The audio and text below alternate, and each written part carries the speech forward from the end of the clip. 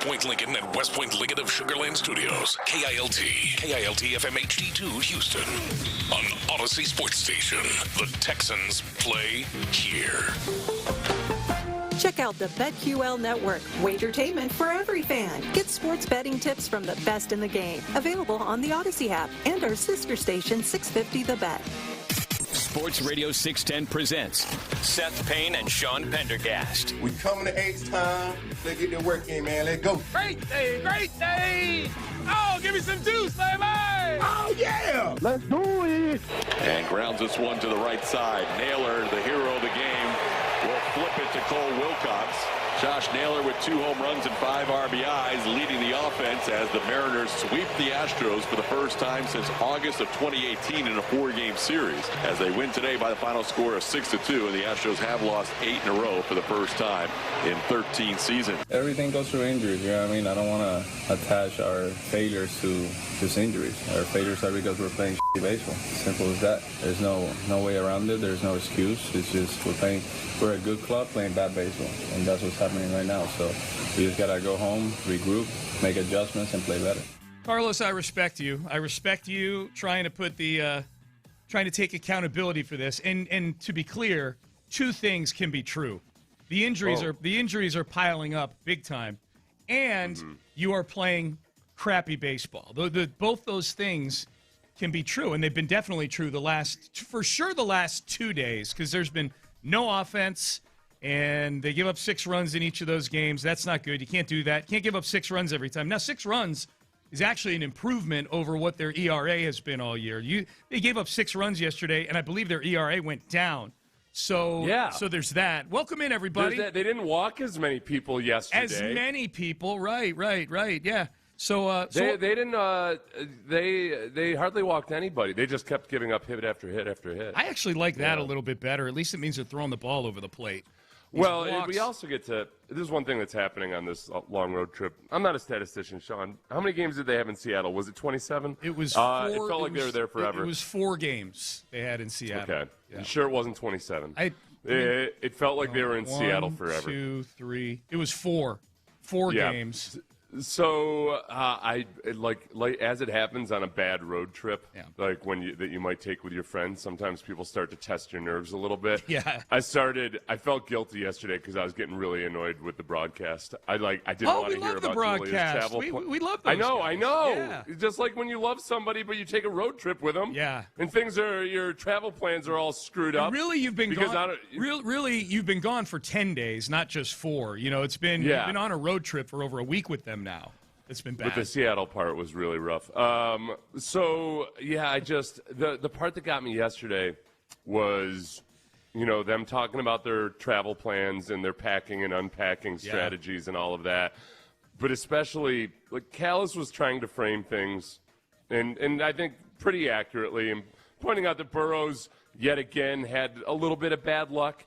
But also, as Callis was laying out how easily some of these runs might not have been scored, he included the botched play of Burrows not covering first base. Right. Well, he did. He declined to take the extra 2 steps and he needed to get to first base. Yeah, well, the union didn't negotiate those last 2 steps for him. He's only going to put in so many steps, Seth. Yeah, so that runner's on base and then ends up getting driven home on a home run, and Callis included that as some of the bad luck. And I'm like, no.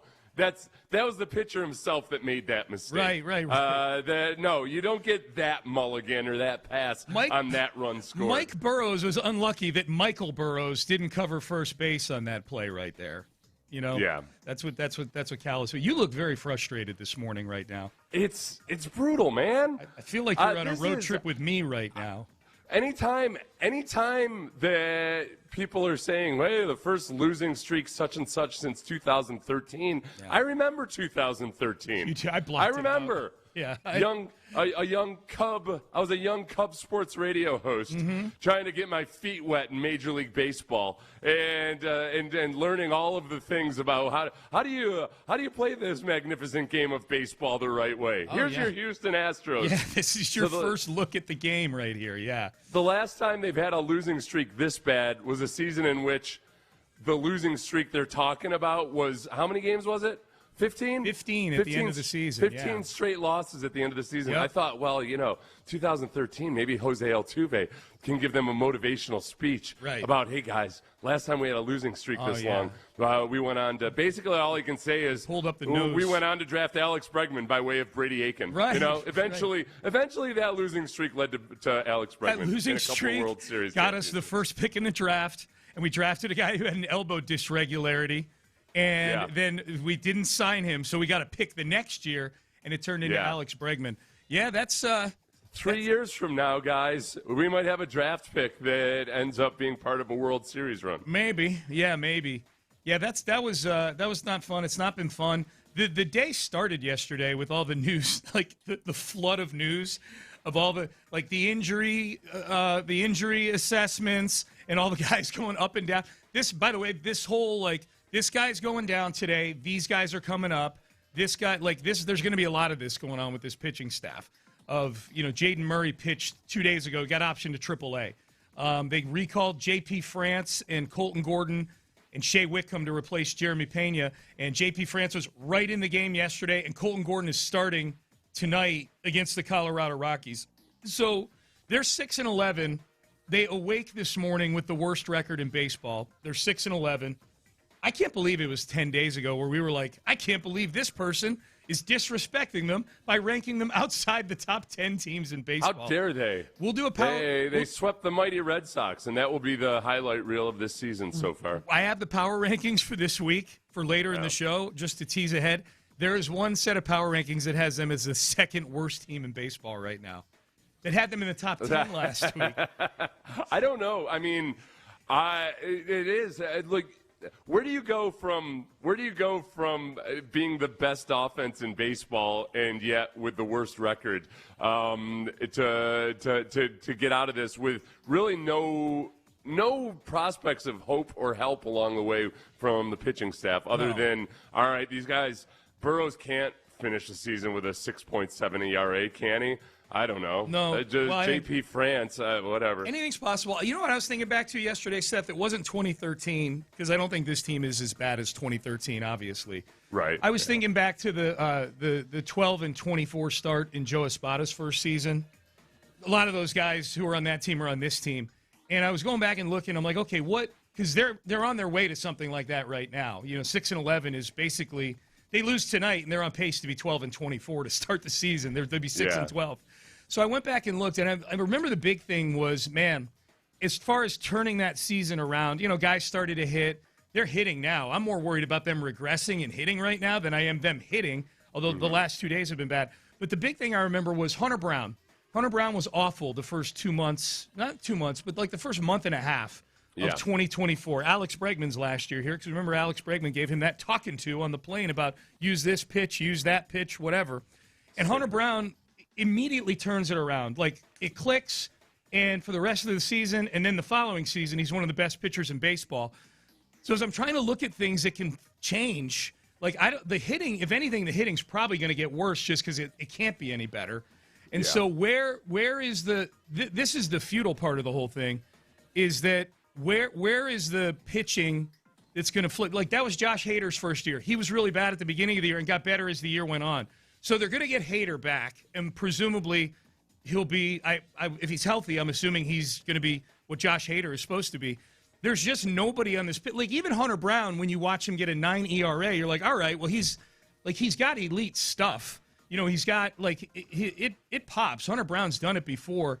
He's still a great prospect, but he's got a 9 ERA, and then he changes some things, he tweaks some things, and then he's great. I'm not looking at anybody right now on this pitching staff. Getting Hunter Brown back, I guess himself in June would be that thing. But there's so few solutions right now on this team. I guess if you look at the pitchers from 2024, you had Fromber, the good version of Fromber. Yep. You had Hunter Brown, who you were just discussing. Yep. Rinel Blanco. That was his first year, and he was their best pitcher for the first half of the season. Spencer Arrighetti, so there's another one. Arrighetti would be part of the potential savior crew. And he needs to be one of our saviors. He needs to be better than he was in 2024. And we're probably going to see him sometime in the next few days. Right. So, I mean, that's the part where Eventually Kikuchi came along. The Imai is still unwritten. We don't know exactly what he'll be in Major League Baseball, but there's still hope for him. Hurt is what he is right now. Right. He's hurt right now. Spencer Arrighetti, you might see maybe a rising young quality pitcher. We've seen good things out of him. Yeah. Hunter Brown at some point. So it's not – we're not in an all-is-lost situation. As of right now, the AL West looks very winnable, but it's still very early in the season.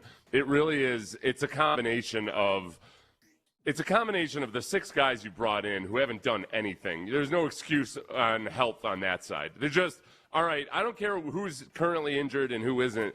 Nobody's done anything impressive. Hunter Brown's the only guy who's done something impressive. That's the one injury excuse, legitimately, that we have.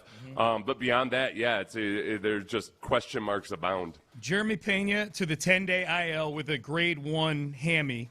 Grade 1 is the lower the number, the better it is, right? Like the lesser the injury is. Yeah.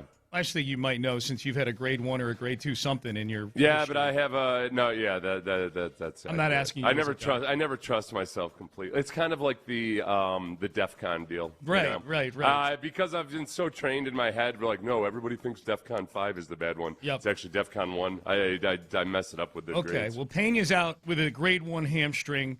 I'm sure some physical therapist will text correct. in. You're correct. Tatsuya Imai to the 15-day IL with right arm fatigue. So this is the first fatigue we've had. We've had discomfort before. Tightness is the big one this year. Shoulder tightness with Hunter Brown and Christian Javier. Right arm fatigue with Tatsuya Imai.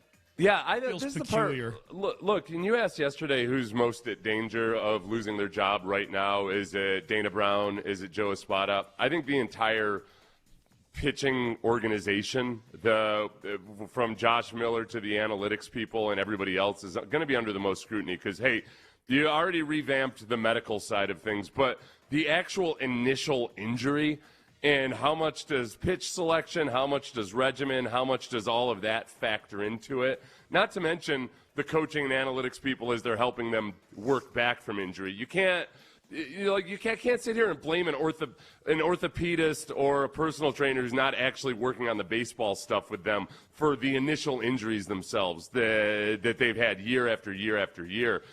It's another overhaul. They got to figure this out because, man, guys go 3. If a guy goes 3 games pitching 6 innings or more, it feels like he's Nolan Ryan these days. Well, that's how few and far between the durability is with the pitching. I'm glad you brought that up because that was Joe Espada after the game yesterday. Here was Joe Espada again. This is the 8th loss in a row for the Astros. They went 1-9 on this road trip. The numbers on this road trip are just so depressing. We'll get to. If you're in your car, we're going to depress you in a minute, just so you know. But this was Joe Espada with his thoughts on Mike Burrow's start. 6 innings, 6 runs. His thoughts on Burrow's start yesterday. You know what? His stuff and the outing looked better than what the line showed. His fastball was really good through some really good changeups. A couple of fastballs that kind of leak out of the middle of the plate for Naylor. But aside of that, man, he was aggressive in the zone. A ton of strikes. Yeah, no walks. I thought he threw the ball well. Other than the shooting. Sean, they were worried about all the walks. The Astros they had a bunch of those historical stats of, no teams ever walked this many batters, et cetera, et cetera.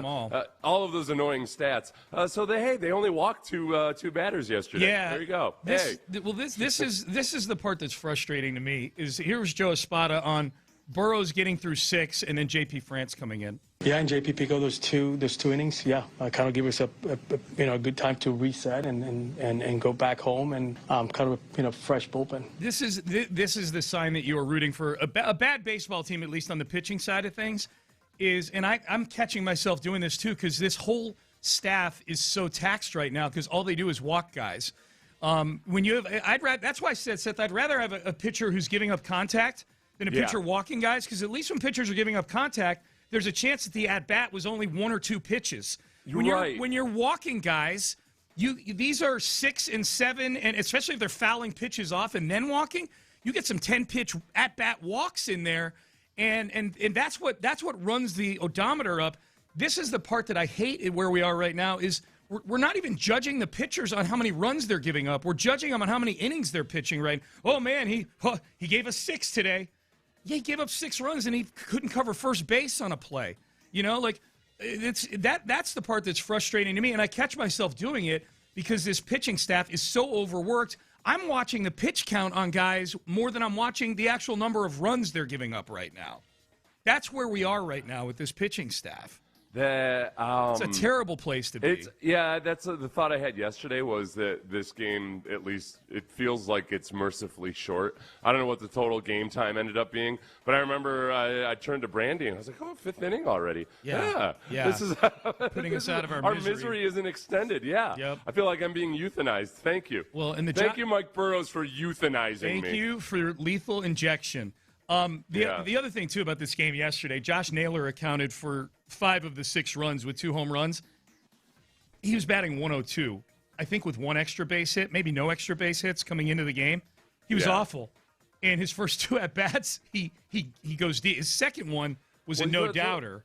Yeah, the one to Naylor with the guy on second, he throws a fastball high in the zone, and Naylor goes after it. And so it's clear he's on the attack. You saw the same video I did. Did you see the video of that guy? Yeah, the pitching breakdown. Yeah. I love the people that talk sequencing and everything, the smart baseball people. I do, too. So like, okay, so he's on the prowl for that fastball. Should you throw your changeup that's working so well for you? No. Yainer tells him, serve up the fast. Give him the heat. The juice. Give him the heat, Mikey. Yeah. That was an interesting video because I'm not a pitch sequencing guy at all, really. Yeah. Like that was and for those who don't know what we're talking about, I apologize. I don't have the guy's name in front of me on Twitter. I'm sure if you search, doesn't matter. Yeah, it doesn't matter. But if someone wants to see it, go search it. It's pretty good. It's about a 2-minute video, and he adds the second home run in too. He's most frustrated about the first home run in the sequencing. This guy who was doing this video, after Naylor hit the first home run, and he's doing the recap of it, sat there in silence for like 25 seconds. He was so mad. He was so mad at Yainer Diaz for calling that pitch and Mike Burrows for throwing it, the fastball right down the heart of the plate to Josh Naylor. Yainer ended up getting a couple challenges right yesterday, at least. Got his average up to 50% now on his challenges. Unless I missed someone after his first couple. Yainer's got the only 2 RBIs the last 2 games. Also, did you know that? Yeah, he had a home run. Yeah, 2 games that's another one where I get like, okay, I don't want to hear about the Yainer bomb. Not until nope. I don't need to be served up a Yainer bomb. What are the rules on Blum's home run one-liners as the guy is rounding second base? What are the rules on that? He's not allowed to do it unless it's to a guy that you feel good about right now. That's what I would say. I was going to say moratorium on all of it till they're at or above 500 as a baseball team. Well, it's hard, though, too, because he has to be entertaining. Well, is he going to punish? You don't want to punish everybody because the pitchers are so awful. So offensively, including Yainer, even though Yainer hasn't been a part of it, he's been along for the ride. They remain, even though it's slowed down a little bit, but they remain one of the best offenses in baseball. Yeah, I get what you're saying. It's just a tale of 2 cities. It's a Yainer thing. It's not a Blum thing, I guess, is what you're saying, kind of, right? Yeah. You can't do the Yainer bomb thing. All right, I can live with that. All right, so the Astros are 6-11 on the season, and it's bad right now. It's bad. Now, Nick Caserio met with the media yesterday, and this, compared to last year's draft press conference, Nick Caserio was downright affable yesterday with the media. I thought he was. I thought he had some pretty good stuff yesterday, including what is their plan for the draft. Talked about C.J. Stroud. We've got a lot of stuff to get to with Nick. He joins us tomorrow at 7:15 on the show. So we've got him live on here tomorrow. So we'll clean up any scraps left over from yesterday. We'll have our own set of questions for him as well tomorrow. So we've got Nick Caserio for you, some from his press conference yesterday coming up next. I want to get you guys right now, you folks who have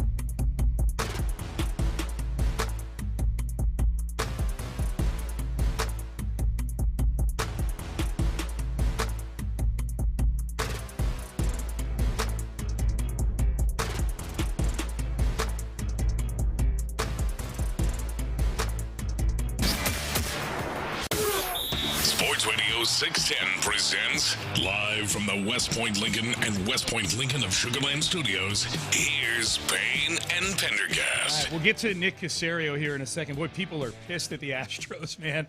People are angry. Why? What on earth?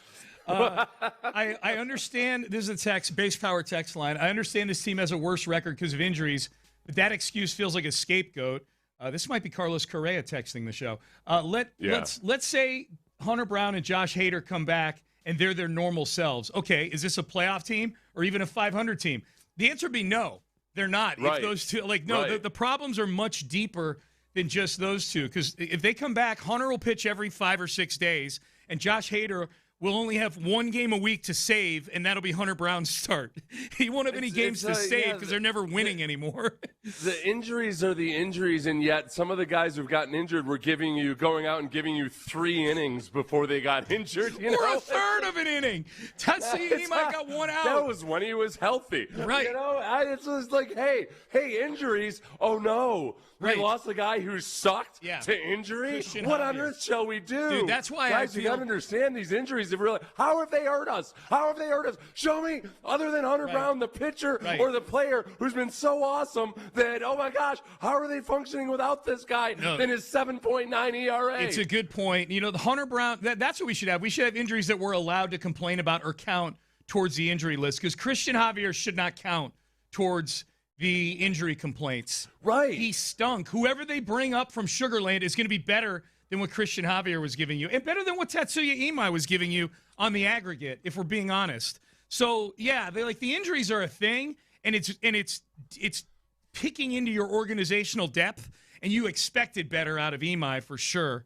But, yeah, man, no, that's a great text. If they come back, Hunter Brown and Josh Hader could come back tomorrow, and this team would struggle to win 75 games the way they're playing right now. Can I tell you this, Sean? Tell me something. So for innings pitched so far this season, the top 7 guys on the Astros, there's only one guy with an ERA below 5 point something. Yeah, it's horrible. And it's Hunter Brown. It's horrible. Everybody, they're atrocious. Till July. Kai Tang needs to come in, and Kai Tang needs to be. We need him to come in and give us 8 innings. I know. On 3 days rest for the rest of the season. Unbelievable. He's the only. You got to get down to Kai Tang before you start to get into respectable ERAs. Everybody, few of our Sean. We'll go to the top 11 pitchers by innings pitched. Yeah. Kai Tang and Hunter Brown are the only guys who are below a 4 ERA. We got to get out of this. It's horrendous. We got to get out of this nosedive. Let's talk about Kai Tang and Hunter Brown with their combined however many innings. With their combined 19 innings are the only hope for this team. Oh my God. All right, let's get to it's even worse than that, Sean. You go down to for innings pitch, you got to get down to number 12, Brian King, before you find somebody else King's been who's good. got a below a 4 ERA. Yes. Brian King. You know what's, Ben? Not a starter. Ben, I want to acknowledge Brian King right now. Acknowledge me. Brian King, you've been good. That's it. That's the tweet, as they say. You have 3 pitchers who have double-digit ERAs right now. We promised Caserio. We've got to get to Caserio. Here was Nick Caserio yesterday. We can't spend any time on Rodri Munoz. Oh, God, no. Not on a team anymore. I know.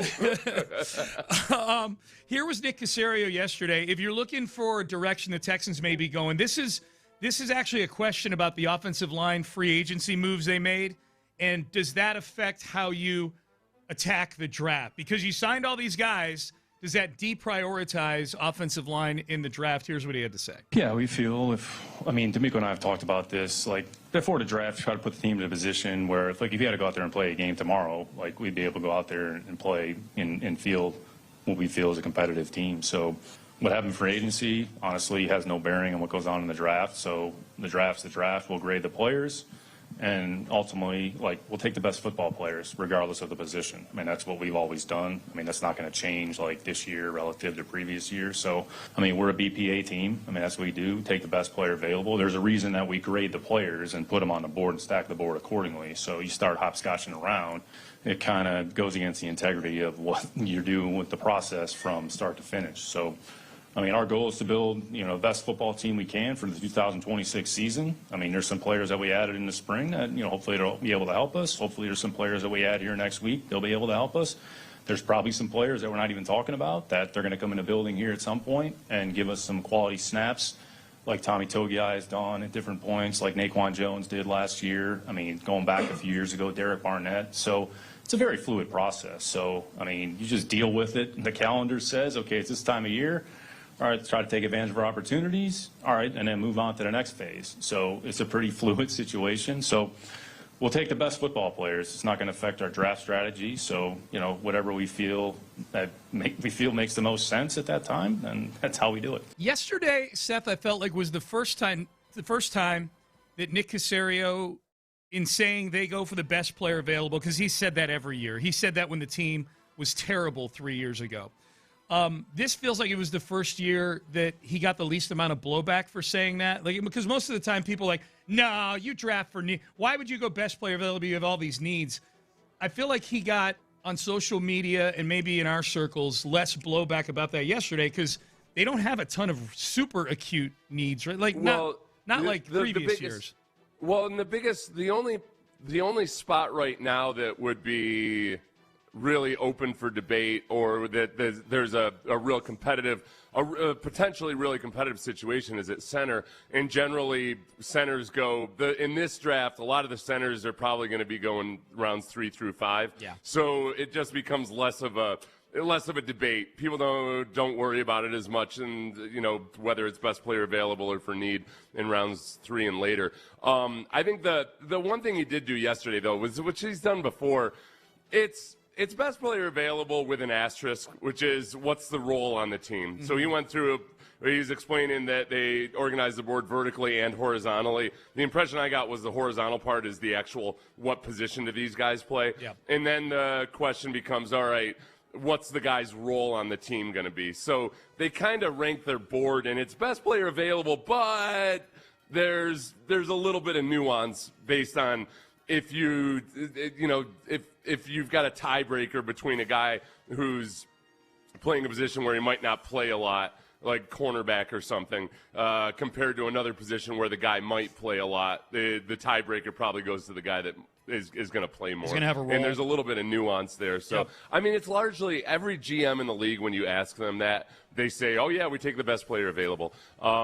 There's different degrees to it, though, too, to how much. Like the Ravens have long been a team that almost just does not care. They are strictly taking their best player available. Even if when they drafted Jonathan Ogden, they already had a couple of really good, solid starters at offensive tackle. Yeah. They're like, no, it's Jonathan freaking Ogden. We're going to became take a Hall of Jonathan Famer. Ogden.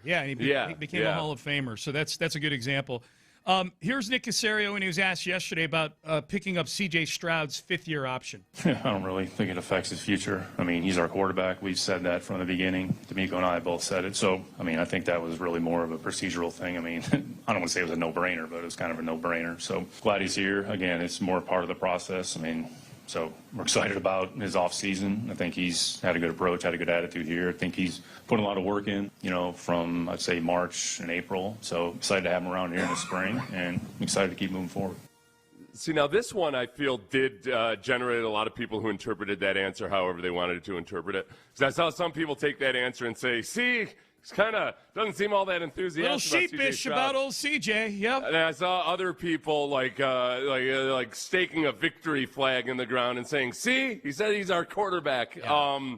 I do agree with the no-brainer part. Like CJ, to not enact the fifth-year option, like taking a quarterback of CJ's caliber, and honestly, even if you're one of the people who are really down on CJ. Locking in a quarterback at a $26 million salary for an extra year and giving you extra leverage in negotiations and everything, that's a no-brainer. Yeah. Even if you're somebody who's not high on CJ right now. So I feel like you can take that answer and interpret it any way you want. I personally think that they're probably going to have some kind of negotiations with CJ about an extension, but it's not the end of the world if they don't reach it for anybody involved. Yeah. I don't think CJ should be overly put out if the Texans don't offer him a huge deal. I think CJ, I suspect, this is pure speculation on my part, I suspect that CJ probably gets it if they don't give him, a record-breaking contract or something. Mm-hmm. You say, yeah, okay, I've got more to prove, and I'm going to gamble on myself. If we can't come to terms, then so be it. We're just going to be a better offense this year. CJ was not done any favors by Kyler Murray and Tua Tagovailoa. That they got their extensions, and Trevor Lawrence is kind of on the back end of that. Lawrence looks like he's moving in the right direction at least.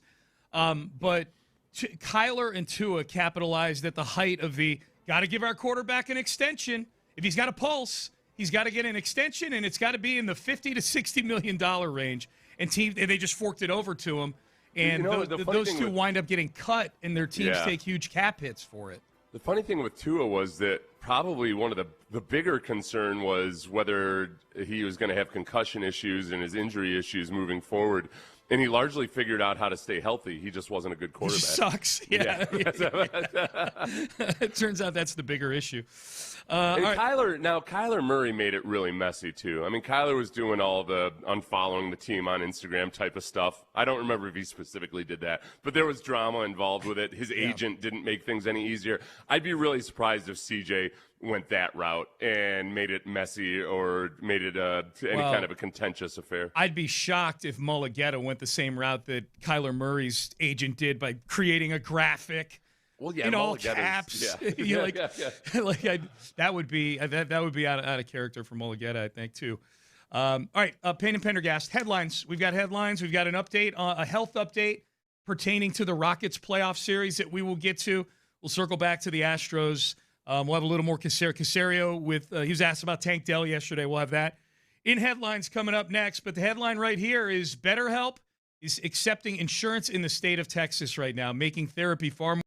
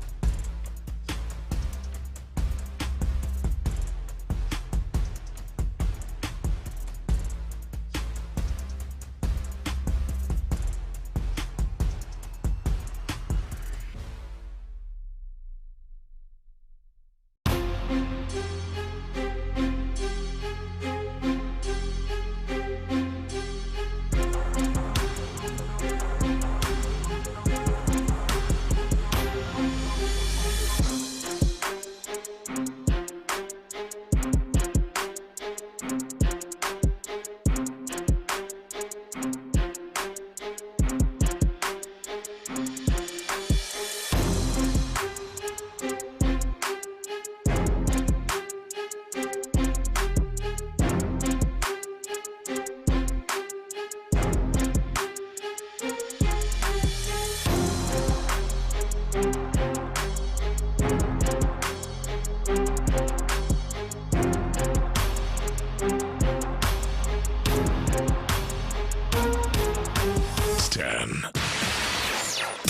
and Pendergast with today's headlines powered by Men's Tea Clinic. And grounds this one to the right side. Naylor, the hero of the game, will flip it to Cole Wilcox.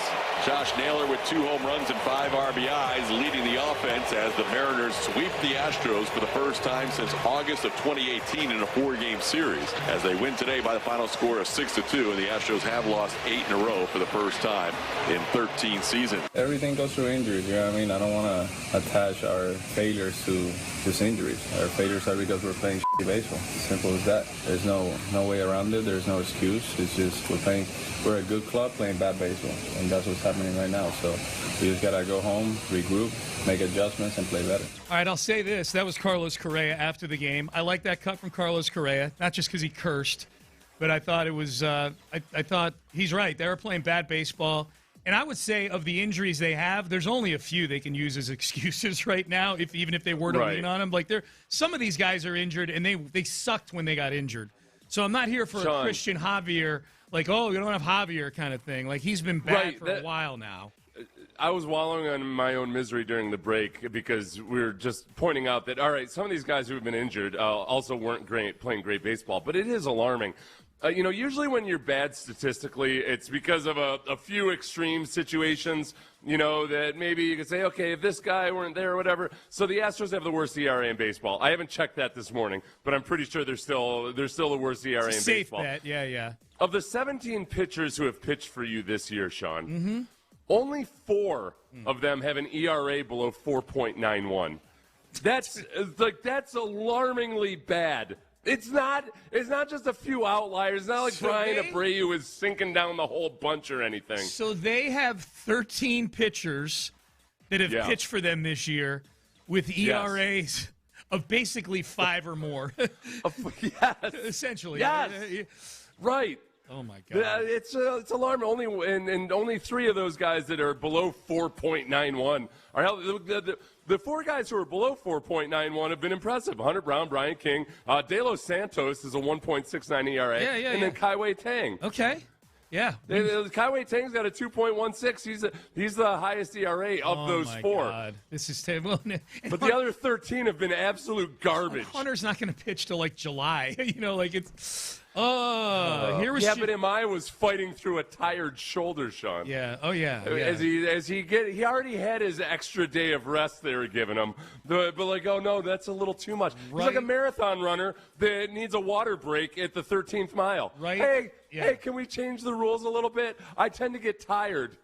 Right arm fatigue for Tatsuya Imai. Goes to the 15-day IL, Pena to the 10-day IL with a hamstring injury. Here was Joe Espada. They lose 6-2 to the Mariners yesterday. They got swept by the Mariners. Here was Joe Espada saying he's glad to go home. Yeah, absolutely, 100%. This is a road trip that is one to forget, right? It was not good from the very beginning, but tomorrow's a good day, a new day. We got to go home and start all over again. Here's the scary. They got to bury the airplane. Here's the scary thing is that they lost 9 out of 10 on this road trip. And it was to teams that either aren't very good or weren't playing very well. I look at the Oakland or the A's, Sacramento, whatever the hell they are. They're 8-8 now. 3-1 of that is against the Astros. The Mariners swept the Astros 4 straight just to get to 8-9 on the season. And the Colorado Rockies, who swept the Astros earlier in the season, they're 6-10 on the season. They went 3-0 against the Astros. They're 6-10. The Astros play the Rockies for 3 and the Cardinals for 3. These are 2 teams that a normal Astros team should have a nice homestand against. They better win some of these games because the harder part of their schedule is coming up here soon. They're not in it. You know who else is 6-10? Who? You know who else is the Boston Red Sox? Yeah. Which is the one team the Astros played well against this year. They're a team that should have 4 wins, except that they. Yeah. They actually beat the Red Sox, but that's. No, I know. But I'm saying they beat the Red Sox, but anything that you felt good about that at that moment, all right. Because the Sox suck, right? Yeah. Red Sox aren't beating any good teams. Nope. So that's the Astros. We'll get back to them a little later in the show. Vengeance versus the Rockies. You have to avenge your hated, the evil empire that is the Colorado Rockies. Yeah. Let's see how you do it. Sea level. That's good. Huh? You know what? We played them so recently, it probably still hurts a little bit, man.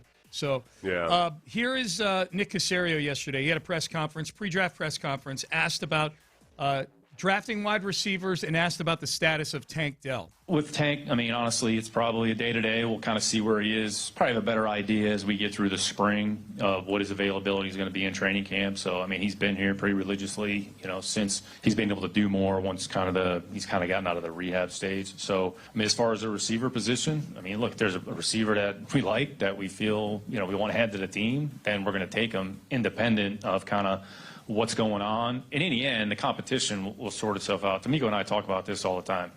Get them in a building, they'll figure it out, not us. Okay, so that was on Tank. Nick said at another point in the press conference, other than quarterback, they could draft anything at any time, essentially, in the draft. And you know what? When we play that cut in isolation, it almost sounds like he's saying, screw Tank, we'll draft a receiver. The question was specifically about whether Tank Dell's injury would affect, whether you draft a receiver or anything. So he wasn't throwing Tank Dell under the bus there. No. I do think that, let's say it picked 28 overall, that's one of those spots that Nick has alluded to yesterday and before where you do also have to look at where, what would a guy's role on the team be if you drafted him. And I think that in the first round there, if there was a receiver or there was a defensive tackle or an offensive lineman perhaps, that the positional need and what the role on the team would be might factor in. And if you got two guys evenly graded, you're probably going to take a defensive tackle over a receiver just because they like Jaden Higgins, they like Nico Collins. Where's the extra first-round receiver going to fit in? Yeah, we can definitely talk about that more a little bit later. We'll hear more from Nick Caserio.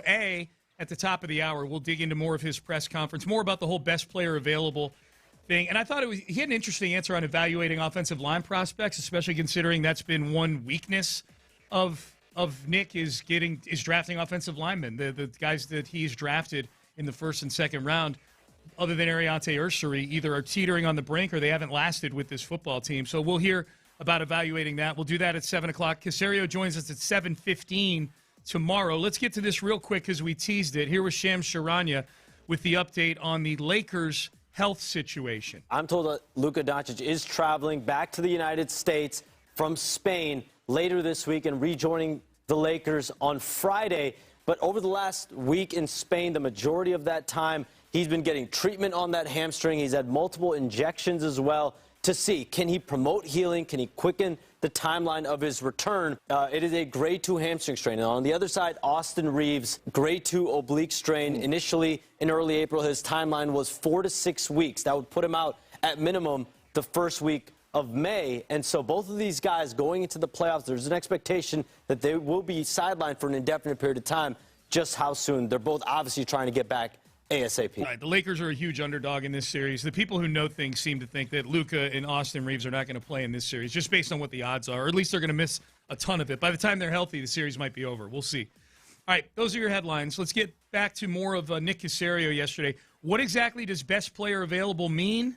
James Lipford actually spoke yesterday as well, the assistant GM, as did Chris Blanco, on if there's a position group that's deeper than others. He didn't directly answer the question. I just found his answer to be interesting.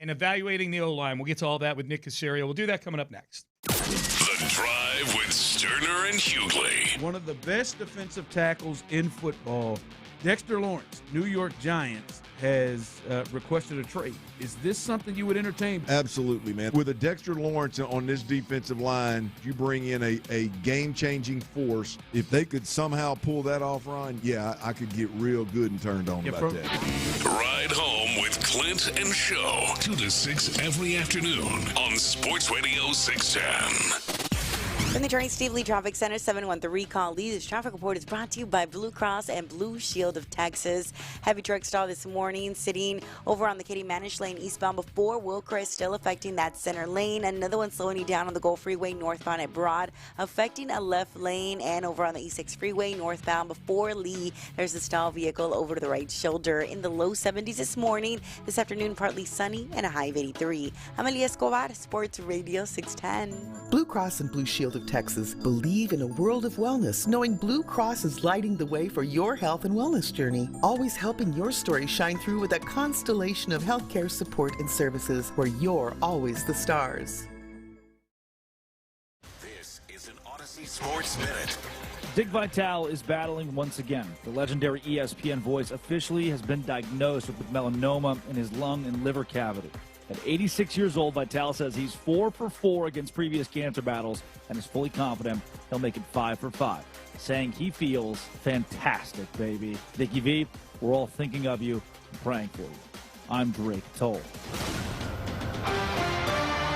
It's about time that you stop complaining about your allergy and sinus problems and do something about it. Dr. Matoran's taken a holistic approach to your treatment, specializing in quick in-office procedures that can get you on the road to recovery. Set up your appointment today by calling 713-665-8887 or get more information at drmatoran.com. If you're suffering from allergy, sinus, and or sleep problems, I'm telling you, Dr. Philip Matoran is where it's at, folks. Check him out at drmatoran.com. That's drmatorin.com.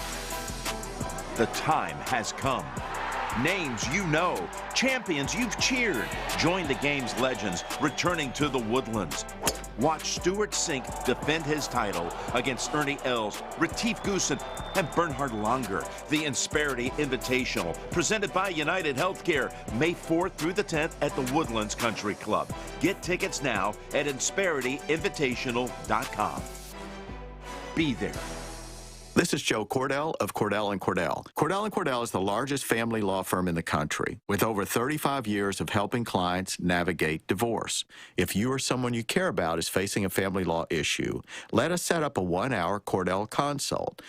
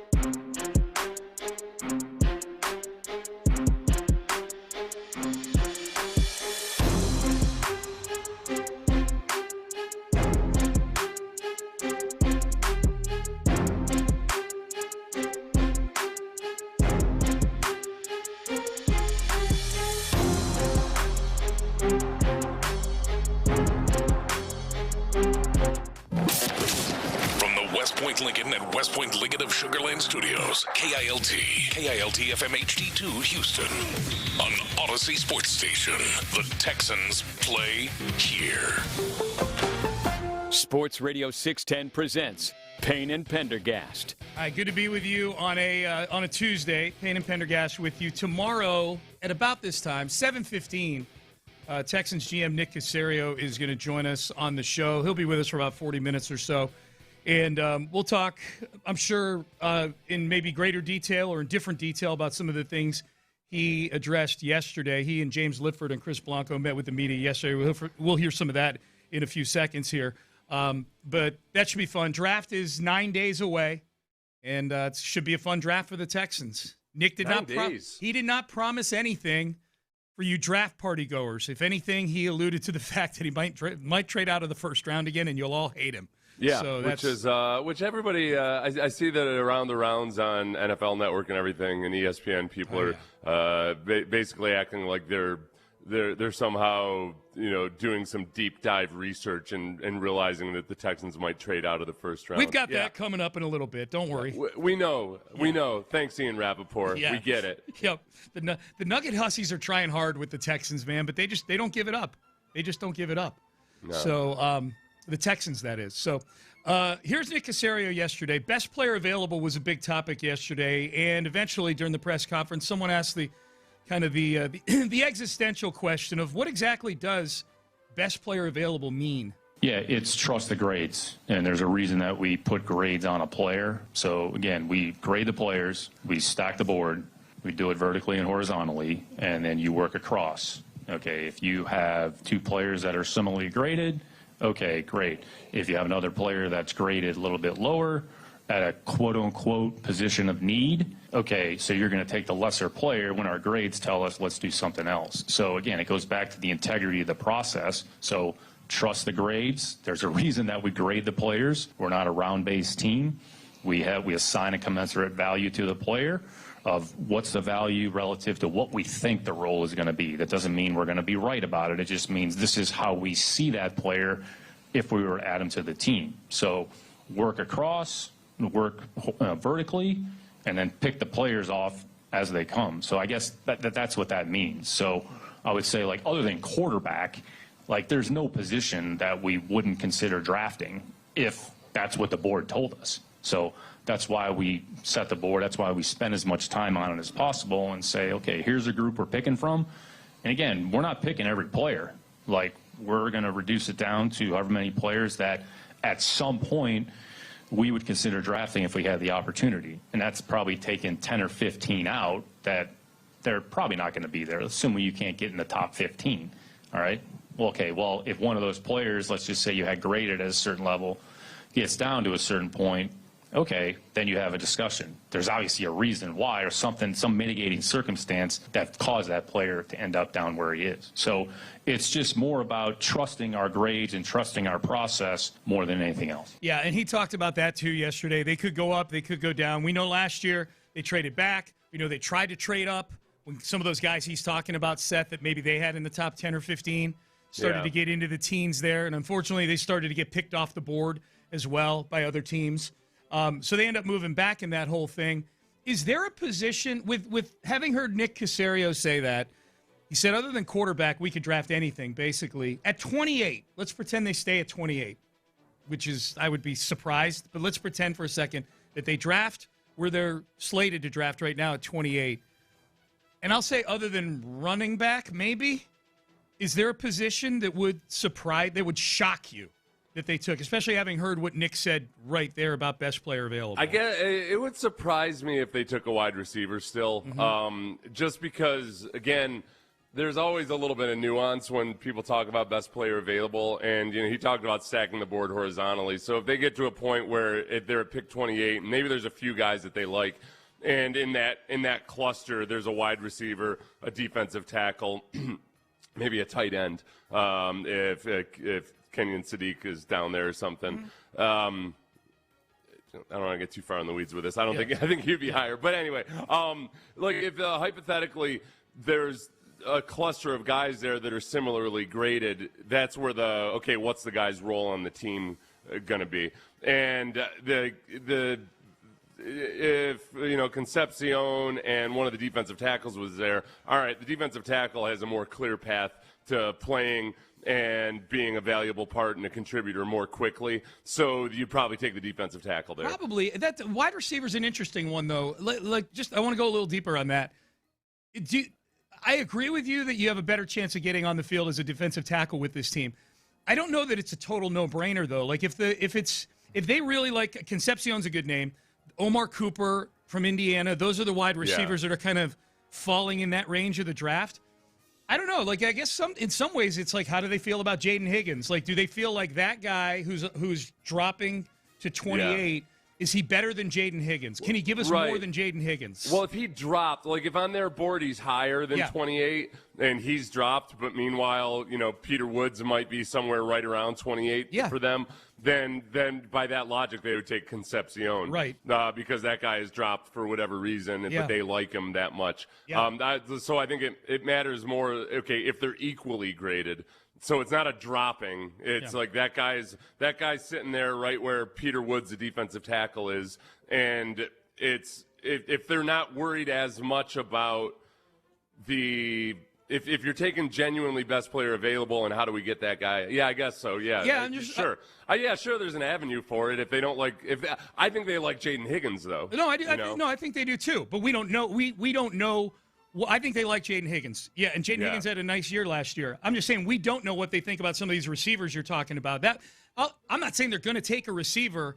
Right. I'm saying I could see it happening if they really like one of those guys. That's the question: do they think this guy's better than Jaden Higgins? Right. So if they like, yes, if Concepcion is the best player on their board and there's nobody else like that's similarly graded, then I think by his logic, they would take Concepcion. I just think that at the 28th spot, there's usually 2 or 3 guys that you've got similarly graded. I don't know that I don't think they'll take a receiver at 28. But I think receiver might be a bigger priority than maybe some people think it is on this team. I know we've got names that are all slotted in there, and I think Nico Collins is one of the best receivers in football, so push him aside. Jaden Higgins did some nice things last year, but it's no guarantee that he makes a jump and becomes, Nico 2.0 or even a poor man's Nico. Jalen Knoll didn't get on the field very much for whatever reason. Xavier Hutchinson, I think, has hit his ceiling. Tank Dell is a total question mark.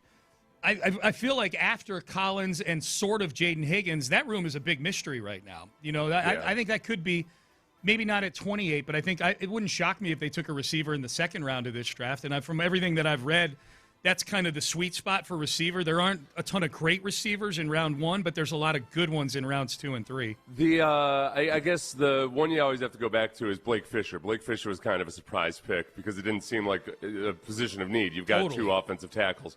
And after that draft, Caserio said, hey, you usually need your third offensive tackle at some point during the season. And to the point where he's talked about it enough since then that it almost feels like he looks at third offensive tackle as a starting position because you're going to rely on the guy at some point. Yeah. So, that would be – taking a receiver this year would feel a lot like when they took Blake Fisher in the second round when nobody really – I don't recall many people at all mocking an offensive tackle in the first couple of rounds. No, and I don't think people really love that pick because of that reason. I just wonder if people will be more open to it now. That I almost feel like the longer you're with a GM as a fan, you start to understand – and especially if the team's good, you start to understand them a little bit more. I just don't think it would shock me if they took one. The people that would be upset about it mostly will be people that really liked one of the other guys. It's like one of the other defensive linemen or offensive linemen that's still on the board. Absolutely.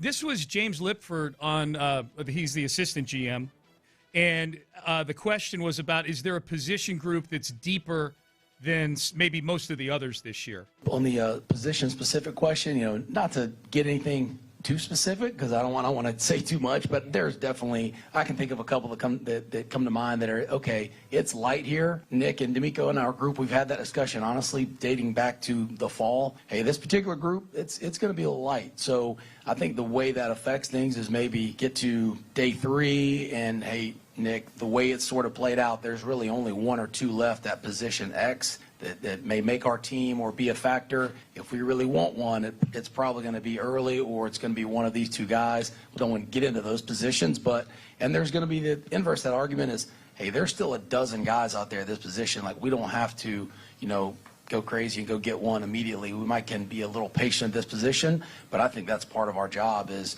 really knowing the landscape, pick by pick. Hey, Nick, this is getting a little thin here. Hey, Nick, there hasn't been a guy at this position go in 30 picks. We're okay here. And again, he could probably do it without me, but we try to feed him as much information as we can, just because that's our role on game day, for lack of a better term. That's the other part of it about with the best player available is that they move up and down and around all over the place. So I get really annoyed about the best player available discussion because every GM is never going to admit to ever, trying to do anything based on need, because that's what stupid GMs do is they're overly concerned with trying to fill certain spots. They move the hell around all over the place, and 100% at times it's because of which position is stronger in a certain area of the draft and not.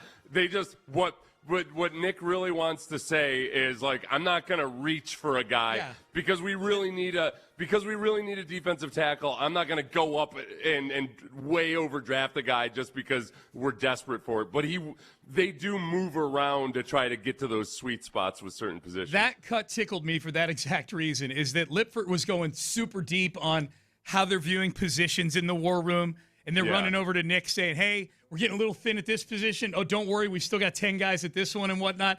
And I'm thinking, for a team that does best player available, why do you even care how thin the position groups are getting? And at that point in the YouTube, they had started zooming in on whoever was answering the question. They had a wide shot for the first half of it, and then towards the middle part, they started zooming in on Chris Blanco when he was answering, and zooming in on James Lipford when he was answering his questions. And during that one, I'm just picturing Nick off to the left, off camera, doing the, chopping the, ixnay on the position pay talk. But that is the thing, though. It's that you're still drafting best player available. It's that you're just maneuvering around the draft to perhaps have those two things coincide. Yeah. Where there's a position we'd like to draft, but we don't want to overdraft somebody. So let's trade back maybe and see where we are when it all shakes out. Next one here from Nick Caserio. We know that the Texans, they've been really good at drafting most positions. Offensive line has been very hit or miss. They've drafted one in the first 2 rounds each of the last 4 drafts. I'd be surprised if they didn't draft one in the first or second round in this draft, especially considering they've got an extra second-round pick. We know who they've been. Kenyon Green, trying to get back into football right now. Then Juice Scruggs thrown into a trade for David Montgomery. Blake Fisher, who is not slated to start. And then Ariante Ursary, who I think everybody feels good about, who, by the way, made the first shot at the Rockets game the other night for charity. He made his free throw. So that was good. I like when Texans step up and make their free throw. You look very nonplussed by this. I was very impressed with him making that free throw. Seth's get to the cut, please. No. It's cool. Yeah, he made a free throw. So here's Nick Caserio on evaluating offensive line prospects. Yeah, I'd say just generally speaking, the offensive line, it's probably one of the, I don't want to say one of the harder positions to evaluate. And I think a lot of times, and this is where you can use multiple checks and balances. So, look, everybody watches the tape. A lot of the college systems are the college systems. A lot of the things that these players are going to be asked to do, it's probably going to be a little bit different. What you see on tape, the one thing, not just the Houston Texans, but league-wide, there's probably some benefit to the individual player workouts because you might be able to see something in a workout. I'm not sure if he really has it or you didn't see him do it on tape, that maybe put him through the paces and say, you know what, he actually does this better than maybe we thought. And it's either a technique flaw, it's a body position flaw, or his ability to take coaching. I think that position, there's a certain level of instinctiveness, certain level of awareness, certain level of toughness, and to be able to take coaching and apply coaching. And we've seen multiple examples of players who didn't have an extensive history playing offensive line, like Malat is a good example. Stephen Neal's a good example. They basically played another sport, but they were coachable. They had the right mentality. They had the right mindset. Even going back to Mason, unless the last time I checked, there's nobody that runs a triple option in NFL football. So other than Georgia Tech. Now, they don't run a triple option anymore. But okay, so you had to make a little bit of a projection. Well, he's going to be able to actually do the things that are going to be required for an offensive lineman to have some success. So I would say it's a pretty nuanced position. Look, in the end, you got to be smart, you got to be tough, you got to be physical. You got to be competitive. Like I would say, those are some non-negotiables. And then there's some technique things that either a coach is going to emphasize or that you're going to focus on within your system. And then I would say to a certain extent, you have to be able to extrapolate whether or not the player is going to be able to handle it or not. Long cut, but it's a good breakdown, and I feel like that was something Texan fans wanted to hear. Well, and the question specifically was about Cole Popovich and how he influenced perhaps the draft process or the evaluation process. And that's where, if you guys can remember back to the previous viral video of Mike Vrabel, before these photos emerged, Mike Vrabel working out with Max Iannaccio, the offensive line prospect. The people that was the first viral thing for Mike Vrabel this offseason. It was him working out and kind of doing a lot of that stuff of like getting a feel for how a guy moves, where his strengths and weaknesses are. There's a lot of things with offensive linemen and defensive linemen that you can get hands-on in these workouts and get a feel for the guy in a way that you can't get from film, or that maybe because the scheme they ran, you can't quite tell. That's where hopefully Cole Popovich has been an asset, and maybe his workout with Ariante Ursary last year made him feel better about Ariante Ursary than they would have otherwise. Yeah. So that's what, and I think like Cole Popovich is. I think there's a good chance that he's better at that type of stuff than Chris Strausser, the previous offensive line coach. I think there's a really good chance that that's the case. Did Iannaccio and Vrabel have their fingers intertwined at any point during the workout? No, I didn't see that part of the video. Did they hug at the end? Where they interlocked their fingers and smiled at each other? Yeah. That part didn't make it on the internet. The part where he was kind of pushing his shoulder and things like that, but I didn't see. They were never. You know what though, Sean? If you watch that video, you don't see anybody else around them. That's true. That was they presented that unfairly because they didn't show all the other people that were in attendance. Right. Vrabel's like, I worked out 4 other offensive linemen that day. He's like, yeah, these are just cherry-picked photos. I was there with friends. Yes. Oh, man. We've got more Rossini, by the way, later in the show, believe it or not.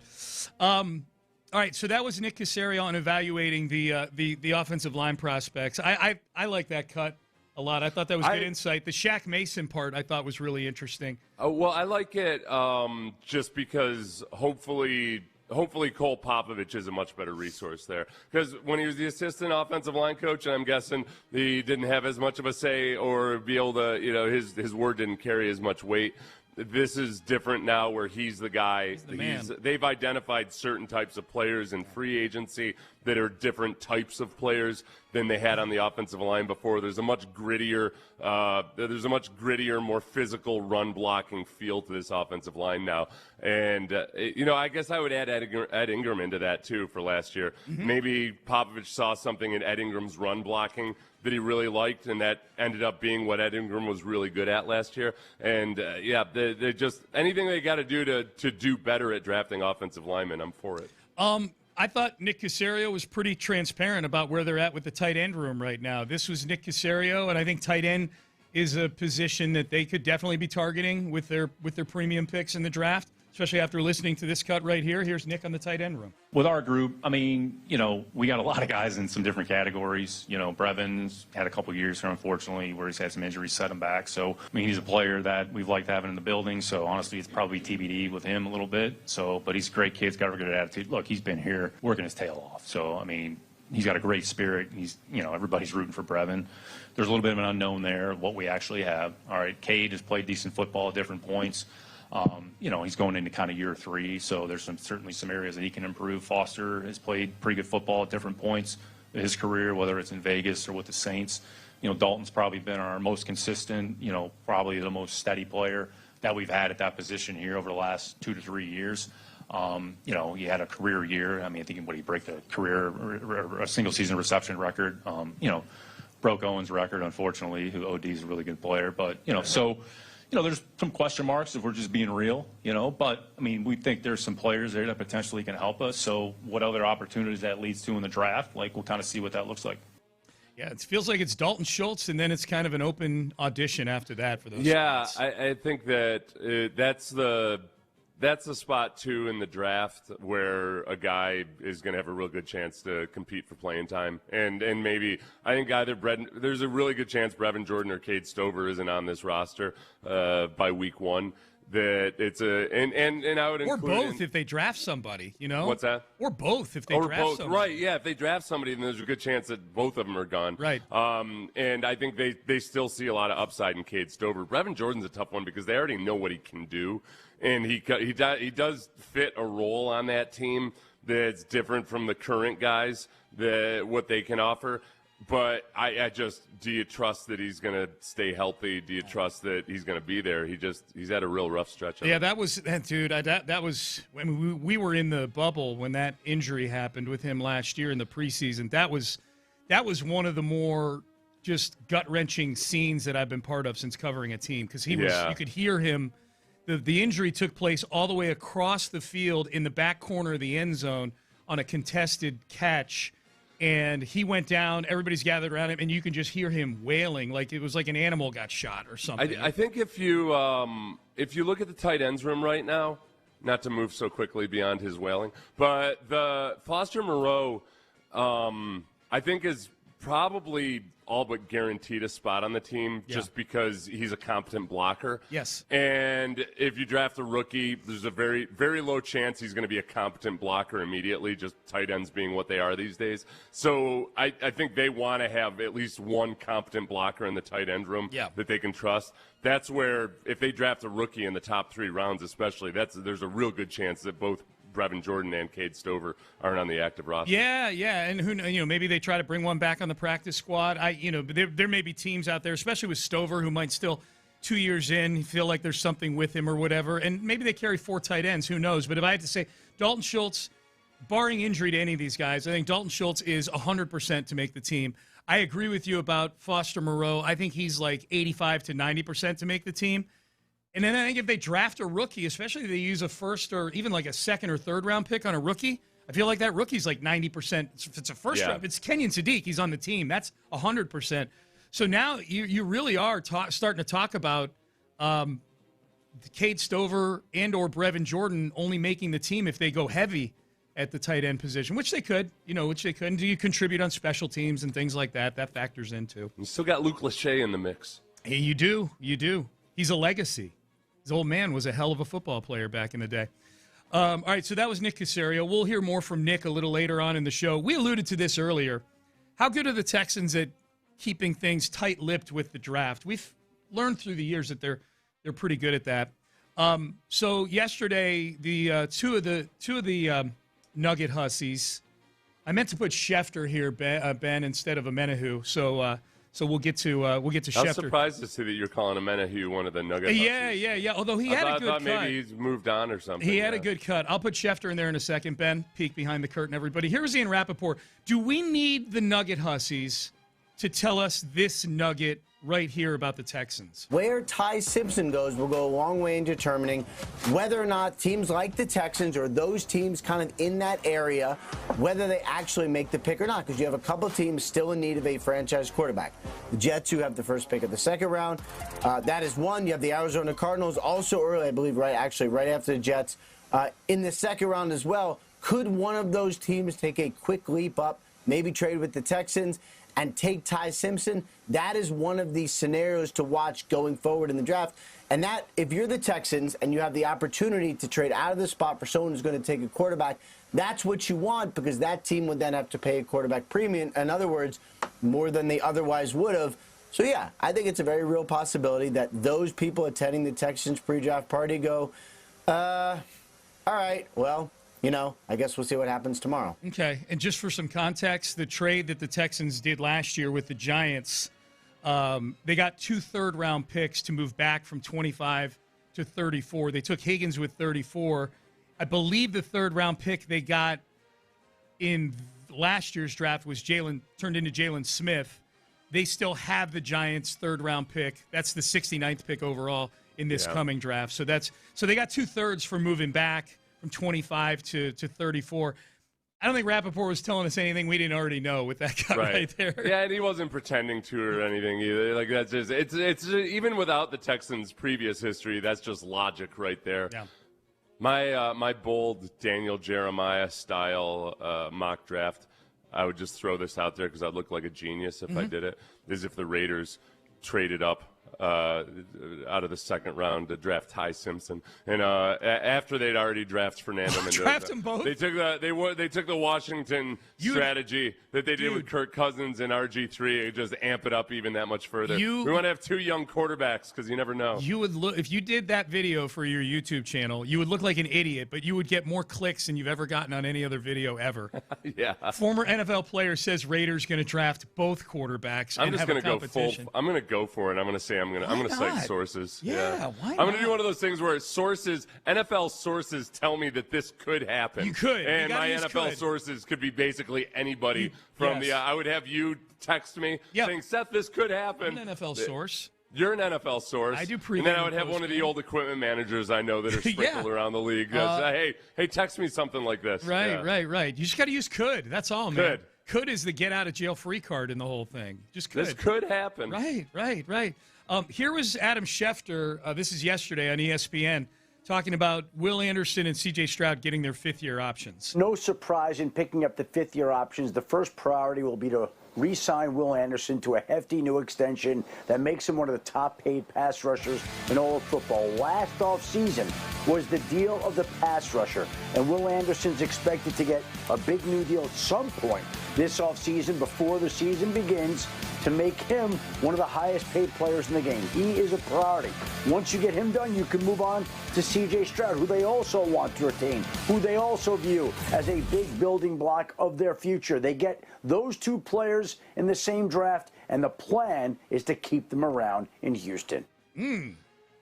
So I feel like if they gave C.J. Stroud an extension this year, and it wasn't a top of the market deal, I think it's going to be received by the fan base in much the same way that Matt Schaub's extension was received in 2012. Now, that was where the team itself, the offense itself, had performed a lot better.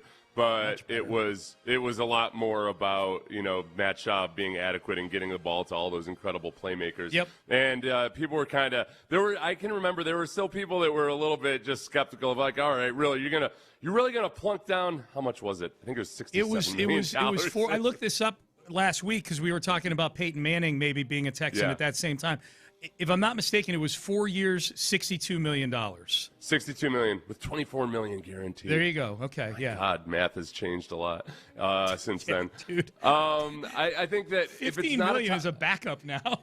Yeah, I think that generally I'd feel good about it if they were able to come to a deal that wasn't a record-breaking contract or whatever. If it's a record-breaking contract, I'll feel a little bit let down in just that I think Demeco has been really consistent in instilling a culture where, man, if you are everything we want our football players to be, both on and off the field, then, you're going to get that extension after your third year.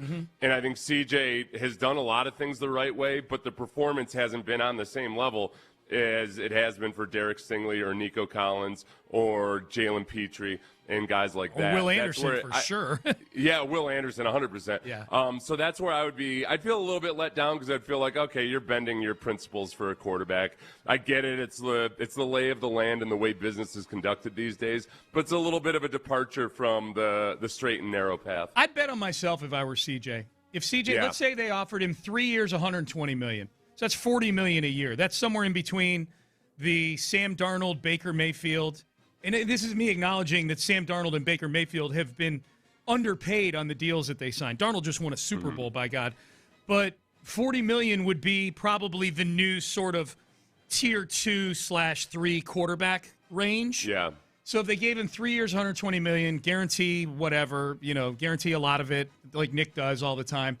If that were the offer, if that were the Texans' best offer, if I were CJ, I'd bet on myself and roll and see if I can, with all these improvements they've made around me, with the improvements that I've hopefully made in myself and my preparation and things like that, because there's always areas to improve, even for good quarterbacks, I would bet on myself and see if I can get in that 55-60 million range next year. And it's not even that much of a gamble because I think CJ has played well enough and shown that I think there's still a large feeling around people in the league that he's still got a very high ceiling.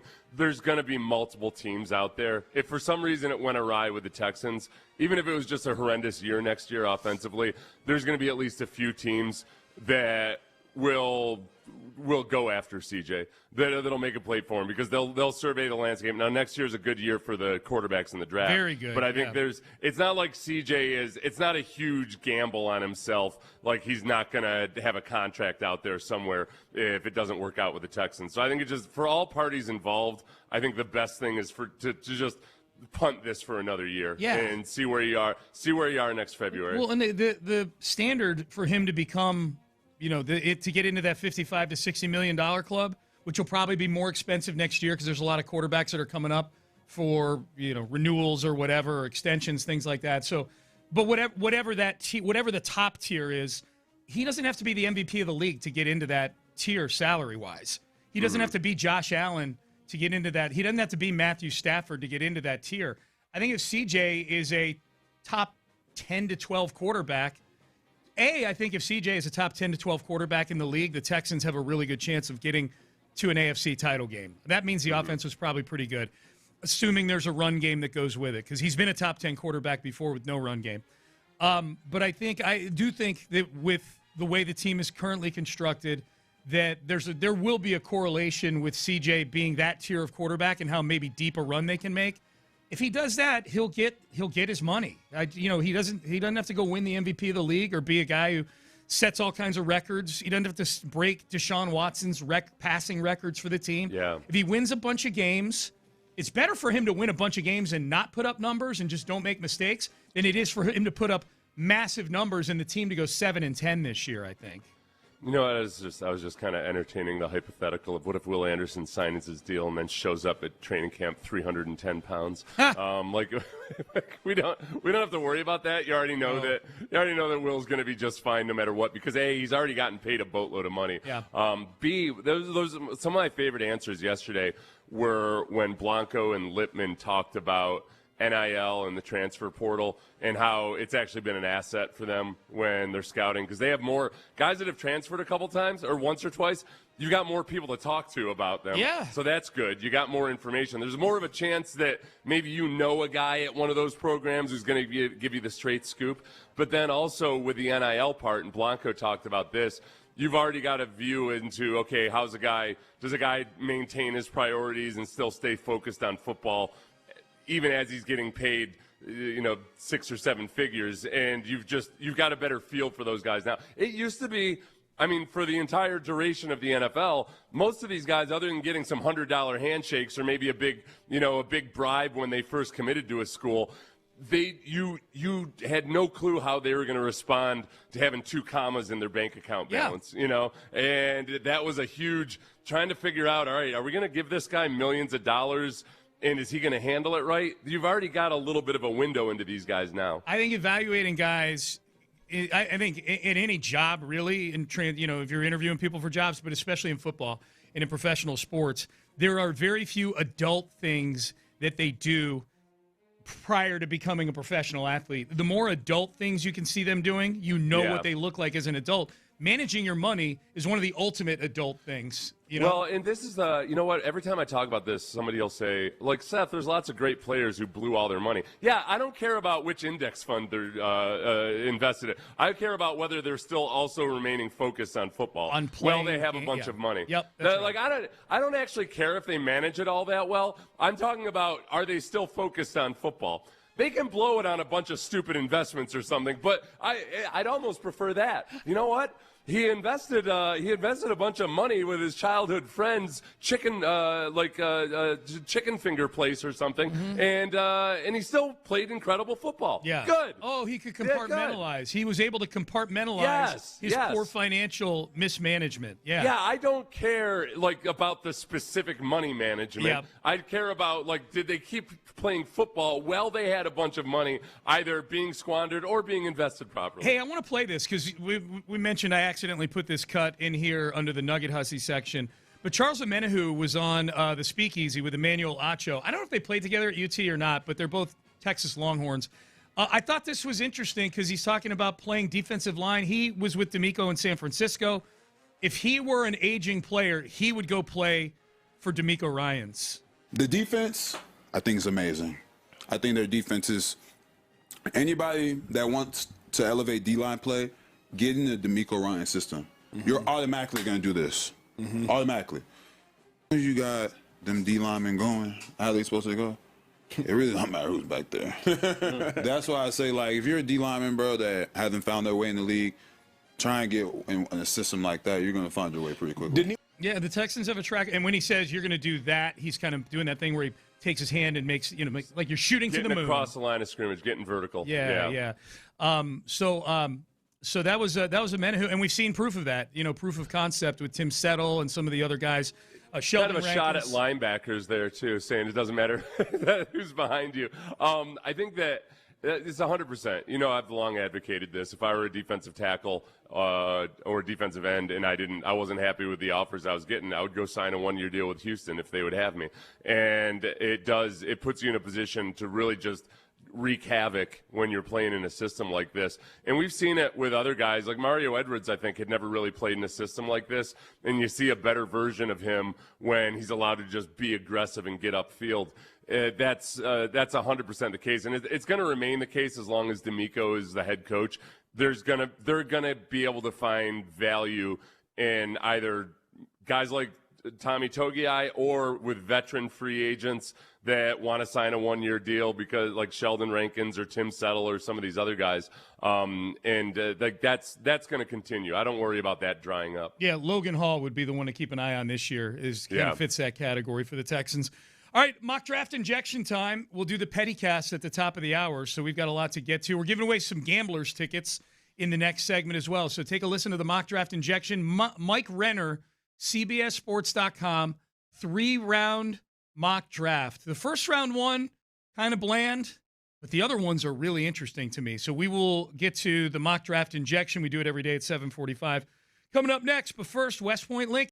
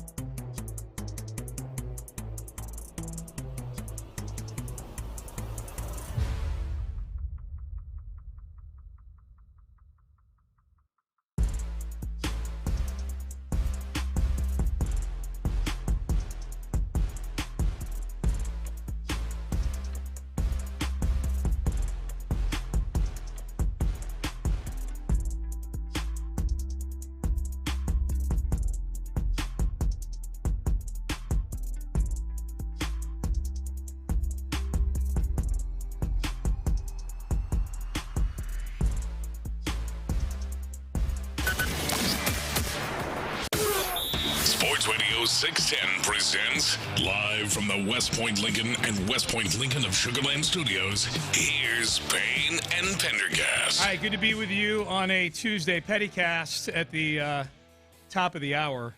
A lot of pettiness on the basketball front between Doc Rivers and Shams Charania. That'll be one of the headliners in the pettycast. I think we were going to have we'll have a bonus pettycast later on, just specifically for the Astros. Yeah.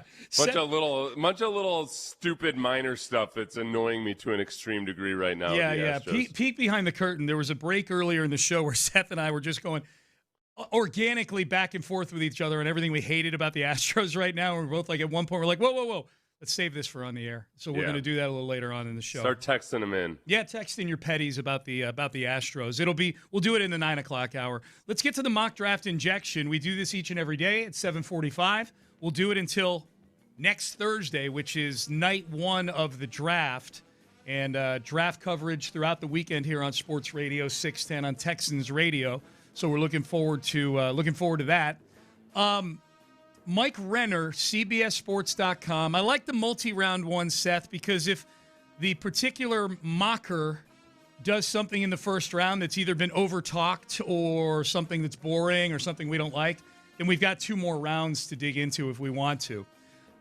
Mike Renner does just that in this particular 3-round mock draft for CBSSports.com, because with the 28th overall pick, Mike Renner, CBSSports.com, selects Blake Miller, offensive lineman, Clemson, who seems to be getting just as much run now as he was back when the Texans hadn't yet signed any offensive linemen in free agency. Yeah, it was weird. It was after the Texans signed a bunch of offensive linemen, people stopped mocking offensive linemen to the Texans. And now after things have settled in a little bit, or people are just getting bored. Maybe. But Blake Miller, offensive line, I guess, Seth, for maybe the 5 people who haven't heard you talk about Blake Miller with Clemson, if you've got a 15-second thumbnail sketch on what you do or don't like about him. I think, like, a huge guy who moves really well, but not necessarily all that strong. So I lean away from guys where I feel like, oh, yeah, once he gets in an NFL weight room, they got weight rooms in college. They do, and he's older, too. Like, if he was 20 and they were saying that, but he's played a ton of football. He's played in, 50 or 60 games for Clemson. He's played a ton of football.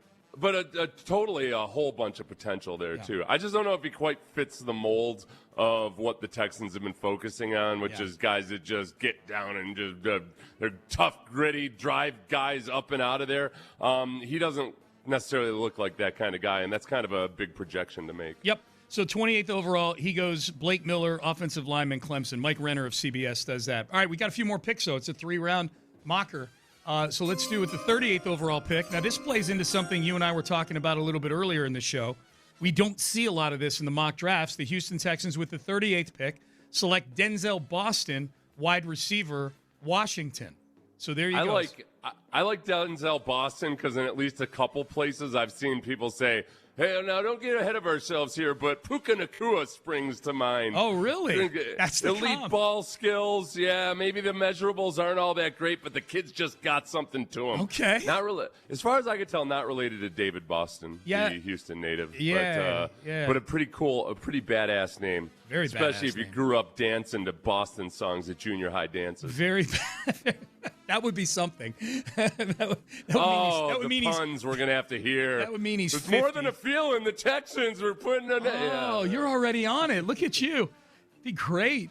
No, I'm not on it. Yeah. Give me more Boston songs. No, I will not have a bunch of dad joke puns with Boston lyrics. What would you feel like if they drafted not Denzel Boston or a wide receiver? This is still, I think a lot of Texan fans would be very surprised if the Texans were taking a wide receiver with the 38th pick, which, as we know, through in some circles is basically viewed as a poor man's first-round pick, the 38th overall pick. I think that I would be, I'd be intrigued. I wouldn't. It's just not as easy to latch onto when you don't see address something immediately. And with receivers too, it's always dicey. Even if they end up being good, are they going to contribute? And I guess for me, it would almost be, even though I know Nick told us multiple times, hey, we're just going to draft best player available. I would start to worry about, man, all right, I guess they don't see that same potential in the young receivers that I feel they have. I feel like Jalen Noel, if he didn't have a veteran slot receiver in front of him last year, might have been used a lot more than he did. And I thought he was really starting to look like he was figuring it out and getting it. Not that they're not a direct comparison, but just the overall composition of the wide receivers room. And I like Jaden Higgins too. So I just with an offensive lineman, if they drafted an offensive lineman, I feel like, all right, there's going to be injuries. This kid's going to have a chance to play at some point this year if he's actually any good. And it's more of a position of long-term need where there aren't a lot of the young guys right now on the offensive line that you can envision being here, other than Ariante Ursary, in another 4 or 5 years. So that's where I just want to start. I've got this dream of a young core of offensive linemen versus what I feel like they have with the wide receivers, which is they've already got a couple of young guys that are on the rise. Yeah, it's interesting. If they drafted a receiver with the 38th overall pick, or hell, the 28th overall pick would be wild, but the 38th overall pick, or even the other second-round pick, is it a commentary? Nick would tell you it's not a commentary on anybody they have in the building. It's just they think that guy's the best player on the board. That's what he would say. Yeah. But I think everything factors in. I wonder, is it more of a commentary on how they feel about Noel or how they feel about Tank Dell's injury? Or are they just not? Or are they just viewing Tank Dell as this thing that's off to the side, like a lot of people are? And if they get anything out of Tank Dell, it's gravy at this point. I don't know. I mean, they've got to have a way they're viewing him. It's nothing's done totally in a vacuum like that. I want Nick to get up afterwards and say Denzel Boston wasn't just Amanda draft. He was the man. I was wondering how you were going to work Amanda into it. That's good job. Well done. What an awful era of music. I like that. That's a good album, man. I was like all the bands I loved as a kid sucked. Oh, that's just hell out of here with that. That's your worst take. It's just like I also have a bunch of what did I want to be? A theater kid or something? Like no. Just all these ballads and these grandiose songs and no. Boston sucks. Poison sucked. No way, man. They all say Aerosmith, whatever. This is your worst and they were take. I wore those cassette tapes out. They all sucked. You're going to be on your own Take-A-Mania on Friday with this. We're gonna clip this I'm up. Pissing people and off play right it for now. you. Hell yeah, you're pissing me off right now. All right, let's get to the 59th overall pick. Texans going offense with their first 3 picks in this draft, and I love this one because with the 59th overall pick, the Houston Texans select Jadarian Price, running back, Notre Dame. I have zero issue with the Texans taking a running back at some point in the second or third round of this draft. I feel a little bit like the with the running back room, we're looking at it a little like I feel like people are looking at the wide receiver room, which is maybe we've got maybe we're looking at it a little too rosy, a little too through Texans colored glasses. It's not maybe not as deep. This is a lot. If you don't take a running back in the draft, you are putting a lot of trust in whatever Woody Marks is going to be in this offense next year. And granted, I'm guessing his workload won't be as much because you got David Montgomery. But this is a guy who walked off the field injured more often than not in the second half of the season last year. So right now in that room, it's David Montgomery, it's Woody Marks, and then to me, it's a massive drop-off to guys like British Brooks and Jawar Jordan right now. The thing that's intriguing about Jadarian Price is he seems like the classic kind of guy. How do I put this? He doesn't obviously have the same physical traits as Jeremiah Love in terms of explosiveness, speed, and all of that. But when it comes to just the fluidity of the way he runs, his vision, everything else like that, I think he might be more polished than Jeremiah Love. And behind a really good offensive line, I know that's a stretch right this moment, but behind a good offensive line, he might really be able to take advantage of it in a way that other guys might have the same measurables as him. I'm not going to say he's going to be better than Jeremiah Love or anything like that. No. But I just do think he might be in that sweet spot of, all right, he's not this exceptional future all-pro talent or anything, but could end up being a really productive back if he's in the right situation. I think it'd be perfect for him. I think he comes in here, he's kind of working, in sort of a 60-40 tandem with David Montgomery, with Woody Marks, maybe more in the role of what they drafted him for, which is kind of that third down pass catcher back.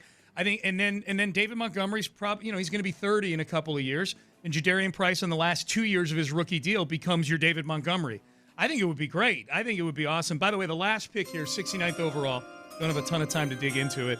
Zane Durant, defensive lineman out of Penn State. So they do go defense eventually in this draft, but it's not till round number 3. All right, let's give away some tickets right now to the Houston Gamblers versus the Louisville Kings.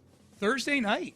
A little Thursday night UFL action at Shell Energy Stadium. Caller number 5 to 713-572-4610. That's 713-572-4610 is going to be on their way to that game. Be listening all day long for more chances to win and go check out some UFL football on Thursday night at Shell Energy Stadium right here on Houston Sports Leader, Sports Radio 610. Up next, Pettycast.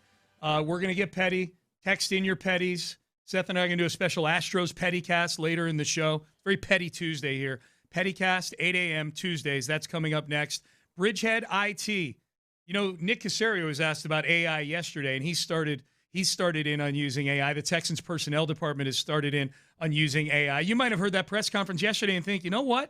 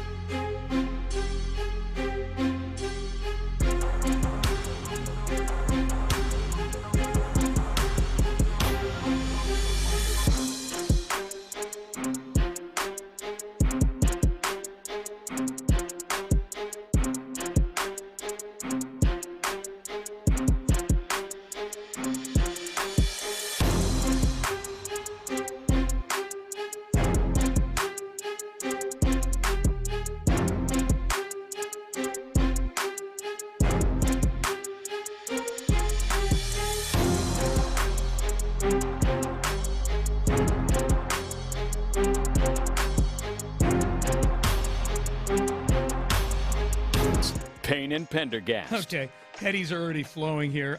I view this as an adjunct to the Pettycast. I'm booing the Blake Miller pick if they make it at number 28.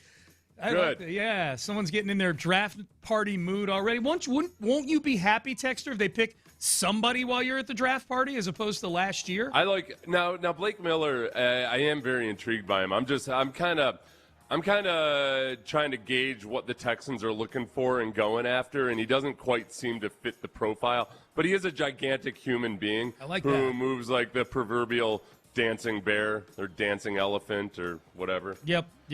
Dancing three-toed sloth. Any sort of dancing creature, yes. Roger in League City. A large creature, though. Yes. Dancing rhino. Yep.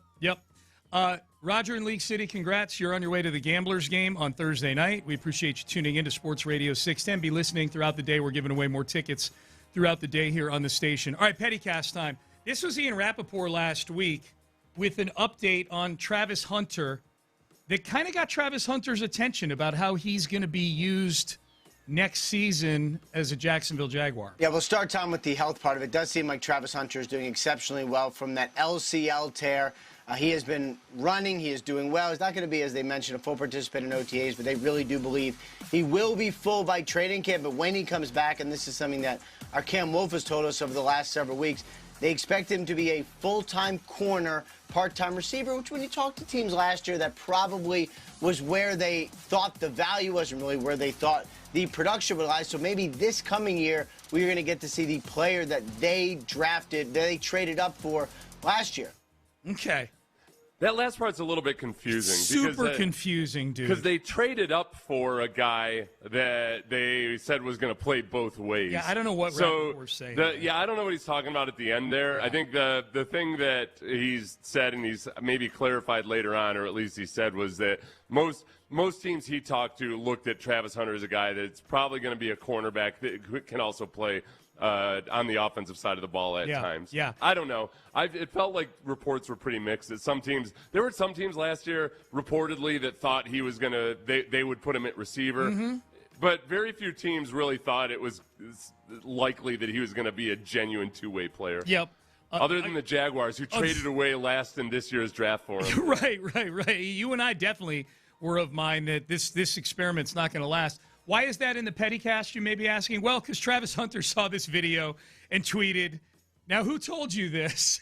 Yeah. With a hand on chin emoji. Yeah. So, because Cam Wolf had the report that the Jaguars were planning on using him mostly as a cornerback, but also with a smattering of playing on offense. Yeah.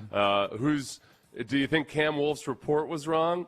Or do you think that it's possible that the Jaguars have that plan for him, but they haven't communicated it to Travis Hunter yet? I absolutely think that could be the case. Yeah. As we've learned with some organizations, people who know things get into relationships with people who then report things without telling people in the organization. Yeah. So, James Gladstone seems like the exact guy that's going to be really hell-bent on, letting everybody know what a genius he is. Oh, for and he just, he's probably got a whole long explanation about how they figured it wasn't going to work, but they just believe in him so much as a defensive back that's why they traded up for him. That's right. Yeah. Yep. All right, next one. This is Nick Turturro, who pops up on our show on the Pettycast every now and again. Baseball season is here. The Astros are playing the worst of any team in baseball right now. They've lost 8 in a row.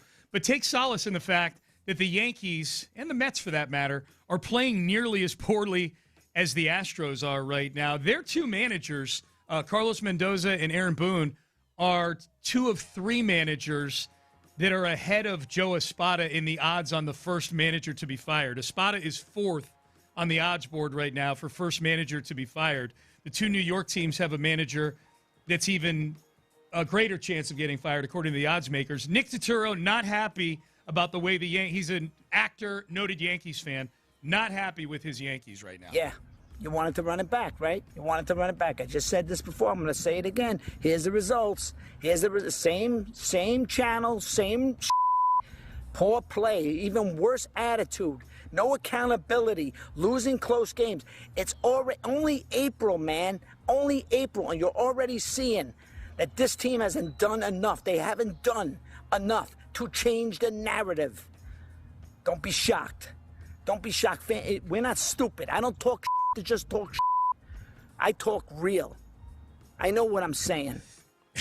My favorite thing with the Nick Turturro videos are the random places he's doing them now. Like if he's outside or inside. He did one during spring training where clearly somebody was outside waiting for him at a restaurant, like with their iPhone, and he swings the front door open and comes walking up to the camera and starts screaming into the camera. Hired a director for that Either one. a director or he had one of those stands that you can put your iPhone in. He set up an impromptu, Yes. I'm just walking out, and there happens to be a camera and here. I'm mad Let at me the vent Yankees. and fume about this. Yeah. This is the best thing. The best thing about Yankees fans losing their crap is that they spent the offseason somehow whining about how the Dodgers have an unfair advantage because they're spending all this money. Oh, I'm sorry. Your $310 million payroll isn't getting it done for you? Yep. You're only the third highest paid team in all of baseball this year? Yep. Go die.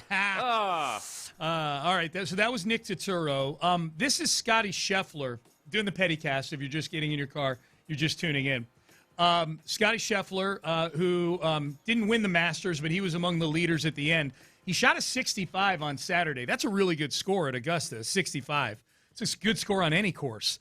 A reporter asked him kind of a negative question about his 65, like, hey, is there anything you could have done out there? Well, take a listen. He just basically said, do you go through what could have been, what you could have done differently? You're right. Yeah, here it is. Scotty, that was a 65 today. What did it feel like it could have or should have been? That's just a terrible question. Next question. Awful. What enabled you to... And the guy, whoever the reporter was who was asking the next question, Scotty Scheffler's just still shaking his head and glaring at the guy who asked, what could it have been? Yeah, I didn't think it was all that dumb a question. It's just there's very few genuinely dumb questions. That was Scotty Scheffler just wanting to be a prick in that moment. Yeah, I felt like he was petty. Well, the question was what? Then play the question one more time. Sorry. Scotty, that was a 65 today. What did it feel like it could have or should have been? Okay, because you could go both ways. I'm guessing Scotty Scheffler hit some shots that were miracle, improbable shots during the 18 holes where he was being Scotty Scheffler. I would have said it could have been a 68.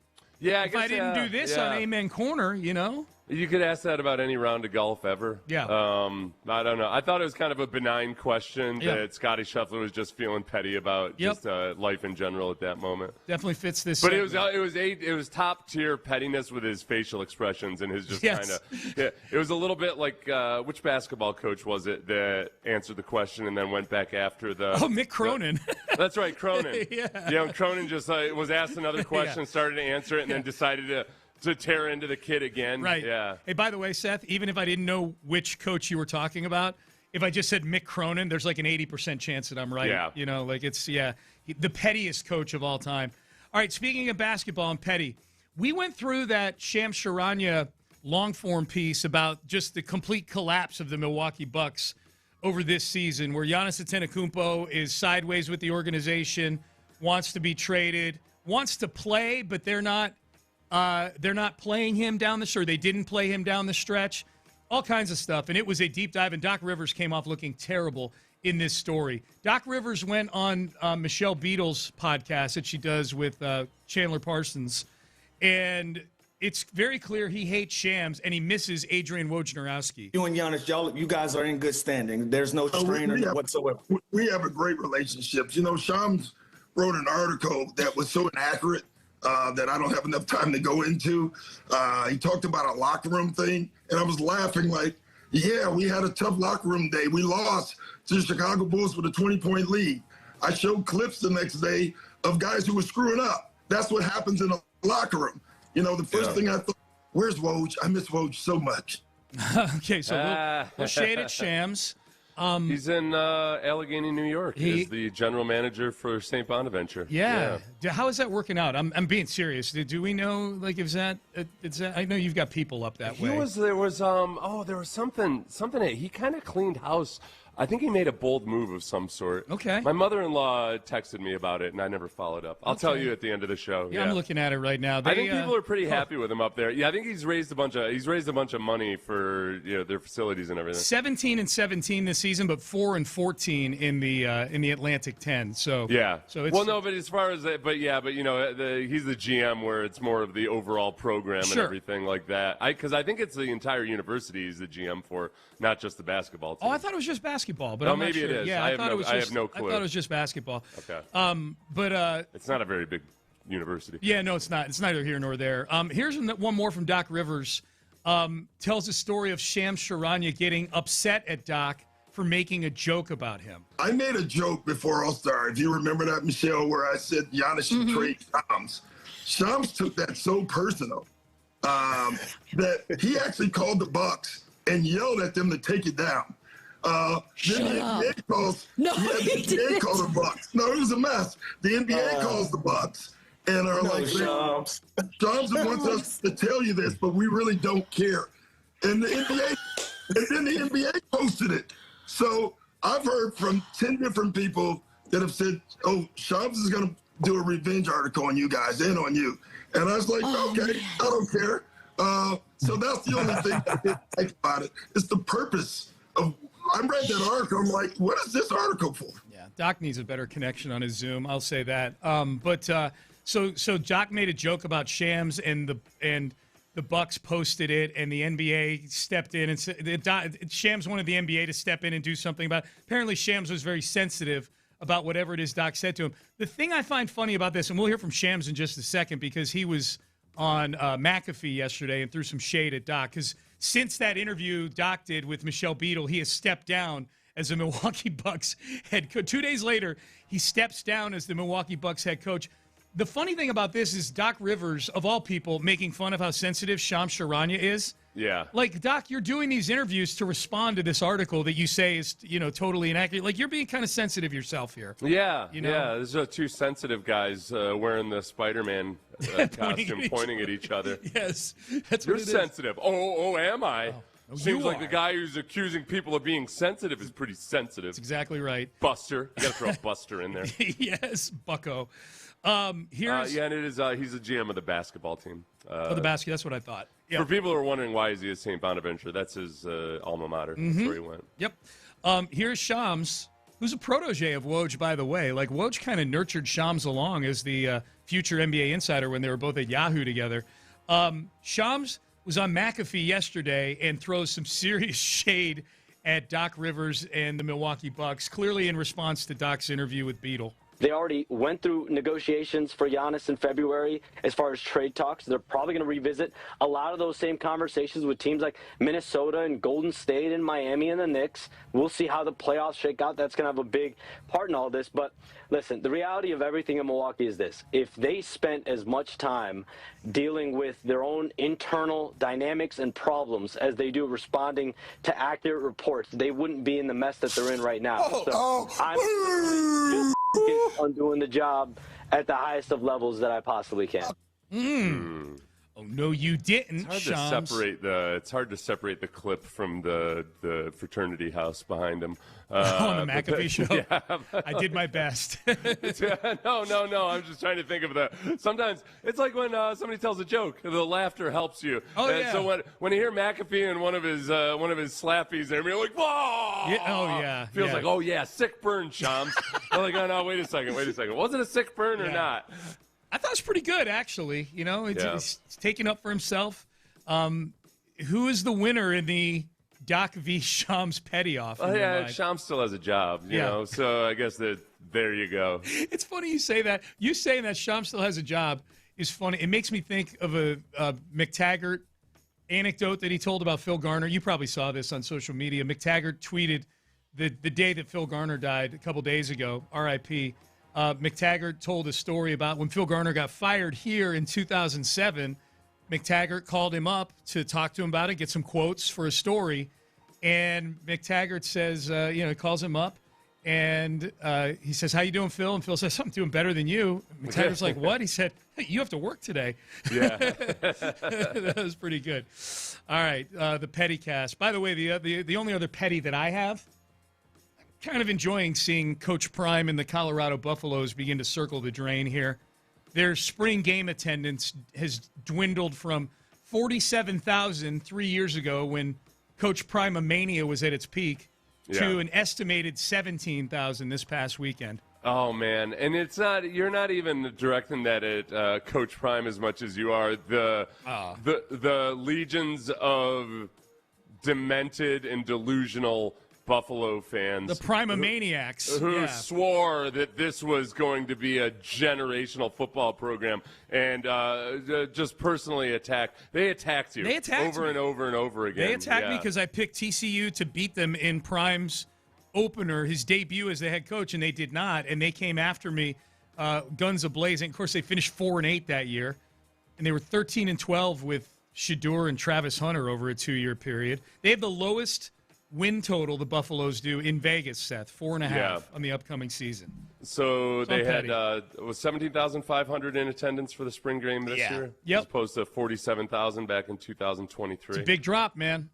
It's a big weird. drop. There must have been another big event going on or something in that weekend. Maybe. A whitewater rafting race or something. Yeah. Maybe Red concert at Red Rocks. Maybe Boston was playing Red Rocks that weekend. My favorite episode from that first 18 months of just people acting like psychotic whack jobs was when I did just like a funny little video of a fake press conference. I took one of Deion's answers and like acted like I was the one asking the question and having an exchange. And I was in my closet or something. It was obvious, just a little skit I was doing. Yeah. The multiple Colorado Buffalo fans who thought that it was an actual exchange between me and Deion. Oh my God. Like they were like, "Yeah, he's not going to take that from you." Oh boy. God. These people are so new to not just college football, but the internet. Yeah. It's incredible. Dude, yeah, they were something, man. I say were, past tense, because you can't find any of them anymore. All right, let's circle back to Nick Caserio. We played some of his audio a little bit earlier on C.J. Stroud, on the James Lipford, on the portal and what the portal means to scouting. And the Texans are in on AI, baby. They're in on ChatGPT, etc. We'll hear from Nick Caserio coming up next. Hey, the draft is coming up, and we're all anxious to see how.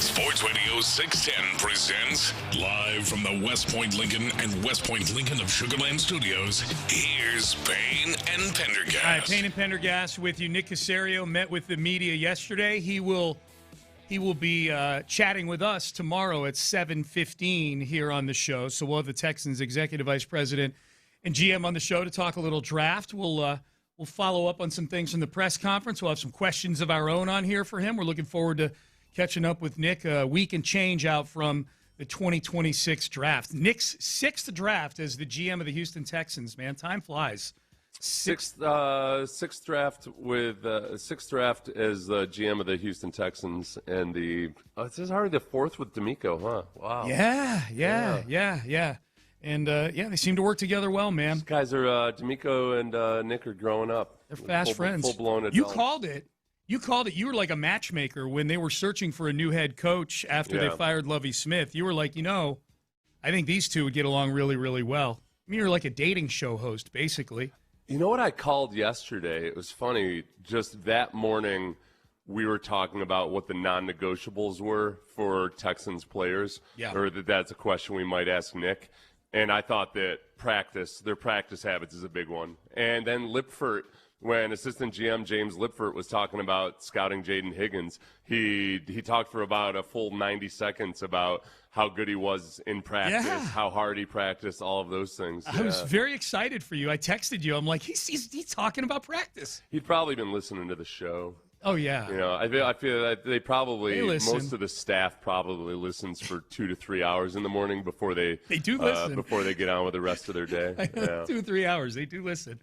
All right. This was Nick Caserio yesterday on picking up C.J. Stroud's fifth-year option, and what does that mean for his future with the team? I don't really think it affects his future. I mean, he's our quarterback. We've said that from the beginning. Demeco and I both said it. So, I mean, I think that was really more of a procedural thing. I mean, I don't want to say it was a no-brainer, but it was kind of a no-brainer. So glad he's here. Again, it's more part of the process. I mean, so we're excited about his offseason. I think he's had a good approach, had a good attitude here. I think he's put a lot of work in, from, I'd say, March and April. So excited to have him around here in the spring, and excited to keep moving forward. Okay. The old saying, dog bites man isn't a headline. Man bites dog, that's a headline. Right. That's where the fifth-year option scenario is. If them giving the fifth-year option isn't giving CJ the fifth-year option or activating it isn't really the story. If they hadn't, that's a story. That's all of a sudden where, okay, there's something afoot here.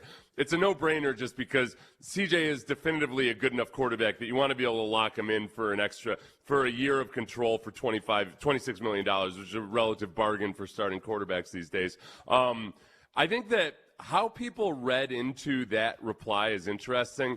And I think if you look at the transcript of it, that 100% looks like a full-blown endorsement of CJ.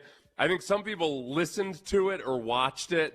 And they heard kind of Nick almost scoffing at the question at the beginning there. And you could, if you wanted to, you could read into that as like, well, it doesn't sound like he's all that high on CJ. People were very polarized in how they interpreted that answer. Yeah, it would have been to use a word on the stream I do with Reggie Landry and Cody Stutes, Landry Locker, and Reggie Atatula on Mondays. One of them, either Cody, Landry, one of them said it'd be malpractice if you're not exercising the fifth-year option on C.J. Stroud, even if you kind of feel deep down he might not be our guy. Yeah. Because the fact of the matter is he's done enough and likely will do enough this year to where, to your point earlier in the show, Seth, someone's going to feel that C.J. Stroud could be their guy. Yeah. Maybe it's a change of scenery if he doesn't have a great season. If he has the same season this year, the exact same season, including the playoff failure that he did last year, do you think C.J. Stroud is a Houston Texan in 2027? the exact same season. If he has the exact same season, including being the reason they don't get past the divisional round. If he imploded in the playoffs like that again. Yep. Boy, it's a hard sell for the fan base. That's man. hard. And everybody listening, just before you get all worked up, I'm working on a hypothetical here. Yeah. I'm not saying that because it's hard for me to envision him having that same implosion. And yet that's exactly what I said after the Steelers game this year. I said, me too. He's not going to fumble 5 times. Well, technically he didn't. He didn't. He just threw 4 interceptions. Right. I was technically correct. You're spot on. Yes.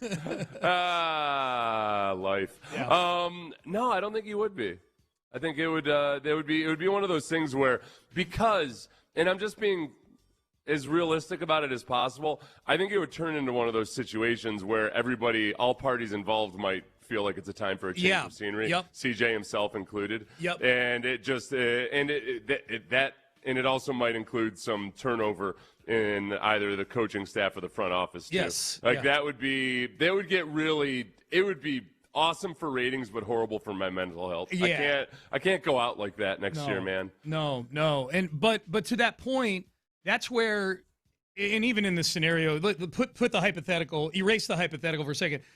Even if you just feel like we're not really sure if CJ's our guy moving beyond 2026, because Nick Caserio has said nothing about 2027. He has said he's our quarterback this season. Having him under team control for $25 million for the following year in 2027 is good business. Just to have him as an asset that you might be able to move if indeed you feel like it's time just for both sides to part ways. What gets interesting is, okay, then what's the solution? The Texans, are they going to get in on some of these young? Are we back on the young quarterback carousel again? Are we talking about the Kirk Cousinses of the world for a year? Man, I do not want to go back to that place at all. No. It's so much more fun to watch the quarterback carousel stuff from a position of actually having a quarterback. If we were in that situation, I would hope that the football gods would have done us a favor of also just having a horrible football season in general. Yeah. That if CJ has the exact same year, that it also comes with a 2-14, 2-15. My God, 2-15 record or something. Give us a high pick, yeah. Well, this 17-game schedule has screwed up simple math. We need even numbers, man. So long. You're 100% right. To the point where I erred on the wrong side. I did fewer games than 16. Yep.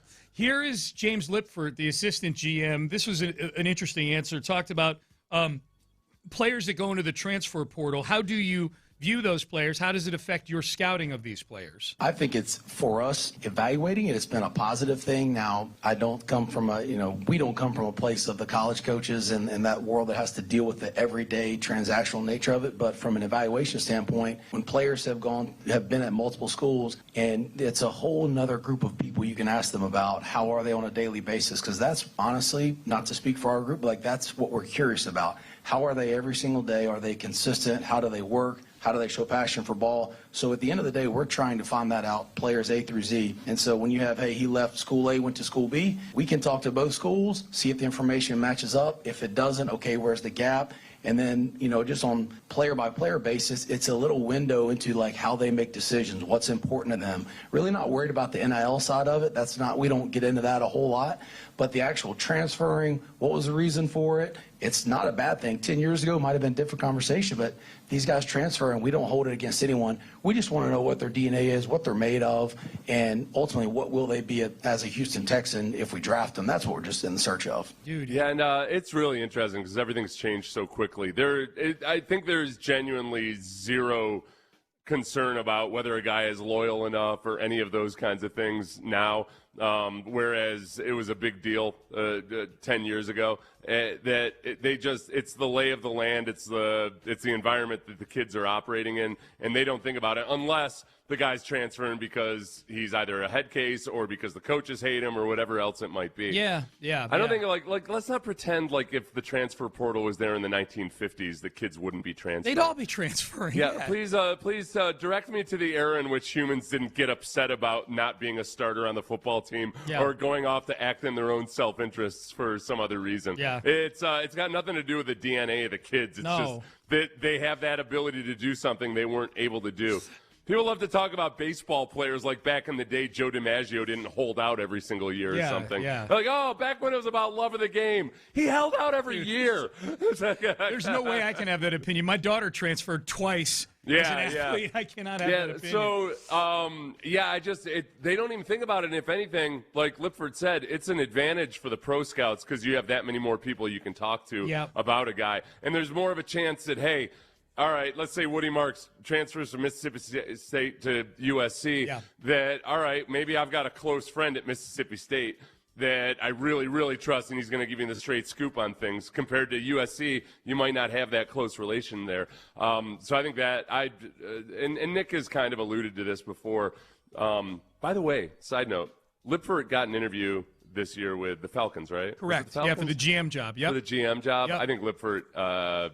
He's got a good press conference presence. That's kind of stuff that owners look at. Some owner's gonna see a couple clips of him and be like, "That guy seems like a leader of men." Lipford was good. I texted you also. I would trust Lipford on my side in a bar fight too. I think got kind of He's that got vibe. Kind of a Clint vibe. Yeah, a little bit of a Clint Stoerner vibe. Who I would also trust in a bar fight if he were on my side. So he's got the good hair, got the gravelly voice. In watching that press conference, I'm like, Lipford would be the guy who he would lead our charge in a bar fight, and then Blanco would be the guy who would be calculating all the money that we'd need to pay the cops so that we didn't get arrested. I can see Lipford and Clint Stoerner in a movie where kind of like in a non-funny Pulp Fiction type, where he and Clint are both a couple of hired killers, and there's shots of them driving around in their car, but it's quieter, and they're just they both got a little bit of a sneer on their face, and then they go out and they murder a bunch of. They're arguing about evaluations. Yes, arguing about evaluations on football players, and then they go. Then they get out and they do their business. They're able to put aside their arguments to whack people. I like that. I like that a lot. All right, Payne and Pendergast with you. We didn't get to the AI. We'll get to that. Stoerner would be the character that always has a toothpick in his mouth. You think? Yeah, that would be his thing. He'd kind of have a toothpick and just kind of he'd just kind of always be squinting at people. Yeah, like kind of not quite sure how much he thinks of this fella. There's always got to be one that handles it more with their fists and one that handles it more with a piece, with a firearm. I think Lipford would be the guy that would try to reason things out, and then all of a sudden Clint comes in and just pops 6 caps in a guy's head. I like that too. Lipford's having a discussion with a guy, being like, "Listen, the boss wants you to pay this money," and all of a sudden Clint just loses his patience. Bam, bam, bam, bam, and bam. Then they put the body in the trunk in the middle of the night, and they go to Clint's mom's house to sit and eat a boiled crawfish or something like that. They wake Mama Stoerner up. She comes down in her nightgown, has her glasses on, like, who is that? And then they come in like in Goodfellas and just sit and eat boiled crawfish. But instead of like in Goodfellas, Mama Stoerner would know all about the deal. And she'd be like, "What are you idiots doing? You haven't gotten rid of the body yet? There's blood on 3 your swamps shirt. I know of." Yeah. You guys need me to drive you there? Do I have to do everything for you? This is the greatest treatment of a movie of all time right now. All right, the latest Diana Rossini chatter, including this was interesting, a possible tampering reveal with the New England Patriots. We'll put this through the Payne and Pendergast car wash here coming up next. Stay there. In the Loop. I would love to.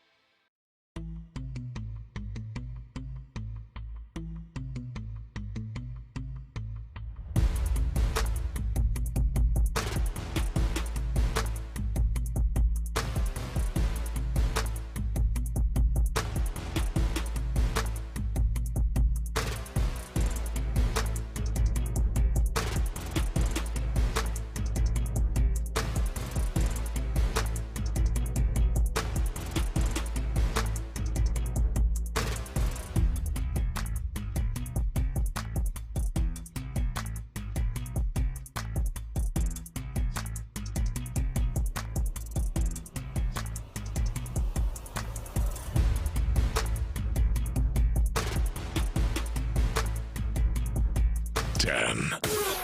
Sports Radio 610 presents live from the West Point Lincoln and West Point Lincoln of Sugar Land Studios. Here's Payne and Pendergast. All right, good to be with you, Payne and Pendergast, Sports Radio 610. Text message.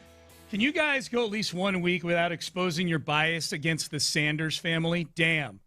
Okay, here's two things. One. 1 week? You'd be lucky. There's somebody who thinks we talk about Deion Sanders more than once every couple of months. How little do you understand how low the relevance is on there? Thank you. Go 1 week. Yeah, we did that with we could hold our breath.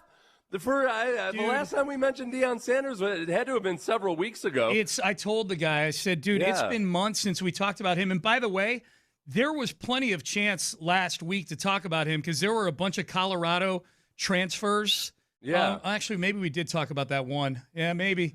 What a sensitive little twerp. Yeah. Payne and Pendergast are talking about Deion Sanders again. And we weren't even talking about Deion. We were talking about you, the idiotic Buffalo fans. Yeah.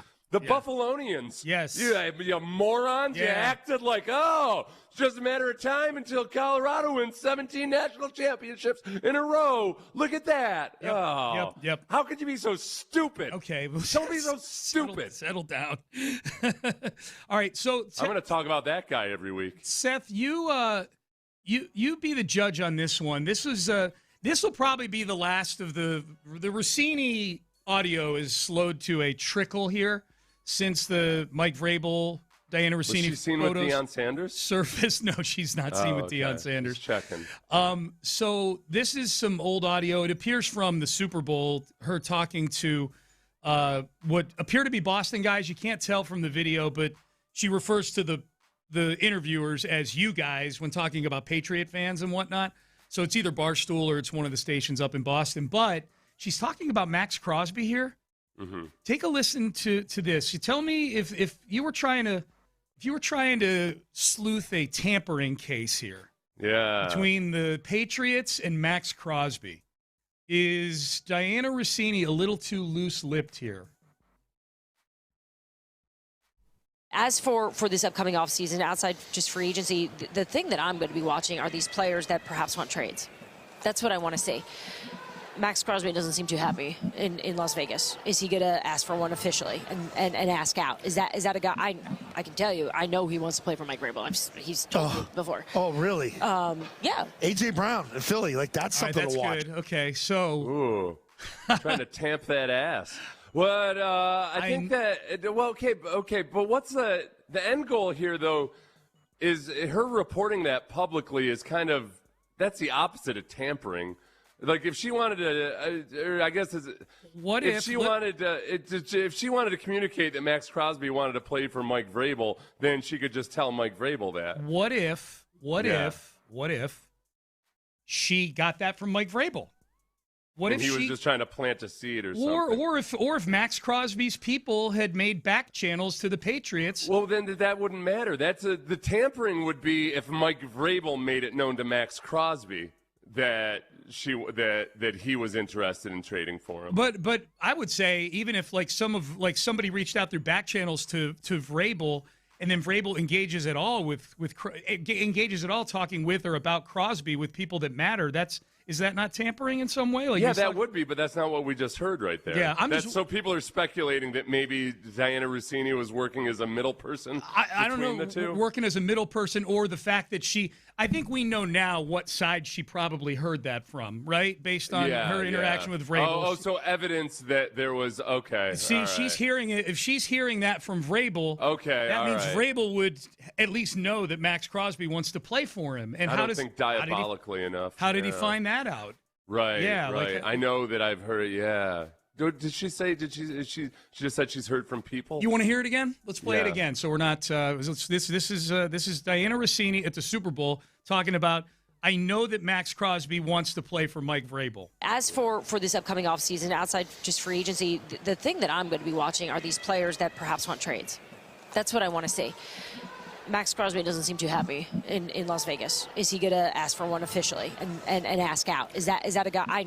I can tell you, I know he wants to play for Mike Vrabel. He's told me before. Oh, really? Yeah. A.J. Brown in Philly, like that's something to watch. Okay, now that didn't He said he's told me. I didn't hear that part. She dropped that little. Okay, well, is he Vrabel or is he Max Crosby? Oh, yeah. Pronouns, pal. In that context, she said clearly she means Max Crosby. Told him before. Right. Yeah. Right. So if Max Crosby told her, then no, that's not tampering. And That's it just could the player be saying that who he'd want to play Vrabel told her that, and then she went to Max Crosby and said, "Hey, is this true that you want to play for Mike Vrabel?" It could be a million things. I just think that clip right there isn't evidence that Vrabel was tampering. It wouldn't stand up in court.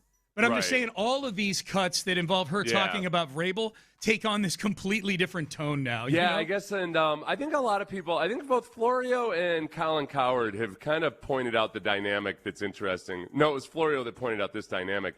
It's that none of these Nugget Huskies really operate by typical journalistic ethical standards. Yeah. So when you get into the conversation about, oh, is she violating ethical standards? I feel like that horse is already out of the barn.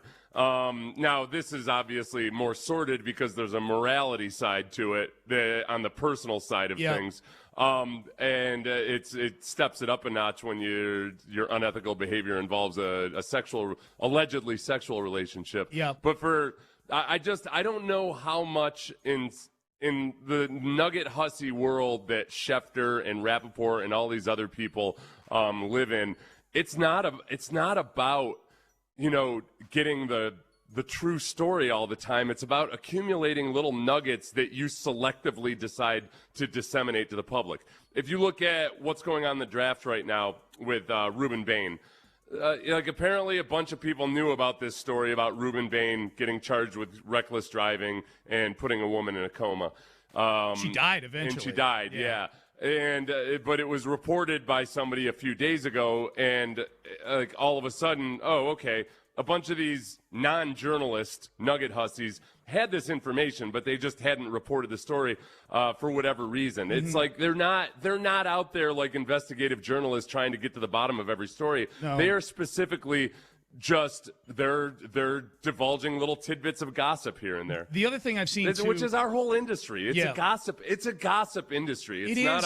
It's not hard-hitting news journalism. It is. Well, but according to some people, though, like the Athletic is owned by the New York Times. Right. Yeah, that's a whole different category. Which reportedly there is now, there's some conflict internally there over, the Athletic seems to operate in in sports journalism in general may operate in a different world than what traditional New York Times journalism in.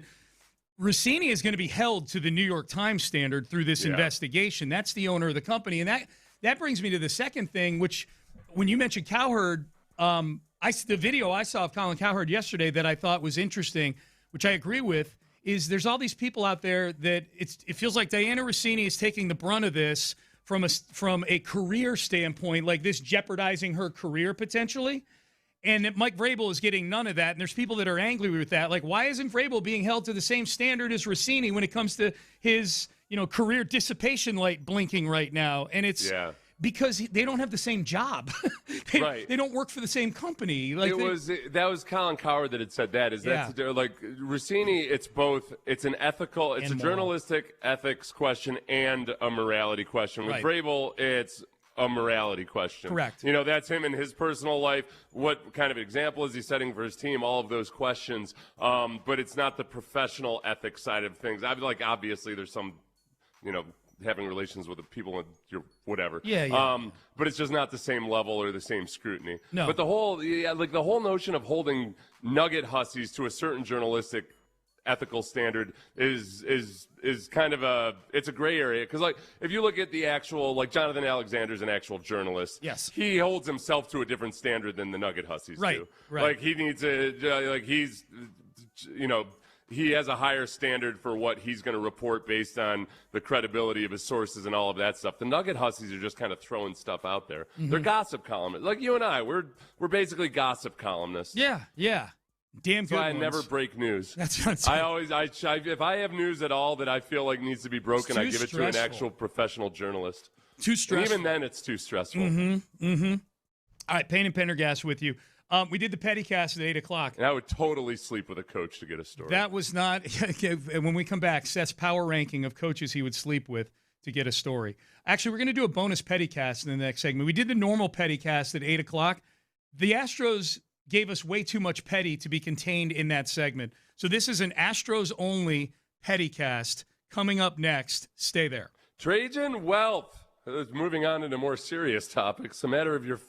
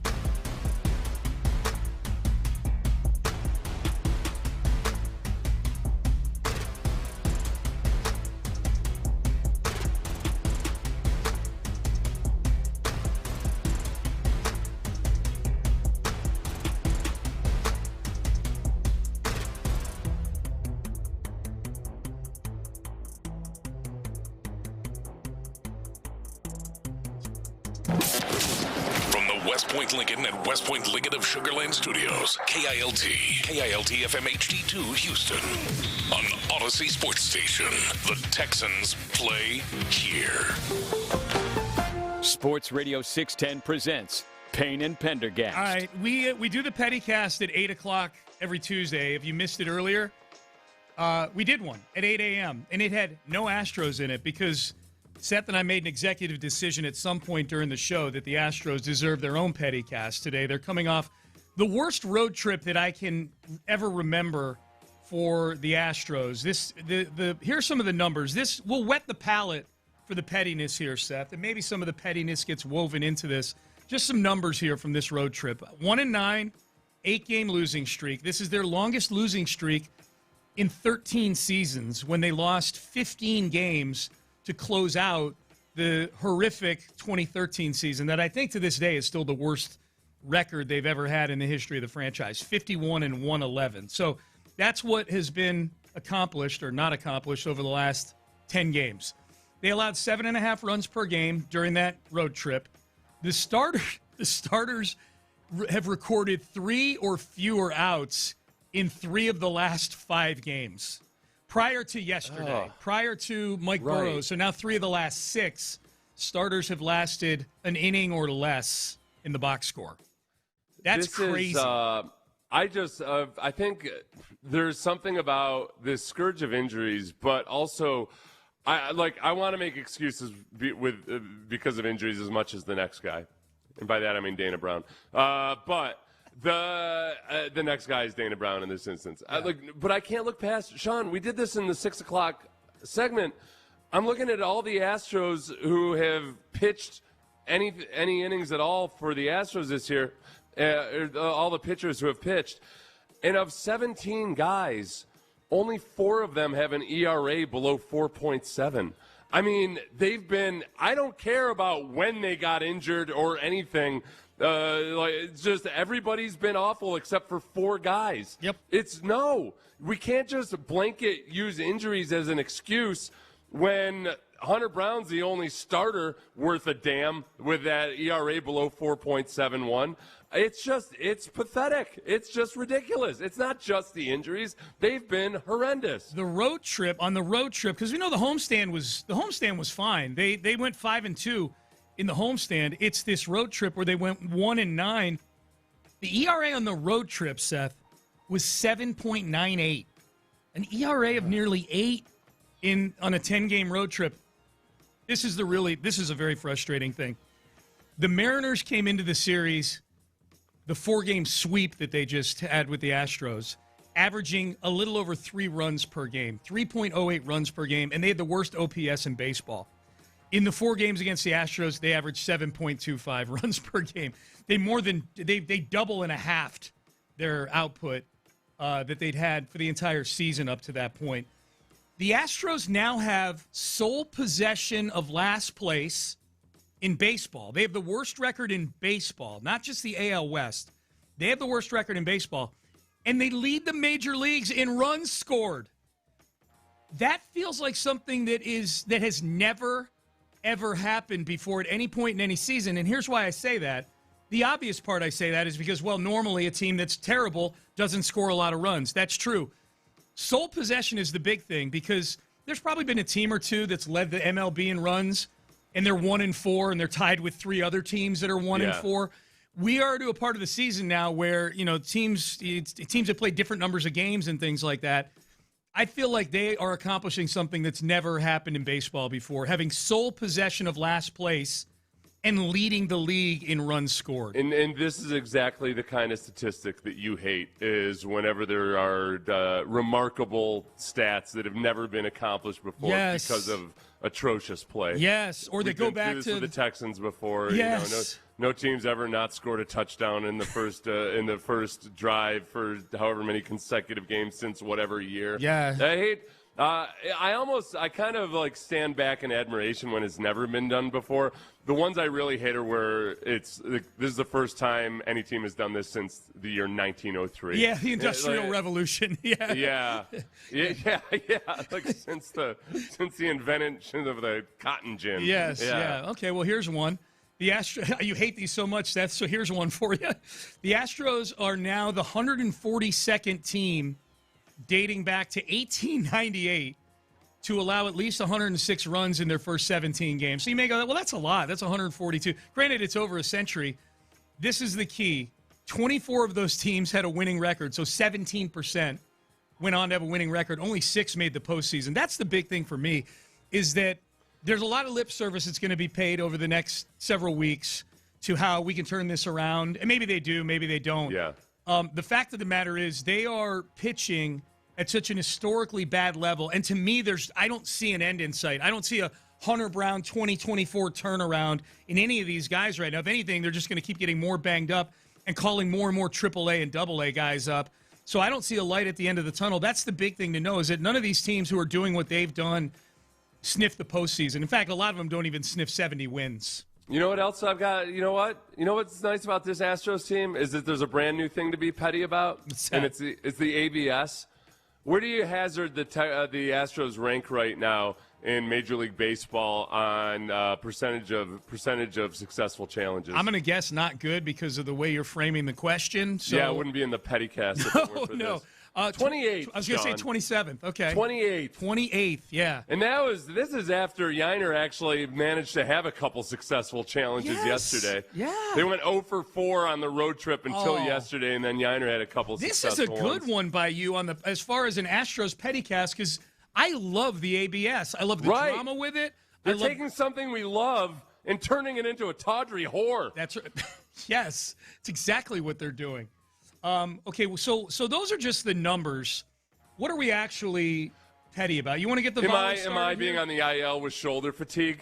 That's just right arm fatigue is what it's. Right arm fatigue. Right Sorry. arm, yeah. God forbid the Astros give us any kind of specificity. Yeah. That's it. Right upper quadrant fatigue. Right arm. This is after. Look. They were gonna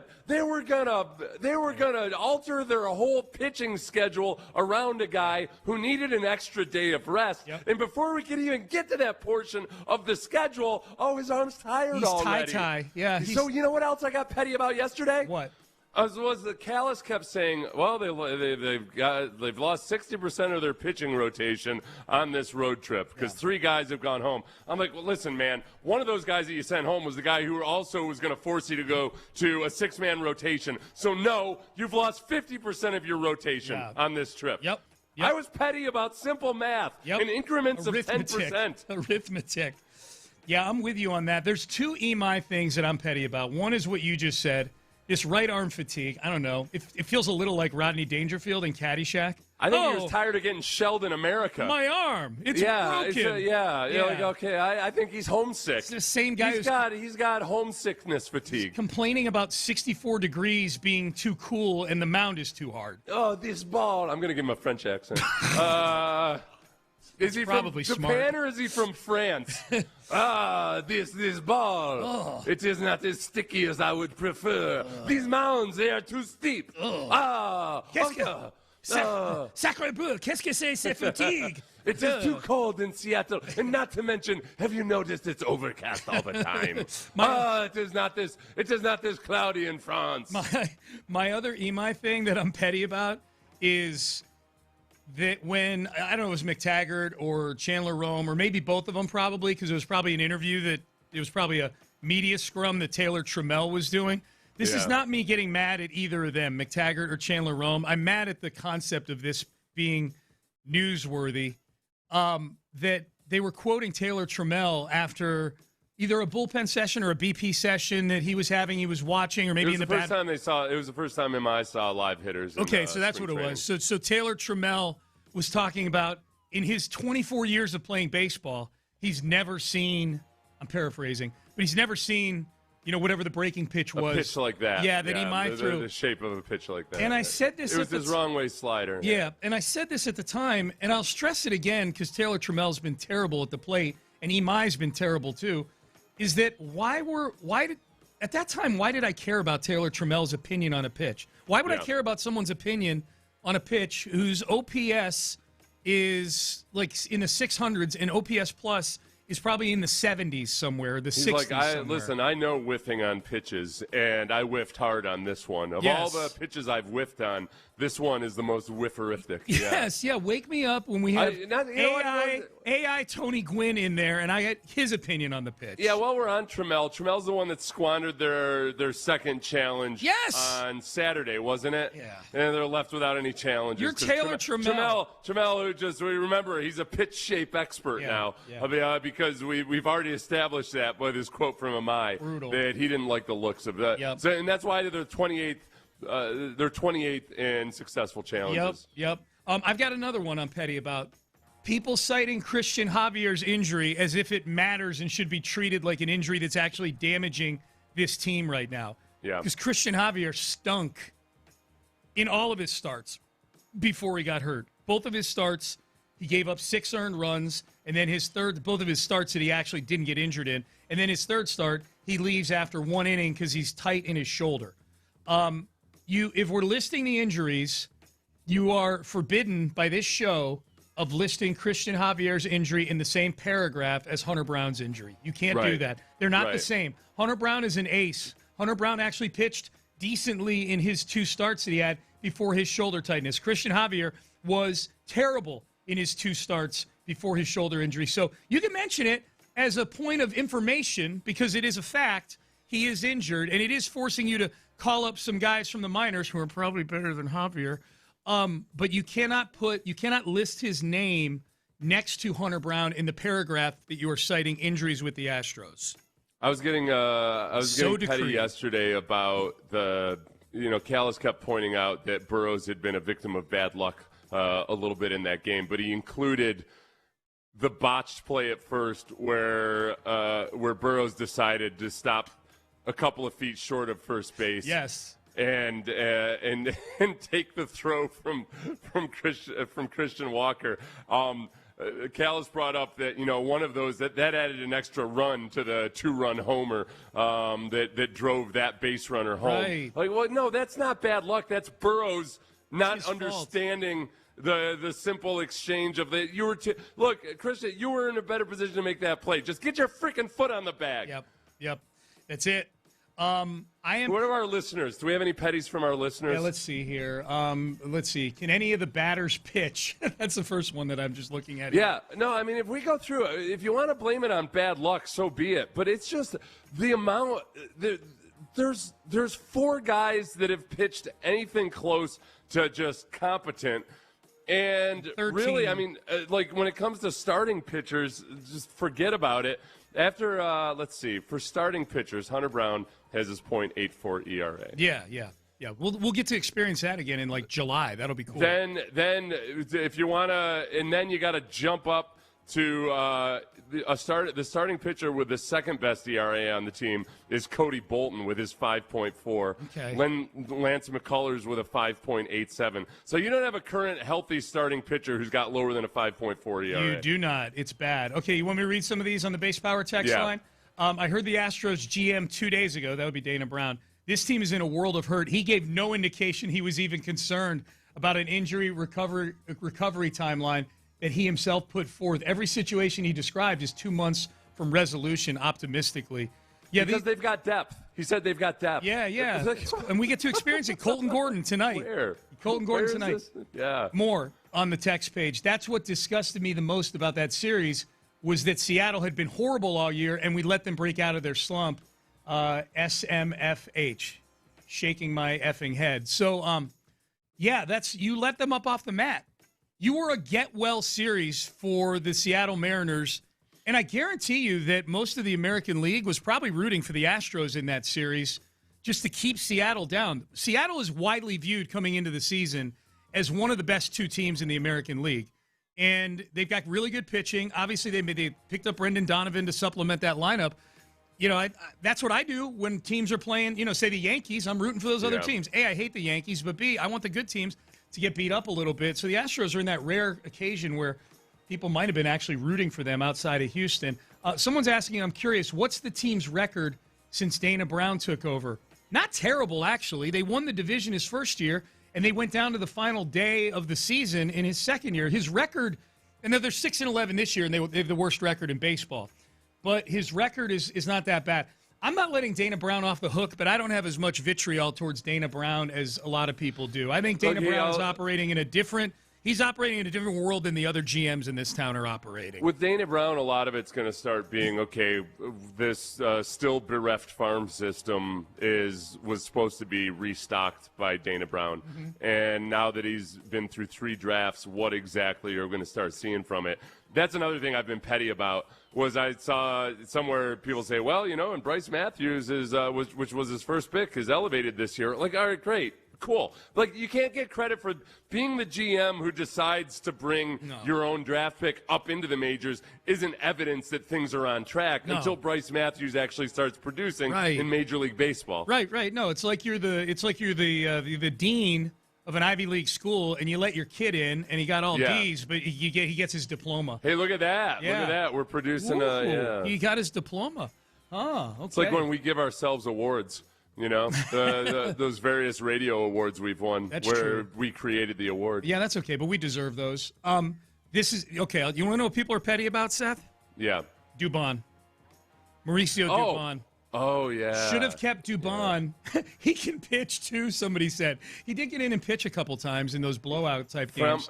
Dubon getting off to a hot start has not been fun I think to watch. people are – this is weird. I think I've seen more angry people about Dubon than I have about letting Framber go in free agency, which is weird. Helps that Framber allowed 8 runs last week versus the Twins. I'd take him in a heartbeat right now, though, man. Like, it's, Dubon, for those who don't know, Dubon has an OPS like in the 900s, and he's playing every day for the Braves. Right, well, and it was always, that was always the question with Mauricio Dubon. It was kind of like, I wonder what it would be like if he was playing every day in the same position, not moving around all over the place and everything. Yeah. But the Astros, they had to sign 6 pitchers who all suck in the offseason, and you don't have the money to do that when you got a Dubon on the roster. Yeah, it was a financial move, and they got Nick Allen, who stinks right now. Yeah, and also the quantity over quality, Sean. Yeah. We brought in, that's the depth that Dana Brown's talking about. 6 pitchers who all suck. Yep.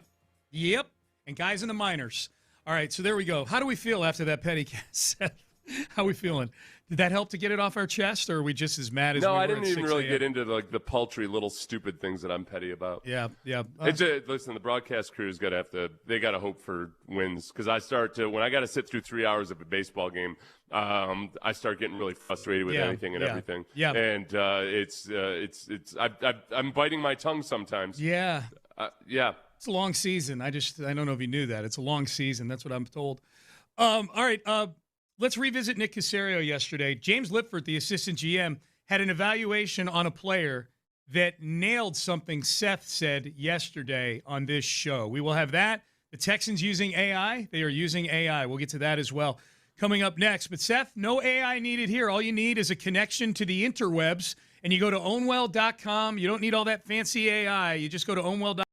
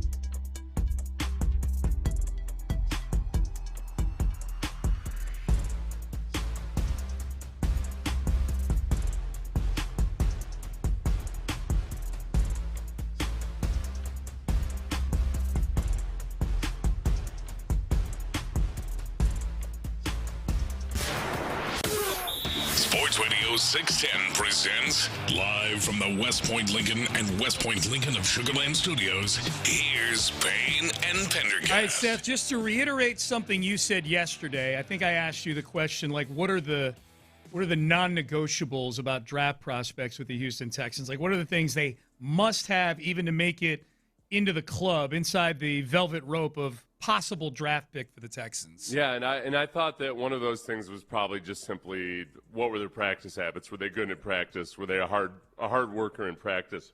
So somebody had asked James Lipford about how they identified Jaden Higgins as a prospect and what was that process like. And it was, I thought, for multiple reasons, I thought this was an interesting answer. So with Jaden, he's an interesting player because he was only at Iowa State for a couple of years, started his career at Eastern Kentucky, was an unrecruited player, Miami kid, more of a basketball player.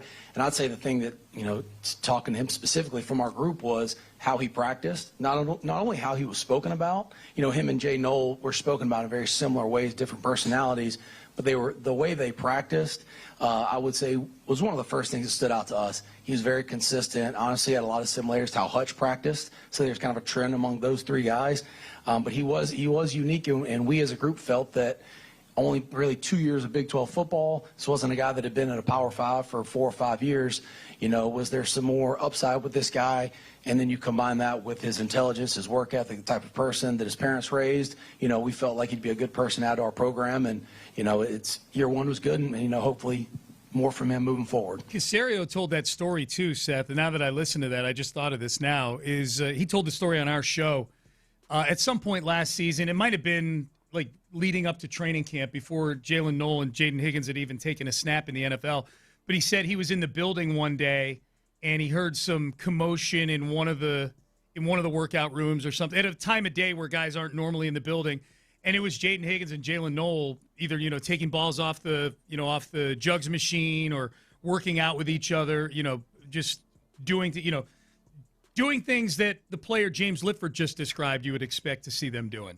Yeah, and I think, in the stark difference there would be what we know of Laramie Tunsil's practice habits compared to what we know of a guy that they just drafted to be on the offensive side of the ball last year. I think that's, when it comes to making the offense more swarm-like, Demeco's a guy that wants as many guys on the team who really care about practice. And on defense, that's one thing, man, they're veteran players like Daniil Hunter really compete in practice. They're not out there just acting like, I'm a made man and I'm just going to kind of go 3/4 speed through practice. It really, really matters to them.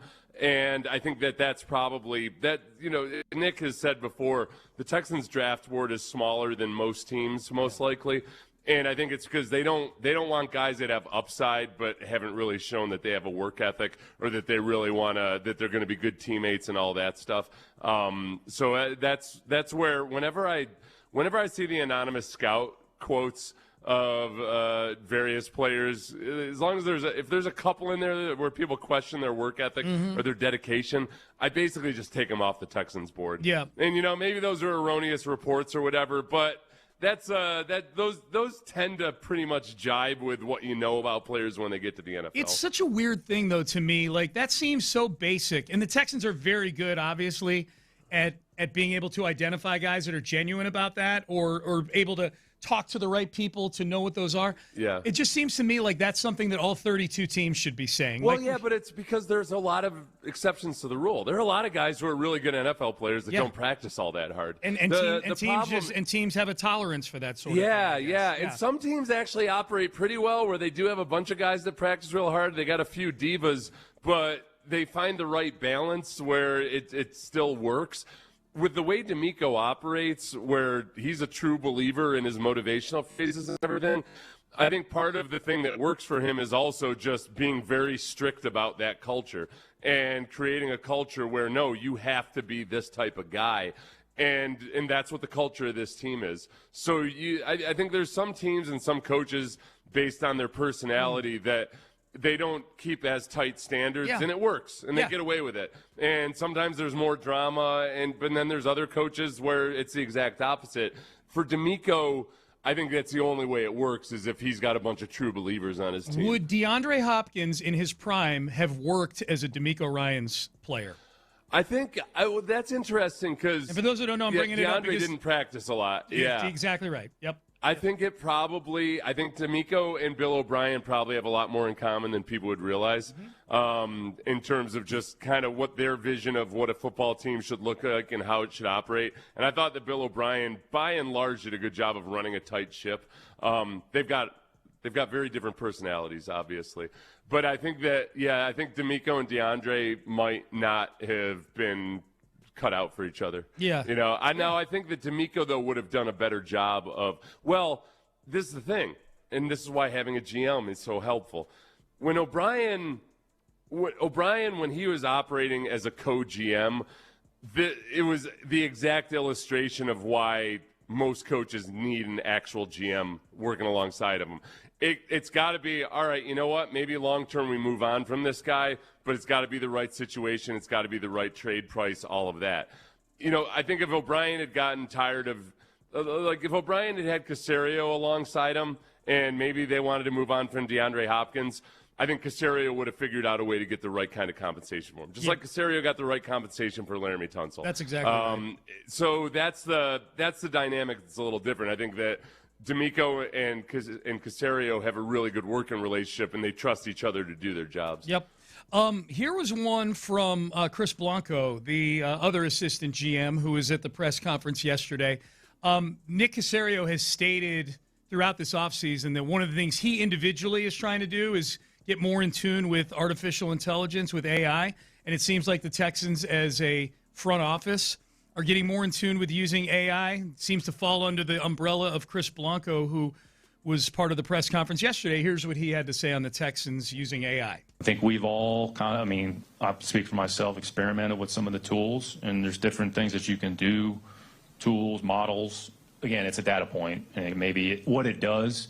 Again, I'm not very smart, but it seems like their models are built, you can take massive amounts of information and distill them down into a digestible amount, and maybe it kind of guides your thought process and leads you in a direction that might be advantageous. We're actively trying to do more with it because we think we should. Look, it's out there. We could all put our heads in the sand and say, it's not going anywhere. It's just how do you incorporate and how do you utilize it and what's the best tool available. And again, I give Chris a lot of kudos on this. He's very bright, and he can do a lot of things that, quite frankly, a lot of us can't do, and that's helpful that we have it sort of integrated into our process. So it'll be interesting to kind of see how this continues to grow and evolve over the next however many years. That was obviously Nick, not Chris. I remember he cited Chris. I seem to remember Chris talking Blanco about it. Blanco did talk too. Okay, but that was Nick Caserio talking about it, obviously, yesterday. And they're using it. Nick's a big advocate for it, man. Big advocate that it's not replacing people; it's enhancing what people can do. Yeah, and I don't know. I don't know. Is big advocate fair to say? I think he's just acknowledging that it's the newest technological tool that you can use. Just like there always is going to be something new, and don't fear it. Just figure out how to actually properly use it as a tool. You don't go. He's an advocate, then. Maybe not a big one. Yeah. No. I guess when I think of big advocate, I feel like I've just seen too many internet videos of people saying if you're not using this now, you're missing out, buddy. Yeah. No, he's not popping up on my Instagram feed selling me Chat GPT. He's not selling a course on how to use AI or anything. He seems to like it. Yeah. Yeah. In Belichick's book, he had a chapter on technology, and I really liked it because it's 100% the right attitude to have. It's that whenever you have a new technological tool, learn how to use it because your competitors are going to be using it, but never think that somehow this is going to it's going to make you only have to have a 6-hour workday. No, it's that your competitors are going to be using it. They're going to be working the same hours they ever have, and that you just got to incorporate it in and use it for its advantages, but not also think that all of a sudden it's a cure-all and you're going to beat everybody because you're using it. No, and if you're out in front of everybody with it, know that gap is going to close quickly. The Astros found that out. They were out in front on a lot of different things, and then everybody else starts using it, and you got to figure out what the next thing is. Well, we're at the point now where it's kind of primitive to even talk about whether or not you're using AI, because pretty much any kind of computer tool you're using if you Google is things, guided by AI. If you put something in Google, you're using AI. And that's where I think a lot of the things that teams are doing, and I think the Texans are one of them, is where they're using the computer computer models or services that basically analyze the GPS tracking and film review and all of these other things to figure out what somebody's genuine athleticism is, what their football speed is, all of that. So, clearly those companies are using AI as part of that process, but it's more of just, okay, do we have a better tool now than just pumping in these old combine numbers that don't actually really tell you all that much? Yeah. That's the part that's really, really relevant. What do you think? Like, if you could bring Vince Lombardi back to life and plunk him down into an NFL front office now, what would he think about all the tools they're using and everything? I would imagine he'd be cool with, most good coaches are really adaptable if they have success over multiple decades. Yeah. Players change, schemes change, everything else changes. So, it would be mind-blowing. But that's the part I'm talking about. He died, however, 50 years ago or whatever it was. Wasn't even a computer in the building, probably. Well, Belichick will tell us stories, as a lot of old football coaches will, is when guys had to physically actually splice film and organize it manually and everything. Right. It's not like those guys were complaining about the new technology when all of a sudden they could do things more quickly. A lot of the time, when it comes to breaking down film, for instance, that used to be a lot of the long hours that coaches would work. A lot of it was sitting around waiting for all the film to be cut up. Yeah. Including even when it was on cassette tape. Yeah. It was still a lot of just manual labor done, where now it's sorted out instantly because it's all digital. You and I are on the same page. I don't think he would resist it, Lombardi, at all. I think he'd be blown away by how many scouts do we have? How many? Yeah. What is this analytics department over here? What do they do all day? All of those, just how computerized and mainstream and corporatized that football has become. The thing that owners don't like, and it's understandable why, is that analytics doesn't give you the edge that it once did because everybody's doing it now. But now it becomes, you start spending more and more money for a smaller and smaller advantage. And I think it was one of the baseball owners called it an arms race to nowhere, which is that's kind of like the problem with back in the old days of the arms races. It's okay, both countries are bankrupting themselves, trying to gain more nuclear weapons that don't give you any kind of an advantage, but you got to keep pace. Yep. And that's where in sports, it feels like that in baseball right now, where people have 50 staffers with computer science degrees, and just to try to keep your head above water. Because if you don't have 50, if you go to 25, it's like deactivating your nuclear weapons. Yeah. They're gonna get us. All right, final segment coming up. Hey, we do Take-A-Mania every Friday. This guy was a Take-A-Mania champion a few weeks ago. Man, he was doing so good when he was talking about the Astros in this cut until he wasn't. Is this Take-A-Mania worthy? We have that. We'll find out what the guys have going on In the Loop coming up next. The Drive with Stoerner and Hughley.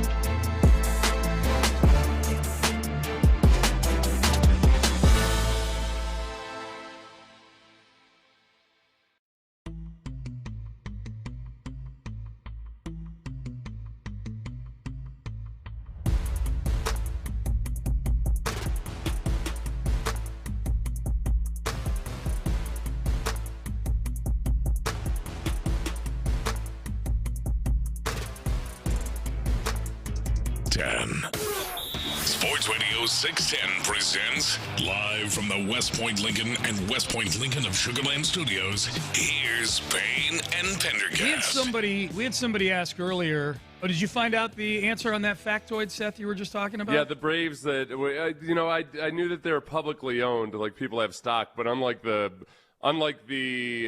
Packers, the Braves are brave enough to actually be publicly traded. Oh, they're on an exchange. Yeah, they're listed on NASDAQ. Okay, okay.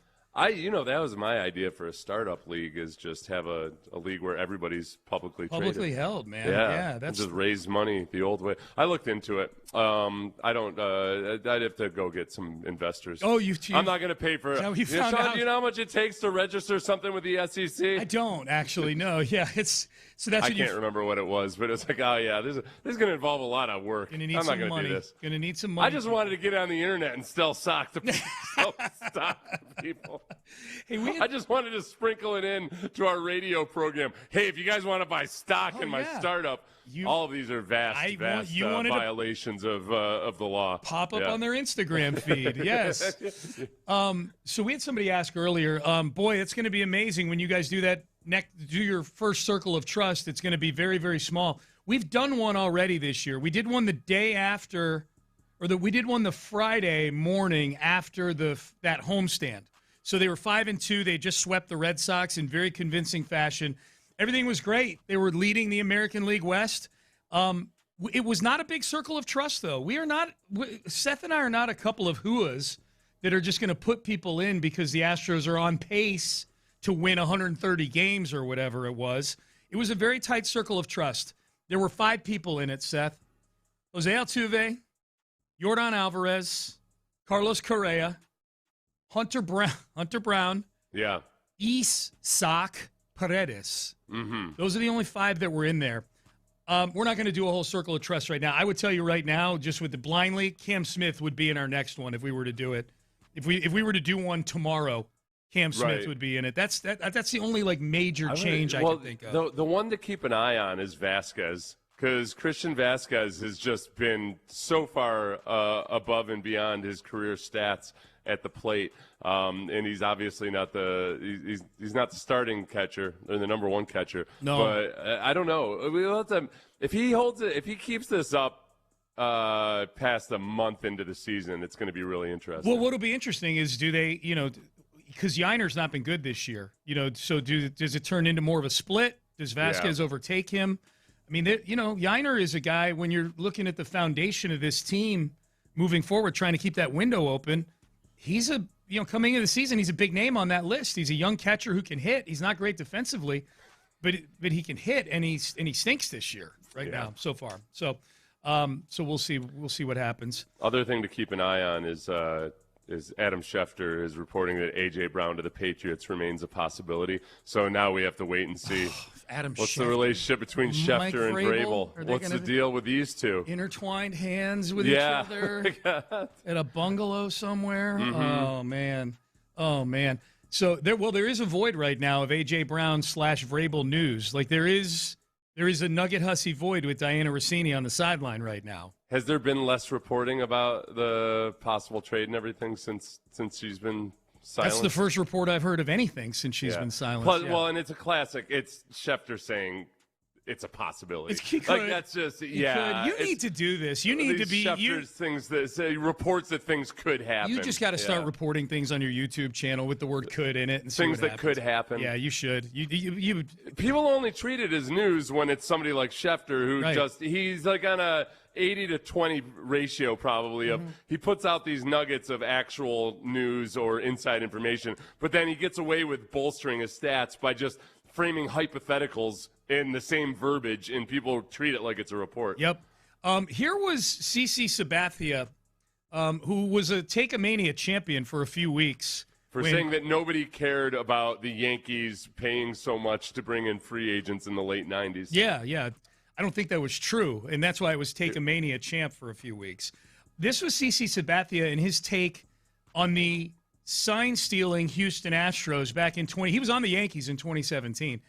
On the Astros in 2017, he was doing so good until something at the what? But this is a recent take. It's a recent cut. Yeah, I think it's from the same interview that he did. Yeah. Right. Okay. Yeah, yeah. I just want to be sure. I want to be sure this wasn't something he said back then. No. This is something that he just said recently. Obviously, there was a situation with the Astros that kind of derailed that momentum. When you look back during that, what comes to mind? Now, I mean, if you'd asked me this 3 years ago, I'd be like, we would have won the World Series. Now, when I look back, who knows what happened? In the moment, though, like as everything was unfolding and all that stuff, I was pissed off about it, angry about it. I mean, I pitched Game 7. I remember, being on the mound and thinking like something was weird. Like, why are people not looking? You know what I'm saying? Like, people were looking all over the place. It was a weird scenario to be in. But now, like, you felt it. I kind of did. But now, 9 years later, like, who cares? You know what I mean? It don't matter. But it happened. Yeah, it happened.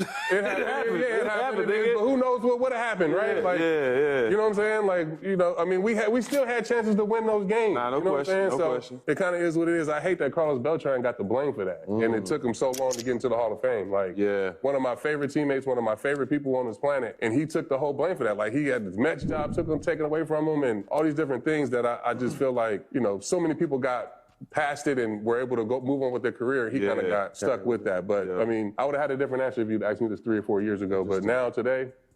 Do you know what gets him in Take-A-Mania, Seth, there? Do you want to know what single Carlos word? Beltran taking the whole blame? Carlos the whole blame. The word whole. Yeah. Carlos Beltran took the whole blame. What the hell are you talking about, man?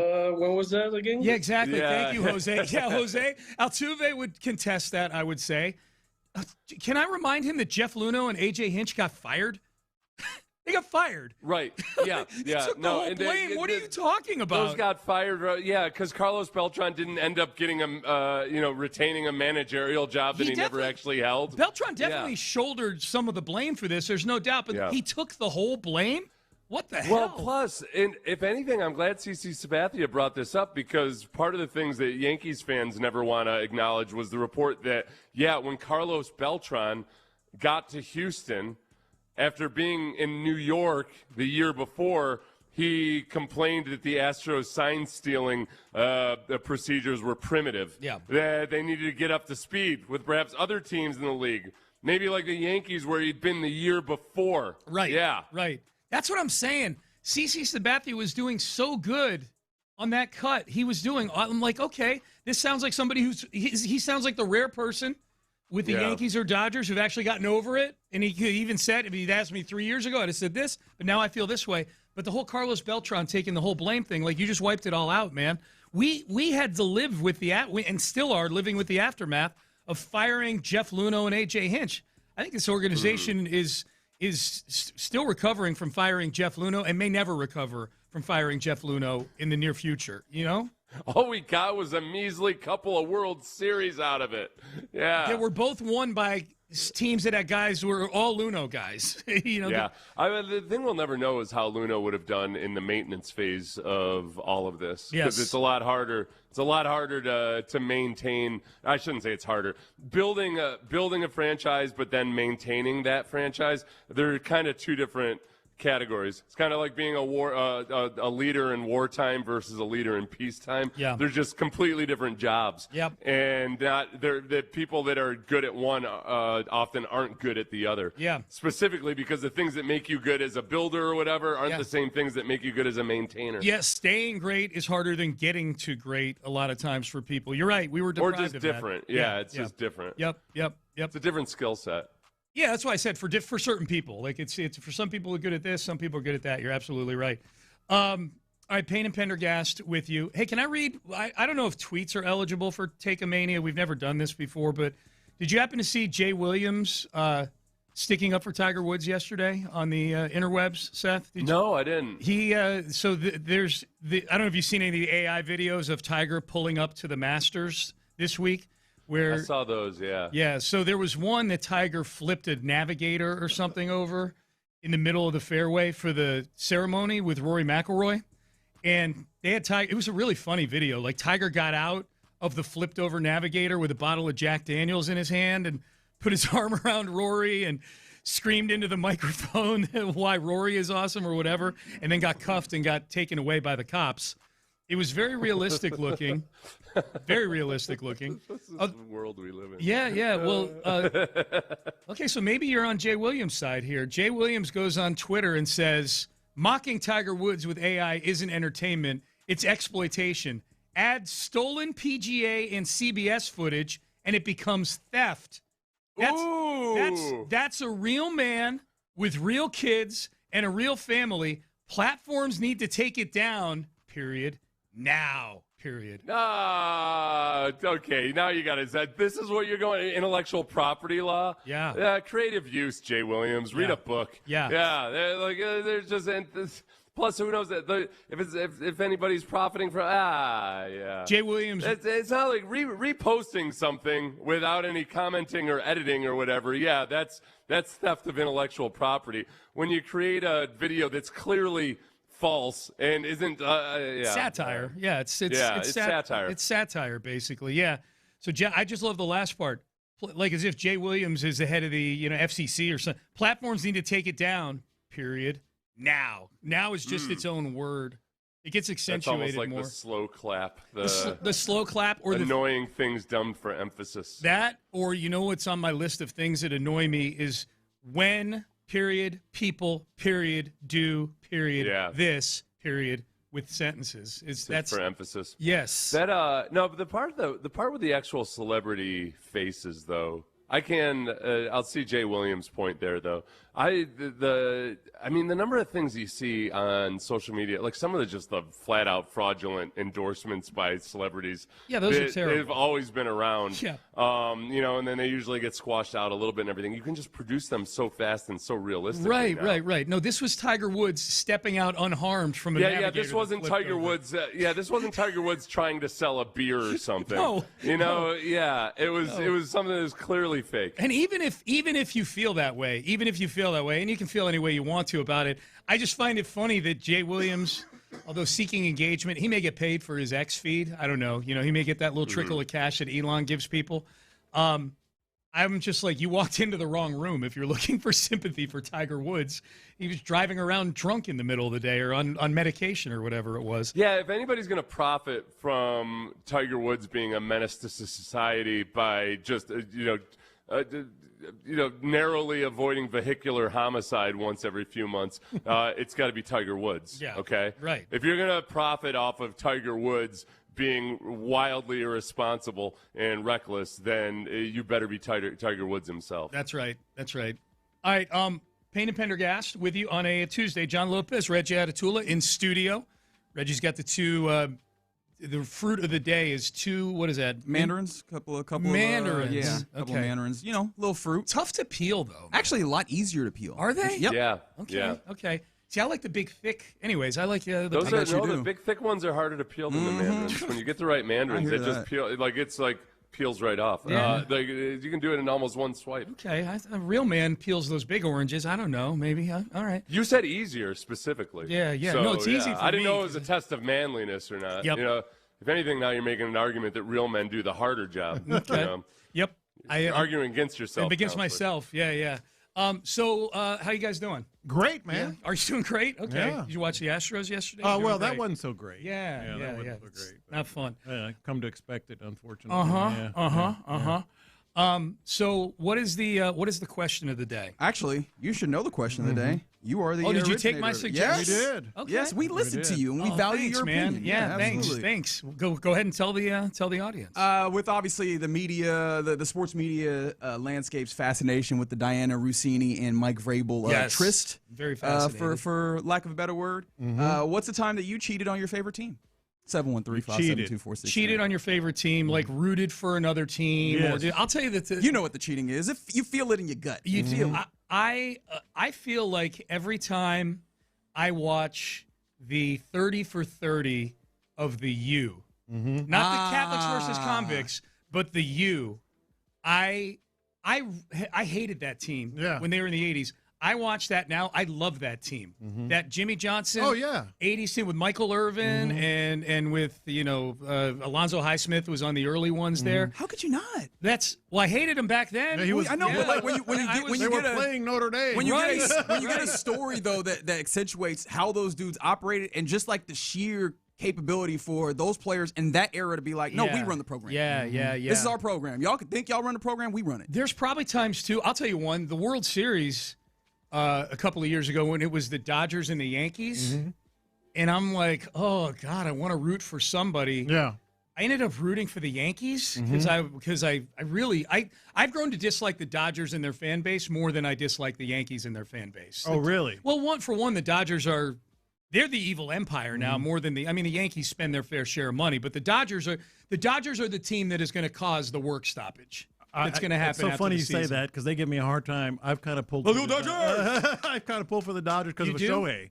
I love Shohei. Okay, well okay. Yeah. See, I don't. I mean, I don't hate him or anything. I hate the Dodgers. So that I felt like I was cheating a little bit because I'm rooting for the Yankees, and I'm like, God, I feel dirty doing this. So that's definitely one for me. Every single time one of my teams is getting beat really bad, I turn into the Joker in a nursing uniform. I just want to blow it all up, and I hope that they lose. And the Astros are having a miserable game. Like, I hope they lose 27-0. A lot of people do just fine. You guys need to be punished. You need to stay out there on the field. We talked about it with the Rockets this year. I am so chat GPTing an image of Seth in that Joker nurse uniform, walking away from Dyken Park, exploding in the background. That's happening today. I'm going to consult Jay Williams on whether you can that or not. Take it down, period. Now, period. One of mine, and this was Notre Dame football this year. Yeah, you like Notre Dame football I like Notre Dame football this year. A lot of people like him that didn't like him before. Yeah. Marcus Freeman's very likable. It really is the Marcus Freeman. It's the Freeman effect. It's a Freeman. Well, I'll give you one. I have been betting on the opposing team's over in runs scored for the last 6 days. Against the Astros. Is that cheating? I don't know. I'm asking you guys. Is that cheating? It's in the neighborhood. Is it just business? It's adjacent. Is it like pimping out my wife? Is it the same thing? I don't think so. I think that what you're doing in that. Okay. I think emotionally what you're doing in that moment is you are hedging your bet against the sadness of your team. I'm crushing it right now. Yeah, they give up a minimum of 6 runs every game. It's crazy. I've pocketed a lot of money on that. Yeah. Seth's got a look on his face like he's thinking of something right now. Okay, all right. I was just thinking about pimping out your wife. Oh, his wife or your wife? Just in general, the whole concept of it. I've always found it amazing. Hear me out. I got an idea. I was thinking about Alexander Hamilton, actually. Yeah. Amy hears this. To be clear, I think we'd make a lot of money. It's because it's very lucrative that I thought about it. It was a compliment. All the proceeds clearly go to you, right? People always ask the question. They try to put women on the spot and be like, how much would it take for you to accept money to have relations with somebody? Right. But like that, the question, men need to face the same question. Like, well, how much would it take for you to actually pimp out your wife? Right.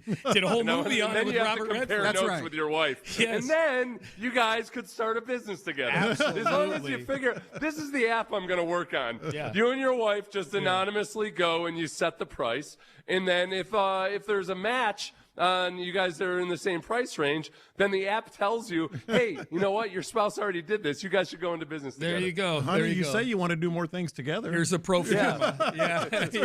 Here's our business plan. By the way, you're listening to KLTM, KLT FM HD2, Houston and Odyssey Sports Station. Crosstalk is brought to you by D&M Auto Leasing. Well, gentlemen, have a great show. Thank you. Reggie, enjoy those mandarin oranges. I will definitely do that. All right. That's the thing I can guarantee. And you guys have a good one. Seth, antibodies to you, my friend. Antibodies and a reminder to you to claim all of your pimp income. It's not the police you got to worry about, Sean. It's the IRS, okay? Too late. I e-filed last night for the first time in my life. Oh, we're filing today. Yeah. Oh, y'all wait this long? Oh, God, yes. That's crazy. yes. There's something about paper, Reggie. There's something about paper. Yeah. Mm-hmm. But I e-filed last night, so it's good. But I did forget to put my pimp income on there, so I might have to file a revised 1040. Sean likes making it more expensive for the taxpayer. That's right. If I'm paying my taxes, everybody else is going to pay more to handle all this paperwork. Damn right. All right, we're done. We are out of time. Crosstalk brought to you by D&M Auto Leasing. Reggie Atatula, John Lopez, Colin Neal in for Figgy Fig. They are in the loop, and they start now. Here, I thought I filed late last month. No, man. That's crazy talk. Kick the can down the road. All right. Yeah, y'all got. This is the earliest I've ever filed. I usually file. Sometimes we get extensions. I usually file. I've never done an extension. Yeah. You file on tax day. I drop it in the. This is an old school thing, and it probably doesn't apply anymore. But my dad told me this. He said that his accountant once told him. This is back at pre-computers. And this is like in the 80s. This is when I first started filing taxes for like summer jobs. Yeah. He said his accountant told him that like there's a huge percentage, like 70% or 60% of the people send in their taxes on tax day. So you have a lesser chance of getting audited because they get flooded on that day. Yeah. So you have a lesser chance of getting audited. So that's why I've done it that way so many years. Pro tip for you there. Yeah. Well, I don't know if it applies anymore. I don't know how many people e-file. There was no e-filing back then, so who the hell knows? Yeah. Who the hell knows? It's worth a shot. Yeah. Make sure you don't go too long and then end up in a bad place. I broke down, though, and e-filed last night. Yeah. And I owed, too, so it was a little bit painful. Yeah, I bet so. It's not fun. Yeah. Not fun. All right, guys. My tax situation is not. It's good advice. I hadn't thought of that. Yeah. We just reminder everybody. Tomorrow's the big day. Yeah, full service operation over here, Yes, right? sir. We're going to talk sports, and we're also going to give you some. Actually, I shouldn't say that we're giving you tax tips. I feel like the lawyers would be real upset about me saying that. So okay, here's what you do. To be clear, disclaimer: I am not an accountant, a lawyer, and I'm not even really good at math. All right, let me tell you what you need to do. Let me tell you what you need to do with your taxes. All right. Disclaimer: this is not financial advice. Yeah, thank you, Colin. I appreciate you covering our asses here. That's Colin Neal. Here's a few standard deductions I think people should take here. From the 281, doesn't work that way. Sean, CPA here. Thank you for that. All right, good. That's exactly right. Real-time realization of why you should not listen to our tax advice. Please do not listen to this. Is entertainment purposes only. And so let's begin the entertainment. Or look, let's continue rather, because the fellas obviously got us going pretty well on this. What is it? Tuesday. Tuesday. It is a Tuesday. Here in the loop. Can you tell? Can you tell I'm in a good place right now? That's John Lopez. I'm Reginald Atatula. Colin Neal on the ones and twos in the super producer Colin. My bad. That's my bad. Yeah. I'm in ND's way and everything. That's on me. But yeah, Figgy Fig. I don't know where he's at. I did not check on his health status today. I think he has the plague. I don't think that was it. Does the plague come with a fever? Yeah. I mean, yesterday he was still questionable. Yeah. I think we had gotten to day-to-day status, but I did not update it today. In fact, I'll send a text here shortly, and we'll get an updated status report on one Figgy Fig. But let's get going. And what is your status report on how you feel about the Texans headed into this draft? It is, 9 days? 9 days, 9 days to the first round of the NFL draft. And Nick Caserio, James Lifford, Chris Blanco, the GM triumvirate with the general manager and the assistant general managers, spoke yesterday in a pre-draft press conference that you heard right here in the loop on Sports Radio 610. It was good, long, and hefty. It was Pendergast and Payne-like. That's well, okay. Yeah. I thought you were saying like the show itself, but time-wise. In fact, speaking of, Nick Caserio will Pendergast and Payne. Thank you. Nick Caserio will be on their show tomorrow, 7:15, I believe, is the time that you should. What are they going to ask him? More. They're going to ask him the same questions over again. I think they'll ask him more fun stuff, as it seems like he's opened up and gotten more comfortable with the media. But with that, we're not going to really get into a lot of hypotheticals and a lot of speculation. That's right? fair, Nick Caserio. We did not get that Nick Caserio. No, we interestingly enough, he gave us a little bit more. And with that, I think that there's some places where maybe with new information you have an opportunity to shift what you're thinking. Have your expectations changed at all for the Texans with the first round or anything in this draft coming up? Yes and no. By the way, Pace Power text line 713-572-4610. Yes, exactly. Listen. So we reacted in real time yesterday. We were out at Rally House. They're great people out there, and we were reacting in real time. So then you go home, you kind of digest the whole thing. And I started thinking about the draft, and I know you did too because you think about everything. But I don't. You're giving me way too much credit. But so there were 4 areas where I could easily see. Oh, okay. Given what he said and they said, because others weighed in as well, as you mentioned. There are 4 areas where we could easily justify, all right, I think they might do that in the first round. Offensive line, trade up or trade back, wide receiver, and tight end. Would you disagree with that? Because they dug in on that, and on each individual answer, and we'll hear them here in a second, you could go, oh, okay, I see what they're doing there. So where does that leave? If you're focusing on round 1, I don't think wide receiver is an answer there. However, I do. I have come around to something that you've talked about, which is the idea of just getting a wide receiver. The way that Nick Caserio talked about that, and can you cue up cut 21 if you don't mind here, Colin? It did make me go, okay, I understand where you're at. This is what Nick Caserio said, and I don't know if we get any of Lipford after as well. But this is what he said when asked about Tank Dell specifically, and the timeline that Demeco kind of laid out, where it's like, hey, or didn't lay out. Well, Demeco did earlier. I don't know, OTAs. Exactly, and he kind of confirmed that, talking about the latest on Tank Dell's recovery from injury and the timeline. With Tank, I mean, honestly, it's probably a day-to-day. We'll kind of see where he is. Probably have a better idea as we get through the spring of what his availability is going to be in training camp. So, I mean, he's been here pretty religiously, since he's been able to do more once he's kind of gotten out of the rehab stage. So, I mean, as far as the receiver position, I mean, look, if there's a receiver that we like, that we feel, we want to add to the team, then we're going to take him independent of kind of what's going on. And in the end, the competition will sort itself out. Demeco and I talk about this all the time. Get them in a building, they'll figure it out, not us. So ultimately, it's going to be up to the performance of the players. So we try to stay true to that and not get so like, well, we have this. Well, honestly, like that could change in a heartbeat. You get into a game, all right, well, what's our next option? So you always want to be prepared and have some contingencies in place. But I would say a person's individual situation doesn't necessarily correlate to, well, we have to draft this over here, and if we don't, so, okay, like, if you draft it, you draft it. If you don't, you don't. I mean, there's a group of players that, we haven't talked about, like, after the draft, if they're not with a team, all right, is there a player that we feel could add some value to our team and program? We signed Chubb kind of, later in the spring last year. It was May or whatever it was. All right, but the two things kept going. The two things in there that I went, okay, and I could absolutely see them drafting a wide receiver in the first round because he said, we'll find out more about his availability for training camp. Sure. Demeco said OTAs for training camp. Sure. And then he said, I forget exactly how he put it, but he said, if there's a receiver there that we like, we'll take him no matter what. Correct. Meaning no matter, I'm interpreting it as no matter, what the situation is. Can I tell you what the words were that I heard when he said that? I know that you literally just heard what he said. Yeah. What happened in my mind was, Tank Dell ain't stopping no show. Yeah. Right? Those were the words that came up in my head. And interestingly enough, obviously he was speaking about Tank Dell, and obviously we've talked about the possibility of what Tank Dell could be if he comes back, but it's probably more responsible to go, we're not sure what he will be. He's coming off of a number of injuries. Remember, I've said all the CLs, right? Yeah. ACL, LCL, I think MCL, all those have been significantly injured by him, and he's coming back from those. We don't know even if and when he returns what caliber of player he's going to be, right? Tank Dell ain't stopping no show. I also heard him go as far as, if there's a player we like, we'll take him, and he went further to go to the, even the undrafted. We'll just throw a dude into the room and see who comes out. And I go, oh, so the big question that I've had at wide receiver is not really about Tank Dell. It's really more about, you had these young players that you believe in.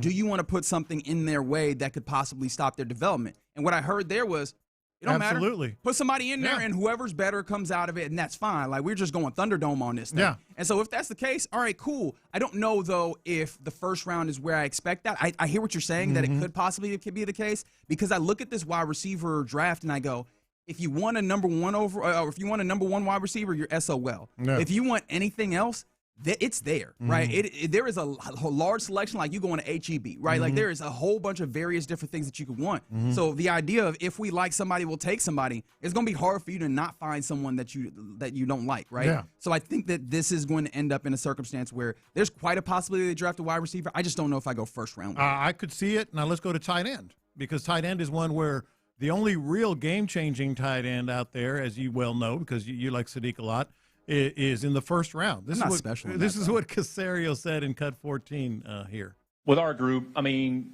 we got a lot of guys in some different categories. Brevin's had a couple years here, unfortunately, where he's had some injuries set him back. So, I mean, he's a player that we've liked having in the building. So, honestly, it's probably TBD with him a little bit. So, but he's a great kid. He's got a good attitude. Look, he's been here working his tail off. So, I mean, he's got a great spirit. He's, everybody's rooting for Brevin.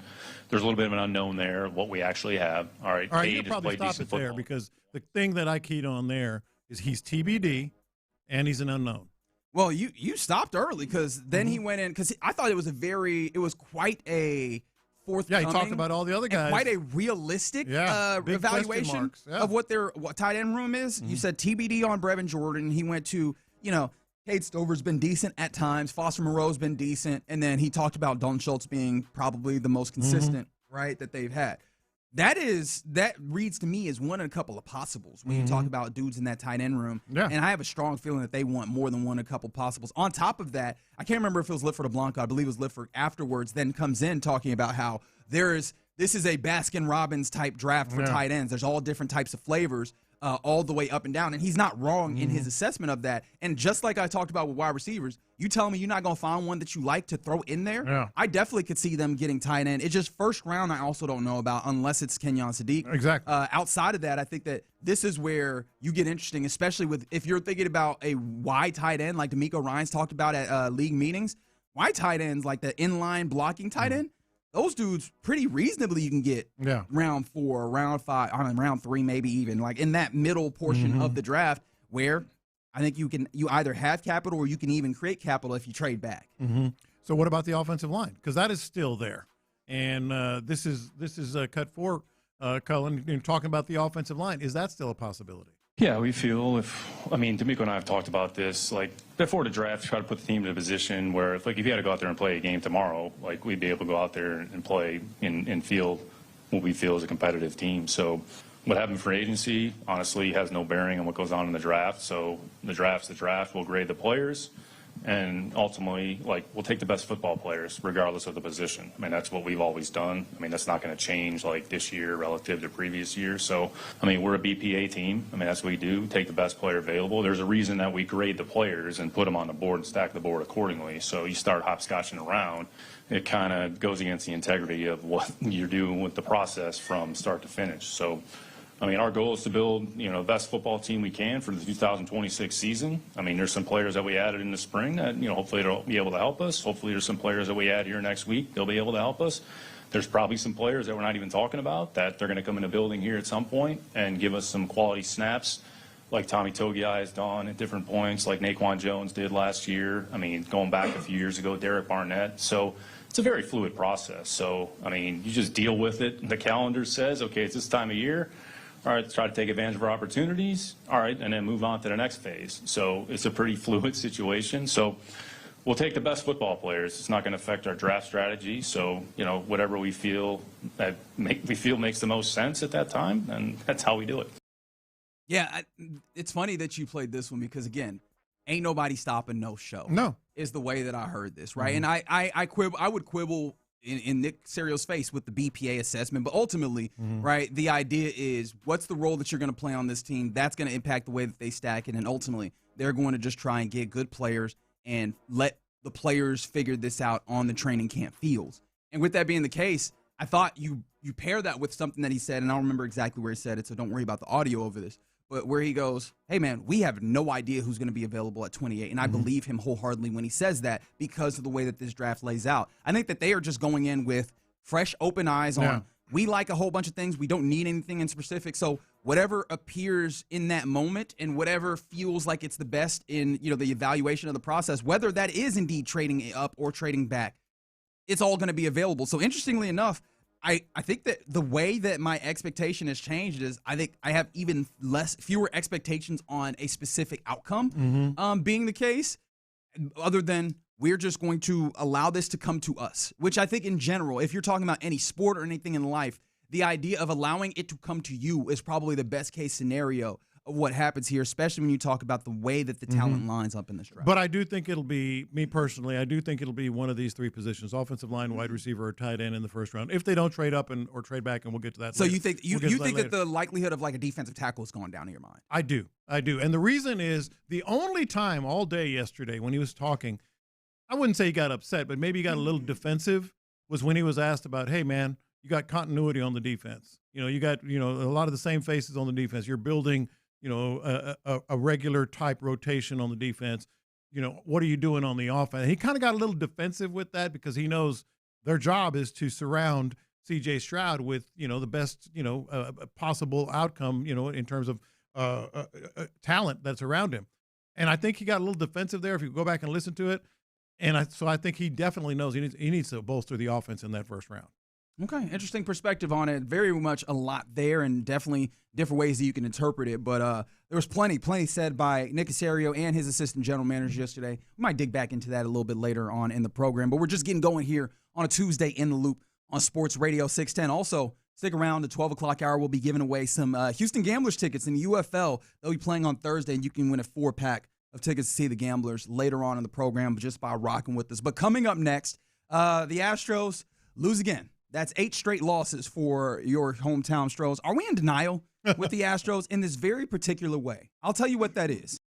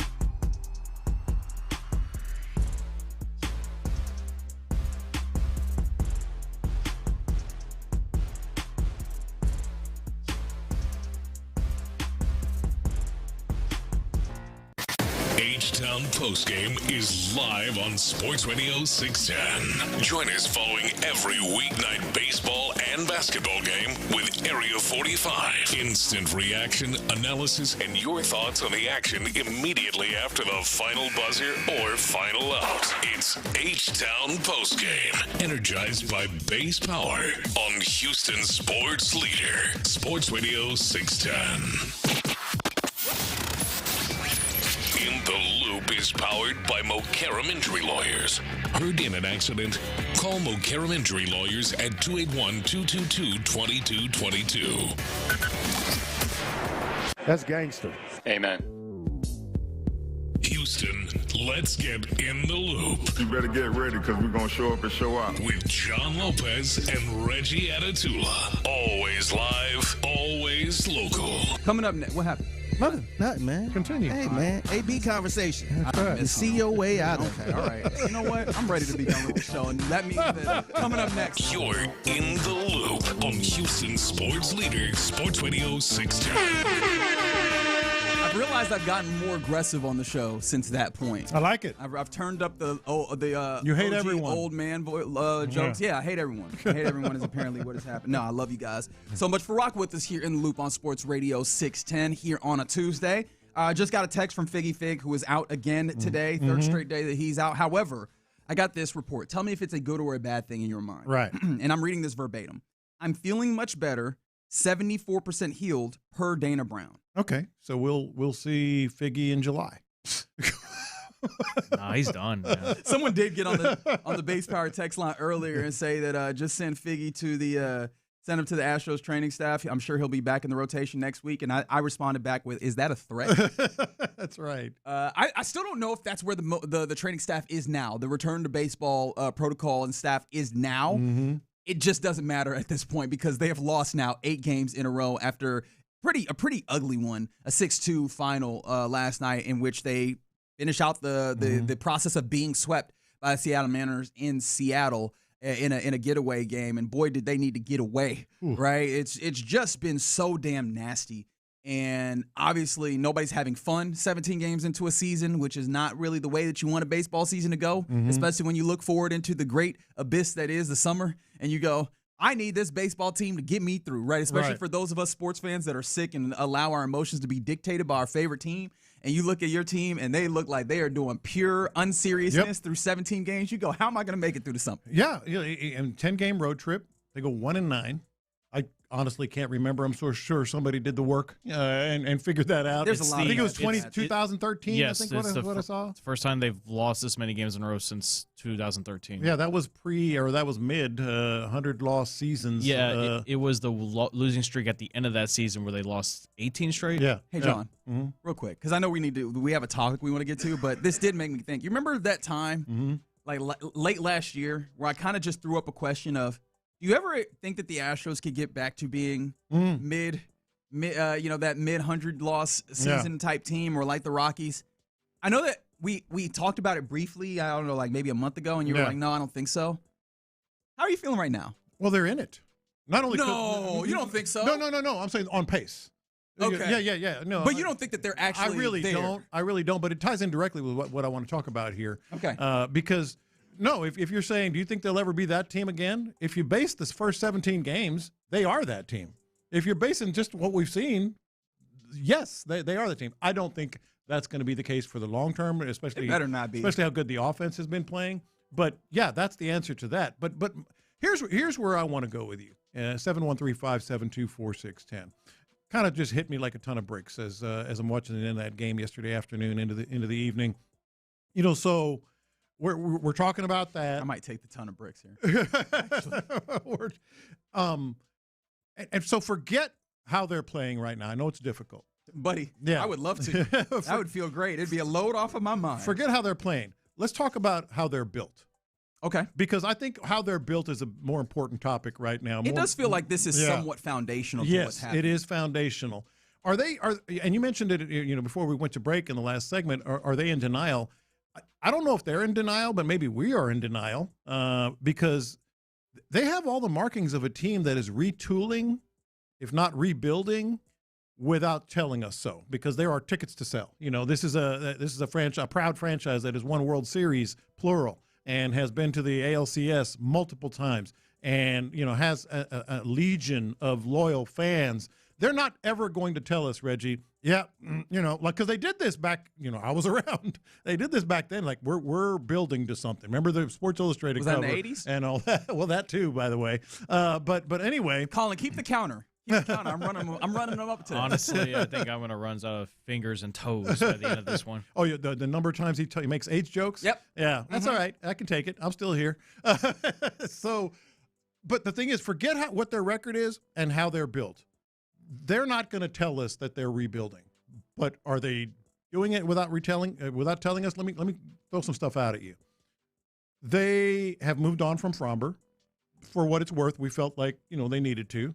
Traded Dubon, brought up stopgap starting pitching outside of Tatsuya Imai. Let's face it, Burrows, where he is in his career, what he's done in the Major League Baseball, that's a stopgap pitcher. And boy, if he don't look like a fifth starter right now. Exactly. And some of the other pitchers that they have are more like guys that may or may not be around, long term. Who's pitching today? Is it Colton Gordon? It is indeed Colton Gordon, who is on the bump opposite Michael Lorenzen. Mm-hmm.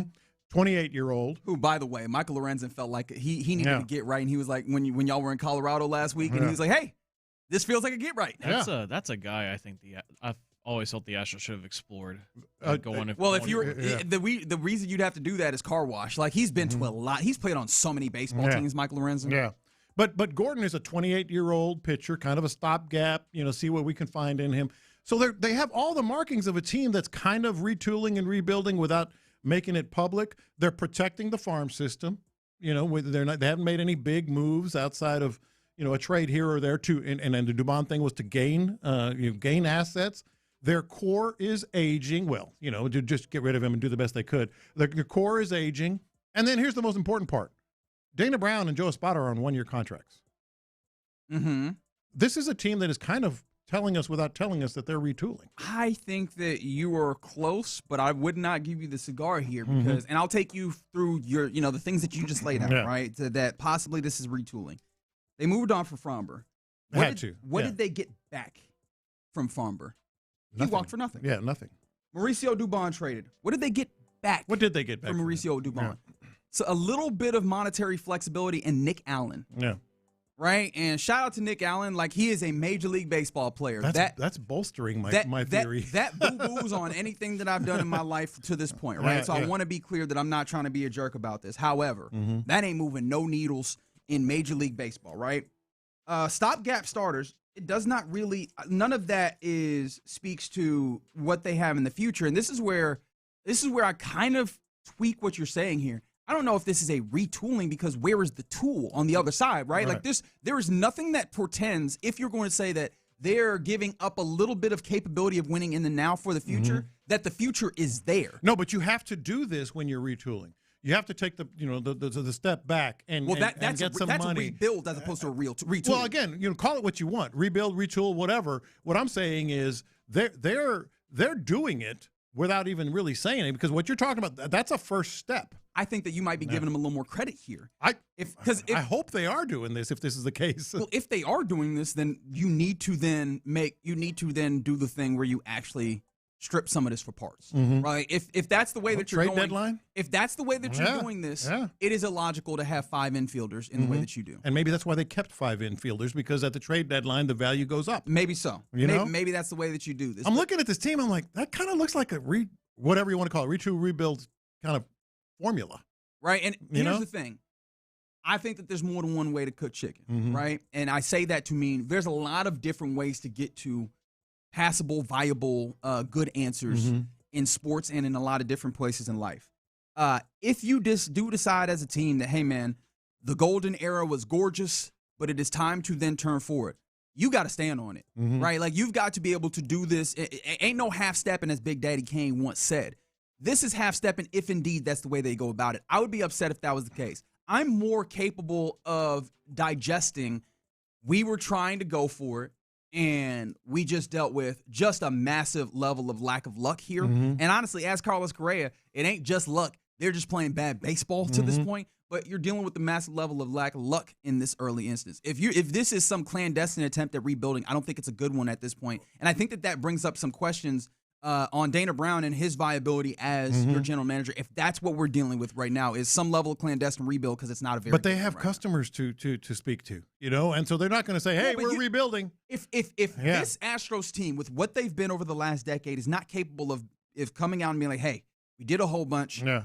Now we need to set ourselves up to try and go and do that again. Then there's no team in baseball and all of sports that can step up to the table and go, hey, now is the time to turn the page. Yeah. Like, they have the equity as an organization to be able to come out to their fan base and go, look, we rebuilt once. Yeah. We built up a dynasty. Let's do it again. I get it. If they have to try and do it clandestinely, then they're not understanding the circumstance, and I think that there's real questions to be had about who they are. I get your point. I think there are real questions, but this is, as they like to say, a business. But you look at the pitchers that they have that they're relying on now.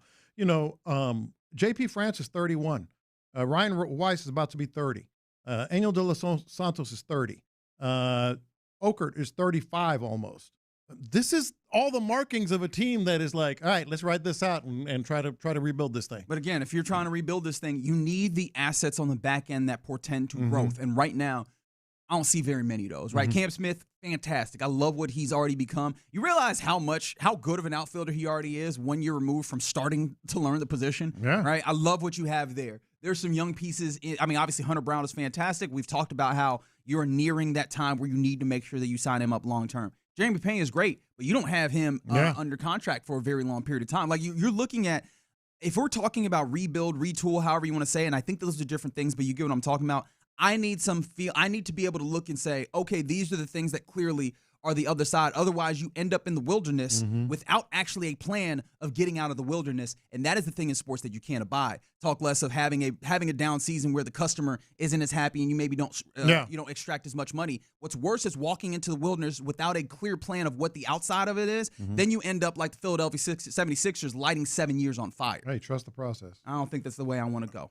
All right, you're in the loop here on Sports Radio 610. Appreciate you rocking with us. Coming up next, let's get to our question of the day.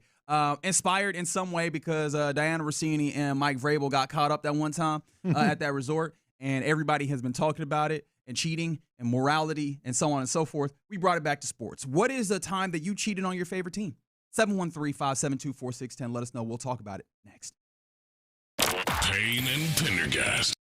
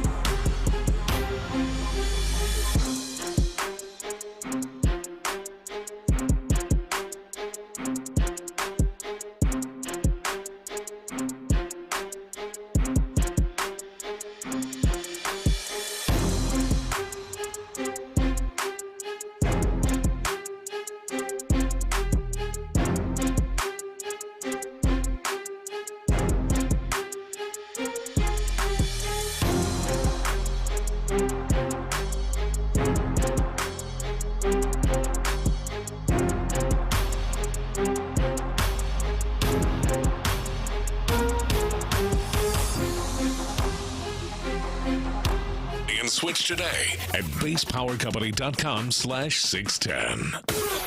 Sports Radio 610 presents live from the West Point Lincoln and West Point Lincoln of Sugar Land Studios. Here's In the Loop with John Lopez and Reggie Atatula. Yeah, you're in the loop here on Sports Radio 610.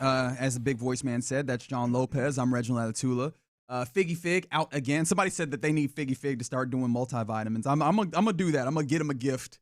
When he comes back, right on his desk, there will be a daily multivitamin. In fact, I'm gonna get him a Flintstones chewable daily multivitamin to make sure that he gets his immune system up, because he's been sick a little bit more. Oh yeah, he's got leprosy. Okay, I don't think that the multivitamin is gonna help that. Jeez, man. Calling Neil on the ones and twos for us. And so we'll all that answer the question. You should too on the Base Power text line. Also the Mo Caram and Drew Lawyers live streams. I forgot to mention that YouTube page. Sports Radio 610, Twitch chat 610 Houston. What's a time that you cheated on your favorite team? 713-572-4610. Because the storyline that has continued with Diana Rossini and Mike Vrabel. Rossini, a NFL insider for The Athletic. Mike Vrabel, obviously the head coach of the New England Patriots, after they were seen in a compromising position in a resort in Arizona, adults-only resort, mind you, that kind of has been notorious for kind of couples, like a romantic feel. And so this has kind of raised the question of two different things, morality and ethics. And morality is an interesting thing because that is fluid amongst depending on who you talk about. And that's one of those places where businesses tend to try and stay out of, unless you're the NFL circa 2008 or so.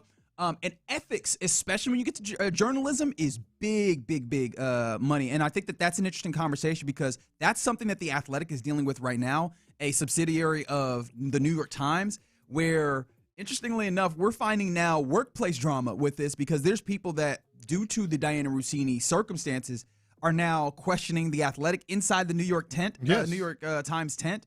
And The Athletic themselves are having a little bit of there's a little scrutiny on them for, one, the way that they handled this immediately. First and foremost, apparently coming out really staunchly in support of Diana Rossini. Then later, kind of pulling her on the back burner. But then supposedly those things being, at odds. It's been very odd to see the way that this handles as they're investigating this. What has been your reaction as we've seen more of the ethical conversation unfold with The Athletic? Well, I think outside looking in, it seems like there is a lot more there that they have since discovered. They being whether it's the Patriots or The Athletic. Obviously, Vrabel as well wasn't available for his pre-draft like he was last year. The pre-draft press conference like we had from Nick Caserio. Obviously, with Diana Rossini, they have put her. She's shut down. In fact, she hasn't even retweeted anything in 5 days since she got all that blowback. Except for that one time. Yeah, that on that one. So 5 days of nothing. So I think it's safe to say they are at least investigating or whatever more. That there might be some more that they have to look at. In the immediate aftermath of of New York, the New York Post and Page 6 posting these pictures that then created the controversy, or at least created it in our imaginations of what we could see. I was like, she could come back from this. If The Athletic comes down on her for ethics violation, is that something different? Because I do think that might be a different thing than, okay, this is a whole kind of conversation that we talk about, and then she goes back to doing her job. I honestly don't think she gets out of this.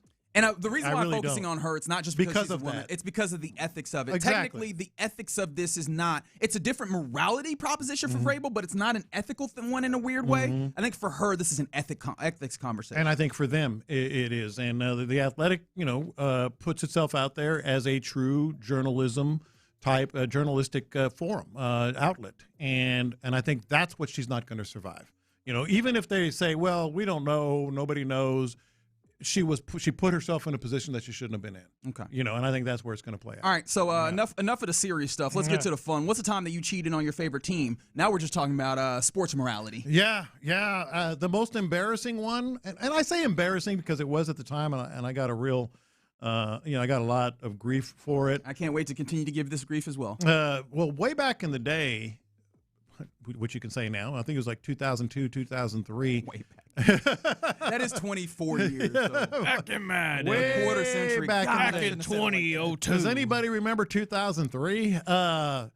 I was a huge T.J. Ford fan.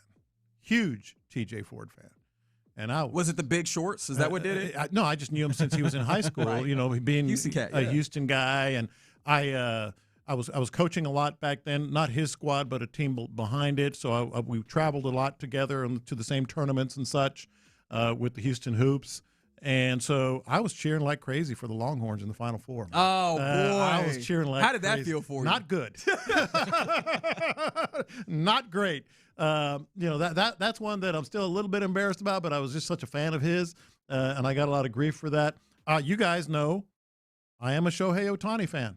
Let's go Dodgers! That's right.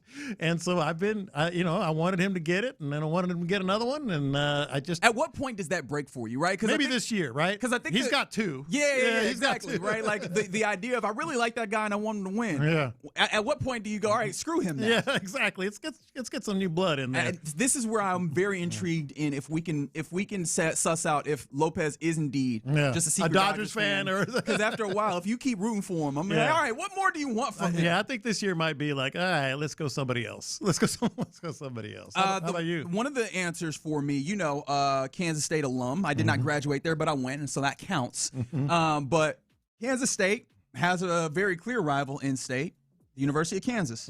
Except I think this was the 22 season, if memory serves. It might be the 23 season because they had a little run. But Lance Leipold came from Buffalo and started turning that program around at Kansas. And I liked Lance Leipold as like just a really good coach. But then I saw the way that they were playing football with Jalen Daniels, the quarterback there, and I was just like, this is such a fun brand of football that I can't deny it.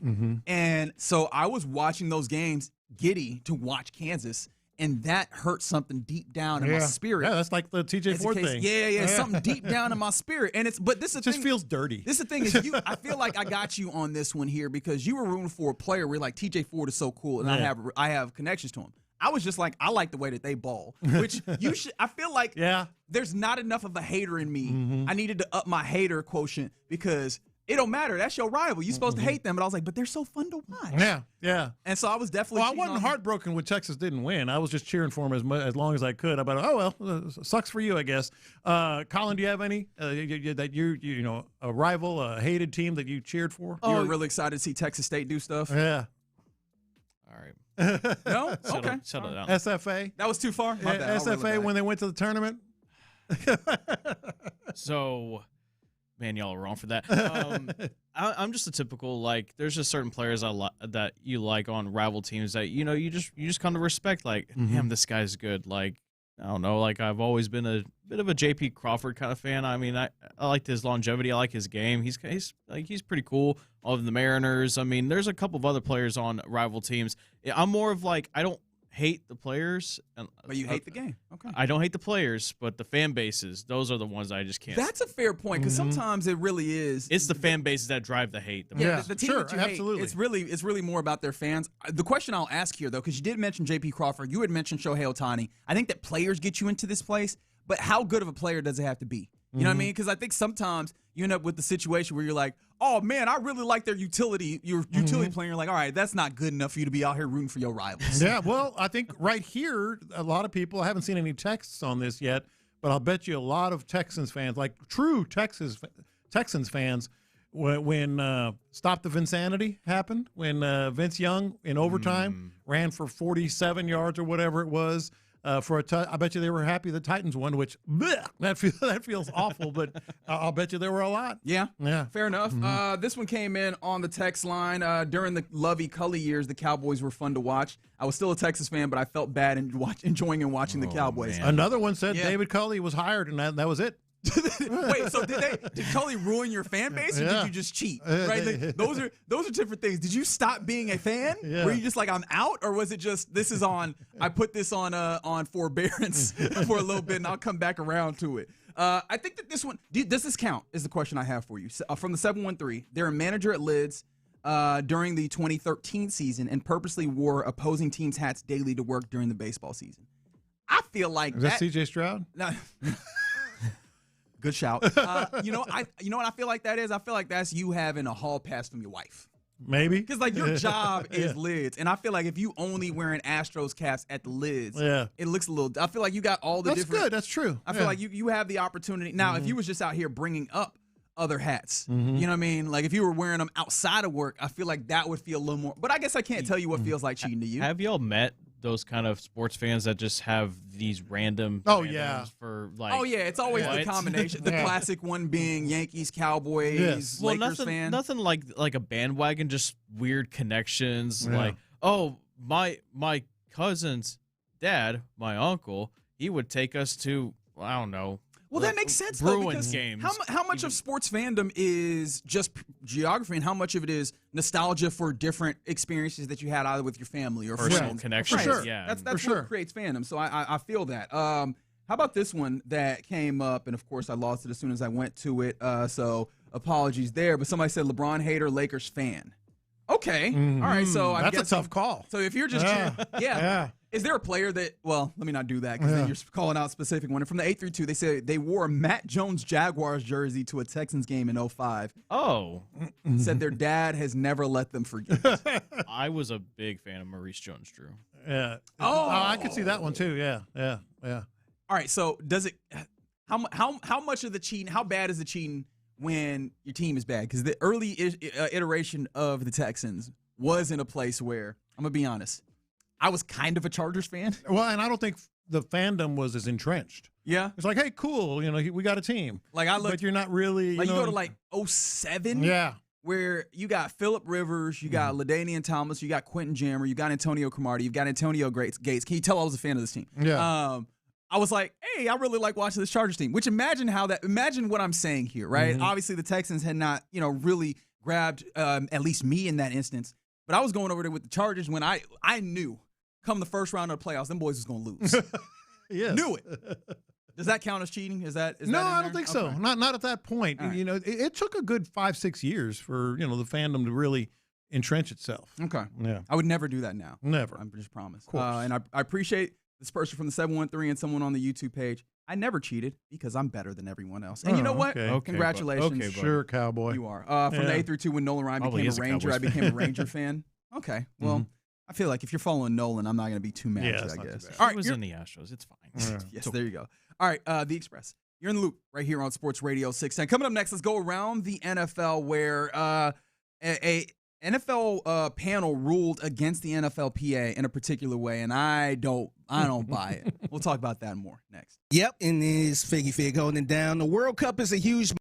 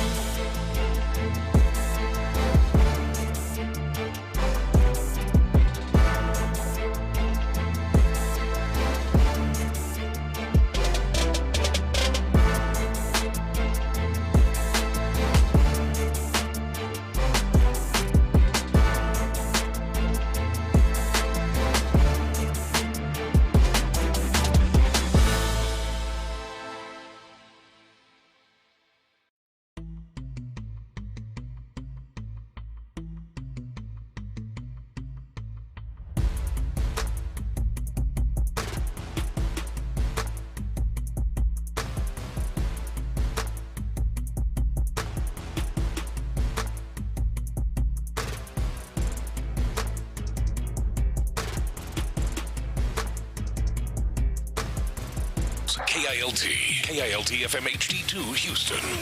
On Odyssey Sports Station. The Texans play here. Let's go around the NFL in the loop style. Why are you smiling? Because I love football. Here's John Lopez and Reggie Adetula. I'm going to tell you all about how much fun you're going to have this season. On Houston sports leader, Sports Radio 610. Oh, man. A lot of cheating happening in this text line. And, of course, we get one person who says, bandwagon fans suck. All right. I mean, it is your prerogative to feel that way. I'm a better fan than you is what he's trying to say. Which you might be. It's possible. You weren't here during the hard times. Real fans do this. Who am I to say? Yeah. From the 713 was raised a Cowboys fan. Mom and dad bought the kids uniforms. That's tough. 832 always was a Rockets fan, but when that 90s Bulls intro came on with the Alan Parsons Project, I don't know if I could blame you for that. Like that was an international phenomenon. I couldn't blame you for that. It's kind of hard. Yeah. It's kind of hard to blame you for that one. I don't think. At what point did y'all start to respect Tom Brady, or not just hate him? Ooh, that's interesting. Because when I watched that Super Bowl comeback he had in '49, I was like, you know what? I like Tom Brady now. I don't hate him anymore. I don't know if I ever loved him, but yeah, respect would be the right way to put it. And here's the thing that I know people will be mad at. When it came to him, I also found myself, there's always some level of big time debate between one great player and another. I found myself on the Peyton Manning side of that debate, so I was also holding out for a very long time. Yeah. And then when I wasn't doing that, I went to the other side of, well, he's about to fall off. Tom Brady did that like 7 times. Yes, 100%. 51. Kept making me feel like an idiot. It was Super Bowl 51. The comeback was. I'm glad that you called the Super Bowls by their numbers because I never remember. You better give me a year. You better give me a year if you have any chance of me remembering it because my brain is stupid. Also, all of our brains might be stupid compared to collective computing as we go around the NFL. That might be the way the NFL evaluation of players goes, as AI is pushing into draft prep. Remember, we heard Nick Caserio talk about this, and really Chris Blanco, who is kind of their I guess AI guy, for lack of a better term, or at least point on man staff. on it, right? Point man on it. Was talking about this. He kind of laid out what was an interesting idea, and when we were talking about it, me, you, and B. Scott, in fact, at the Rally House yesterday. And we were like, I didn't know what, how much they had used it, and then obviously they talked about it, and also we were like, I wonder what processes they had. Well, ESPN, interestingly enough, actually a couple days ago, this weekend, had done a piece about AI in draft, and so I was looking into this, and something hit me over the head in this article that was like, oh, that's so obvious. The NFL has a very strong partnership with Microsoft, and they have Microsoft's Copilot, their AI assistant or whatever. They have that available to all teams. So a lot of teams have gone to using the Microsoft Copilot. I do wonder if that's simply what we're talking about when we talk about the Texans, at least in particular, with their AI usage. Because it didn't seem like they were talking about it as such that it is integral to what they do, but more that they're dabbling. And that seems to be where a lot of teams are currently in the AI space, especially with draft evaluation. Yeah, I can't imagine that they're just using Copilot like regular people do. Like, hey, who should we draft? Something like that. I think they're using the advanced, the highest levels of artificial intelligence that you could possibly get, in-depth stuff. And you and I were kind of on the opposite sides on. I love it. I love it. I really do, because it's just as they laid out yesterday. Use it as a tool, but use the highest end of it, and I think it could really come in handy. So some of the things that were kind of described in this article, like Rob Brzezinski. Brzezinski?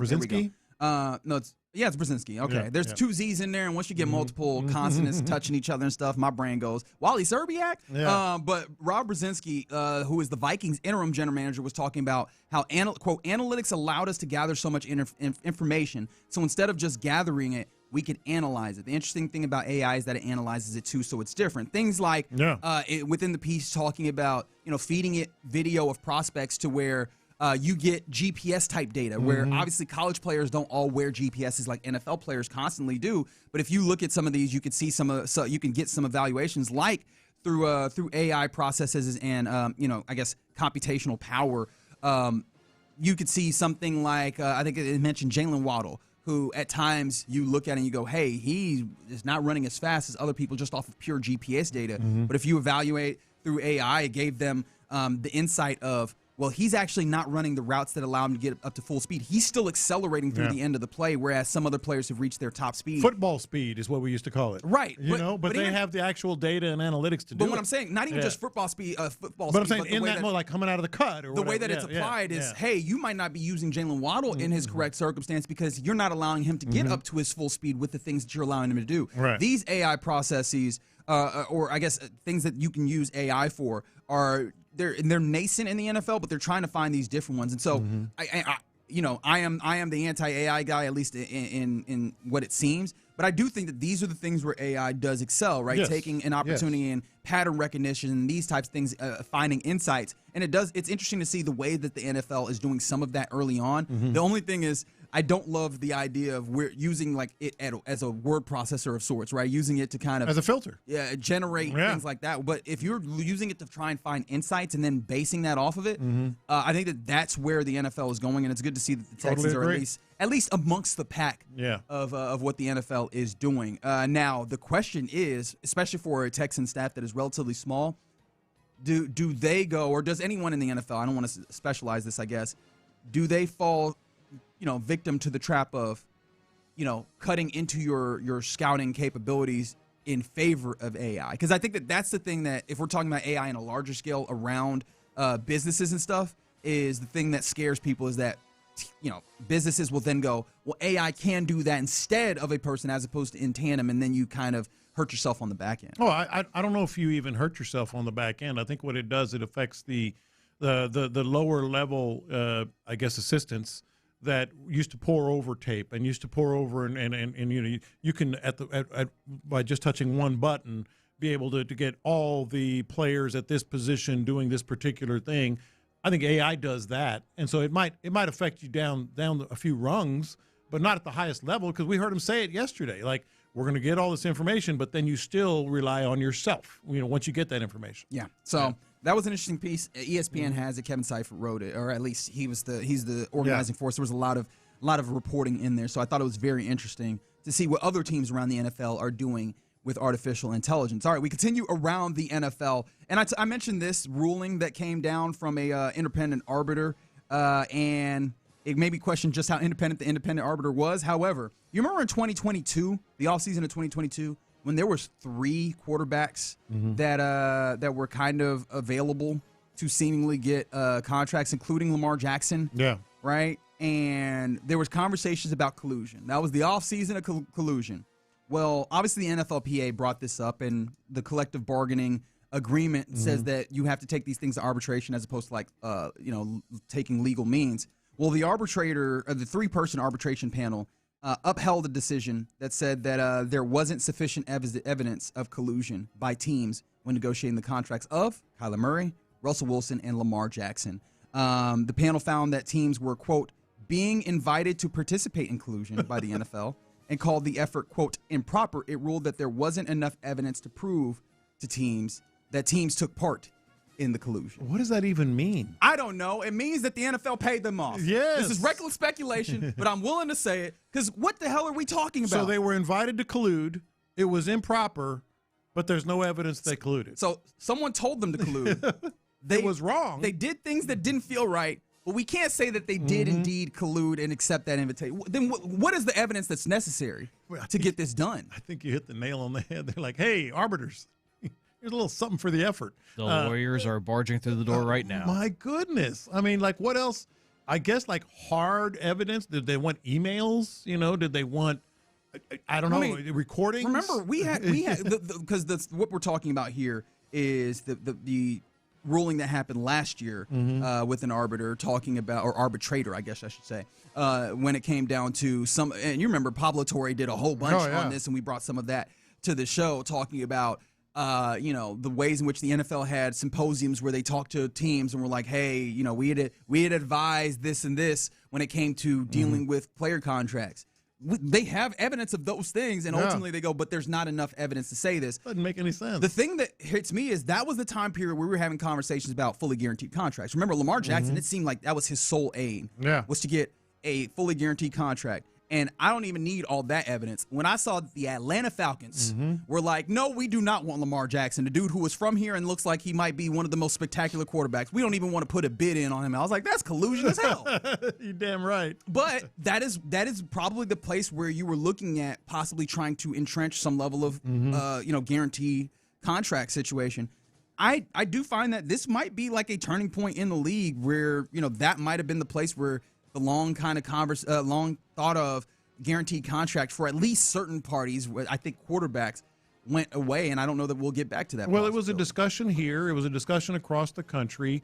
Once Deshaun Watson got the $230 million guarantee, right, we were all thinking, all right, well, the seal has been broken. No quarterback is going to want anything less than a fully guaranteed contract. At least the guys quarterbacks, the guys that can make it happen, right? The guys who we talk about as elite or elite adjacent, right? Right. And so the NFL said, yeah, it certainly looks that way. So what can we do to make sure that doesn't happen? That's collusion.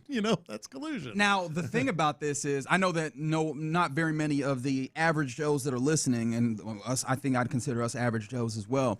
It matters to us when it comes to the guaranteed contracts of it on the top end. The thing I wonder about is, what does this embolden the NFL to do in their labor negotiations with the NFLPA going forward? I think anything.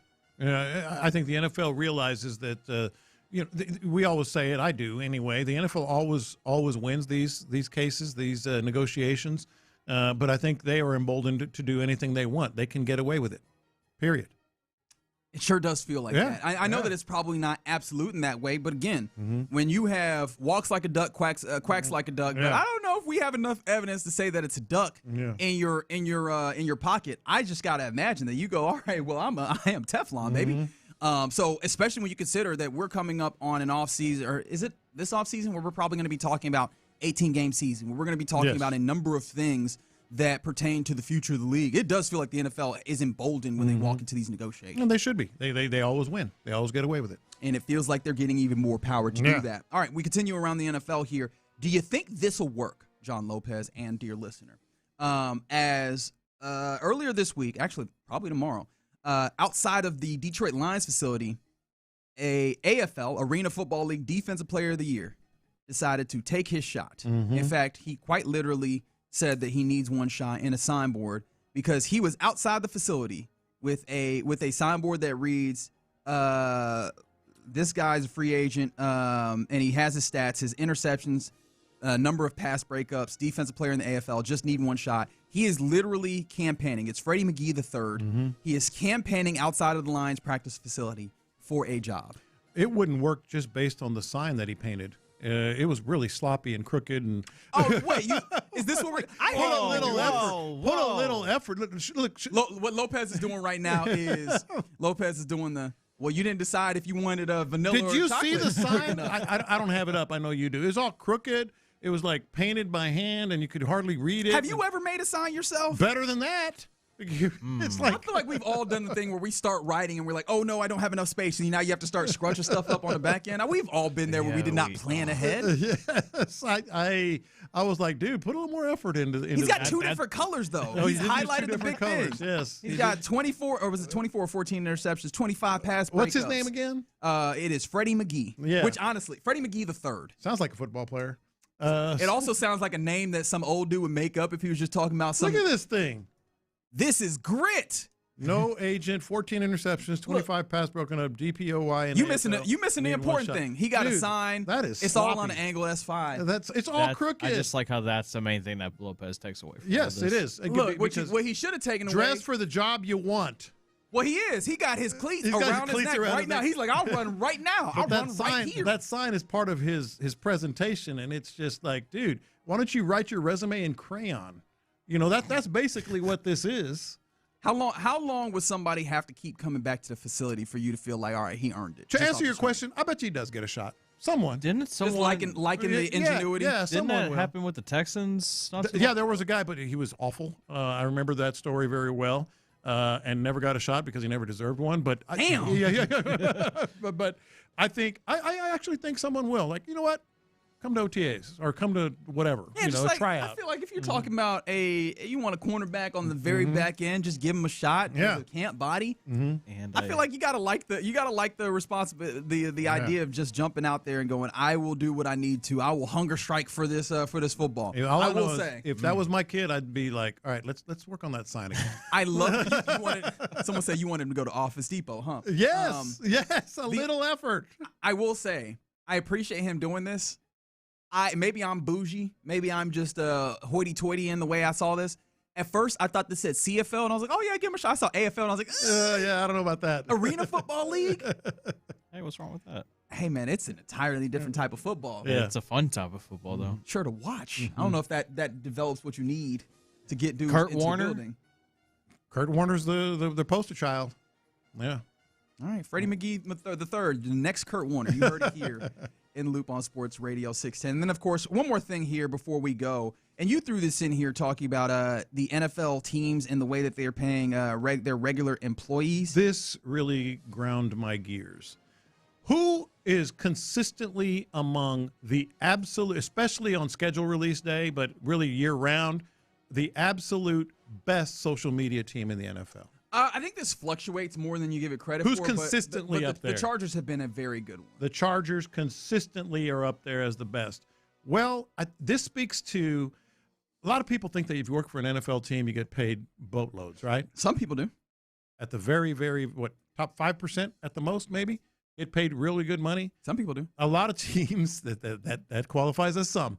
A lot of teams feel as if because they are in the NFL and you have a chance to work for the NFL, that they don't have to pay you very much because of the honor of working for an NFL team. And they're not wrong because they do get people that will step They up. get people. They get that'll do people. it. But when you find someone like the social media coordinator for the LA Chargers and they leave and then you have to repost the job, this just speaks to the issues of, how the NFL doesn't pay the right people enough. So explain what you mean, because there was on LinkedIn, I believe, on LinkedIn, a listing for a full-time social media coordinator for the Los Angeles Chargers in El Segundo, California, where Q-Tip left his wallet, and the pay range, $50,000 to $60,000 a year. And I know listeners are like, that's not that bad. No, that's not that bad for an entry-level position. This is the coordinator. This is the face of your organization in a lot of ways. Hey, man, they are one fat thumb away from blowing up your whole operation. How many times you see these people get fired and everything else? Like, the social media coordinator is not a small job. It is a very, very, very, very important job. And they're not paying them enough. But ultimately. Speaking of social media, see what the Astros just tweeted? Official at Houston Astros, this is where they've gone. Go ahead. Will the wave happen more or less than 3 times at tonight's game? Hashtag chase the MRI. Buddy, chase the fight. That is the biggest bellwether of what's happening with the Astros early on. What are we going to tweet about? Oh, I don't know. Let's talk about the wave, I guess. Is it that like poll that they do in the middle of the games? No. This ain't the Space this City is Home them. Network. This is the Astros account. No. Like in game, like they put up on their board, like they have the audience vote for like. Maybe, but this is them tweeting this. This is where they are. Gotta get the engagement, baby. Can we just not do the wave? But yeah, this is it's just a reflection. The NFL needs to find a way to pay the right people the right way. Well, they only have so much money, Lopez. I don't know if you know this. It's a mom and pop organization. Stop being so logical. All right. You're in the loop here on Sports Radio 610. Coming up next, we continue our countdown to draft. 9 days to the first round of the draft. So we ask yet another question, as we've been asking all the way through this. Would drafting an edge rusher bother you at all? And what would it tell you? 713-572-4610. We do it next. The Drive with Stoerner and Hughley. One of the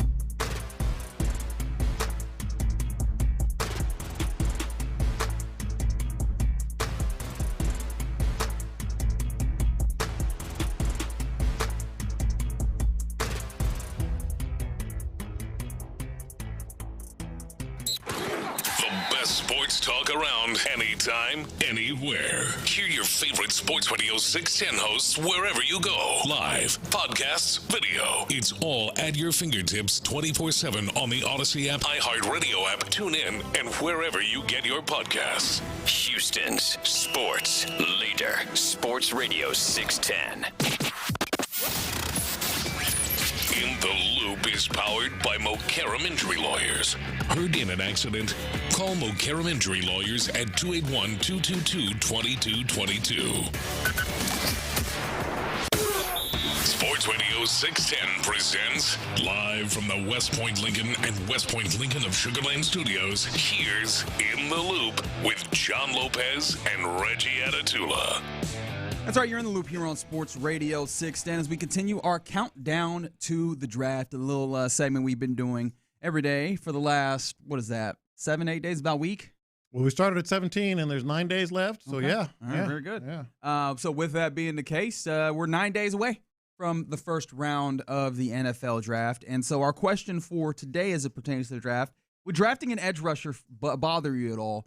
And what would it tell you about the Texans? 713-572-4610. And I'm going to go ahead and preempt your answer. I was just going to say, I want you to answer first because I think mine might surprise you. It's a very easy one. Absolutely not. Mm-hmm. Like, not even close to bothering me. I would welcome it. Mm-hmm.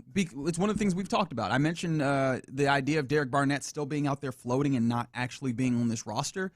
This is a team where, of the positions that they have, right?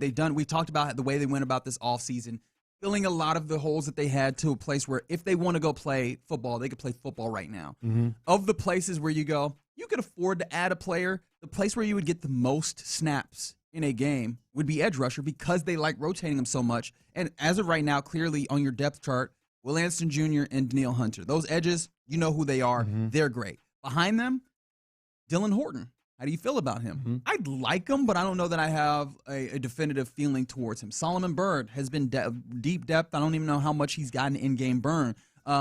Dominique Robinson, kind of a small edge that reminds me of Darrell Taylor last year, who ultimately did not last with your Texans. How much of that was size, how much of that was something else? That's a conversation, but I do wonder how much does that size work with what you have? I don't think you have another guy outside of your starting two where you go, I definitively know what he's going to bring, like Derek Barnett kind of gave you. And so I think that you could do something here where you add a young, talented guy who jumps in there and you know that you have another pass rusher that maybe you pair with Dylan Horton or maybe you pair with one of these guys, these other guys to have 4 solid edge rushers that you know you're going to go to time and time again, which is what Demeco Ryans in the system likes. Yeah, and I said this might surprise you because I'm the guy that says I could absolutely see and maybe even at this point prefer like a wide receiver, if not an offensive lineman. But this would not bother me in the least bit for a number of reasons. And what would it tell you is the second part of this question. It would tell me, number one, this is a position where you can find elite talent deep into the first round.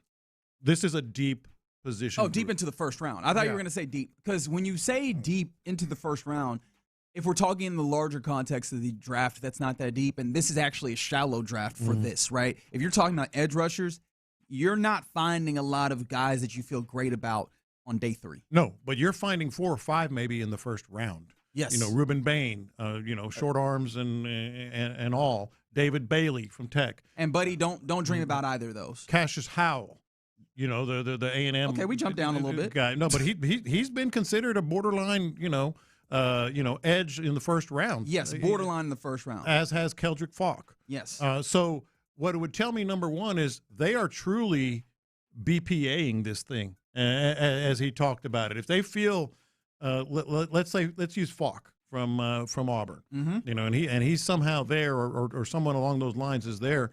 They are truly getting a guy that they think, as you put it, is number one, going to get a lot of snaps just by default, and can be a game-changing type, edge potentially.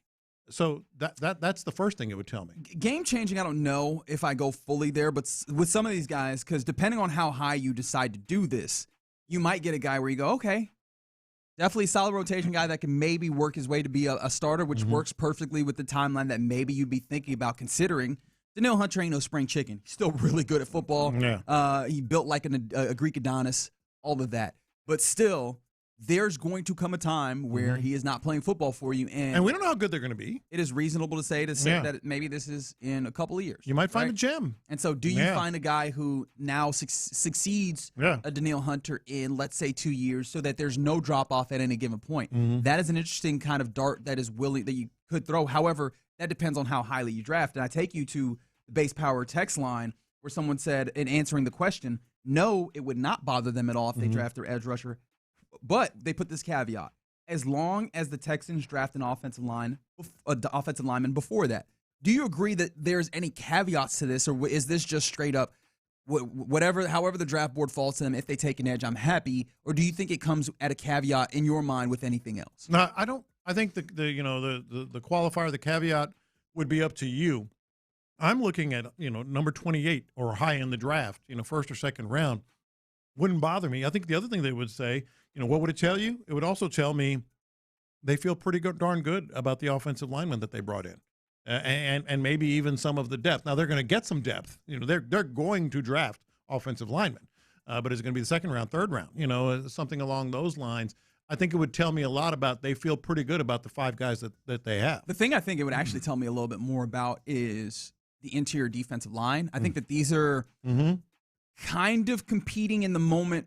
Because, I think that if you want an edge, you need to do it in the first 2 rounds. Yeah. I'm just going to say it that flatly. Yeah. If you get an edge after that, I don't know that you're getting something that's a crapshoot. That's really worth the pick of what we're thinking that you need to do it for, right? Adding a valuable depth piece that can really get some real pass rush snaps early on, right? At least that's the way that I'm viewing it. Maybe they view it differently. That's always a possibility. But if you're taking an edge, maybe like second round, first round, right? Maybe we even we meet what that person says, and let's say they take Maxi Iheanacho in the first round, and then they end up taking like Keldrick Falk or whatever in the early second round at 38, right?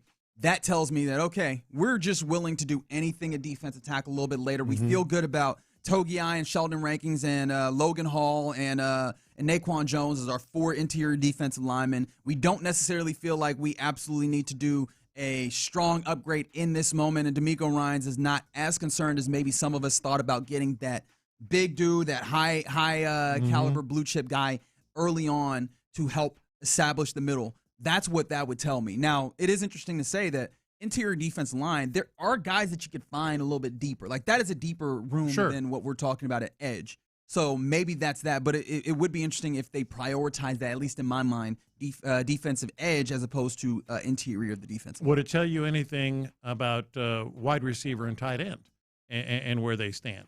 Because to me, tight end, no. Wide receiver, somewhat. I guess, for lack of a better way of saying this, maybe you'll say, hey, here comes Reggie riding the fence again. Tight end, no. I think that tight end, unless it's Kenyon Sadiq, which would require a movement in my mind, or just a catastrophic fall from what we've considered is his best landing spot. I don't think that there's a tight end in any of those ranges that you get. I think that this is such a wide-ranging tight end group. Like was that James Lifford himself who said that yesterday? Oh yeah. Right? There's all sorts of it's a Baskin Robbins of sorts. Like, there's all sorts of different flavors of tight ends, and you can get them all deep, all up and down through this draft. So I think that, especially if I paired that with what Demeco Ryans said about a true wide-eyed tight end, how they really wanted to address that position, I think there's dudes in the 3rd, 4th round, 5th round that I go, I would love to just bring them in. There's a blocking tight end, and you go. Wide receiver, interestingly enough, is there because I know that if you can either get a wide receiver that you go, here's a really talented dude that maybe has the upside to be a number 2 wide receiver once he gets there, and you can get that guy, or you can just get another guy who just jumps into your room and adds some depth. I think that those are different things that are on either side of when you decide to take an edge. And even though, I just said, it would be a true best player available because I think, it's such a deep first round with the edge rushers, I still also think it would say something about just the philosophy of this team because they know the offense just has to be good. But if you add another edge rusher that could maybe get into the rotation, all of a sudden you're elevating the defense that's the number 1 defense or one of the best defenses in the league even higher. Yeah, and it's one of the things that is kind of a feature of this defense is, yes, you have the incredible edge rushers, but they are able to do what they do because they can get a breather and you can keep a similar level of pressure. And then you bring in the world beaters fresh and capable of whooping those edges on the other team, I think that is a valuable part of what you do. In fact, that's what it all stems from. Your defense and your ability to cover obviously helps with the edges, but those guys creating pressure really is the thing that breaks down every opposing offense. So I think making sure that your strength remains strong would be an interesting thing that they go for. It's just a weird draft for that to be the perspective because, again, there's not a lot of guys in the range where you go, they're definitely making a big difference in that, but you can definitely give them good snaps to make sure that your edge rushing room is strong. As much as you and I are in agreement on this, and we just laid it out, I do think it would go over in an interesting. I'd be very interested to see the fan reaction. Because it would be, oh my goodness, they need linemen, they need this, they need that. You're trying to help C.J. Stroud and you get another edge. I'm just talking about general fan, draft night, party. Would it be, oh yay, the defense is going to get better, or oh damn? But you're still thinking first round. I'm thinking first round. I'm thinking first round. If I'm looking at the edges that they've met with, whether it's 30 visit, combine, pro days. All the guys that they've met with, Zion Young, edge out of later, Danny Dennis Sutton, Gabe Akis. Those guys are all guys that are either like borderline first, second round or second round guys. Yeah. So, or day 2 guys even, right? So maybe you go into the third round with some of these guys. And so with that being the case, it does feel like that wouldn't be a first night draft night. It would be one of those people reacting on social media. And that wouldn't go over nearly as bad. No. Yeah. No, I don't think so. All right. You're in the loop here on Sports Radio 610. Appreciate you rocking with us. 9 days to the first round of the NFL draft. We'll get you another one of those questions tomorrow as well. But coming up next, let's get into what's popping, where you want to talk about the Astros? Because Carlos Correa does not have any excuses for his team. We'll talk about that next. In the loop. I would love to add another running back. I just don't know, especially relatively, if that's where I'd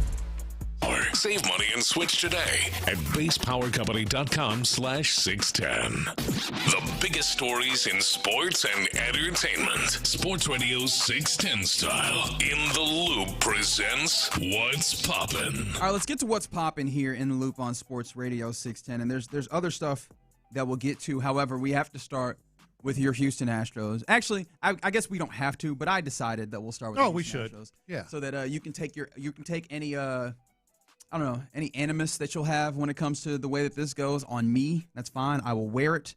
At least the parts that I deserve. The parts that the Astros deserve, they will hold, as they fell to the Mariners 6-2 yesterday in what was another one that just felt awful. I mean, it started early in the first, and we knew what the game was going to be, and it continued that way. That 3-run homer, by the way, for Josh Naylor the first inning. That was his first extra base hit of the season. Thanks for that one. That was a good stat. Did you raise the white flag right away? Yeah, I did too. Yeah, pretty quickly. I was like, okay. Although, if you want a good stat, this is probably the first time that you had an Astro actually go 6 innings in like a week. Mm-hmm. So there's that. Mike Burrows, 11 hits, 6 earned runs, but he did go 6 innings. So at least you only threw 2 pitchers.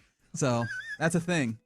I guess that's where we are. That's a thing. Oh, yeah. You got 11 hits, 6 innings. 6 innings. Yeah. I mean, clearly, the injuries are a problem for them, but also, I mean, there was a lot of hard hits in this game where the Astros still did not score very many runs. They had opportunities where they were threatening and they could not get them across. This is something that we've dealt with before as an Astros team. I take you to Carlos Correa, who was kind of talking about the predicament of this Astros team, and he did not leave them off the hook. Like, there was conversations about how much this start is due to the number of injuries, which there are. There are a number of injuries, but he's like, no, that's not the reason. Everything goes through injuries, you know what I mean? I don't want to attach our failures to just injuries. Our failures are because we're playing baseball. Simple as that. There's no way around it. There's no excuse. It's just we're a good club playing bad baseball, and that's what's happening right now. So we just got to go home, regroup, make adjustments, and play better. Yeah, and refreshing to hear. I think, obviously the thing with Carlos Correa, and we love it, is he's very candid when it comes to things like this. Great to hear, but at the same time, applaud him for saying that. But it's impossible not to put a little bit of it at least on the injuries, just because the pitching itself has been so awful. No, but I think that's the understood part. I think that's the part where I don't know about but at least they will give themselves some level of benefit of the doubt there. The thing that I thought in hearing Carlos Correa say that was, man, it's nice to hear that and have someone to know that is being said in the clubhouse, because I'm not sure that that's Joe Espada's get down. Mm-hmm. And I know that the conversation about should Joe Espada be the manager has raised ever since he was named the manager. But it feels like that becomes a little bit more pertinent, especially if in my brain I go, I'm glad that there's someone that's holding them to some level of standard here, even though I don't think that it's not like he has not done that, but it just feels like there's a clarity in which Carlos said it that I wonder if Joe Espada gets across. Now, I'm not in those clubhouses, so it'd be kind of irresponsible for me to say that he definitely doesn't. Yes. But at least my impression of him is such that it almost feels like that's not the accountability that's there. And that really should be a real question of Joe Espada, especially when you've seen the ways that sometimes his team has underperformed over the last couple of years. No, I agree, because you're playing bleepy baseball, as he put it. He didn't say bleepy, but you're playing bleepy baseball. That is on the players, but it's not just on the players. It's on the manager. It's on the pitching coaches. It's on the pitch selection. So it goes all the way through the clubhouse. It's not just like, hey, blame the players. No, it's the whole clubhouse. Is it at all to the point where you start calling for jobs? Because I know we were at the rally house, and the nice ladies that were there were like, man, they got to fire somebody. And I understand that is our fan reaction, is firing somebody in order to respond to this. I don't know that this is like, hey, dudes need to be fired, and this is the reason why it's not getting it done. Not right now per se, but I think the clock is ticking on a lot of these things. It just is by default. I mean, Jim Crane, hey, we're never going to rebuild, and he wants to contend and all that as long as I'm the manager. Remember all those. So ultimately, there is going to be a cost, whether it's a manager or coach or whatever. And by the way, a lot of new coaches. A lot of new, faces that are either on the training staff, the athletic training staff, the medical staff, coaching staff, pitching staff, all this other thing. So it's just not taking. It's not just the players. Yeah. No, that's fair. We'll see. Because again, I think that you made a point, or we've all kind of thought this, is that it's not going to be this forever. Which famous last words, it can't get worse. No. You want to imagine that there's going to be some level of normalizing. You wonder how quickly that happens to help make sure that you don't, piss away too many of these games that are going to be necessary if you actually want to contend for a division, which it almost feels wild because I can't remember the last time I thought about the Astros in the divisional race. Yeah. And we've just been like, hey, let's start by winning a game, which of course they will try to do tonight. The Colorado Rockies are coming to your house this time, Dyken Park, 7:10 first pitch on Space City Home Network. It is Colton Gordon on the bump opposite Michael Lorenzen. And I don't know, my brain is just like, all right, how much of that game over there, how much was impacted by Denver and Coors Field, and how much of this looks different, if at all, at Dyken Park? That is the only thing that intrigues me in my mind in this moment. Just win the series. Well, that's just win a game. Just win a game. Like, I would love to win the series, but we're at the point where you've lost 8 in a row. I can't. It would feel so wild for me to like, well, you just need to win the series. I need to see them win a baseball game. Yeah. No, you absolutely do. I just think it's like that Coors effect a little bit as well. We'll see. Well, they scored runs. They scored runs. They just couldn't get anybody out. So we'll see. Yeah, we will see. All right, some other things that are popping. We got play-in game basketball tonight. Now none of them directly. Okay, so that we know how Colin feels about this. None of these directly impact the Rockets, obviously, as the Rockets are currently in a space where their matchup is set. Their first round, the first game of the first round is already set for Saturday, 7:30 p.m. ABC. But there are some games that I'm want to throw it up there, and I'll have you not power rank these, but give me a grade 1 to 5. 1 being, I guess if it's on, 5 being I'm going to be seated. First play-in game is at 6:30 tonight, and it's on Prime Video. Number 10 Miami versus number 9 Charlotte in the 9-10 matchup. Give me a 1 on that, just because it doesn't really impact the conference as much. Doesn't affect in the East. Yeah. That's been a kind of a scrappy Charlotte team and a Miami team that you've seen be able to score some points. But I think I'm close to that. I'm probably a 2 there. Portland, Phoenix, number 8 Portland versus number 7 Phoenix, vying for that 7th seed and the opportunity to face the San Antonio Spurs in the first round. It's a 9 p.m. game on Prime. Yeah, and that is going to impact the bracket a little more. So you play this game and then you advance to face the next one. However it plays out. In the 8 or 7 series. Oh, you're talking about from the Rockets' perspective. Yes. Okay. Yes. Yeah. But 8 or 7, the winner is going to face the Spurs. Thunder is going to face.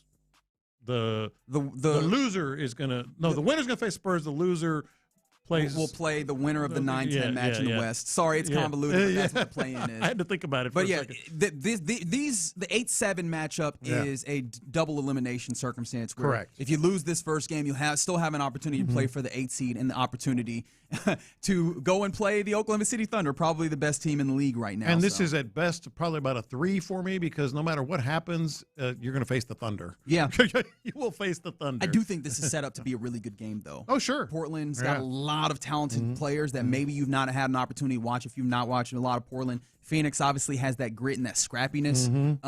And so I'm locked in at like a 3, maybe a 4 here on I'm interested in this game just for basketball reasons, but it obviously doesn't impact the Rockets. What does impact the Rockets is a little bit of a status update on Luka Doncic, who obviously is a superstar player for the Los Angeles Lakers. Dave McMenamin of ESPN is reporting that Luka Doncic might not be on the court for the start of the NBA playoffs, but he will be with the team. He's returning to Los Angeles on this Friday, after spending the last week in Spain, getting multiple injections for a grade 2 left hamstring strain.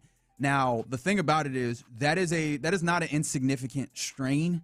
And so we're going to be on Luka watch through a number of games, but at least he will be around to the point where it's going to be a question, I think, for Game 3, Game 4. All right, is he going to play? Do you think he's good enough to go? And Luka is notoriously a warrior who kind of battles through injuries during his playoff runs. Even that run that they went in Dallas a couple years ago to the finals, he had a nagging injury all the way through that. So it'll be and conflicting reports too. We've seen.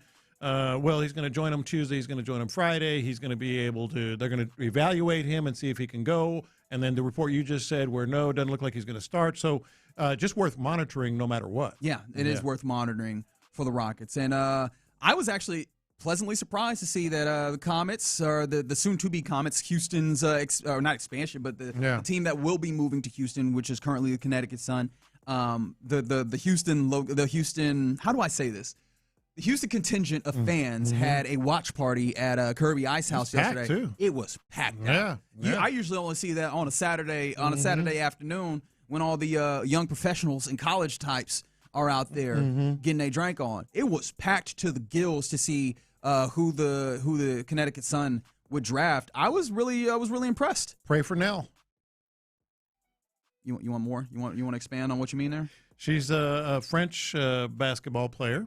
And the Comets, she's going to be a future Comet, Nell Anglama. Yeah. As you mentioned, French guard. I think she's 5'11", if memory serves here. Definitely some development still to be had. She was the 12th pick. I think 15th, they ended up getting a shooter there as well. So the Connecticut Sun, if you're interested to keep track of it this season, a lot of bigs. They're a team that is in the lower portion of the W. So this is just kind of a see how they come together. I was just curious. To see, who would be future Comets, in this draft. So I checked in on it after the fact, and I was blown away. You're blown away by? Holly Rowe. Yeah, Holly Rowe, just constant, really good sideline reporter. And I had no idea. She does obviously college football. You'll see her a lot. Yeah. She does a little college basketball, but she also does a lot of WNBA, and she was there at the draft. This is Holly Rowe showing off her skills, talking to the new French player in French. Bienvenue à WNBA. Merci. Merci. Qu'est-ce que tu penses quand tu appelles ton nom de cet moment? The fans are like, wait, what? Thank you. I'm really excited and a little bit nervous, but I'm really grateful to be here with my family, with Sébastien too. And yes, I'm just really blessed. Yes. Sa mère et ton père, qu'est-ce que tu vous dis à them? We don't need to hear. She fucked we with don't him. need to. That was the point I wanted to get to. Dude, she could speak. I was surprised. Did you have any idea? They had a live shot of her family, and even then they were like, wait, what's going on? Which is, you know what the impressive part of that is? Not just that Holly Rowe could speak. The second place impressive thing in my mind was that at one point she is helping Nell with her English, because she's like, I know what you're trying to say and let me help you, which you have to have a certain level of proficiency. Yeah. But honestly, the most impressive thing is what Colin just said, because typically French people ain't kind about you trying to speak their language. Yeah. There are certain other language speakers that if you try, they're like, oh, that's want cool. you to. Yeah. They're like, oh, you're doing a good job. I don't think they like Americans. That's a long time sort of reputation. Yeah, the French, when you try and speak French, they're like, that's disgusting. I was like, how about Holly? That's awful. How about Holly? She spent some summers in France. I bet she did. So that was pretty cool. Very cool. Okay. Yeah. All right. Yeah. Reel it back, Colin. You're doing a lot. Yes. From the 832. Man, what you know about that Kirby's, Reggie? Not very much. Don't get out here trying to do me, man. I don't be out there. I'm a child of God. I don't know what you're talking about. You go to that steak night.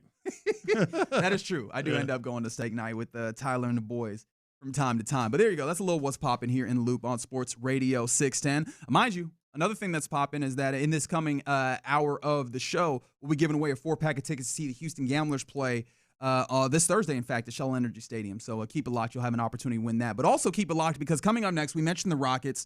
Their series is set. The regular season is over. And there's interesting, stories being written about the organization and such. And so to talk about all of that, I figured let's talk to Houston Rockets beat writer for the Houston Chronicle, Varun Shankar, and we'll do that next. Payne and Pendergast. Yordan Alvarez is off to a great start. Jose Altuve.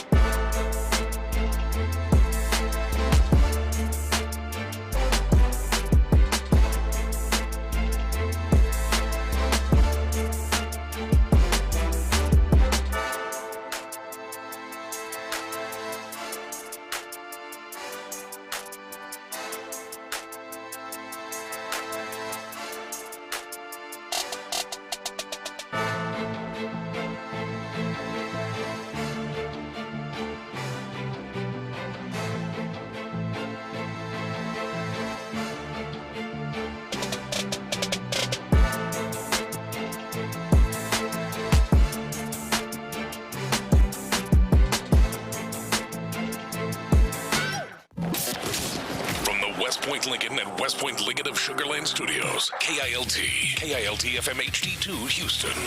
On Odyssey Sports Station. The Texans play here. Sports Radio 610 presents In the Loop with John Lopez and Reggie Atatula.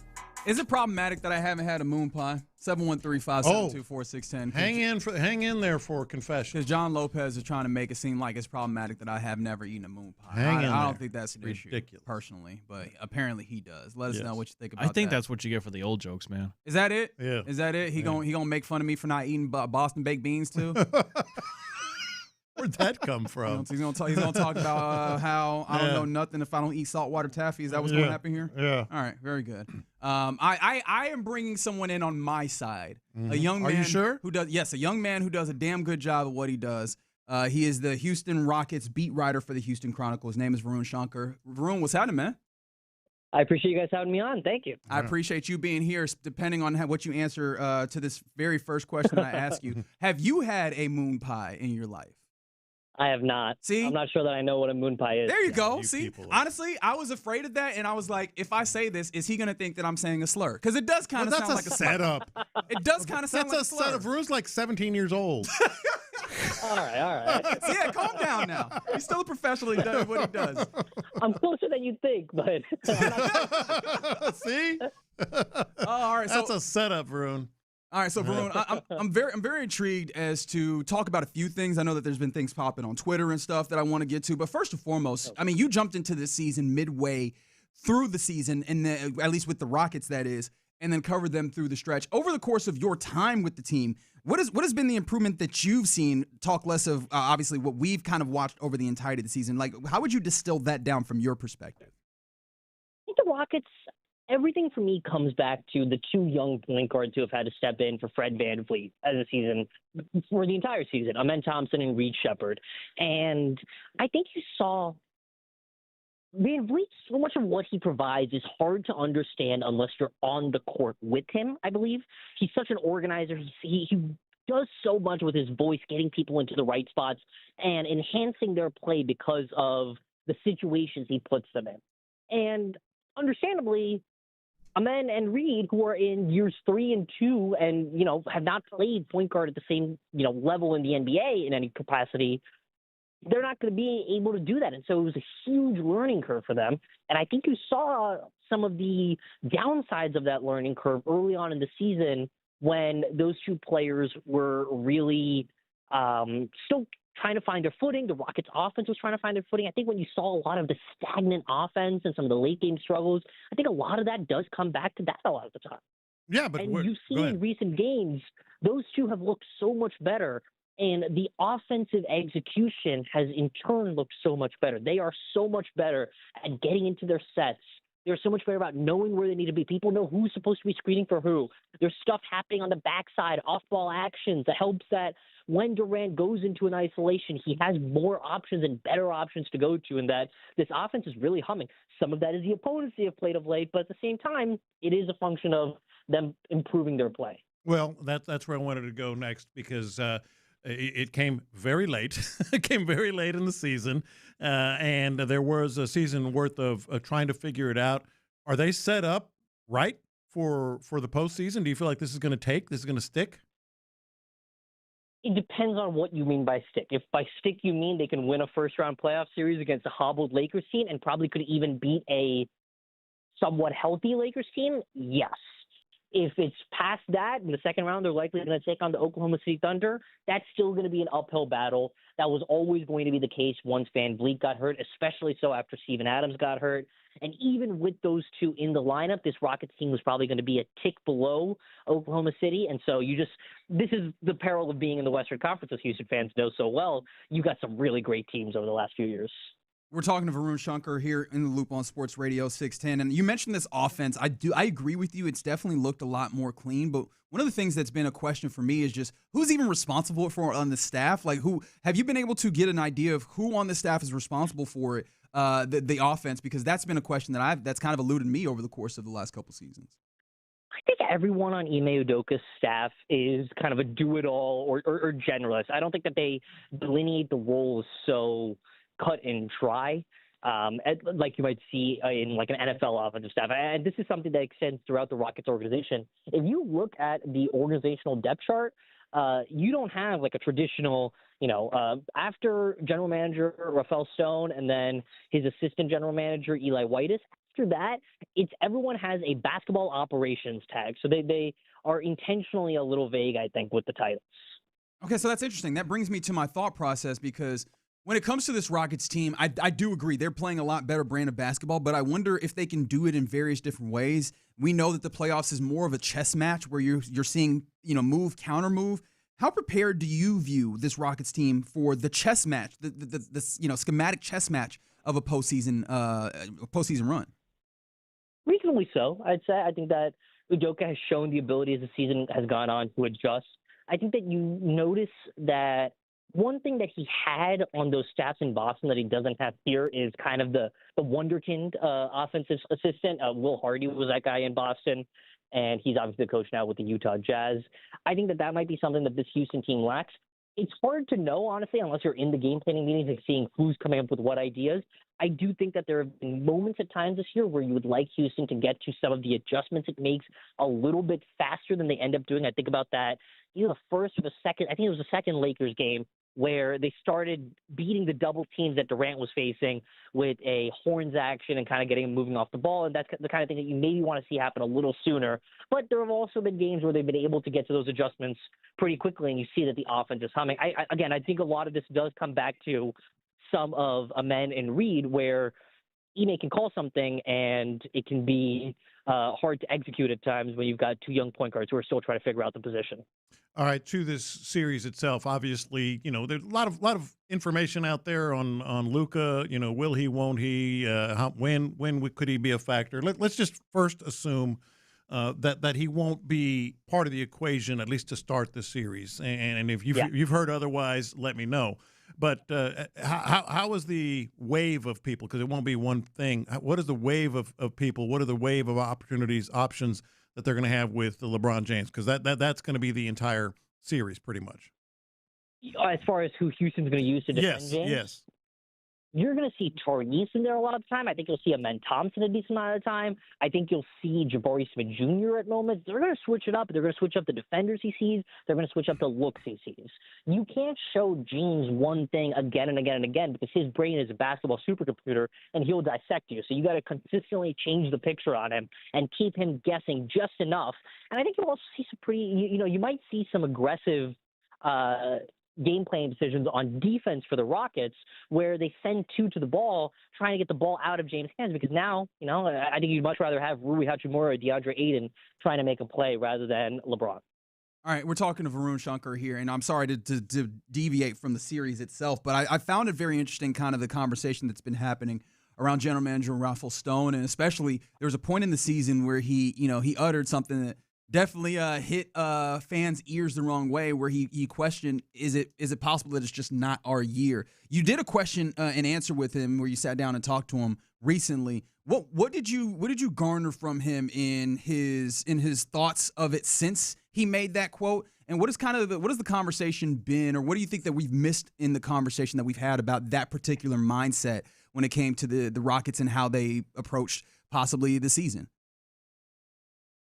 I think that with that comment in particular, what's important to know is that Stone doesn't he says that the Rockets had moments this season because of the injuries to Adams and Van Vliet where they had to ask themselves the question, is this not going to be our year?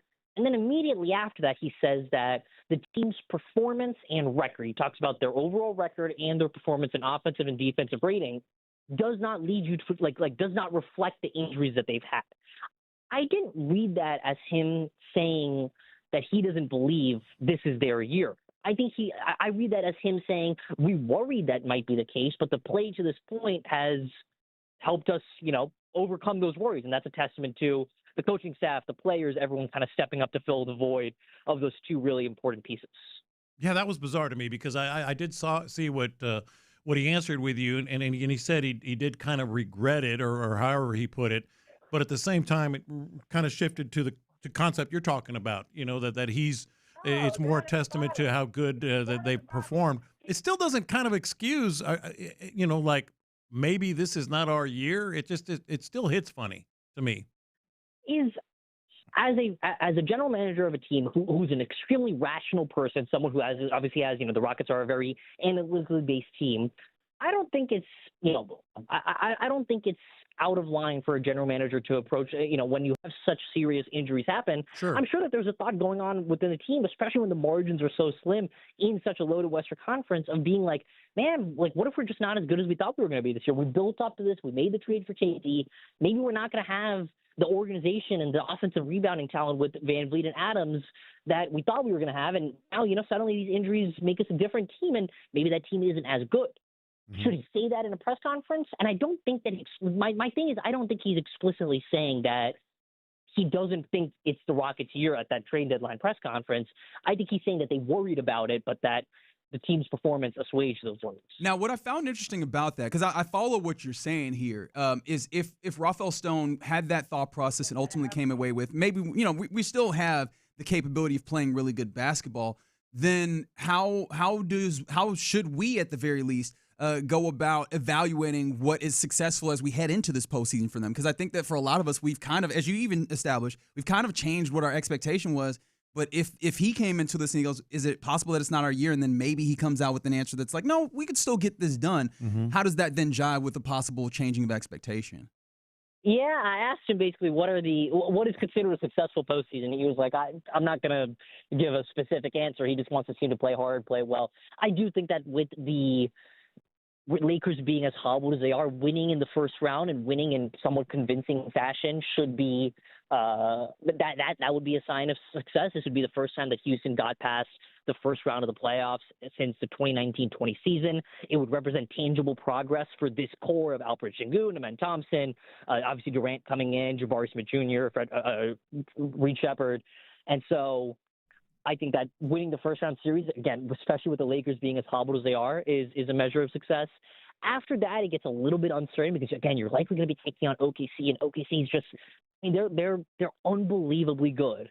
And it's going to be a tough series. I think you want to show what I think you would want the Rockets to show if they get to the second round and if they're in that series is that the gap isn't that big, even if they lose, that they show that they're on at least similar planes. And so you could say, okay, we can come back next season with this core, with the return of Van Vliet and Adams, and we have a real shot to win this Western Conference.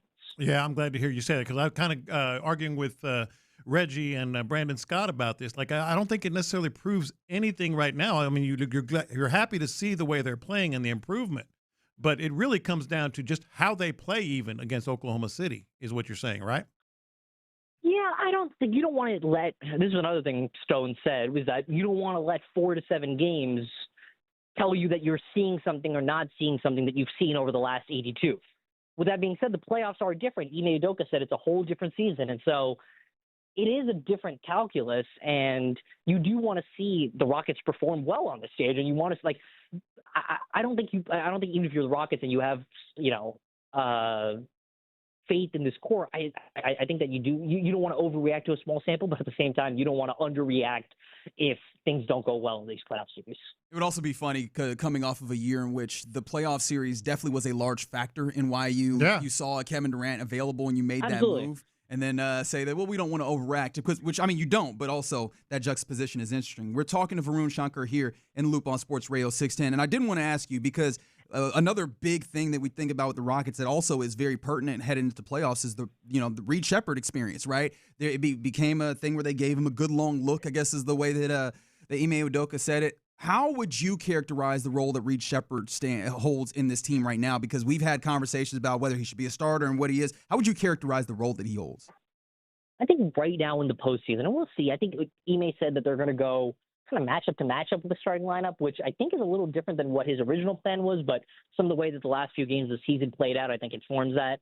I think with Reed, you're going to have him play a 6-man role with the opportunity to close games if he's playing well. He's a young player, and with the young players, the thing always is consistency is the biggest thing that they have to gain. He's still trying to gain that. It's a work in progress to gain that. He's getting better and better. I think that, he's showing signs of finding consistency, but I think that's one of the reasons that you see him coming off the bench at times is he can be really explosive in some games, and then some other games, you don't know he's out there. Yeah. All right, $1 million question here. What is your reporting? What is your feel for things tell you about when we might see Luka Doncic and Austin Reeves? I haven't done much reporting on this, to be honest, but like everything that we're hearing indicates that I think he's going to be reevaluated after returning from Europe sometime this week, I want to say, maybe Friday. And we'll see what it looks like then. But, I mean, hamstrings are fickle. And it really does. I think the initial timeline for this injury, people said, was 4 to 6 weeks. You're looking at a pretty steep. Against the Oklahoma City Thunder, Blank has to be the absolute best player that he could possibly be. Man, see, it's funny because I did a playoff preview with another reporter that's going to drop soon. I asked him a similar question to this. I'm going to say Jabari Smith Jr. I think that he's really an X factor for this team because of what he can do on both ends of the floor and what he can be for them as a floor spacer.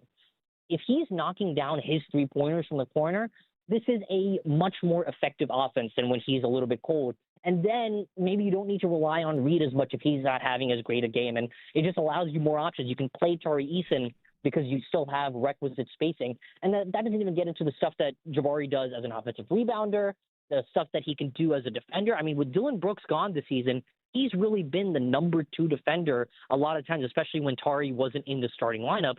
So he's going to get some minutes on James. He's going to get some minutes as a small ball 5. Where do they want to put Alperen Şengün on defense? Do they want him matched up on the center? Because then it's pretty easy for LeBron to say, hey, DeAndre Ayton, come up and set a screen for me. I want Şengün in this action. So are they going to try and put Şengün maybe on a non-shooter? That means Jabari Smith Jr. now has to guard a center. What can he do those matchups? He's got that long wingspan, but he's a little bit skinnier. Like, how's he going to do on that end? All of these things are going to be super important. So that's how I think he's really an X factor for what this team can do. He's going to have a weaker defender on him a lot of the times because so much attention is going to go to Durant, Şengün, Amen. So what can he do against that matchup? Lopez, you was talking crazy. Varun going to take your job, man. You got to watch out. Shoot. Watch your back. Varun Shakar, who is the Rockets beat writer for the Houston Chronicle. We greatly appreciate your time. Hopefully we can talk to you again here soon, man. I appreciate it. Thanks so much for having me on. There he goes.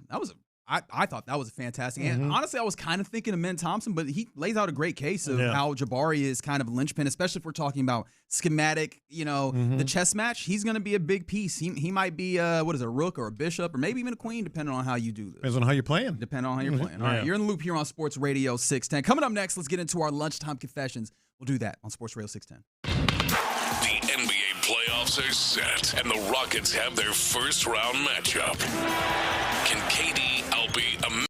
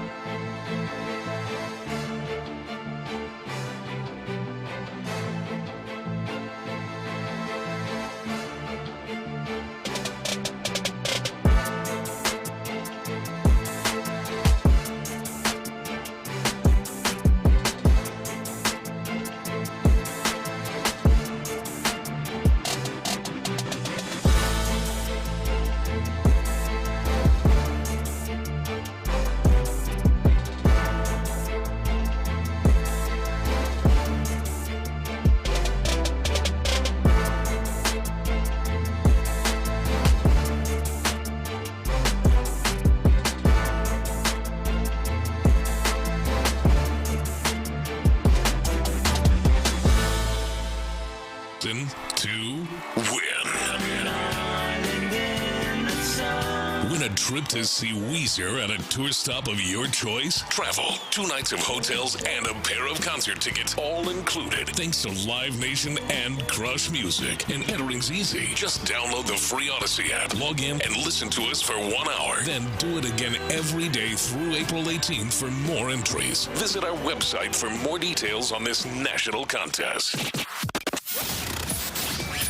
In the Loop is powered by Mokaram Injury Lawyers. Heard in an accident?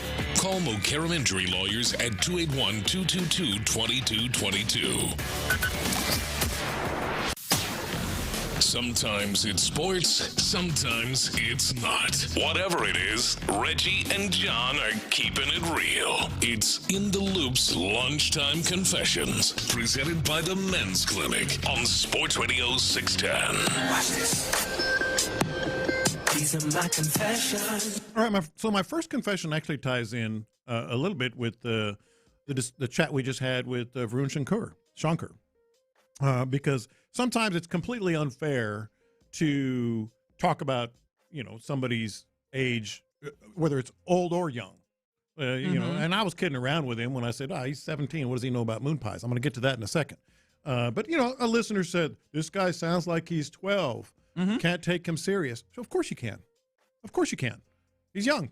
He's a young NBA beat writer. Yeah, it's really just well, I do think that will pop up in certain places if it's like this guy is young and he's trying to talk about something that is outside of the depths of a young person. But this is what he does on a day-to-day basis. I was 24 when I first started covering the NBA. Were you really? I was 24 years old when I first started covering the NBA. I bet you were insufferable. On a daily basis. I was good, man. Exactly. Thus, it's insufferable. No, you know what I was? And I learned this from some of the old heads that I hung out with, covering college football and stuff in the couple of years before that. I'm talking about like legendary guys like Dan Jenkins. Yeah. And Bob Galt from the Dallas Times-Herald was a big mentor. Dan Cook in San Antonio was mouth shut, ears open. I learned that early on, and now my mouth is not shut, but I'm older. but for a long time, I was just like trying to listen. Absolutely, you can be good, as a youngster. which leads to my confession. Oh, he's about to say something about me. There are instances. I already feel it coming. Look at this joker over here. There are instances when you're like, what? How young are you? And it's not even really about youth. So General Mills comes in, and I'll show it here on YouTube because they bring in some goodies once in a while, and they brought in some Cinnamon Toast Crunch, which is this can is I have that? No, because this is there was boxes over there. Why didn't you get one? I got one, and I got one last week as well. There might be a box over there. I'm a big Cinnamon Toast Crunch fan, but they also brought in moon pies, which I'm showing as well. And I'm like, ooh, moon pies. I haven't had a moon pie in a long time. And my man over here says, what's a moon pie? Not once. Not never. Well, I didn't say what's a moon. I know what a moon pie is, I guess, in theory. You've never had a moon pie? Not once. Open that moon pie that's in front of you. This is. Oh, we're gonna get taste tests. Take a bite. It's generally, it looks like it's like a red orange type. They've been around. I think that's cherry or since strawberry. 1917. The original marshmallow sandwich. You have to. You don't live a life until you have at least one moon pie in your life. I've lived plenty of life, and I have never. Apparently not. You eat a moon pie. These are legendary. What is wrong with you? You've never had a moon pie? They're delicious. They've been around forever. It's fine. It's barely. I appreciate though that it's light as opposed to heavy. Yes, I do appreciate that. Never had a moon pie? It is cherry flavored. What kind of sheltered life did you live? I mean, I've eaten plenty of stuff. This just was not a part of my culture. I don't even know if it's a cultural thing. I just have not had very many. This was not one of those things. Mm-hmm. Now, what I have had, and we were talking about this earlier. I have a theory that in everybody's lifetime there are certain things where you just have a lifetime supply of it, and when you hit your cap, you hit your cap. Mm-hmm. And I think that for me, that was instant ramen and honey buns. Yeah. I ate a lot of honey buns as a kid. Mm-hmm. And I'm pretty sure that I've eaten my lifetime supply. I don't need to eat a single another one. I do agree with that. Mine was Spam. Oh. Man, I ate a lot of Spam, especially in college. Somebody say you're all going to get fat. I mean, not by eating just this one moon pie. Going to. I appreciate that. It's cool. It's pretty good. It's good as a moon pie. It's a legend. Wow, T Mill coming with the moon pies are overrated. Look at that. I don't mind you. I don't mind you thinking that they're overrated. What I mind is that you never even had one. Moon pie does not fall on the list of things that you absolutely need to have. It does. 713-572-4610. Especially if you grew up with meager means, which Spam and moon pies. That was it. That was what you would get. Nah, sure. I need to crowdsource this. Is this on the list? It's a rite of passage. That you have to have had. You know what it is? It's a rite of passage. It's you moon pies, Spam, ramen. Those are rites of passage. Cereal for dinner. That's a rite of passage. HEB rotisserie chicken. Same. I love that, by the way. Yeah. From the 832, I'm refraining from going X-rated. I said moon pie, not oatmeal cream pie, okay? All right, there you go. Yeah. These are my confessions. So we have a new class of Hall of Fame, Rock and Roll Hall of Famers inductees. Oh. The 2026 class has come out. Mm-hmm. My confession is this might be the most Reggie-coded Hall of Fame class that we've seen at least in the last decade. You're getting older, that's why. I guess that's probably and now why. you finally have a moon pie on your checked off. I guess so, because I'm not gonna say that I listen to frequently all of these performers and influencers, but the Wu-Tang Clan's on here. Hey, Luther Vandross is kind of on overdue, right? I don't know. I feel like it hits right in about the right space. Mm-hmm. Sade pops in here. Mm-hmm. Shout out to my Nigerian family. Phil Collins is on here. Billy Idol's on here. Iron Maiden. I'm not gonna pretend like I know a deep Iron Maiden, but if you've lived in America, you've listened to Iron Maiden, Joy Division, Oasis, and then we get back to where I might know a little something. A little Celia Cruz in here, little Fela Kuti, a little Queen Latifah, MC Light. I'm like, yo, there's a lot of things that I'll know and like in here. Yeah. And that was the question. That was part of the question, right? The confession is, hey man, this is really me coded. The secondary portion of this is, am I getting old? Yeah. Is this a sign that you're getting old? Yeah. Of course it is. It's this in music that you remember listening to fondly, like when you was outside, showing up in commercials. Yes. Right? You're like, wait, is Ludacris selling Chase Bank right now? What is happening to me? I feel like this is a low-key dig at Lopez here by Reggie. No, it's not. I mean, that's my generation. I mean, Phil Collins kind of overdue, by the way. No, Phil Collins is the one where Phil Collins, maybe you go Billy Idol, but I'd go stronger on Phil Collins. Like, how did this just happen? Yeah, Billy Idol, same. He's been around for a while. No, it's a good cross section, is what it is. Rush took What is this for, by the way? Rock and Roll Hall of Fame. Rock and Roll Hall of Fame. Rush, I felt like took a long time for. These are my confessions. Little shout out to Nick Caserio. Okay. A little shout out. I got to admit, I thought it was a really strong move yesterday for him to have James Lipford and Chris Blanco up there with him in the press conference. Here's my confession. He's not fooling me. I know what he's doing, and it's very much a shout. It's very much shout out worthy. Keep in mind they got promotions in title this year as assistant general managers, and now he has them in front of the media as in the press conference pre-draft.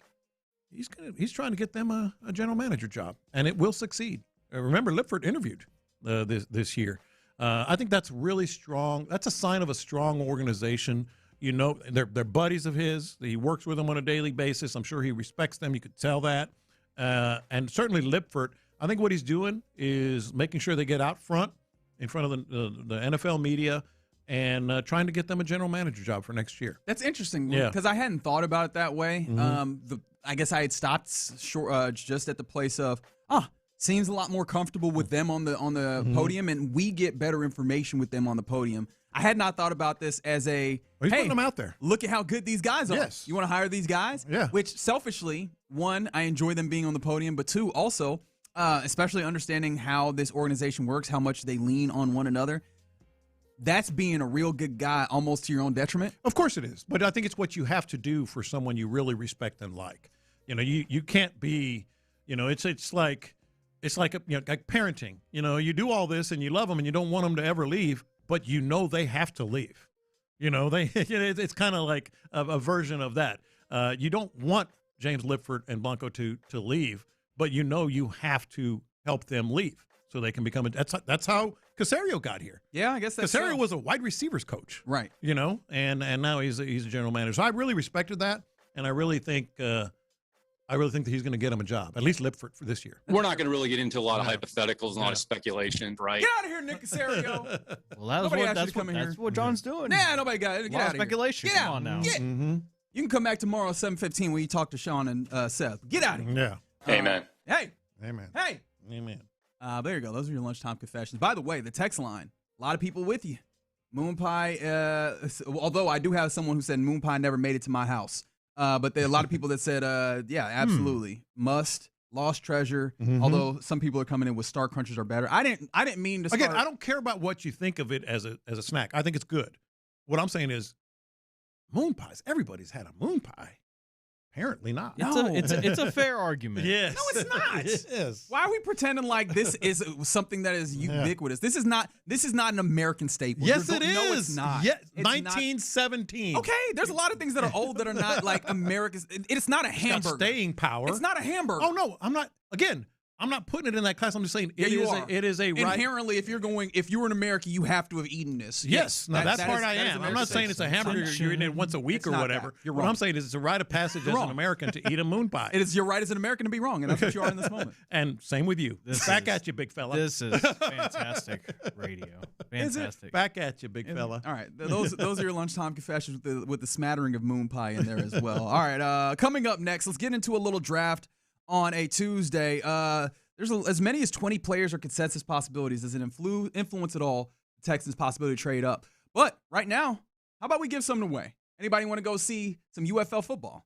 You want to see some Houston Gamblers UFL football? Well, if you're caller number 9 right now, you will win 4 tickets to see the Gamblers face off against Louisville on the 16th, which is this Thursday at Shell Energy Stadium. Tickets are courtesy of the Houston Gamblers. So you can go and buy those, obviously, in the places that you could, or you can win them by being caller number 9 right now, 713-572-4610. All right, in the loop. We'll talk about draft on a Tuesday next. The Drive with Stoerner and Hughley. One of the best defensive tackles in football, Dexter Lawrence, New York Giants, has requested a trade. Is this something you would entertain? Absolutely.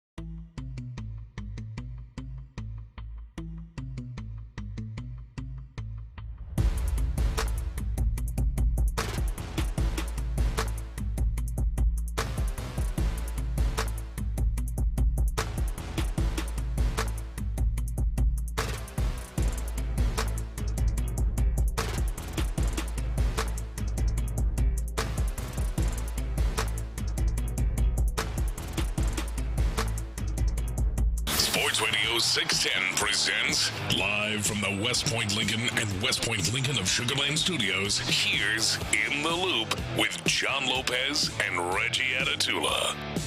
Yeah, you're in the loop here on Sports Radio 610. That's John Lopez. I'm Reggie Atatula. Colin Neal on the ones and twos in Figgy's stead.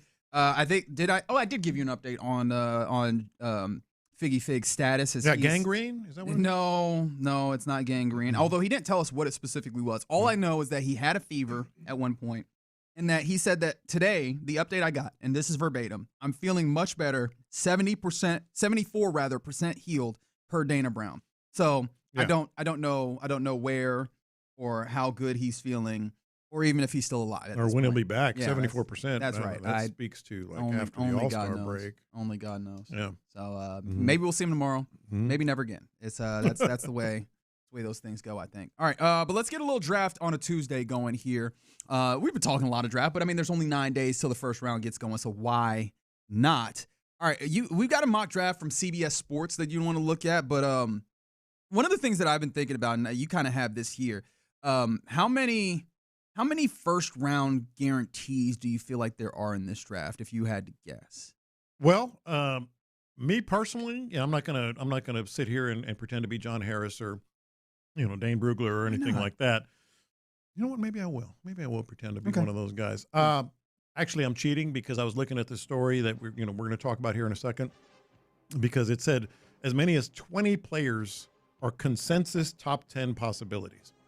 Well, 20 doesn't go into 10, in terms of, so it got me thinking about something else. Now, just for the record, this is the, go ahead. By the way, I don't think that speaks to like the amount of talent. I think that speaks to the amount of uncertainty amongst the talent. Or both. Right? Because or both. There's varying opinions on some really talented players. Right. I think that's because when we talk about the guarantee, like, hey, these are first round, it's actually a whole bunch of guys where we're talking top 10. Yeah, no, I know, but I was talking about like guaranteed first round. The dudes that I know will go in the first round. You're probably somewhere around like 18, 20, and then the idea of, hey, guys, we know we'll go in the top 10.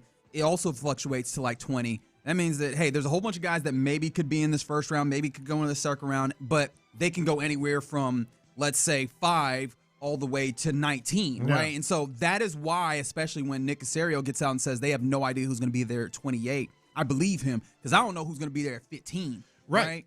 And, but the bigger point is, if there is this much of a difference in top 10 players, and the Texans are sitting here at 28. Let's say some of these consensus, let's say the Texans have a guy that they consider a top 10 player. All of a sudden he's there at 18, 19. That's where I'm going with it. Is it worth that move up 10 spots for someone that they feel is a top 10 player?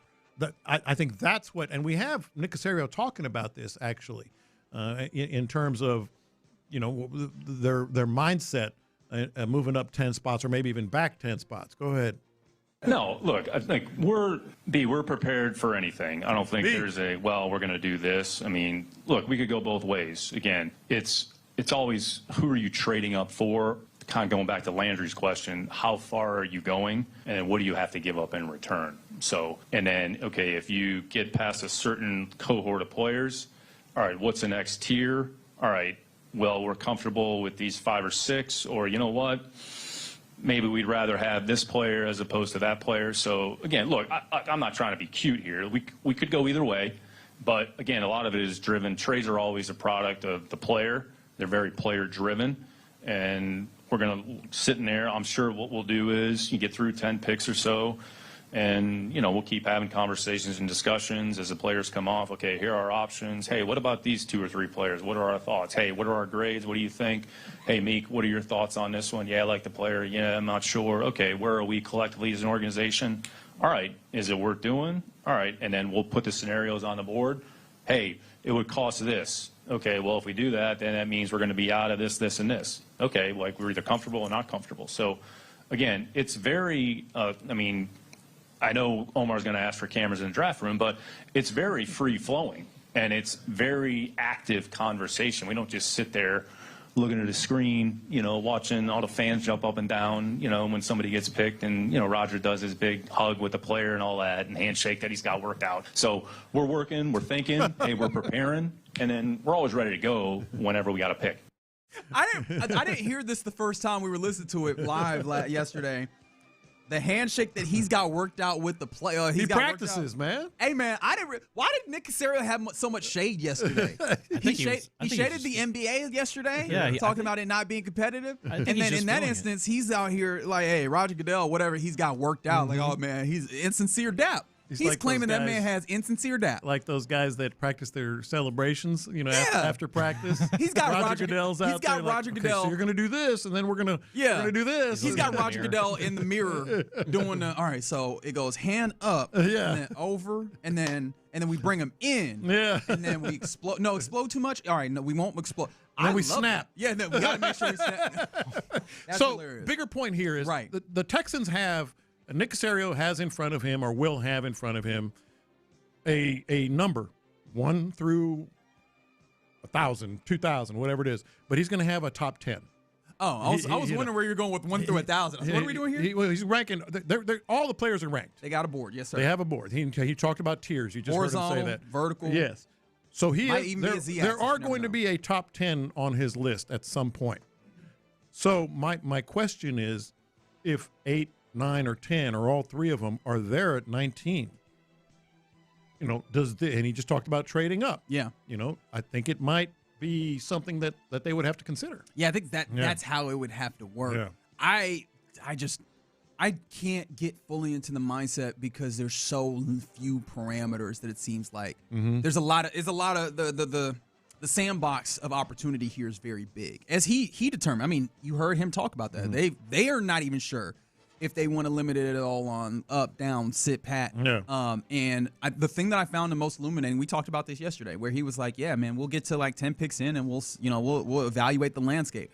This ain't even like, hey, we'll start to see how it's going. It's like, we'll get through a certain amount of picks and then we'll start figuring, all right, where's this look like? So maybe that ends up being a landmark that we all should use where we do our own, a parallel play of figuring out what the landscape looks like at that point and how we would view it. But of course, they notoriously have a kind of a different mindset on how they grade guys, and they take into account personality, which, boy, they wouldn't let us stop hearing about it. That was a lot. The fact that the personality matters to it, which again changes the dynamic and changes the calculus on how they evaluate those guys. That's what he Money said. for we people. draft people. Right. So yeah, I don't know if the trade up is possible. Honestly, I think that the trade up probably depends on factors that are harder for us on the outside to tell. The trade down probably depends on factors that we could probably get a better feel of, which is why to me it feels more likely that they trade down. But if I'm being intellectually honest, I have no bleeping idea. Yeah. And the trade back, it feels like,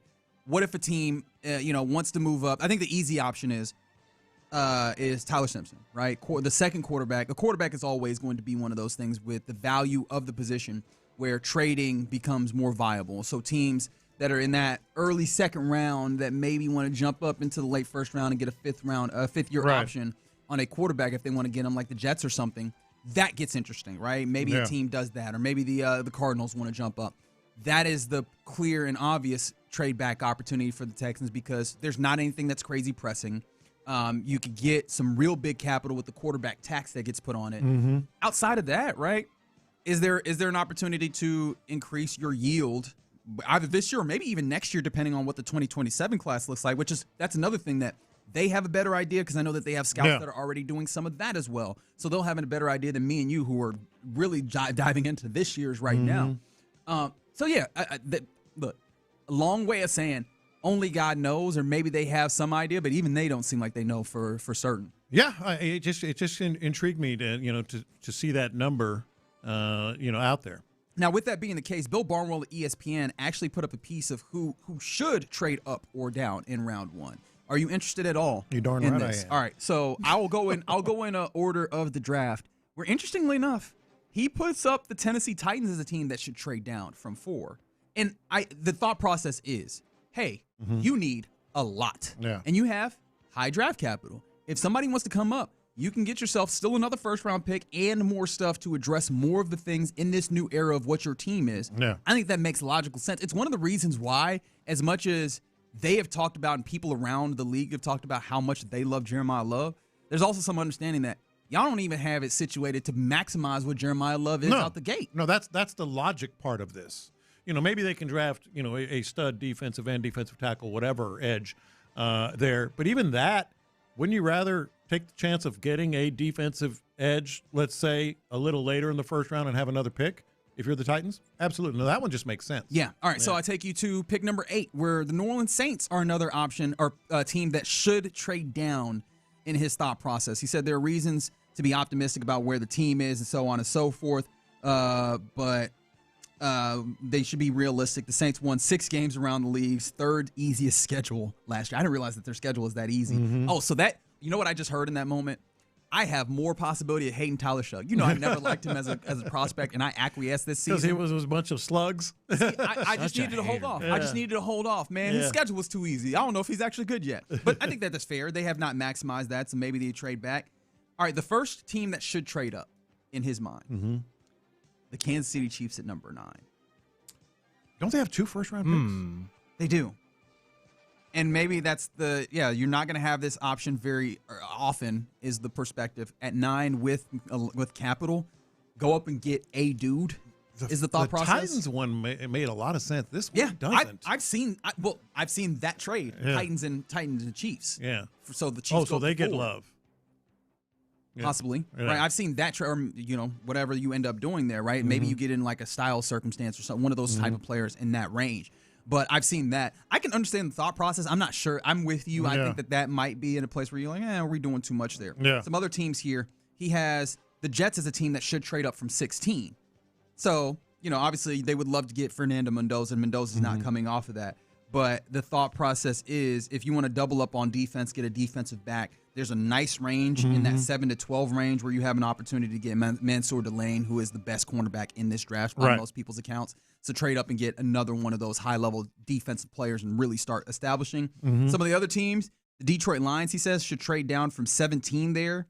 Having too many talented players is a good problem, but, find the next generation of young talent as they've kind of run through that first run. He has the Cowboys trade down from 20. Cowboys talking about trading up now. Yes. Yeah. Yes, which I found to be interesting. Yeah. I thought that was, and then he goes, the Eagles trading up from 23 is a team that he threw up there. Is there a reason why? The reason why is receiver.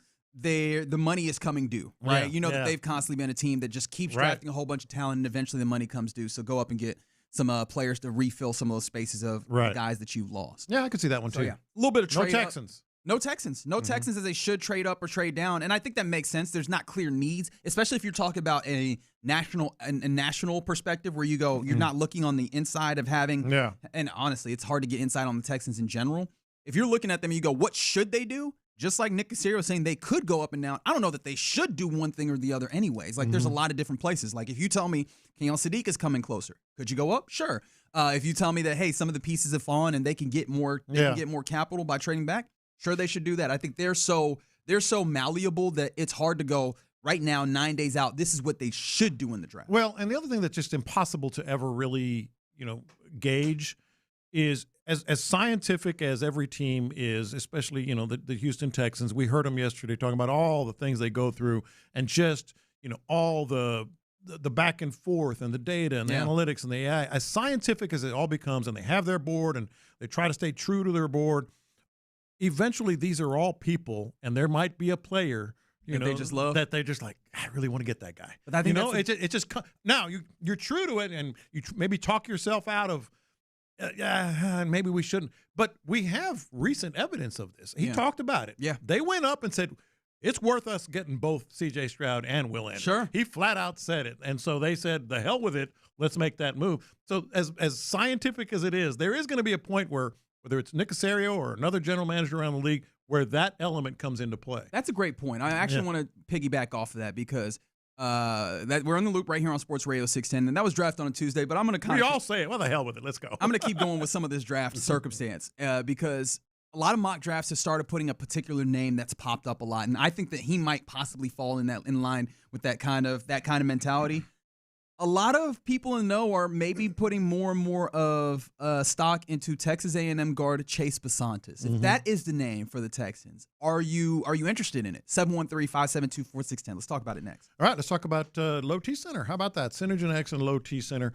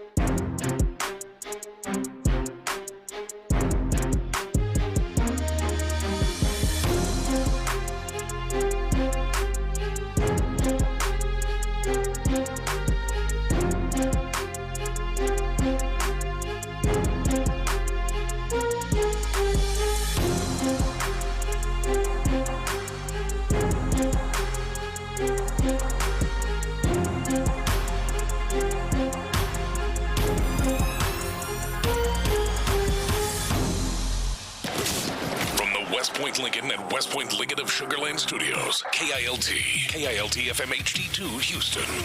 On Odyssey Sports Station. The Texans play here. Sports Radio 610 presents In the Loop with John Lopez and Reggie Atatula. That's right. Hope your Tuesday is going well, and wherever you are, however you happen to be listening to us, thank you for making us a part of your day. Appreciate the background music there, Colin, who's been on the ones and twos for the last 3 shows, in fact, because Figgy's still down with something, lupus. Some level of fever. I don't think that's lupus. I'm pretty sure. Does lupus come with fevers too? I don't know. All I'm realizing is I've given him the plague, lupus, gangrene. Yep. What was the other one? Leprosy. Yeah, leprosy was That was it. That was it. Yeah. Is this like a episode of Dr. House? We'll find out. It's something. I hope it's not. It doesn't feel like one of them shows because usually they have you seen Dr. big House? disease. Oh yeah, I've seen. Well, usually it's just called House, isn't it? Not? Or House, yeah. I have seen it. Hugh Laurie is quite a jerk in it. I don't know why that's so awesome though. I don't know why that's so appealing to some of y'all, but yep, that's that. Somebody said lupus and gangrene come from eating moon pies. Thank you for tying those two things together. I appreciate I just had one. I like that our listeners are willing to do that. Yeah, the next 6 days. And then, because if you weren't listening earlier, Lopez was getting on me for never having had a moon pie until about 20 minutes ago. That being said, somebody asked, because I guess they were afraid that I had not eaten something else. They said, has Reggie had a Frito pie? And damn it, I was raised in Houston, Texas. What kind of degenerate do you think I am? Yeah, delicious. Well, one that hasn't had a moon pie. That's right. Yeah, but moon pie and Frito pie are different levels. Frito pie is, I think that is a lot closer to now Texas, but I think that's institutional in Texas. In a way that moon pie would not say that it is. Would not say that it is. Anyways, you can think I'm wrong all the time. I'm definitely right in this. And the text line will vindicate me again. 713-572-4610. We were just talking about kind of what would cause a trade up for the Texans or other teams in general. And one of the things you were talking about is the possibility of somebody just standing on the table and saying, I want this guy. Yeah.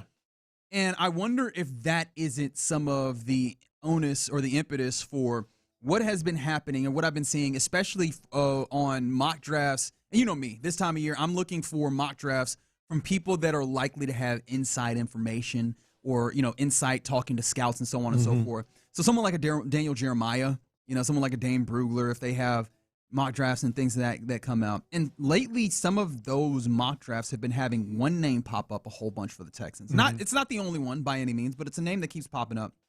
And it's Texas A&M guard Chase Basantis.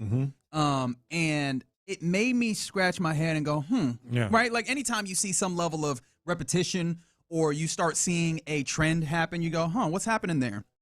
And the thing that I thought about was, and shout out to Garrett Houston Schressens, who has a website where he kind of compiles where he's done a good job of compiling all the prospects that the Texans have association with. And it brought me back to, is it possible that Cole Popovich could be the dude who stands on the table? Because you remember we went going back to the pre-draft press conference that Caserio and Lipford and Blanco did. One of the things they talked about was he talked about how offensive line, right? Offensive line is difficult to evaluate, and they value very highly those in-person workouts. Right. Well, the Texans were in College Station for Texas A&M's Pro Day, and Cole Popovich was there. And Cole Popovich very much feels like a dude that they value a lot. They're leaning a lot on his expertise and his ability to build an offensive line. And I do wonder if having Cole Popovich there working out Basantis,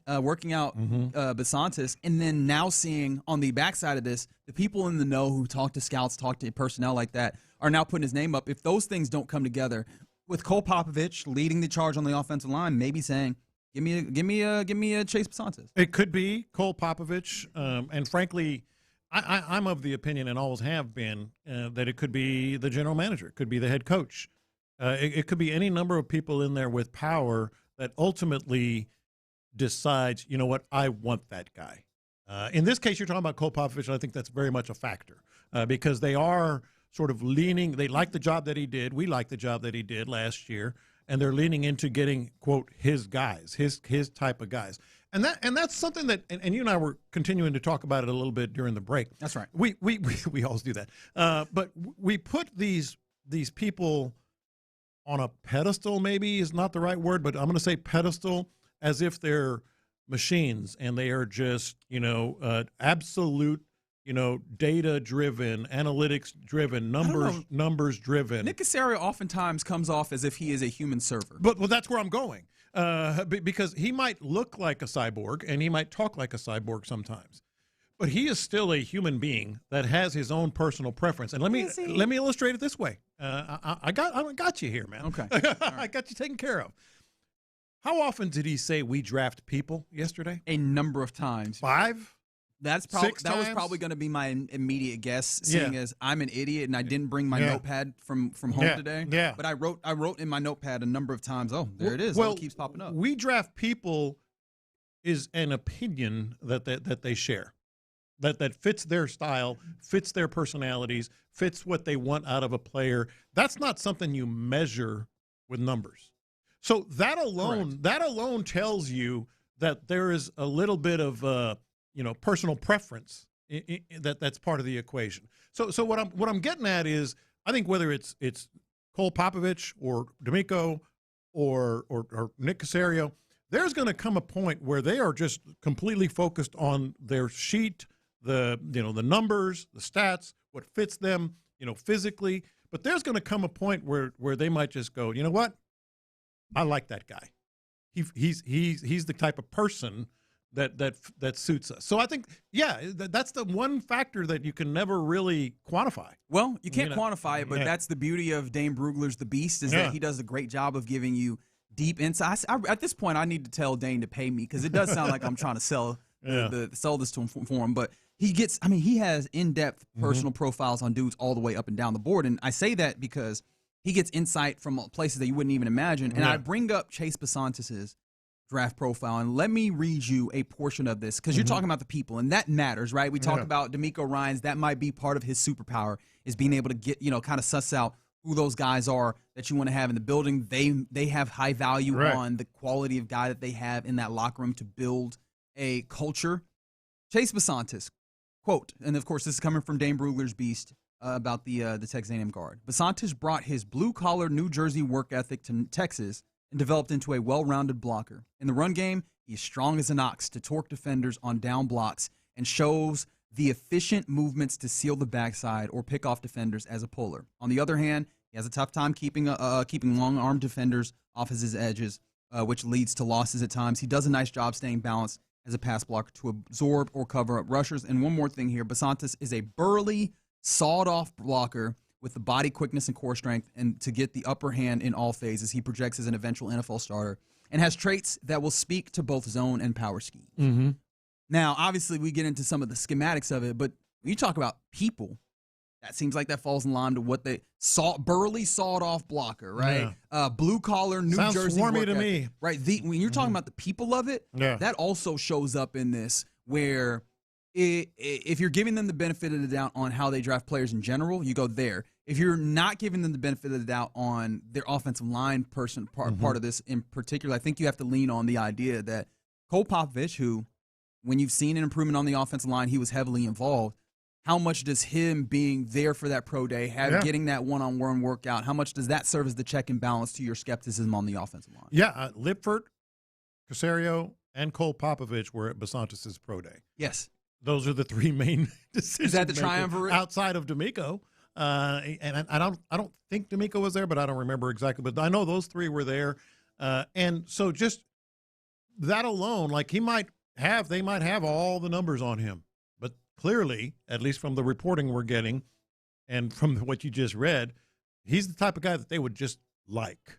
I like that guy. And how do you gauge that? How do you quantify that? Yeah. So this is where it gets interesting, though, because I see someone on the text line making mention of they'd prefer a defensive tackle or defensive end. I find that interesting because I feel like one of those, if you go defensive tackle, I get what you're going for. Edge, I guess the tough thing about it is defensive tackle, there's ones that you could take later. Edge, there's probably fewer that you could take later, but I feel like edge is probably – anyways, I'm working myself into a little bit of a box here. But they go but I'd love Chase Bisontis at 38. Obviously, you're the first of your 2 second-round picks.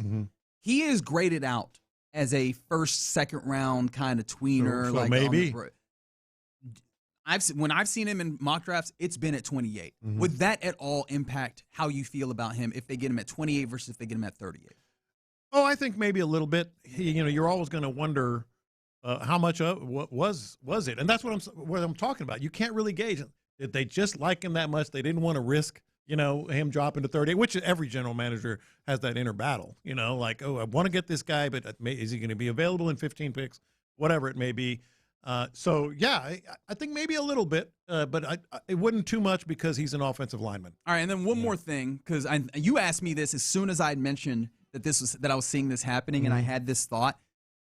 How much does him being a Texas A&M offensive lineman, when the last first-round Texas A&M offensive lineman you had went so horribly wrong in Kenyon Green? Absolutely zero for you and me. I bet so. No, hold on. I bet you said that. Absolutely. Oh, here comes Aggie John. Let me finish.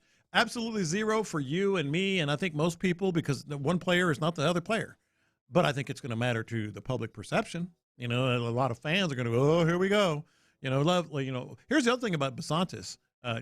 Nick Caserio loves Mike Elko and loves the program. That was the part. And this was not, and Kenyon Green was Jimbo Fisher. Don't do that. Don't do that. Kenyon Green was I hear what you're trying to do over there. Don't do that over there, Colin. Kenyon Green was a Jimbo Fisher guy. Yes. And this is a Mike Elko guy. So it really, to me, zero, but that doesn't mean that some fans are going to go, oh, boy, here we go again. Now, you talk about what the reaction would be on draft day. Yeah. I imagine that there'd be groans or maybe just muddled, mixed reaction if it's offensive lineman from Texas A&M on round one when you're out there at the party. That would be the thing that's interesting to me. But, yeah, I think I'd be okay with Chase Basantis. I know that some people have him as, guard number 2 in this draft in a circumstance where those things can kind of bounce around.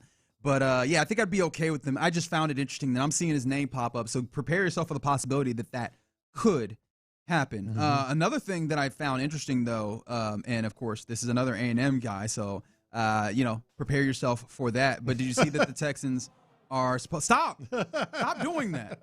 What is that, the war hymn? Yes, you can keep doing it if you want. Don't know. Continue. Texas A&M running back Le'Veon Moss visited the Texans. I know that you've been looking at running backs. I think that this is interesting for me because when you talk about the running back position, that is one of those spots that you probably still need another one, right? And that's a value pick because he's been injured. He had a couple times before his injury. He was leading the SEC in rushing, which is no small feat. And all of a sudden, he kind of faded off. We know what happened at the end of the year. He wasn't available in down the stretch or in the postseason. Really good running back. That is a 4th, 5th round pick that is certainly worth, that. He was, boy, he was good. He was good before the injury. Led the league in rushing. Yeah, they've had a lot of running backs there, and running back is interesting because I do wonder how highly you'd prioritize this if you're prioritizing various different positions. I think that defensive line, whether you're thinking inside or outside, prioritize higher. I think offensive line clearly prioritize higher. Tight end probably prioritize higher.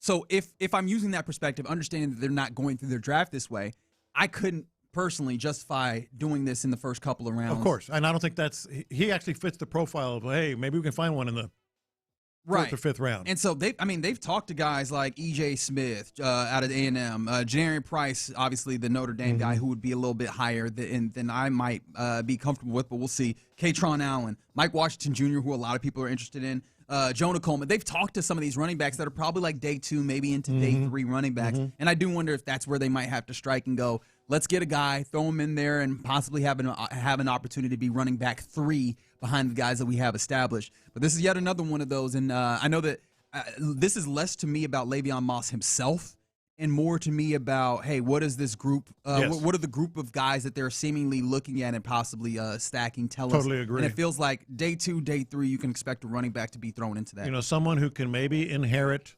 or develop or whatever down the stretch, but you're not going to prioritize it high in the draft. No, that makes sense. And it'd be weird if they did it high in the draft, especially in this particular draft year. Like this, if you're taking a running back high in this draft, it's probably because you need one rather than let's just see if we can get one because the value is just out of whack.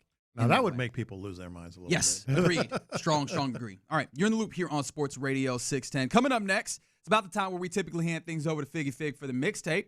John Lopez taking the duties today. What you got for me, man? Oh, my goodness. We were talking about festivals yesterday a couple times, right? Mm-hmm. We did the Chili Fest, and they canceled day 2 because of mud. Mm-hmm. Not in my day. And we were talking about others. I'm going to ask you if you are interested in any of these festivals. Oh, we've got a festival test? In Texas. We got a Texas festival test coming up in the mixtape. Yeah. Next.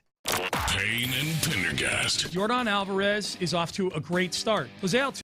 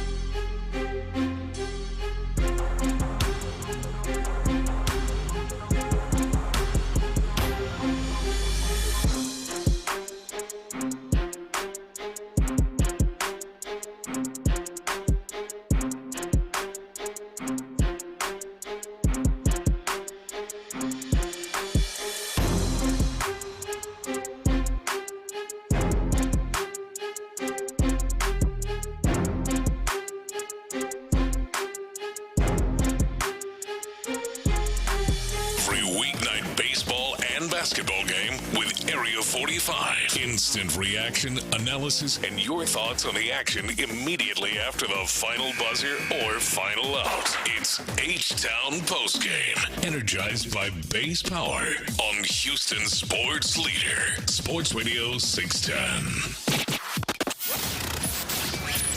In the Loop is powered by Mokaram Injury Lawyers. Heard in an accident? Call Mokaram Injury Lawyers at 281-222-2222.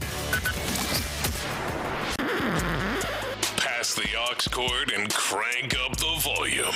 Figgy Figs in the driver's seat. Sit back, relax, and enjoy the ride. It's time for Figgy's Mixtape on Sports Radio 610.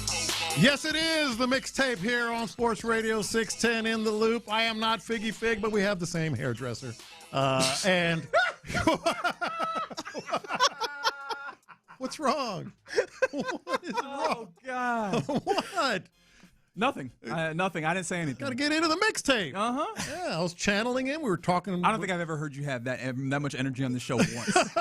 Not once.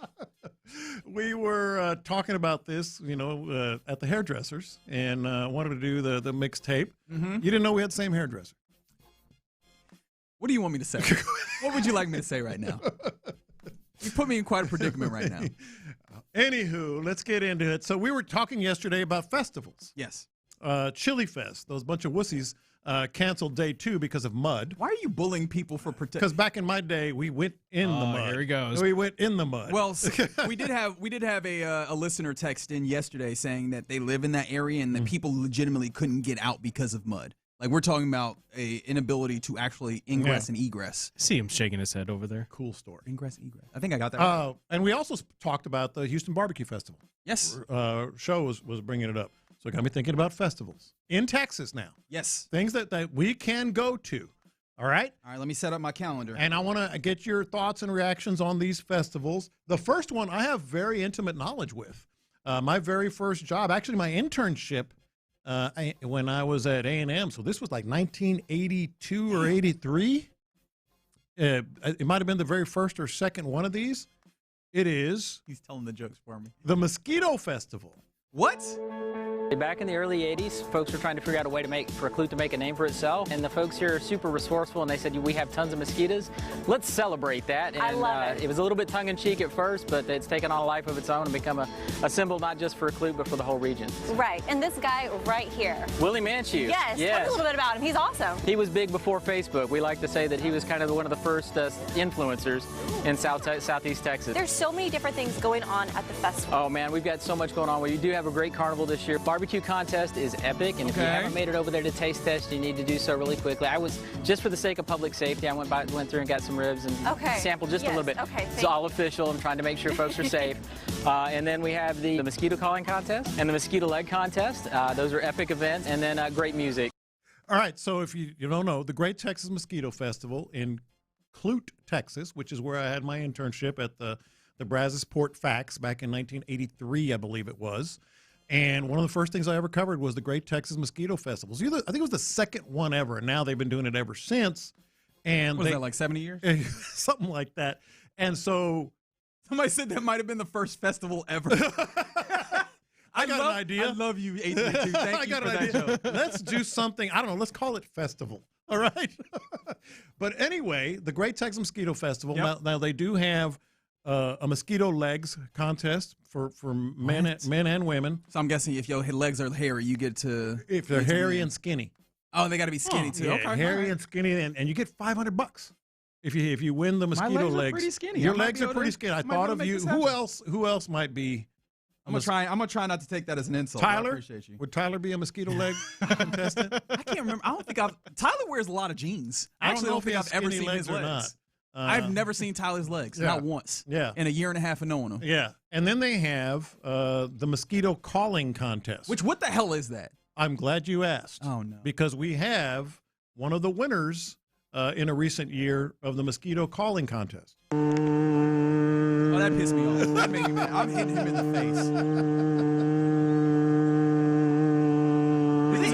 We can just, that's a dude. No, I understand that. We can just continue to play this if you want. No, please don't. Please, dear God. People will run themselves off the road and we will be held liable somehow. Oh, wait, hold on, guys. Yeah? Oh, no. All right. Okay. So how do you feel about the Great Texas Mosquito Festival? I honestly was going to write this immediately off because I spent a decent amount of time here in Houston, Sugar Land, dealing with them skeeters as they call, and I was like, I don't think that we should hold those up. I heard that they had ribs, and I was like, ooh, I'm interested. Yes. So I'm just here for the food, guys. Yes. Yeah. I feel like this is cute, but this is not going to be at the top of my list here. The Mosquito Festival is a no. I loved it. I would go. Okay, So we're just going yes, no, binary. We're not ranking or anything. And your thoughts. Would you go? Oh, yeah. No, definitely. Yeah, it's right down the road. Clute, on the way to Surfside. I need to know that there's enough barbecue. Listen, this feels like this is like, hey, we got some barbecue, but then the barbecue is down, and all I got to do is listen to that guy. that would upset me. This sounds like something, though, you could just tell someone as a cool fun fact. Yeah. What's this? Yeah. How many fun facts do you think? You know me. I got a lot of fun facts. You think I need this one that bad? Yes. I think I need it that bad. All right. Yes. All right. Would you do the mosquito call or the mosquito legs? I do the mosquito legs. I'm not doing the call. You're not getting me out here doing that. All right. Let me know if you would get in on this festival, which, by the way, this one is also driving distance. It's up in Oakdale, right by New Caney and Cleveland. Not bad. That's not bad at all. Yeah, I think it's between New Caney that's right. and Cleveland. Oakdale, let's hear about this festival. Okay, Brian, it's a real story here. Preparations are underway today for one of the most talked about events in the city of Oakdale. It's the 35th annual Testicle Festival. Yes, you heard that right. Right now, organizers are preparing the Rocky Mountain oysters at the House of Beef, and they say many people blush or even giggle when they say the name of the event out loud, and organizers say they're used to seeing some raised eyebrows just at the thought of eating the bulls. You know, they say it's no joke, though, and it happens to be the biggest fundraiser of the year. This is just a unique event. There's not many of them. In fact, I can't think of any right at the moment. Come two at a time. The Testicle Festival. It was a calf fry when we started, and then '96 we changed it to Testicle Festival because it just had a ring to it, and it kind of went with the area. So it just gave our community a little unique flair. It has a ring, all right. The Oakdale Rotary Club says it orders close to 500 pounds of the product, and the tickets sell out fast. They're $75 at the door, and the doors open at 6 o'clock this evening at FES Hall in Oakdale. You in on the Testicle Festival? And you know what's funny? Pounds? I tried to give it a little bit of a run here, right? I tried to first and foremost, hey man, are you trying to get us to come to the place or not? Saying that it gives, like, calling it the Testicle Festival gives you some level of feeling of the area. What are you trying to say about the area? That is swampy? Like, what are we doing here? I mean, honestly, I was going to give it a shot because I know it's a delicacy. I know that obviously the story would sound bad. You can't tell your homeboys about that or you'll be clown forever. I was like, I know this is a delicacy. I might give it a $75. Pass. I'm not spending $75 on that. But you'll have a ball. This was all a setup for that joke. I want you to understand that. That was the end goal of that entire setup. So no, that is a no for me, dog. You'll have a ball. All right, you already got the joke off. I was trying to. I have actually been to this next festival. Okay. Back in high school, I think I went a couple of years in a row, 2 or 3 years in a row. It was kind of a skip school and go to the Luling Watermelon Thump. It started as a celebration of the harvest of watermelons 54 years ago. Obviously, it was a small town festival at the time, and it's grown to quite a large festival. And we have a lot of things, especially today, going on, which is we have watermelon eating, which has taken place today. We have championship seed spitting, which will take place later today. The world record that we have that was set here in 1989 was set by Lee Wheelis, and it's 68 feet, 9 1/8 inches. And I know that's a long ways, obviously, for a seed, but you have to understand that the bounce counts. It's not where the seed lands, it's where it stops. So the trick is to get good air and loft on the seed, but also to get the seed to land flat and skip like a rock. And sometimes you have to have luck with a little wind and some things that just go right. And he probably had it that day. Can you what kind of amateur ass? Wait, you can wind aided? No, you should see it. I've seen it. It's like almost like a pool table type situation like without the felt. So okay, like just the slate. Okay, it's like a slate or some sort of hard surface. Okay, and so they spit them, and they don't spit like at a 45 degree. They're basically trying to skip rocks, but with watermelon seeds. They spit it sideways. Could you 69 feet, 68 feet, something like that. Yeah, they could spit a watermelon seed. By the way, you know what they call the hand of God? Again, this is true. I've been there a few times. What they call like the princess? Miss Mellon. They call her Miss Mellon. See, I'm a little uncomfortable with all this spitting that's happening. Also, like there's something in my spirit that does not like the laissez-faire, devil-may-care way that they're going about this speed sitting contest, a seed spitting contest. Is there free food? Is there it's free not free. water? It's a festival. I guess that's you get tickets and all that stuff. They got to make money somehow. What's the cause? I don't remember. It's been a long time, but it's a good time. They have parades. The watermelon, obviously, it's celebrating, the harvest. If you can't tell, I'm judging off of a few things. Yeah. What the food situation looks like. And I like watermelon, but I feel like that's not filling enough. Yeah. And also, what are the good times? And as of right now, what you told me is that there's going to be dudes spitting seeds all over the place. And I'm borderline here. I'll give you a very tentative yes. All right. Very tentative because I'm trying to be fair. I think you might go to this next one as well. I think he will go to the next one. I thought about this 3, 4, 6, and I'm just trying to be fair about this, but they said I might lose my black card if I go to the Watermelon Festival. And yes, I was concerned about that. I was very careful about the way I said this. So what about this one? If you have an overpopulation of snakes in your neighborhood, then the good people of Sweetwater, Texas may have a solution for you. We cautiously accepted an invitation to the world's largest rattlesnake roundup.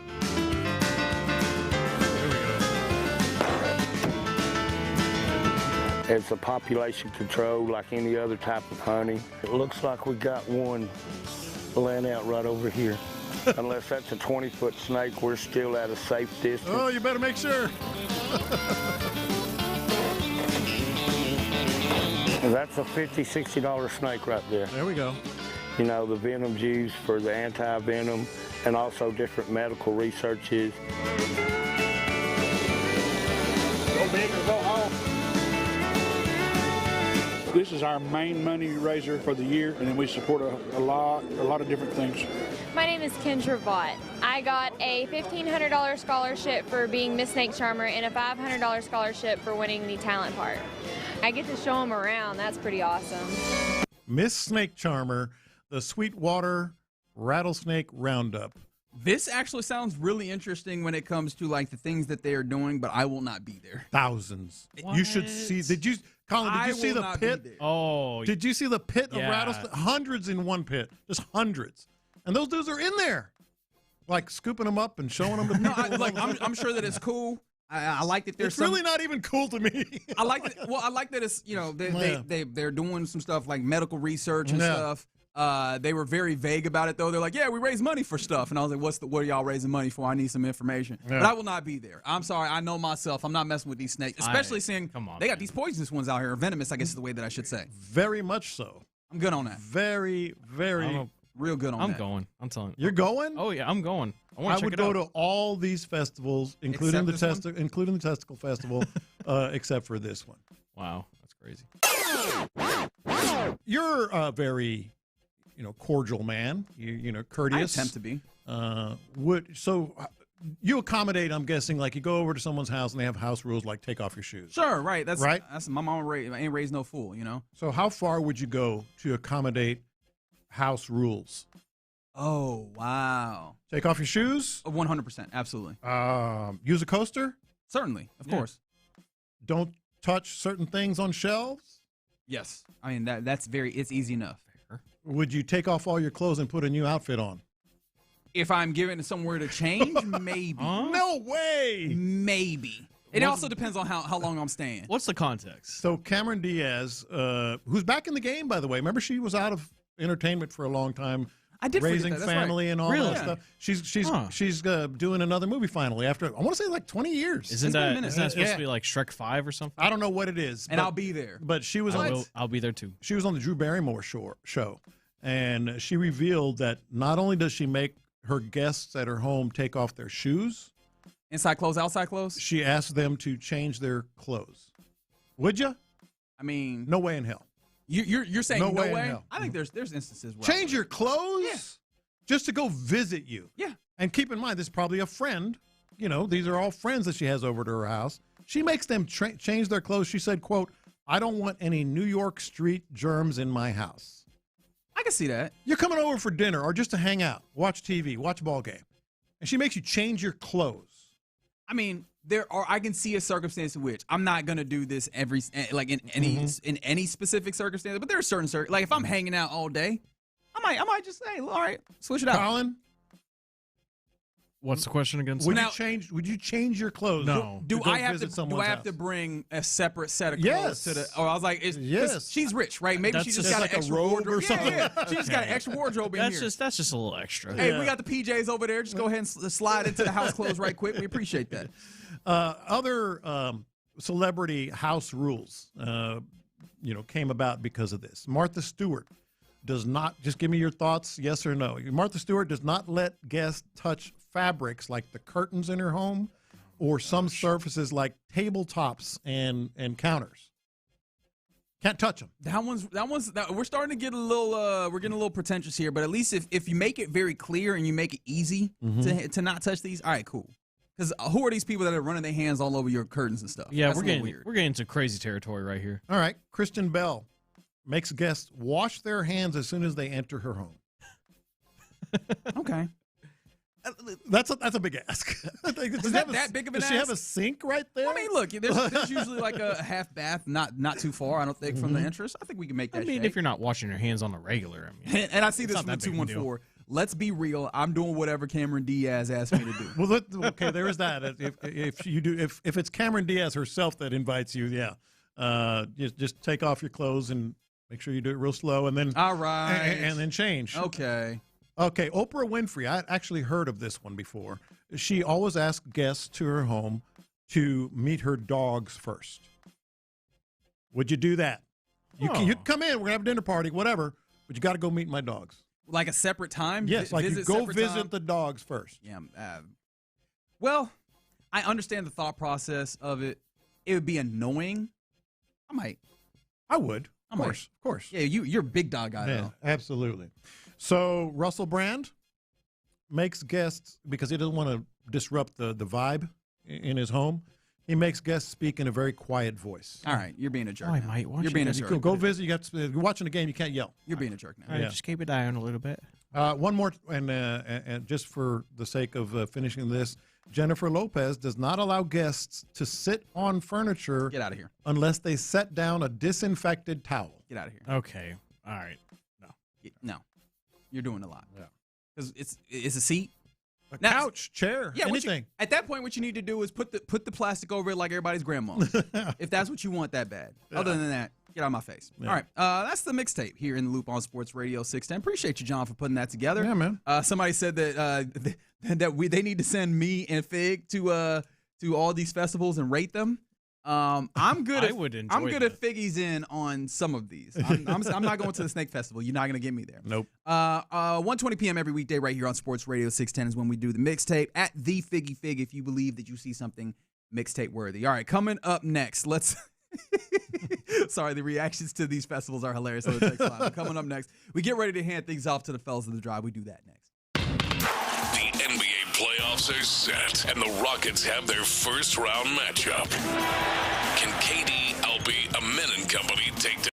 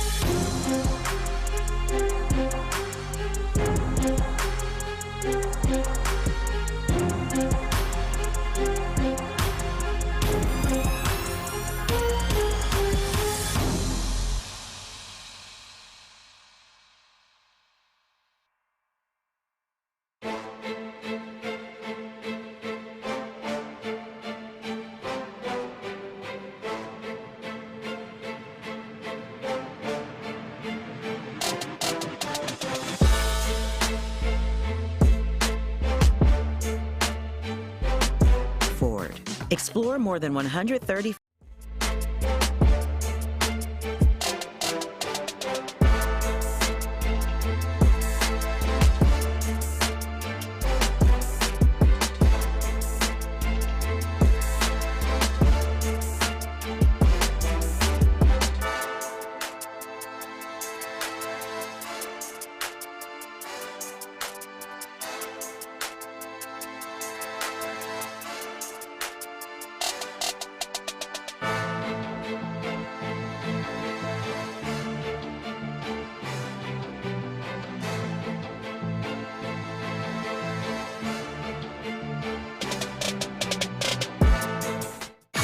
The Sports Radio 610 text line is energized by Base Power. Save money and switch today at basepowercompany.com/610. Sports Radio 610 presents live from the West Point Lincoln and West Point Lincoln of Sugar Land Studios. Here's In the Loop with John Lopez and Reggie Atatula. Yes, indeed. You are indeed in the loop here on Sports Radio 610. We managed to enjoy this Tuesday, I think, here on In the Loop, getting ready to hand things off to the fellas of the drive here shortly. Hey, do the Astros have an answer here? Mm-hmm. I don't know if you saw this. Big signing? There is a signing. You can determine how big. Brandon Bielak has been signed to a minor league deal. He's back. He'll report to AAA Sugarland. He had a 4.63 ERA and 204 innings pitched with Houston and the A's in the 5 seasons, I think, that he played between 2020 and 2024. So he was off the street. Yep. Last time that I saw him play at least Major League Baseball was with the A's in 2024. Dang. And he's coming off of surgery. I believe that's probably what kept him out of baseball last year. So that is where this Astros team find themselves. Brandon Bielak. Just spinning the block in a weird way. Yeah. Bringing back older guys to see if you can find something to stem the tide of what's been happening with your starting pitching. Just win a game. I would love that. That does not feel like too much to ask now, does it? Doesn't. And it's necessary if they want to break what has become an 8-game losing streak. Obviously, huge road trip that was one to forget, if you use the words of Joe Espada. They're going, obviously, today. I mentioned 7:10 p.m. It is Colton Gorn on the mound, and it is Michael Lorenzen. I know we asked this question, but is there anything that you view as hopeful within this Astros team, right? Because they've beaten it out of me in a lot of different ways. Well, the easy answer is offense, but they score 6 or 8 runs and lose. So even the offense is not much of a help. I mean, obviously, you'd like to score 6 or 8 runs, but damn, I mean, that's not enough given the pitching and where they are. No, I'd like for them to continue to throw strikes, right? If you can get to that. I know that did not really help Michael Lorenzen a ton in the game, or not Michael Lorenzen. That's who they're pitching tonight. Mike Burrows is who I was thinking of last night. He did make it through 6 innings though, which is the first time that's happened in all month for the Astros. And today is the 14th. Yesterday was the 13th, right? That was a good long time. But the 3-game set versus the Colorado Rockies, it just feels like if you can't put your best foot forward here, and I understand best foot forward is kind of unfair as they're dealing with injuries and all this, but I'm going to need to see some fight. It was one of the things, if you can give me the Carlos Correa here, it was one of the things that I appreciated in the midst of this struggle for the Astros, hearing Carlos Correa as he talked about this, and there was no hemming or hawing, there was no qualifying. It was just straight line, this is the standard. Everything goes through injuries, you know what I mean? I don't want to attach our failures to just injuries. Our failures are because we're playing baseball. Simple as that. There's no way around it. There's no excuse. It's just we're a good club playing bad baseball, and that's what's happening right now. So we just got to go home, regroup, make adjustments, and play better. And that's the question I want to throw to you. He says in there, we're just a good group playing bad baseball. Do you still believe that of this Astros team? Depends on right what now? you're talking about. Because pitching is bad and not getting any better. And, I mean, you just saw they signed Brandon Bielak. Hadn't pitched in 2 years. Well, he's going to AAA. So, he's not the immediate next option, but this is what they're looking at if they're trying to find, hey, what are our next options if we continue to go down this path of having injuries or we need some guy like you're bringing up guys like that. And the other thing is, because the pitching has been so bad and the bullpen has been so bad, we've kind of lost – in the shuffle, the defense has not been good. Now, I think overall their defensive rating is decent. If the last time I looked at it anyway, it was decent. But they're missing simple plays, simple outs. Base running, has been less than stellar, and so it's not good. They're a good team playing bad baseball. I mean, can that be fixed? Can the pitching be fixed by just playing better? Well, yeah. I mean, yes. In a very simple sense, what is the actual way of doing that? I don't know, right? Just play better is one of those things that's really hard to get to. Yeah, but I appreciate him a lot for not trying to make an excuse there. But somewhere the truth lies somewhere in the middle there. Yes, and I guess I didn't pick my words right because I said continue to throw strikes. Yes, start throwing strikes is really what I want to get to. Yeah, this is weird because the only thing that's giving me hope is just where you are in the season. There's not a lot of I hate to be in this place where I am, wildly negative. You know me. I try to find optimism where I can, even through sometimes where I can be skeptical.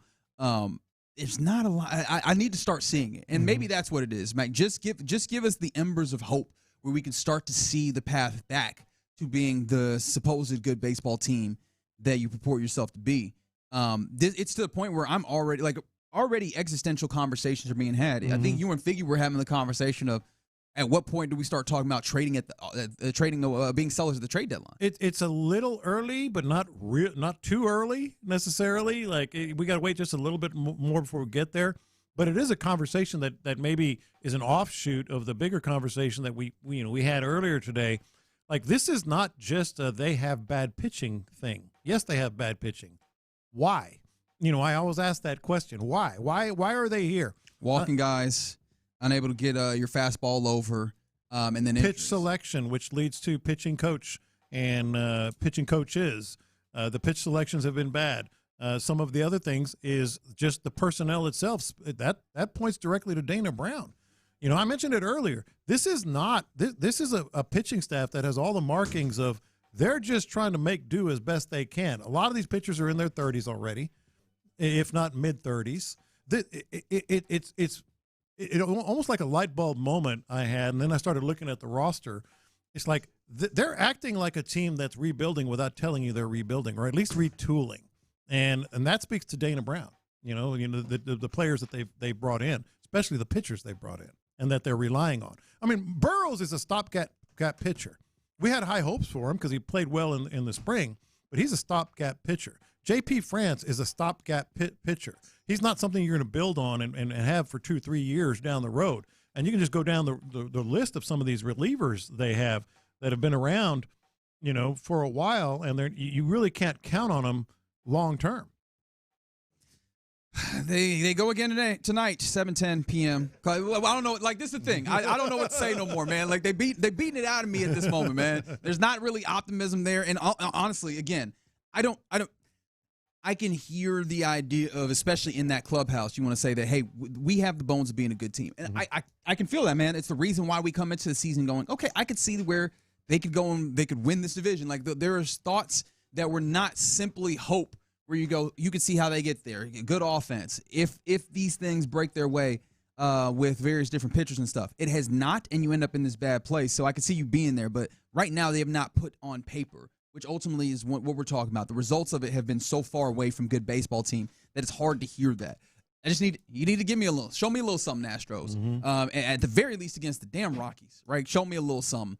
And on that note, with all of that anxiety and sadness, whatever other words you want to say, I bring in some dudes who bring happiness and joy. Because when I see their faces, at the very least, it's Clint, pressure. It's Ron, courtesy of D&M That's Auto pressure. Bring the happiness and joy, boys. Let's go. What you got? There's some people listening right now who fell off their chairs and drove off the road a little bit and said, "Not those two." Happiness and joy, damn it. That's what this show is. And let me ask you guys a question.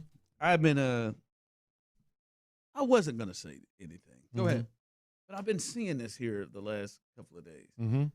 It feels like some people here within the media here in Houston are really taking some of the commentary about the Rockets a little personal, and Kevin Durant a little personal. Oh, the Chris Broussard, is that what you're going Chris for? Broussard, I think Kendrick Perkins. Kendrick Perkins today said he didn't have KD as a top 10 player all the time, and that he was, which I don't know. I don't understand what the I don't understand the argument is. Mm-hmm.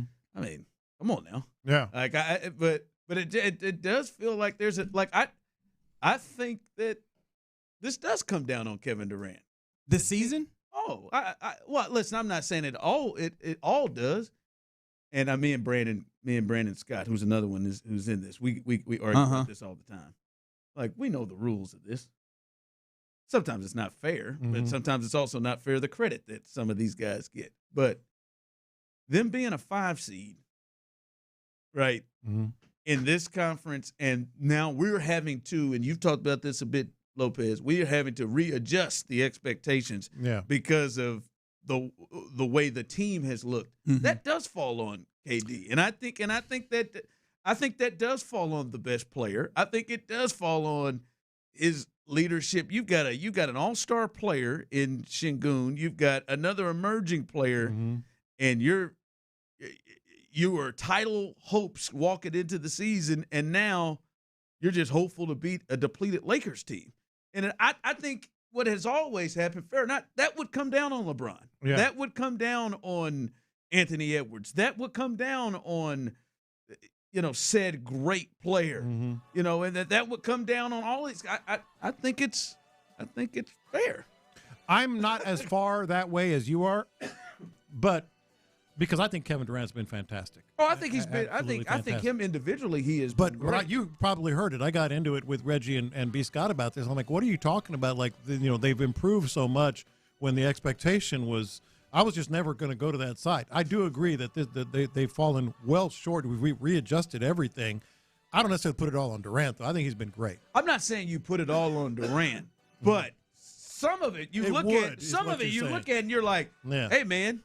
The end of these games, we can't just all put that on you, Doka. You're throwing some of these passes or that they just seem to have gone astray. I don't know what happened with the burner account situation, but something happened in the middle of the season where it looked like a fracture happened, and he seemed to be at the center of it. So I don't know. Like I look at the Rockets, and I think this season is a great disappointment. And I think at the heart of it.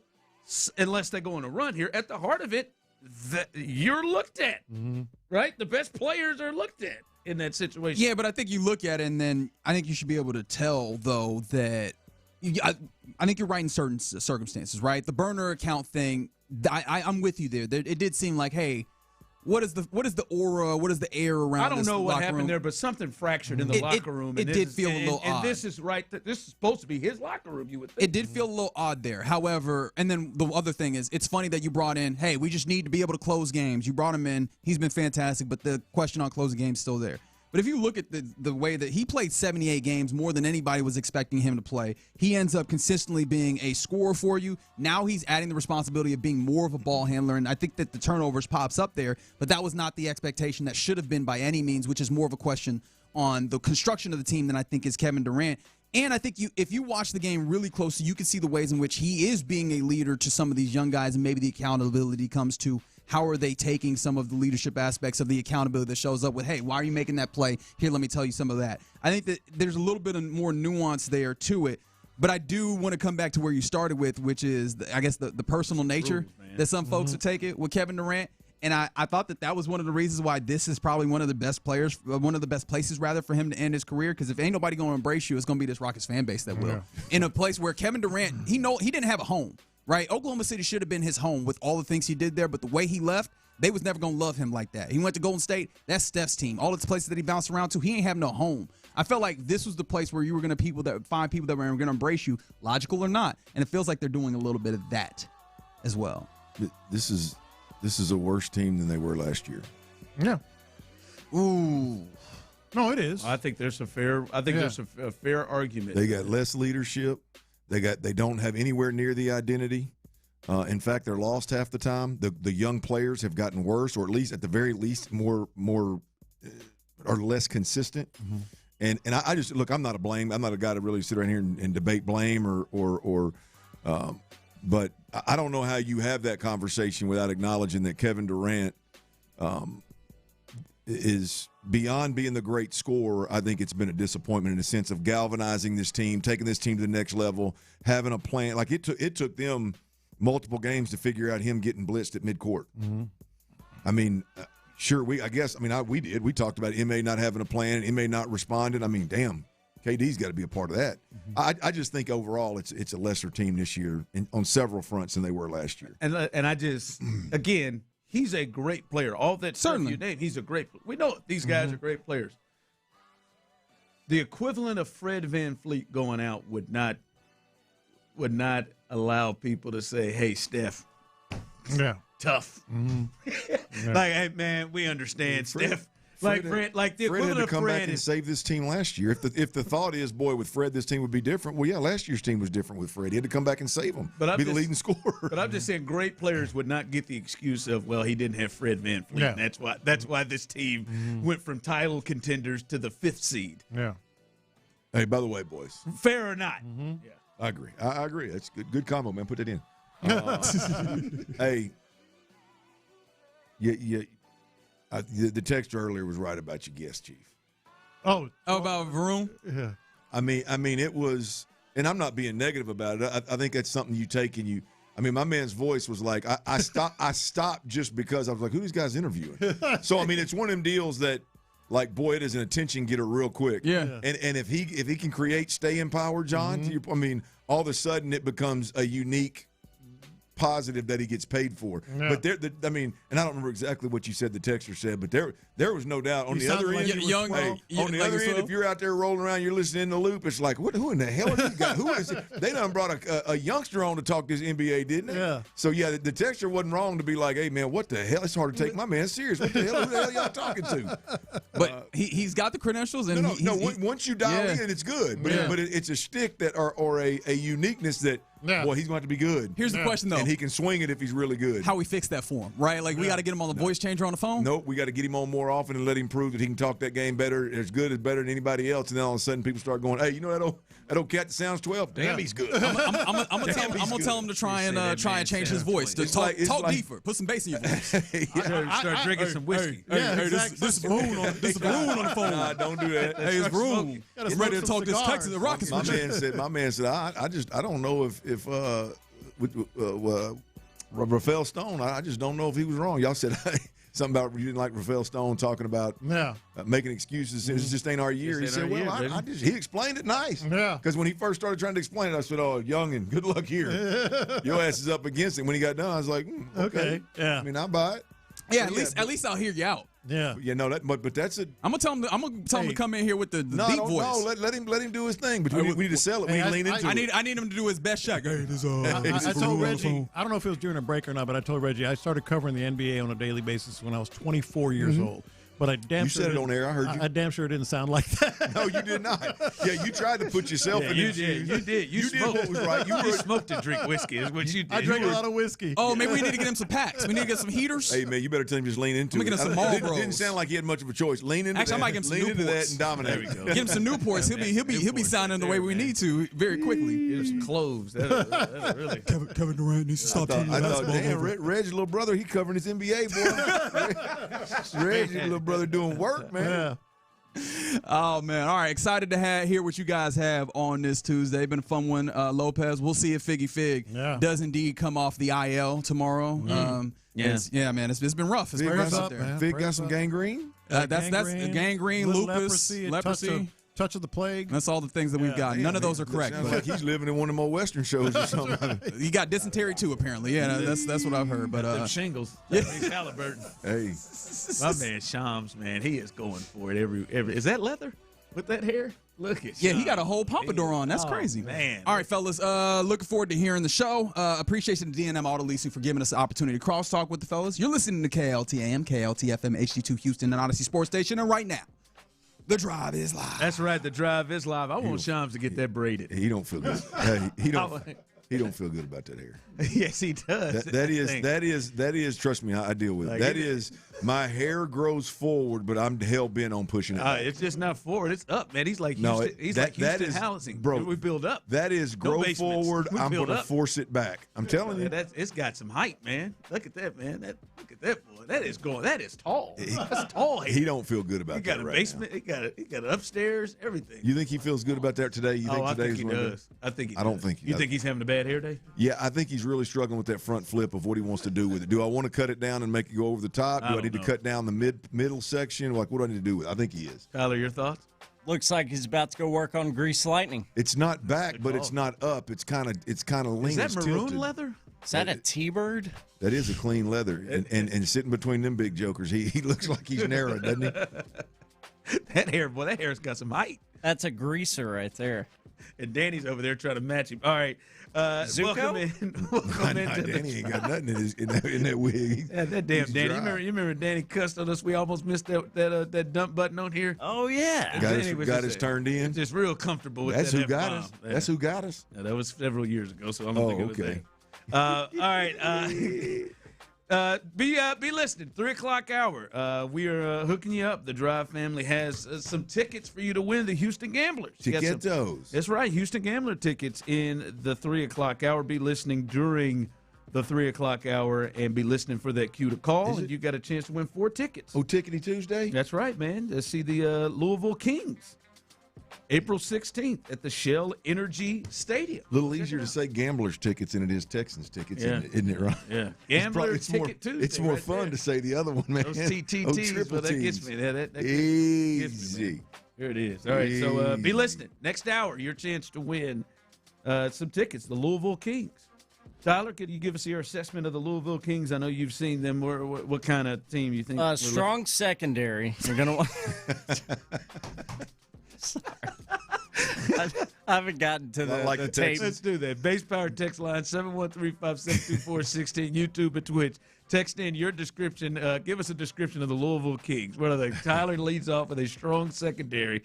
So that's a team that you want to run on. They seem to put more in the box because they really trust their they put their corners on an island, I believe, as well. They're a physical second, so strong secondary. Is that's your assessment? Great cover defenders. If you can't run the ball against them, you're going to struggle all day. It's going to be a low-scoring game. They want to play ball control, running. Couldn't have said it better myself. Who's coaching the Kings? Isn't that I think the one that Ted Ginn Jr. just got DUI'd on, is it? Ted Ginn Jr.'s in the league? He was coaching. Oh, I was going to say. He's a head coach somewhere, and I think he got arrested for DUI or something. Got a DUI, and so now Todd Haley, I believe it was, took over for him. Chris Redmond is the head coach of Louisville. Chris Redmond, Kings. the old quarterback. The old quarterback, that's right. Well, that makes sense. Played at Louisville, didn't he? Yeah. His defensive coordinator is Jamie Sharper. There you go. Steve Logan, offensive coordinator. Which one am I thinking of? Who's Ted Ginn? Ted Ginn's one of them.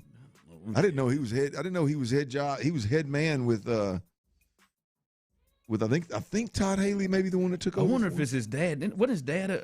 Like a big time football coach in Cleveland? I mean, boy, if that's Ted Ginn's daddy, that black don't crack or whatever y'all say, he is living it because he looked young. What is it? Yeah, he's the Columbus. It's Columbus. That makes sense. Ohio State. That's Ted Ginn Jr., ain't it? Yeah, Ted Ginn Jr. I think if that's Ted Ginn's daddy, boy, he has aged well. He has aged well. Ted, man. Ted got out there and got off in that sauce, Tyler. He got off there, got deep in that sauce. That'll age you quick. Yeah, man. It got. Hopefully, it don't cost him his job. I think it just got him suspended for a game, maybe. Right, give us your mythical breakdown of the Louisville Kings. 713-572-4610. Right now, we're at the start of. They've got a great secondary. I'm going to start with they should be called the Kangs. They should be an A, not an I. Don't sleep on this squad. They might be an expansion team in 2026, but do not sleep. This is a good team right here. We're going to see the Kangs right there, baby. Yeah. Kangs. All right. I'm not going to lie to you. I want to play this because if you heard us at the end of the show yesterday, I played it. I wanted to hear a different Joe Espada, the captain. I wanted to hear I'm proud of you for this. I wanted to hear a Joe Espada that hey, listen, we've lost 8 straight. We've got By the way, I don't know if I was putting that together yesterday, but they have now slipped themselves into the worst record in baseball right now at 6-11. It just keeps getting worse, boy. Yeah, they've lost 8 straight for the first time. By the way, text in coming in, they're a power running team. This is the first time they've lost 8 straight in 13 years. And I wanted to hear a little. I don't want Joe to go off and throw something. I don't want him to go Hal McRae or anything like that. I wouldn't be opposed to it. I just know that ain't Joe's nature. But a little bit of something to hear. And then I heard Joe, and I'm going to let you hear it, and Joe about pissed me off. But then I got to thinking, they don't call Joe the captain for nothing. They don't let you know that Joe ain't the man for nothing. Then I thought deeper the way Joe would think. So listen, this was Joe after the game in terms of this road trip that just went awful to the tune of finishing it off, losing 8 straight. The resiliency and the fight in this group makes me feel good about. It's not good losing 8 straight. I get it. But those guys in there make me feel that we're going to get out of this. We got to stay in this fight. We got to continue to help these guys every day, man. Get ready to play. But I've seen this before. We'll go back home and we'll start fresh tomorrow. Okay, so I was pissed. I'm not going to lie to you. You got to be kidding me, Joe. 8 straight. I'm like, hold on, so. Until I heard Los Correa speak. I heard Los Correa speak and give his assessment on what's happening with the Astros. Here is his shortstop, third baseman, leader, Los Correa, speaking about the Astros issues. Yeah, I think we can't use that as an excuse anymore. I think we got to just go out there and figure out with the guys that we have and how to win ball games. And we got a lot of great people here, a lot of great players.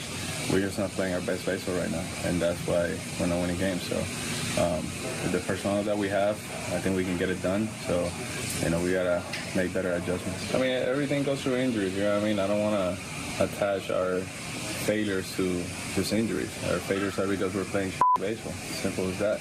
There's no way around it. There's no excuse. It's just we're a good club playing bad baseball, and that's what's happening right now. So we just got to go home, regroup, make adjustments, and play better. See, when I heard Los, it then dawned on me, Clint. This is all Joe's working.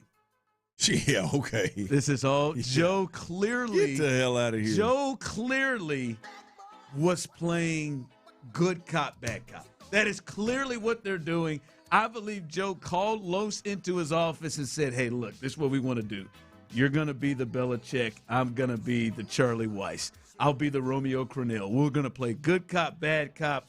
See, like I for a second there, he scared me. But as Tyler knows, he's not the captain for nothing. This guy didn't finish in 6th place in the AL Manager of the Year voting last year for nothing. All right? You didn't get a 6th place finish with 3 votes for nothing. All right? This guy's thinking through it, Clint. I can't even laugh with you. That was a no-brainer for me. He's thinking through it. I can't even laugh with you. It's disgusting. That's it. Good cop, not your. I mean that's good cop, bad cop. Look, you don't think Joe was? You are creative. I need Nick Cayley to listen up, and what Ron just did with that audio right there. I need you to do with this offense over there at NRG. But I'm just gonna tell you, it's disgusting. Like the inability for a manager. We know you trust these guys. We know you believe in these guys. We know that we all know they got resolve. Like the inability to just say that's some badass baseball. We got to figure this thing out. We got to get some guys that can either get deeper into games from a starter or can stop the bleeding out of the bullpen, and we got to be significantly better. That's not just a bad run of 8 games. That's historically bad. I mean, you just made one of the best offenses in all of Major League Baseball lose. What was it? I mean, they won 1 game on that road trip, didn't they? 1-9. I mean, 1-9 on a road trip, and I mean, like literally, you would have had to score 6 or more runs to win a ball game. It's not ideal. There's nothing. This isn't the time to be patient. It's so bad that even the good cop could justify being negative. It's good cop, bad cop. You know what I mean? It's so bad that even the good cop could justify, hey, Joe, man, you got a little out over your skis there, man. You may have offended the guys. Well, I think they get it. I think they understand why, why I did what I did. The cuss word is what I needed. I need a little swearing. I could have used it. I just want to see some heat. I liked it a little bit. Nah, man, and I don't know if I believe Carlos when he says that. I do. We're a good baseball team that's just not playing good baseball. We'll see if that's actually true. But I love hearing that from him, and I just simply believe that's what Joe did. Joe orchestrated this thing. No, we can't. I ain't giving Joe no credit for what Los Correa did. He thinks outside the box. Carlos made it pay. Joe has shown he ain't got the ability to step outside the box at all. Carlos made it pay. Joe did this. Shout out to Joe, man. He created it because who you know. Once again, Joe's going to dig a hole deeper than his ass can climb out of, and if these Astros pull him out of it, it's going to be Joe that did it. Tyler, you know of anybody on this team that could play bad cop? It's Los. Oh yeah, it's Los. He's the one. He couldn't have done this without Tuve. If you don't know the facts, then you got to chill. Maybe Hunter could have done it. He could have done this, but he picked it. I wonder how he approached Los with this. Over a glass of wine. Los don't need no coach. You don't think? I think Los sat there and said this. So it's whatever we're calling a manager here. He ain't gonna say it, so I need to say it. I think it's one of those. You think we ain't got anybody on this staff that can say what needs to be said right now. So I'm gonna go ahead and start now. Let them go 3-4 more games playing bad, playing like what do you say ish. Yeah. Let them go 3-4 more games and see what. To hell with Espada. See what Los comes out. I don't know, man. For some reason, I don't put it past Joe. He's the guy that has the pulse of his locker room, his clubhouse. Yeah, he got the pulse of it. All right. He picked this up. He did this. All right, coming up. Hell, he don't even know who's gonna be in it. I salute you, Joe. Another man. He's basically Phil Jackson. I'm trying to do the best I can. Basically, Phil Jackson just playing on his. Man, this guy's something else, Tyler. I don't know, man. God, every time I underestimate Joe, he comes up with genius stuff like this to play the good cop, bad cop. You know what? I'm surprised. I wonder why he didn't make himself the bad cop. Probably because that's not natural for him. Because he's natural. He knows the best strategy. He is. You know what's most upsetting about when you do this is that I don't even really I am not that pissed off yet at Joe Espada or I'm calling for his job or anything. But when you do this, it makes me dislike him more. Yeah. I'm realizing that. Text line coming in. Joe's not the captain. He's a manager. Only one moron calls in the captain. I see you, Cap. Ron Sully. It's captain, man. Every time. Again, man, you don't finish sixth in the AL Manager of the Year voting for nothing. This guy's special. Coming up, Nick Caserio. He talked about a position group that we have looked at and said this is one that can improve. But maybe they have the guys that are there. We'll discuss that coming up next. All right, y'all, look, it's not if, it's when. Low testosterone is going to hit you, and testosterone replacement therapy is going to be the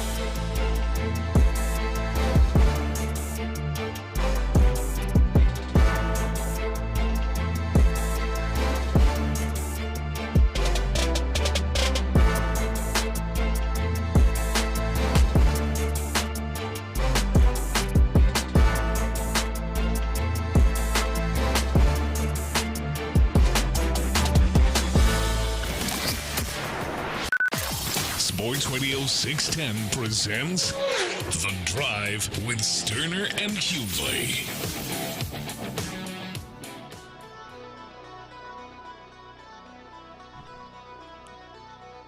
Base Power text line coming through as we talked about the matchup. You got a chance to win in the 3 o'clock hour to win a 4-pack of tickets to see the Houston Gamblers take on the Louisville Kings. And Tyler was in the midst of giving us a breakdown of the Louisville Kings in the UFL League, and he started off with a good secondary, and the rest of you were going to add in your thoughts about this Louisville Kings team. And some people rolled in here with heard the quarterback cannot throw to his left. Something to look out for. Backup running back is going to be out with a concussion, so that is one to watch. QBs can't throw to their left in the NFL? I mean, in pro football? But that's what Kendrick Perkins said about yeah, I remember that about CJ. Stroud. Yeah. Cheerleaders are fun. Top cheerleaders there. Someone texted me. We couldn't run the ball. I mean, that's like going, they're playing with a football that's 4 panels and 8 laces. I mean, are you kidding me?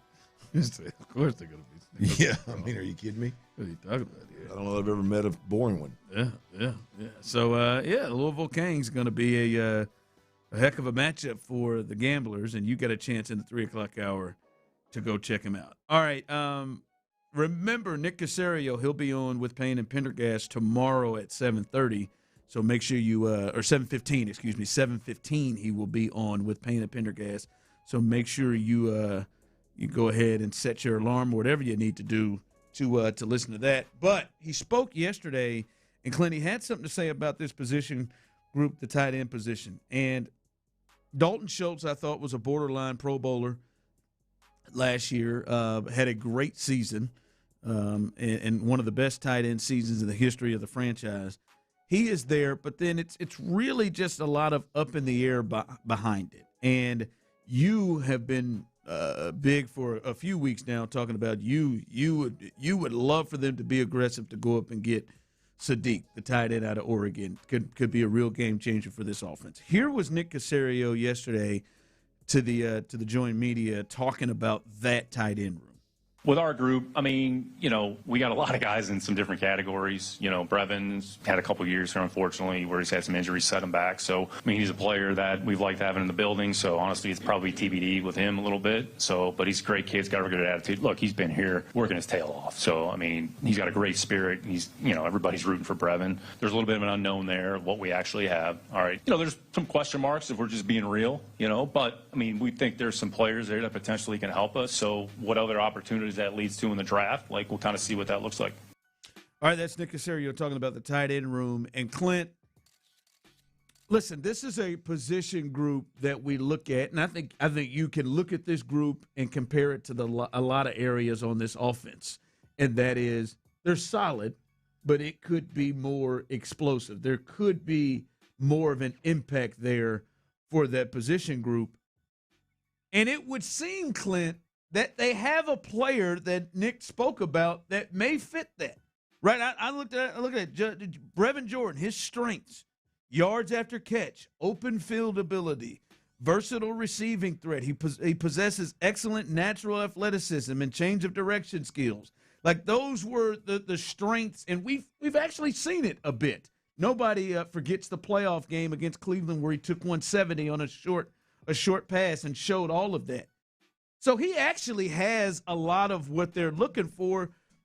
But how do you view Brevin Jordan? How do you judge Brevin Jordan? Is he somebody that you can look at and try to pencil in and say, all right, we've got Dalton, but then this is the guy that can be the explosive thing that could be the offense, and maybe that's what the plan is.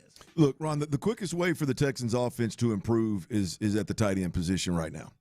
Where they sit right now, the tight end room is where they can improve. To your question specifically about Brevin Jordan is, there's a reason why these uber athletic first kind of tight ends don't stick anywhere, right? I mean, you get Jonnu Smith is as athletic as you could imagine. I mean, seems to show out everywhere he goes, but he's bouncing around to it. I bet he's got 6 jerseys hanging on his wall right now. Yeah. Right? And then so you look at that. That's who Brevin Jordan is at his best, is like a Jonnu Smith type player.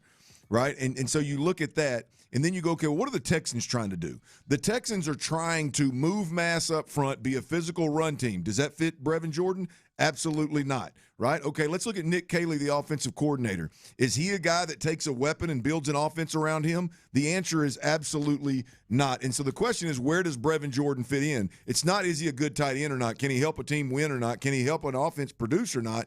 Where does Brevin fit in with the Houston Texans if he can even stay healthy? How much time does this organization want to invest in a guy like Brevin Jordan with that skill set, with injury problems, that's trying to be more physical than everybody else, and that's not necessarily his strong suit, right? Not a knock on Brevin Jordan, but where does Brevin Jordan fit in this offense? You treat him like Tank? He is Tank Dell through and through. I don't know where he fits. I don't know if the offensive coordinator is going to be creative and build a package around him. I don't know if he can stay healthy. He doesn't necessarily lend.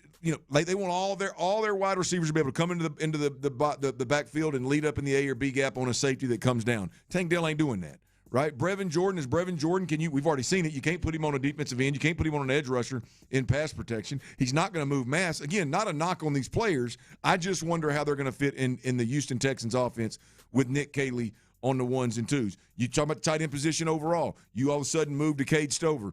Is Cade Stover, he's a developmental player when he got here, surprised us to open some eyes. Can't stay healthy, number one. Number two, I think he showed a little bit of improvement in his inline ability to put his hand in the dirt and move mass, but I think he left a lot to be desired this year. Again, an injury stalled him a bit, but I think he left a bit to be desired there. He struggled with the catching the ball part too. I mean, those are the two guys that I believe with Dalton Schultz that you're really hanging your hat on. Foster Moreau, I get that, but he's not even in that conversation of moving the needle at the tight end position at this point in time. Dalton Schultz, a great possession tight end, not going to really move mass, but has proven to be better and more willing in pass protection and in run blocking. Not going to threaten the defense with explosive twitch or speed or anything like that. Very quarterback friendly, but not that threat to a defense that you need. So, Ron, you don't have an athletic threat at the tight end position that's going to strike fear into a defense. He's not that? No. Well, I think he has some abilities. I'm talking about an every down tight end. Yeah. And I'm talking about a tight end that fits your scheme, right? And so you don't have a guy right now that is super athletic and going to help you in the pass game to that degree in an explosive manner. You got a pass-catching tight end in Dalton Schultz, but he's more of a possession guy. And you don't have an inline tight end that can put his hand in the dirt and move mass and be more physical than some of your offensive linemen in the run game kind of thing. And so the need for the Houston Texans at the tight end position, I think, is higher than any other position on the offensive side of the football right now. And I think if you draft the right guy, you sign the right guy, I think it moves the needle in an instance of this offense getting better immediately. Find an inline tight end, maybe doesn't blow everybody's skirt up in the draft. That's his most athletic guy, but a guy that can move mass. Then I think you improve offensively in a big way. Whether it's a draft or free agency, there's opportunity at the tight end position for the Texans. All right. The Astros, yes, they are struggling. We'll see if they can get back on track, but maybe to give you a kind of a sign of where they are right now in the biggest area they're struggling in, there's news there. Wait till you hear the news that's happening with the Astros. We'll tell you that coming up next. But before we get there, guys, you know what season it is. It is property tax season. And just because your tax bills stayed the same does not mean it's correct. You could have money out there that is there for you to take. But many of us don't want to deal with that headache. But the people that own well, they'll do it for you. Well, it's that time to play a little golf. We'll tell you about that later, Ron. And it's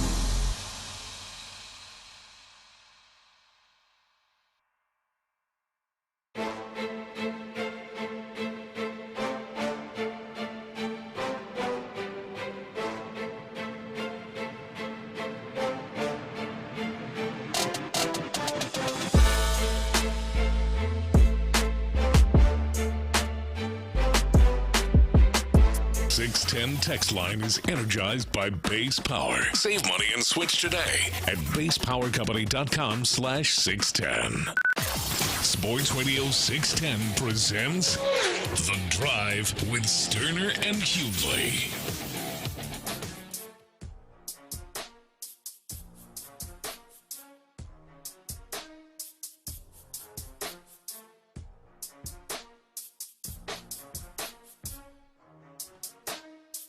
Saying currently the center is potentially in concussion protocol for the Louisville Kings, so that's something to watch. Protection could be a problem. I mean, the center and they are a power running team. That's going to impact that power run team. The power running run back up is rolling out there. But man. if you're good and you got an identity and you practice, I hear they had a really physical training camp, a little more physical than everybody else, and they really are bought into. Both from a roster perspective and a training perspective, that they're really committed to this power run game. So interesting. You generally don't get old quarterbacks, as Chris Redmond is the head guy there. You generally don't get old quarterbacks that really want to push. You do if they're old limited quarterbacks that were limited with skill set. They realize how important a run game is to a quarterback, and so. Yeah, man, you just lean into it, man. It's their identity. It wasn't just just a shot in the dark. It's their identity, man. That's just basically you. So, like, if there was a UFL team that got started somewhere in Arkansas and Little Rock, you'd have a shot to be the head coach. Well, I mean, I'd like to think so. That's what Chris Redmond, Louisville Cardinal. I mean, all of them. Ted Ginn. I mean, it's just, hey, man, let's go. You got a shot. Take a look at I'll tell you who's killing it is what's old buddy from Alabama, A.J. McCarron. Where is he at? He's coaching. Which team is the Stallion? Birmingham Stallions. Is that him? Oh, that sounds right. He's head coach. That's what it is. I bet you every one of these head coaches has some sort of college tied to him. Yeah. To that state. How about that? All I need. I mean, I don't know why they wouldn't. By the way, have one in Arkansas. There'd be zero competition. They would definitely. In Little Rock. They definitely sell out. Got a place to play it? Oh, War Memorial Stadium. You kidding me? I don't know if they'd sell it out, but they damn sure get some interest. Be a smaller venue, right? They're playing theirs at the soccer stadium. I mean, I don't know. I mean, I guess you could roll depending on where you go. I mean, there ain't too many venues to pick from in no natural state, bub. I mean, you can go to college stadium somewhere if you want to. Venues I mean, I'm telling you, Little Rock ain't like strolling through Houston where you got high school stadiums that seat more than most. I mean, they got a solid soccer type stadium. They got not that I know of. And I believe you'd have to go War Memorial, which would be that'd be tough to fill up. That'd be very tough. Maybe. I don't know what the hell is going on in H-Town. Yeah.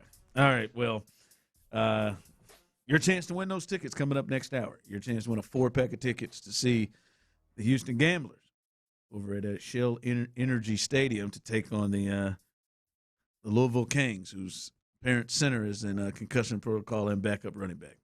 Power running team. Great secondary. So stay tuned for that cue to call in the next hour. Your chance to win. Listen, we know the Astros.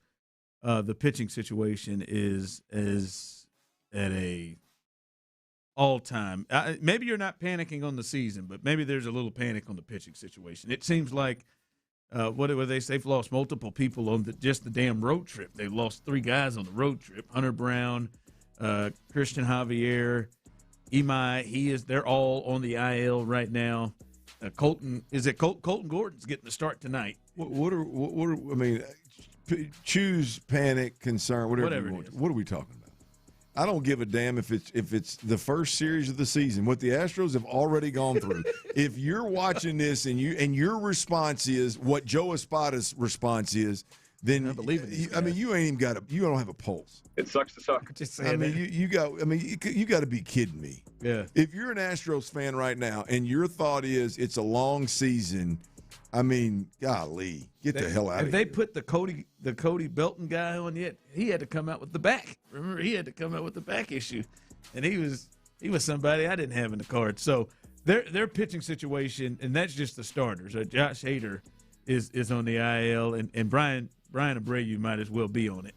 Actually, they'd probably be in a better shot if he was on the IL, to be honest with you. Well, this is not good. It's not. Thanks, Todd. But their pitching situation is in a rough spot. So much so, according to Ari Alexander, fellas, the Astros are signing right-handed pitcher Brandon Bielak to a minor league deal.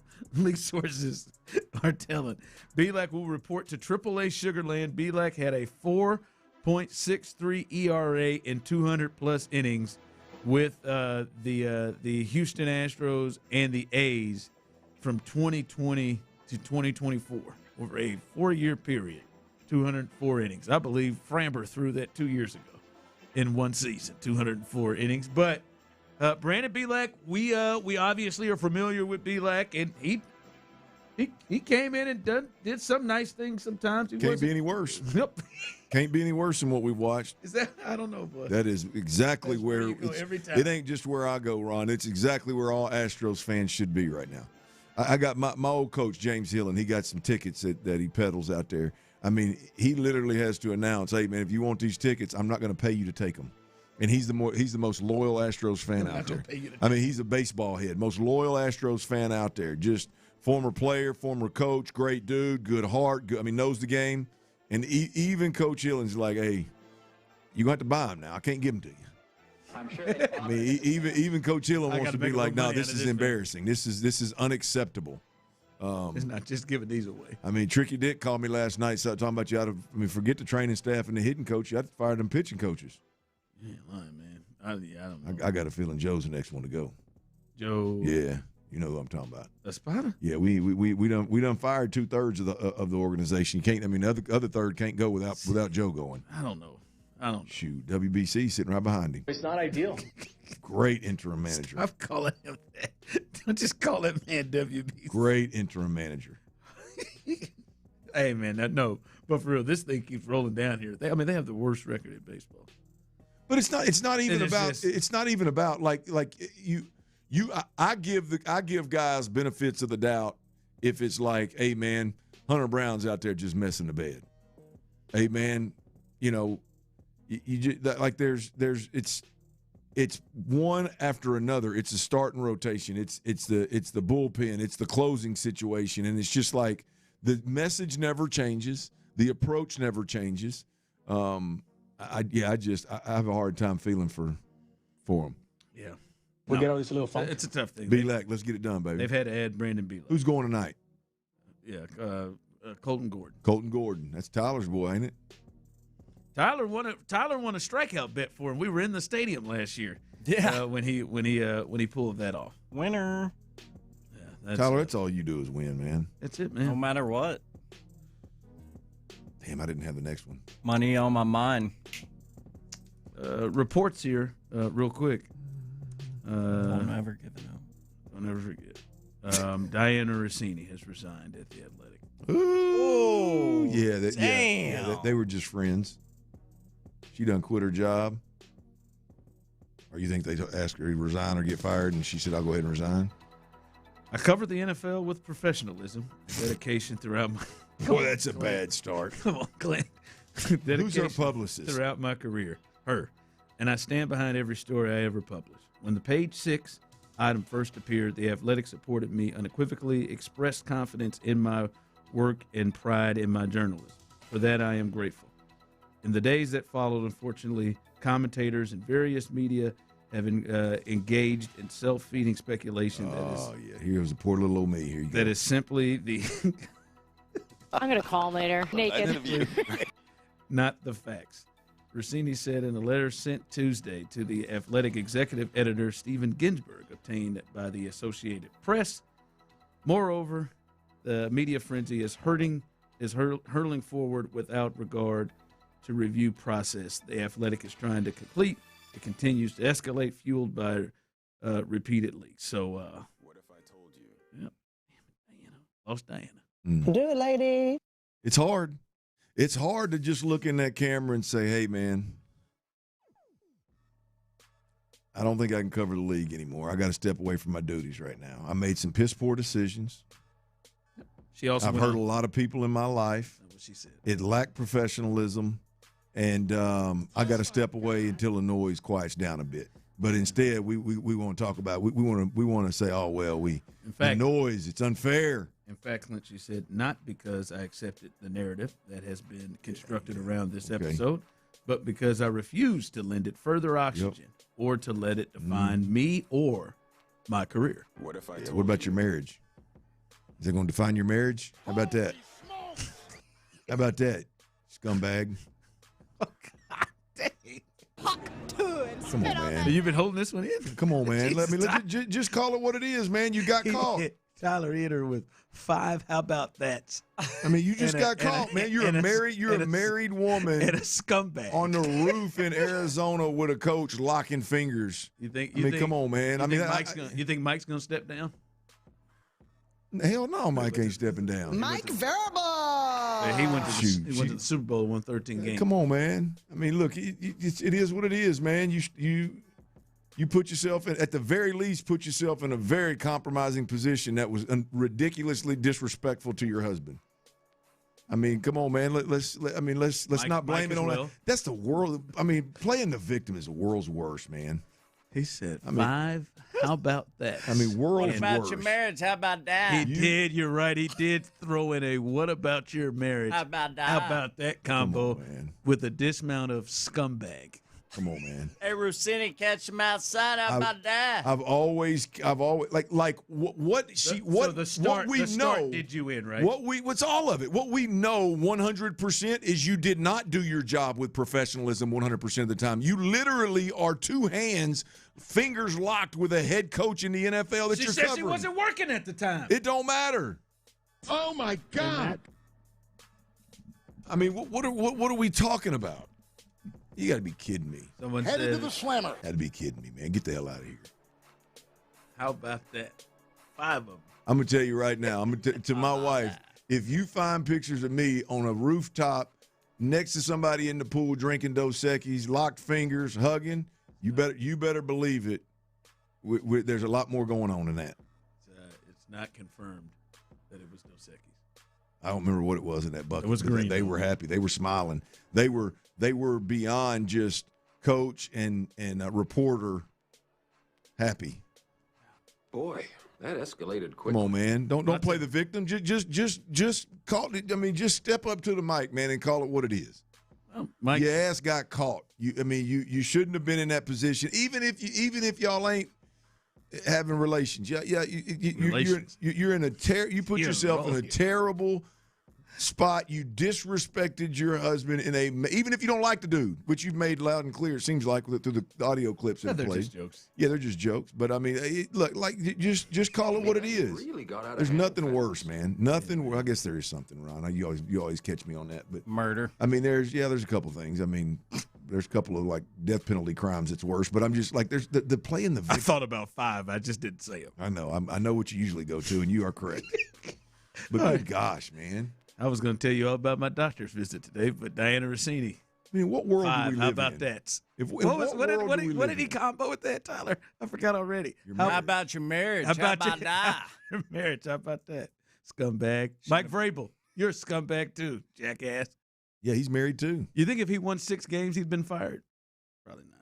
All right, coming up. Oh, boy. Is this season a success if the Rockets win this series against the Lakers. 713-572-4610 base power text line. We'll discuss that coming up next. Hey, whether you're a scumbag or not, you need.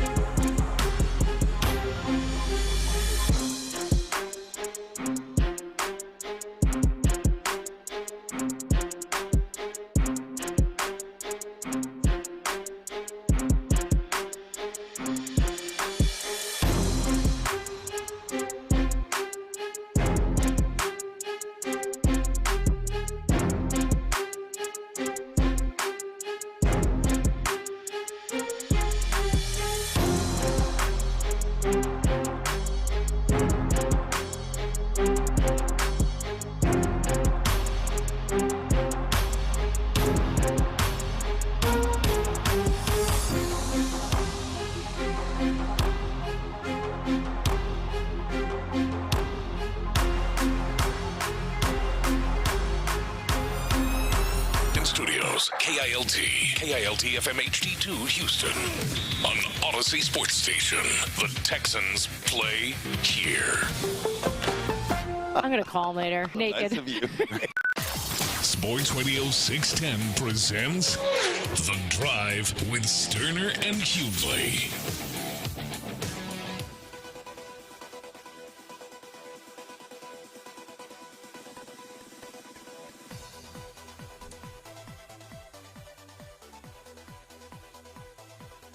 All right, welcome back into The Drive as we are here live. Diana Rossini resigned. She now has tweeted out and posted her own letter, resigned from the Athletic after the controversy with head coach of the New England Patriots, Mike Vrabel, who I don't think is resigning, and to the point of so many on the Base Power text line and YouTube and Twitch, Robert Kraft, of all people, probably not going to fire Mike Vrabel over this.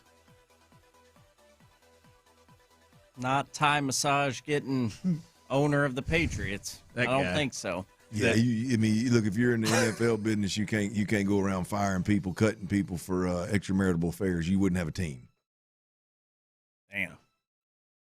And also, to the point of Tyler, there are some people. Some cases you wouldn't have an owner. To the point of Tyler, some might it'd be harder for a guy like Robert Kraft with this background. Massage man. Yeah. Boy, I mean, Deshaun really took him off the hook, didn't he? I'm not going to let it take my joy. Yeah, I mean. No more when you think massage is in the NFL, do you think Bob Kraft? No. Deshaun took it and multiplied it by about 50, didn't he? I mean, to tell you how bad Deshaun is, like Justin Tucker. Okay. Still Deshaun. Still Deshaun on the massage. Yeah, Rusty's comments about happy endings not being illegal, that actually did pertain to what we know of the Patriots. Wow. That's crazy though. That story that occurred, and it was crazy right off the bat. The Athletic backed her, and she says it in her letter. She wrote a full letter, has just posted it, and her and Vrabes, as many people call him, they denied it, almost poo-pooed it, laughed at it. And I don't know. I'm going to tell you this right now. I don't know what happened. And maybe it just got too wild. But, boy, it's going to take at least more than a week for me to quit my job if I was just out there just high-five. You ain't quitting your job. You ain't getting off Twitter. You ain't letting the noise get. You're going to defend it till the day you die. I'm telling you, boy. my boy Ron? If that's a great point, Ron. If those actions were legitimate, why run from the smoke? Why did I read where Vrabel didn't do his pre-draft press conference? If there's nothing there, then why run from it? I mean, it ain't. I mean, I know the smoke is loud, it ought to be. You put yourself in a compromise. It ought to be loud around. It's the least you could get. You think she finds a difficult job? Because she was really, really, really good at her job. She was one of the best in the game at her job. You think she has a hard time finding work? No, it's 2026. Absolutely not. Barstool would hire. Absolutely not. Just for the headlines. Immediately. No, they would.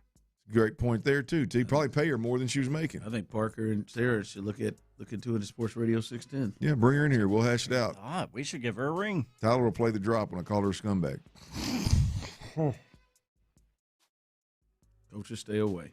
All right, so that's a big story that just dropped here in the sports world here recently. Clint, I said this on the other side, and I'm curious for people. Remember, in this hour, you will have a chance for our giveaway today. You'll have a chance to win a 4-pack of tickets to see the Houston Gamblers take on the Louisville Kangs. And you can win a 4-pack of tickets coming up at some point in this hour. It is April 16th. Just make sure you're listening for that cue to call. So make sure you do that. All right, Clint. Obviously, we know the Rockets drew the Lakers, and we talked about it last week. That was the matchup that they would want, for them to be able to have the best opportunity to advance to the second round, that would make the most sense to go ahead and take on the Lakers, the injuries that they have and all of that. And they are heavy favorites. We talked about it yesterday. They are minus 750 to win the series. They've got a 4.5 point. They're 4.5 point favorites for Saturday's game 1 in L.A. But here is Ime Udoka, the head coach of your Houston Rockets, talking about drawing the Lakers in the first round. For us, obviously it's fresh that we lost 2 games to them recently, and then kind of flipped the switch since then. Had a really good game against them on Christmas, and obviously know they're injured, but quality players across the board. You saw that with Minnesota that had guys out or whatever the case may be. It's still the NBA, and they have some really great players there, and so we'll have our hands full. All right, that's him pulling the Lou Holtz. We'll have our hands full. They still got some really good players. We'll see. They should win this series, and most people expect, as we said, minus 750. 713-572-4610. Those who are on YouTube and Twitch, jump in on this. Is this if they win this series and they advance to the second round, and this is a team that has not been there in a while, and this would be the natural progression. Last year they made the playoffs. First year under Udoka, they almost made it into play-in. Last year they were the 2 seed and lost in the first round in 7 games to Steph and the Warriors. And then this year they will beat the Lakers. They go to the second round to face off against the world champs, the Oklahoma City Thunder. All things would point towards. Would it be a successful season if they won a playoff series and advance to the semis in your mind? I don't think so. Yeah, I don't not in this fashion. I think, as I said in the crosstalk earlier, I don't think this is as good a basketball team as the team that we had last year, and that's saying a lot. I mean, you take Dylan Brooks and Jalen Green, and then obviously right now as the playoffs start last year, we got Fred VanVleet back, and this year we're obviously not getting him back. But I think the team last year was better. I think the team last year had an identity. I think the team last year had a plan, and I'm not sure that any of that's the case. Now you've got an all-time great scorer. I think you feel a bit better about their chances maybe to win because of Kevin. Yeah, well, I mean, look, I don't know. I mean, do I feel better about their chances to win if it's one singular moment in a game? Yeah. Do I feel better about their chances to compete with a really good basketball team? No. I think last year they didn't have closers. I think last year, and that's why Fred VanVleet was so important, because he came in and was that guy and was a lead scorer. I mean, I think, and it's. Look, if you were catching the Lakers right now, as I said before, I wouldn't want no piece of the Lakers if you had the top 2 guys were healthy. And LeBron was your 3. And LeBron was your 3rd. Yeah, I wouldn't want no part of them, right? So I can't let that matchup and that reality that they're missing 2 of their top 3 players all of a sudden cloud what the season has been. That's fair, because if the Lakers were at full strength, you wouldn't feel great about the Rockets. Personally, I wouldn't. To win this I'd series. rather see Minnesota. Yeah. It's 713-572-4610, Base Power text line, YouTube, and Twitch. Do they have to, if they win this series, which they're heavily favored, if they win this series, 52 games this season, 5th in the West as opposed to 2nd last year, but 52 games this season, finishing off the year 9-1, winning a playoff series, and then playing the Thunder, would you look at this team as a successful season? Someone texted in, it depends on how they played against the Thunder in the second round. Yeah. If they're competitive with the Thunder in the second round, fair. I think that's a game changer. That changes. If they were to take it to 6, that's fair. I don't know, man. When I first look at this, I think, hell no. 5th seed? Like, I do think we had to adjust our thoughts about this team. And some of it was due to the Fred VanVleet injury, but not as much as, for me, not as much as what some put on it. I came into this year thinking, and we talked about it before when they got KD and we started seeing the moves that they were making. I came into the year thinking, for me, my expectation is the Western Conference Finals. Not saying the finals, not saying they got to win a championship, but to get to the Western Conference Finals. I looked at this, and the only team that I looked at and said, yo, I don't know if they can get is the Thunder. right? I thought with the additions they had, they could play with the Nuggets. I thought with the additions they had that the Spurs weren't ready yet. Boy, was I wrong. And the Lakers, I didn't think that they would be able to handle them either. So I had Western Conference Finals, even though it's changed because I've watched them play all season, how I actually feel about the team. Still, for me, when you add KD to this team that was the 2 seed last year, that you got to lose. That's what everybody says in the NBA. You got to lose before you can really advance. And they had a gut-wrenching series loss, and they then brought in reinforcements. I thought Western Conference Finals, that is a successful season for this team. And because I don't believe they're going to reach that, it, to me, just winning the series against the Lakers and to the point you're making, a clearly compromised Lakers team. Beating them is not enough because we saw a lot to where, halfway through the year, we looked at this team and had to reshuffle our thinking of them being a championship level team.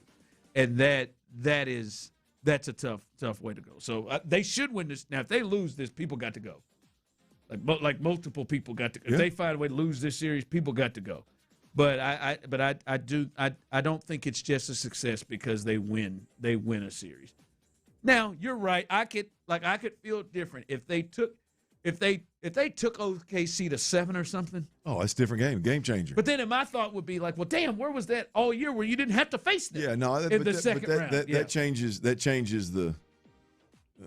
the calculus, as Nick Caserio would say. Yeah, that you go show that you can go toe-to-toe in 7 games to the best team in the league, so, start to finish. That's a different deal. Beating a team that's missing their top 2 scorers and their top 2 ball handlers, that's not gonna resonate much with me. Text line coming in, bottom line. Last year, the coach upped the game of all the young players and made them believe in themselves, and they played together and then off each other in what made for a special and unique. My opinion, all of those players are now playing down because they've lost their identity from the previous year and don't really know their roles on the team. Coming from the text line, I don't disagree. I think that's fair. Yeah. Because I tell to myself, coming to the year, let's say they won a round and they lost in the semis. Would you be good with that? And I don't think I would have been. And I understand the West is the tougher conference, but I don't know that I would have. No, this should be a series they win, and most expect them to win. So we'll look at that as progress, I guess, winning a playoff series. All right, coming up as we continue, it is a Tuesday, so that means we do a little real or fake. I say a statement. You let me know if that statement is real or fake.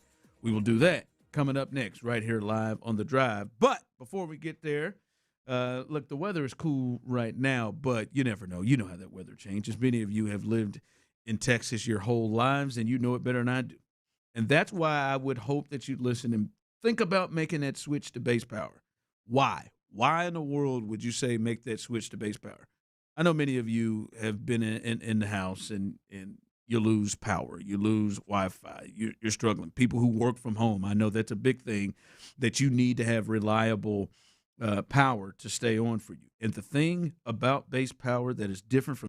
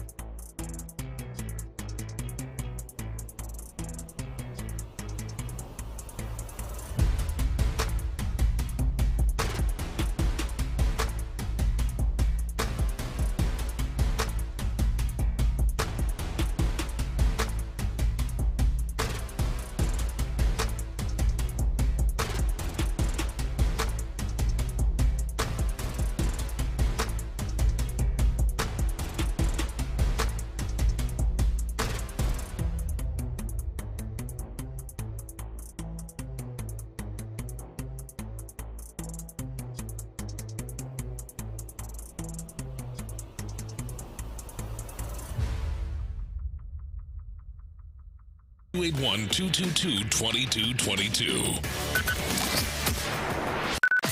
Sports Radio 610 presents The Drive with Stoerner and Hughley.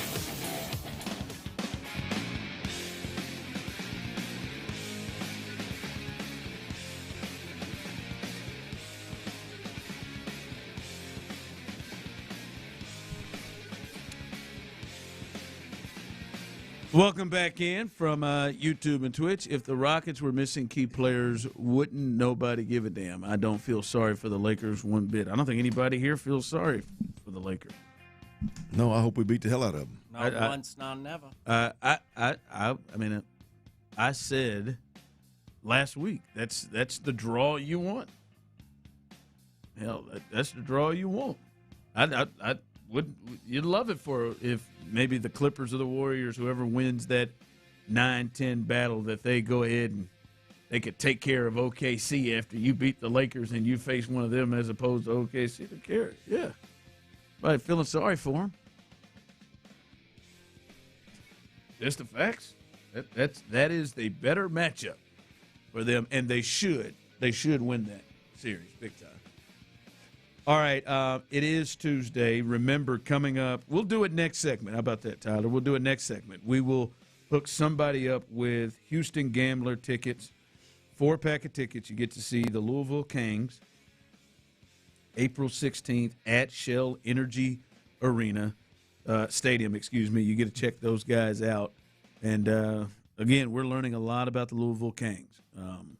Really solid squad led by Chris Redmond, former Louisville Cardinal. He's got some He's got some injury concerns, but should be a good night here in Houston. So you got a chance to win a 4-pack of tickets coming up. We'll do that next segment. All right, let's do a little real or fake. I say a statement, you let me know if it is real or fake. Let's start with you, Clint. The Texans. The Texans should use one of their top 3 picks, which are 1 at 28 or 2 or in the second round at 38 and another second-round pick at 59. One of those top 3 picks on a running back, real or fake. The Houston Texans are on the clock. Wow, top 3? I'll say real. I'll say real. Those are all premium picks. Yeah, second-rounders. Yeah, look, I would say real. If they're not going to be aggressive and move up and package some of those together to move up, then if you're going to draft all 3 of those, then I'll say real. Look, I think as I've said before, I think the Woody Marks, I like Woody Marks. Woody Marks is a good player. I think for the most part, folks are thinking that guy is the answer at the running back position. I just don't think he is. I think he's got a place in the running back room. I don't think he's the answer at the running back position. As much as I like David Montgomery, I don't know, one, how explosive he is and how dynamic he is. And number 2, I don't know how much tread he's got left on them tires. And so given how they want to run the football, there's a big back out there that's coming out of Arkansas that I think that they like a lot, and I don't know exactly where he's slotted in the draft. But if you can get him, somebody like that, big downhill back, I think there's a chance they'd take that shot. So I'm going to say real. All right, there you go. You go real. Tyler, we know how you feel about running backs. The Texans should use with one of their top 3 picks, and these are all premium picks, either first or second round picks. They've got 3 of them, 28, 38, 59. The Texans should use one of their top 3 premium picks, Tyler, on a running back, real or fake. First round draft stock, absolutely fake. Hell no. Never, ever, ever, ever. Hell no. Fake for first round. Second round, it depends on who. I could maybe get behind it. But you know me. I'm much more comfortable in the third round if you're looking at guys running the rock. So I'm gonna go fake. You're gonna go fake. All right. This is kind of hard for me because I think a lot of it is, what do you feel about Woody Marks?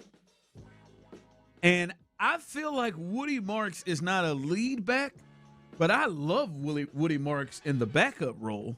Right? I love Woody Marks as somebody who is the secondary ball carrier or a guy that you're getting involved.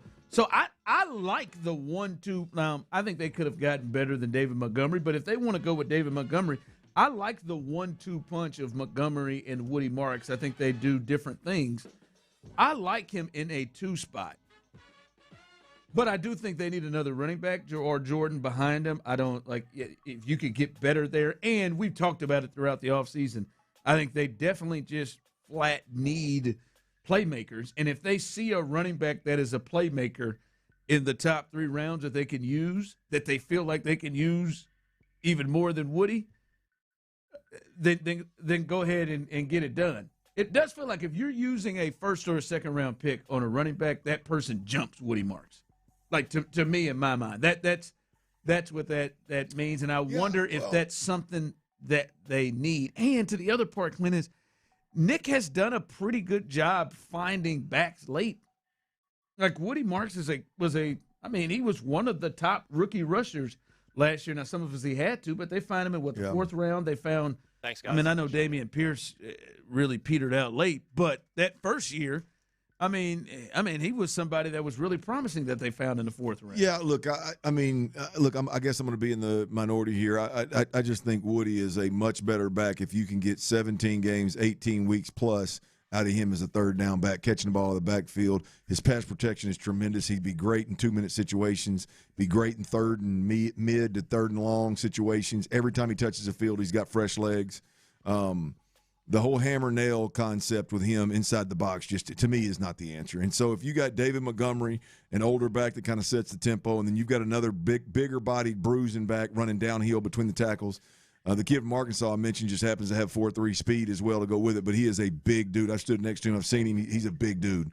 And so I think you'd add a different dynamic to your backfield there. And I don't look at it as he would replace Woody. I mean, obviously he would, because right now Woody Marks would get a bulk of the carries in the second one. Right? Yeah, right. So, but I look at it more as it would slot running backs in positions that are healthy for them. We know who David Montgomery is going to be. He didn't come here to be a backup running back to a rookie, or he didn't come here to split carries with Woody Marks. We know who David Montgomery is going to be. He left a place where he was splitting carries. Now his numbers were dwindling, but he was splitting carries with one of, if not the best back in the league right now. He didn't come here to split carries with Woody Marks. So I just think that he's the bell cow. Give you another running back, whether it's just depth or however the rookie plays out. And then Woody Marks is your third down scat back type, almost like, what's the kid's name that he was in Pittsburgh this last year, but he was in Philly Kenneth Gainwell. Kind of that vibe to him. I think that's the best version. I think that's the best. The overall running back room in Houston, if they drafted a running back with their top 3 picks, and it was a bigger downhill back, the running back room in Houston would be really healthy. I mean, now you're talking about. They could be if the rookie panned out, they could be a problem.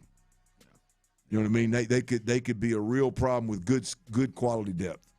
All right, real or fake? 713-572-4610 on the Base Power text line, YouTube and Twitch. You can jump in on this. Real or fake?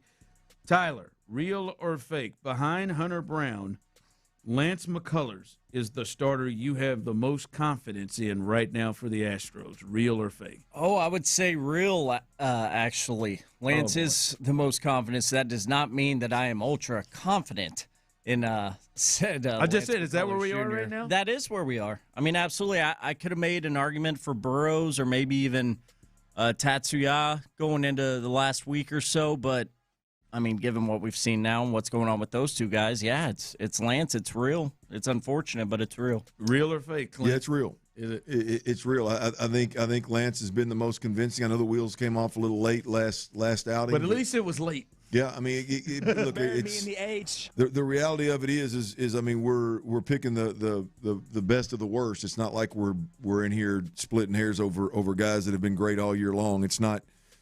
That's not the case. I mean, so you're picking the leader of the bad pack, if you will. And so I think Lance McCullers is that. I think if you come out of this thing and you got Hunter Brown, Lance McCullers, and at some point in time you get Spencer Arrighetti coming back and Spencer pitching well, I think you may be able to pull yourself out of this this starting pitching issue that you have. I think those 3 guys are could be the answer. I know Hunter Brown obviously is, but I think those other 2 guys could be the answer to helping you here. I don't know what.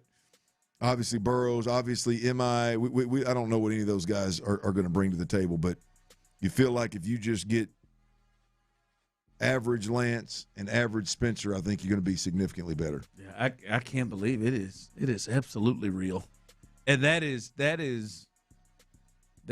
wild. Like outside, like right now, Hunter Brown's not in the rotation. I guess they're forced Mike Burrows into it, but the player that I think in the starting rotation that can give them enough innings, 4 to 5 at least, and keep you still in the game. Because yesterday, Mike Burrows gave you 6 innings. It was 3-0 before the fifth batter came to the plate. That was about the smartest thing Joe Espada's ever done. Is like, I don't care, you ain't coming out. We're not chewing through the bullpen. That was a no-brainer for me. Yes, it was, Joe. That's the only thing you did in this West Coast road trip worth a damn. Yeah. So I mean, but Lance, at least you feel like, and like Tyler said, barring his last start, he gave up a 2-run homer, two batters into it, but kind of chilled out until that final inning, where he couldn't finish things off, and he handed off to a bullpen that he knew was going to give it up. But, yeah, Lance that's where they are right now. Is coming into the season, we thought Lance was ready to hang it up.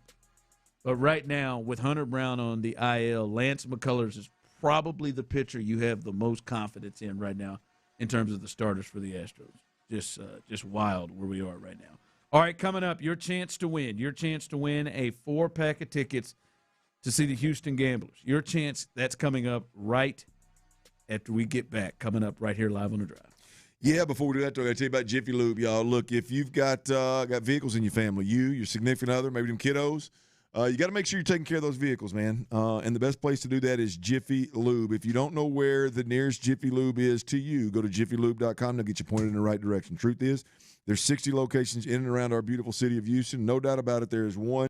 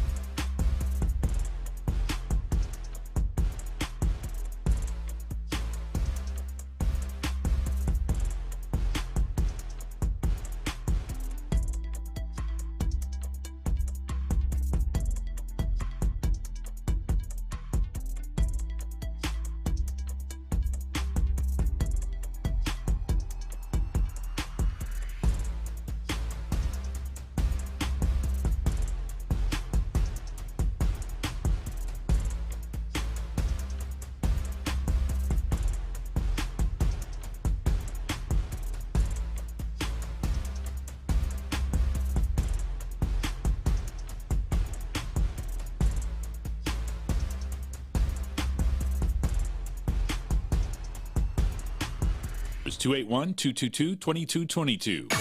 The Sports Radio 610 text line is energized by Base Power. Save money and switch today at basepowercompany.com/610. Sports Radio 610 presents The Drive with Stoerner and Hughley.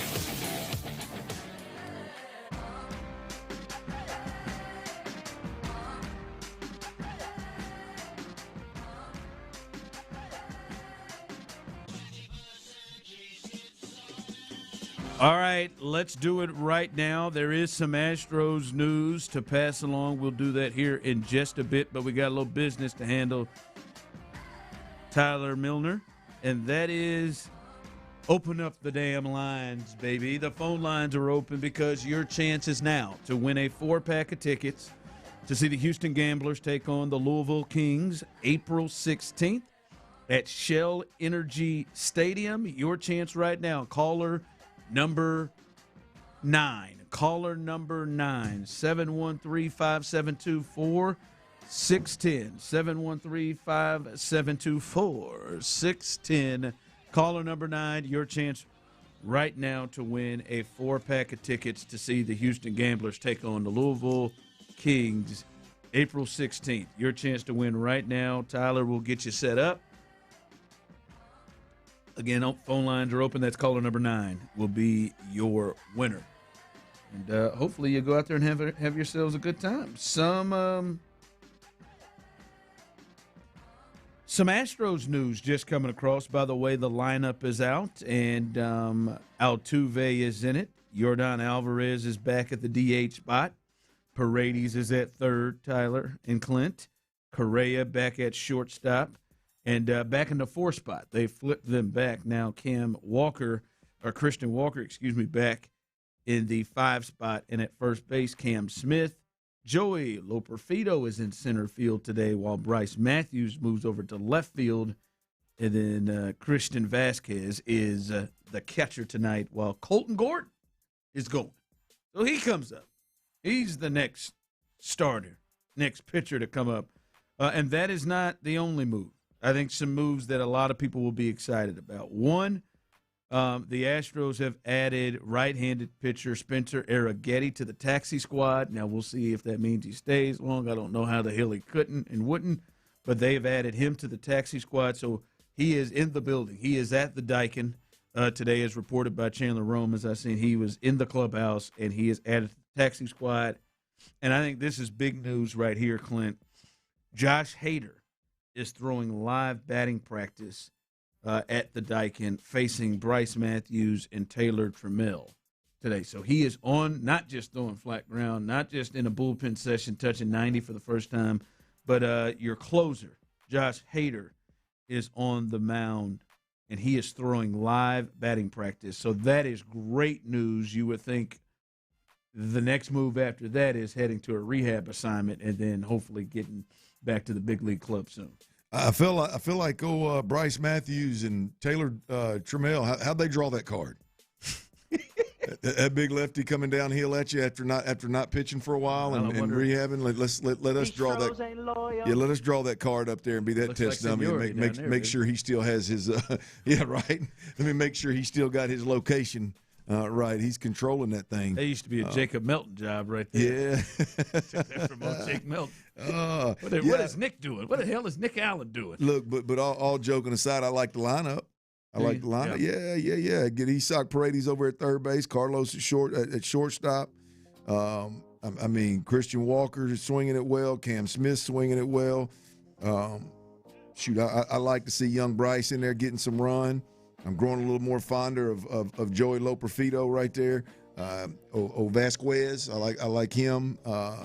Giving us a chance at the plate. I prefer him back there right now over Yordan. Even though Yordan has had the last couple of games. Who'd I say? Yordan? Yeah. I like to see Yordan behind the plate. That'd be interesting. No, Vasquez. No, you wouldn't. We don't think he'd get up from a squat? Stepping on the plate. I know there'd be about 1,800 pops in them knees on the way down and up. I don't know though. Yiner looks like he's coming. Home run, couple singles last night or yesterday. Do you think? I'm serious. You think Yordan can sit in the catcher's position for 30 seconds? Yes. Yeah, I do. I'm not saying it'd be 100% comfortable. Like and right now, like fine. I'm just saying right now he could sit. I mean, he the could pop fact the that you squat and asked catch that his question, it position. doesn't surprise me. But the fact you asked that question, I mean, makes me that's really not a shtick you're doing. You really lean into that. If you got to around 21, I think his legs would start shaking. I can give you 21 right now. My back's aching. Give me right now. 21. 21. Give me 21 seconds. Here it is, Clint Stoerner. If you're on YouTube, I want you all want me the to way go down. as if runner on first, or am I getting good and comfortable sitting on something? Getting good runner on first. We ain't got runner no on knee first savers. is different. I got to be up in a All damn right, wall nobody sit. on. Just get the catcher's position. I can give you 20 seconds of any of it, but Just get in a catcher's position. Give me 20 right there. Bam. Hold the glove up. 30, 29. Who's your daddy now? 28, 27, 26. What is going on? 25. I got this, Joe. Chill out. 24, 23. Don't be a knucklehead. 22, 21, 20, 19, 18, 17, 16, 15, 14, 13, 12, 11, 10, 9, 8, Stretching Kikuchi. 7. He's struggling. 6. I'm faded as hell right now. 5, 4, 3, 2, 1. Get him in second. There you go. They nailed it. There you go. Welcome Got it. home. There you That's go. bad hip and all. Now you want me to get man on first? Hey, oh, you're up a little bit. You're ready to go. Come on, you kidding me? I just want to know if you still had it. I don't know if you still had it. I may be able to get in this chair so the people at home can see me. I don't know, man. You got a bad Hell hip. yeah, I got it, man. Oh, man. I tell you, man. I think you'd give Jordan a run for his money. Jordan's fine, man. That's a pro athlete, man. He can get his ass down he's there. a pro athlete? Yeah, he is. He can catch you a whole game and be all right with it. I don't think he can. He's big as hell. But thank you for doing it. Get down there, baby. Get down there. I need to do it more often. Hey, speaking of that, a lot more than it did. Speaking of that, Tyler, I can't, and I don't think Tyler can either. I think we're in the same. I'm the only guy on the show that can get a pop squat. I found out we're in the same boat, Tyler. Tyler, do it right now. He can't. He can't. You don't have to hold it for 30, but Not can you sure make, the right can you knee's make got your that. No, heels he can't. touch your He butt can't. cheeks? I am going to an orthopedic surgeon soon, though, so maybe I you can in some months. can't squat getting a real comfortable, just down and up. Maybe like 10 seconds. Tyler. No, I'm not going to count it. He showed me. Just do it one time. Tyler. Make your glutes touch your heels of your shoes. Hit it. Get your hands off the keyboard. He's sitting. I mean, that's just vertical, too. That is knees forward. Yeah. He's going to blow a patella. Tyler, oh boy. Pop. You see that? You better face? get that chest forward a little bit and get them hips hinged. Tyler. Get on back there. Went to the doctor today. Had a checkup. 40's a mug. Yeah. Good. By the way, hey, 120/72 BP. That was that's good. Remember we were Jesus. We had hit 230/137. Last time that random check was about took you out. Check, yeah. It was good. And then she said to me, she said, anything else? Anything bothering? I said, I've got this weird thing in my knee, and I think I've shown this to you. Clint, I've got like loose particles or whatever that is just pops back and forth in my right knee. I'm not a doctor. Tyler, I got to go see an orthopedic surgeon next Tuesday, 9:30. I gotta go. I gotta go see. Best of luck to you, man. And sports medicine orthopedic doctor. I gotta go in there and see him and check out. She started feeling it, and she said, "Man, I don't know what this is." She said, "What is this? What is this working around?" I thought to myself, "Man, hold on. I don't know if I want to go. I don't know if I want to have surgery. I don't know if I want to go and take care of this. I've been dealing with this for about 10 years now. I feel like I'm scared, Tyler. I'm gonna have to have surgery. Like, and I don't want to have knee surgery. Why would you be like, you're in a position where you just want to hurt the rest of your life? You just want to let it get worse? It depends on what it is, on if you need to really be anxious and worry or not. It is like where I am right now, and it's gotten a lot worse. Anytime I use stairs or walk up where my knee has to bend a certain level, it just pops in and out. Feel like that pressure? It pop. Well, I had this loose piece. I don't know if it's she says she doesn't think it's a bone, but it's not fatty. She said I don't know what it is. She said I'm gonna need you to send you across the hall to the orthopedic doctor to see what it is. But it is, when I walk up the stairs, it pops in and out. Yeah, I mean that shouldn't be. I don't want to have surgery. That should be. I want to get my knee fixed. I mean, you don't start taking care of yourself on stuff like that. After you're 40, you're gonna go downhill quick. I am I'm 41. I know. And you got 1 year in, and you're already fighting it. I'm just taking my time. No, get the knee fixed and let's go, man. She did. She forced me into an appointment the next day or next week. Let me know how it goes, man. Yeah, you got to report back on this. I'm debating to see if I'm gonna go. No, you're going. You need to go. Just, an eval is not going to hurt you. Hey, stay still in that MRI now. I'm gonna tell you. See it right yeah, there? it's knotted up right there. I mean, hell, he's got it. Golly, yeah, man. Yeah, no, that needs to get fixed. I mean, that needs to get fixed in a hurry. That needs to get fixed in a hurry. She was like, "What is that?" Can you feel it inside there when it does Oh it? yeah, no. It's not pain. It's just annoying. Every time I walk, I feel it pops. It's clicks every time. You I might walk. have Osgood Schlatter. Walk, huh? It's it's on the inside of his knee. It's on the inside. Oh, it's not on the top. Yep. No, it's on the inside of his knee. Never mind. It's definitely something popping out. You can see it. It makes a knot on the side, and then it pops back to the middle. It's popping in and out, and so now it used to not be as annoying. Now when I walk upstairs, it pops every time. Yeah, I don't know if you should go get it looked at or not. You probably shouldn't. I don't. You're right. That's all No, I hell need. with it, man. You're right. Just keep walking your ass around the neighborhood and wonder why one of these days you get a knee replacement. Just putting it does swell a little bit, but I just putting might have a meniscus tear. Just put cocoa butter on there. Yeah, cocoa butter's answer for it. Ice that thing, put a little cocoa butter on it when you get done. A little Robitussin. I'm just Robitussin. That's all I'm doing. It's been working for a few years. She grabbed me. She grabbed it and held it and moved. She said, "What is that?" It was just like disgusting. All right, what you got coming up? All right, the quickest way for the Houston Texans to improve their offense. I'm telling you, it's obvious, and Nick Caserio's talking about it. Will they make it happen? We'll cuss and discuss next right here on Sports Radio 610. Before we do that, though, I got to tell you about Dr. Matoran. Look, if you're out there and you're dealing with some kind of breathing issue, allergies, sinus.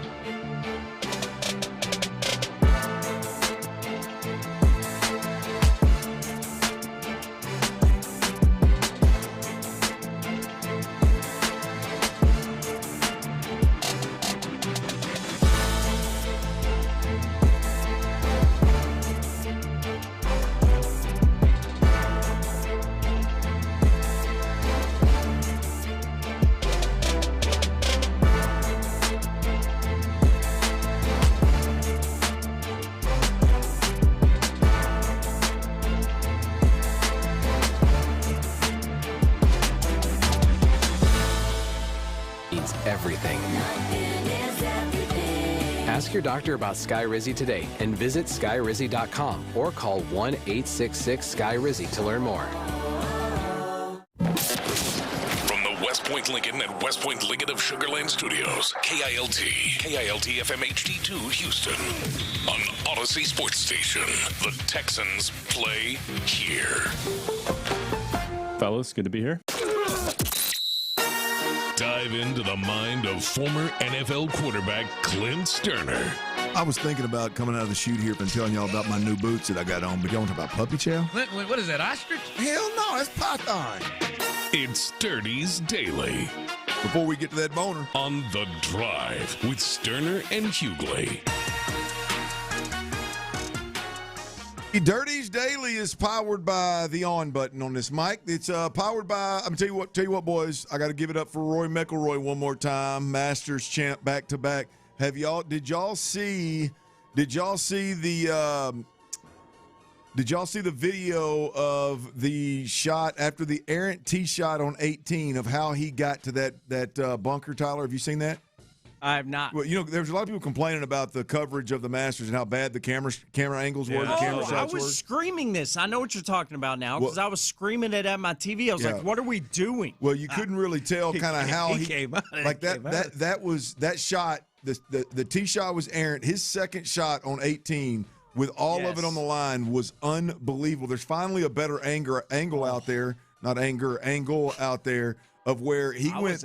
He went right of the trees in front of him, up and over the tree line, over the scoreboard, and into that bunker. There's a great camera shot from really like green side of that particular bunker. Would have been nice to see. They were slow on the switch of the camera angle, and then they finally switch it, and you still don't see the ball. I was freaking out. Well, they've somehow pieced these cameras together because this sucker, it is ridiculous, the shot that he made. High draw, over trees, around trees, over scoreboard, into a greenside bunker, and then the bunker shot that he rolls up there with makes an easy two-putt was, the bunker was, it was probably 10 foot uphill. It was every bit of 3 or 4 foot over his head when he was looking at the pin. So Rory's a great golfer. Yeah, he is. There you go. Give it up for him one time, Tiger. He is, that was impressive. So one more time. I'm going to give Dirty's Daily today. He's powered by Roy McIlroy, 2-time back-to-back Masters champ right there. All right, the Texans. Obviously the defense is expected. They were last year, and they're expected. They've added firepower this year, if you will, to the defense. So the thought is that they'll even be better. We feel pretty good about where the defense is at in Houston. The reality is, all eyes are going to be on this offense, top to bottom. Can they be better? Can they pull their weight? Although their weight is a small percentage of the overall Houston Texans weight. Let's be honest, the bar's set low. Can they pull their weight offensively to make this team a real contender? And where can they get better right now? I think they've bolstered their offensive line play with several veterans, and they've got some young guys that are in year two, and I think they've brought back some veterans. They've added some guys that I would say are a couple of the better guys that were on the market this year at their position. And what's my man's name at the right tackle position? Braden Smith and Wyatt Teller. I think they did a good job of reinforcing the offensive line. I think they did a good job so far of bringing in reinforcements in the running back room and David Montgomery. And offensively, y'all, I think there's one spot where they can immediately get better if they can find one guy. I think it's a tight end room. I think it's a tight end room. And look, we saw a lot of Dalton Schultz last year, so we know who Dalton Schultz is. We know what he's about. We saw enough of Cade Stover last year to know what he's about. And I think the piece that, to be honest with you, we've seen flashes, but for the most part, he's been injured since he's been a real potential player here, is Brevin Jordan. And Nick Caserio. Nick Caserio spoke on Brevin Jordan, I guess it was yesterday morning at some point, I think. But here's the general manager talking about Brevin Jordan. With our group, I mean, we got a lot of guys in some different categories. Brevin's had a couple years here, unfortunately, where he's had some injuries set him back. So, I mean, he's a player that we've liked having in the building. So, honestly, it's probably TBD with him a little bit. So, but he's a great kid. He's got a good attitude. Look, he's been here working his tail off. So, I mean, he's got a great spirit. He's, everybody's rooting for Brevin. There's a little bit of an unknown there of what we actually have. All right. There's some question marks if we're just being real, but, I mean, we think there's some players there that potentially can help us. So, what other opportunities that leads to in the draft, we'll kind of see what that looks like. TBD and unknown. The reality is I think he's a weapon. He's more of a weapon tight end, more of a hybrid H type of tight end, type of back than he is a true tight end. And when the general manager is talking about TBD and some unknown, I don't know that they're going to depend on Brevin Jordan at the tight end position. I don't know that they're comfortable depending on Brevin Jordan at the tight end position. There's a few things, and I'll run down the tight end room real quick and explain what I mean. Look, we know who Dalton Schultz is, right? Dalton Schultz is a little bit more of a finesse than a power tight end, obviously. Really quarterback friendly. He's smart. He's headsy. He's going to be able to be a security blanket for the quarterback. Not super explosive. Not a bigger guy. Not going to be a mass mover. Willing blocker. Yes, we know who Dalton Schultz is. And we're glad that he's a Texan. He's a really good player. It's beyond Dalton Schultz that you gotta be concerned. Cade Stover, injury prone, hasn't really came in as a developmental player, hasn't really hit stride and developed the way that you hoped him to. Was slowed down again this year by an injury. Not real sure that you want to bank on him being the inline tight end and being a difference maker in this game, in this offense. You look at Brevin Jordan. Brevin Jordan is a weapon. And here's the biggest thing. One, he can't stay healthy. But two, he is a guy that you got to build a package around. He is a guy that I believe that to get the best out of him, you got to spend time moving him, lining him up in different places, getting him the ball in creative ways. And, Ron, I'll be honest with you, I just don't know that Nick Caley has any interest, to be honest. I was going to say, does he want to? Is that what he I just don't think he has any interest at this point in time in this offense to build packages around certain players. We've heard Nick Caserio say it. We've heard Nick Caley say it. It's not about one player. It's not about, and I do believe that typically, I think that can be taken out of context. But I believe that this is real with this team.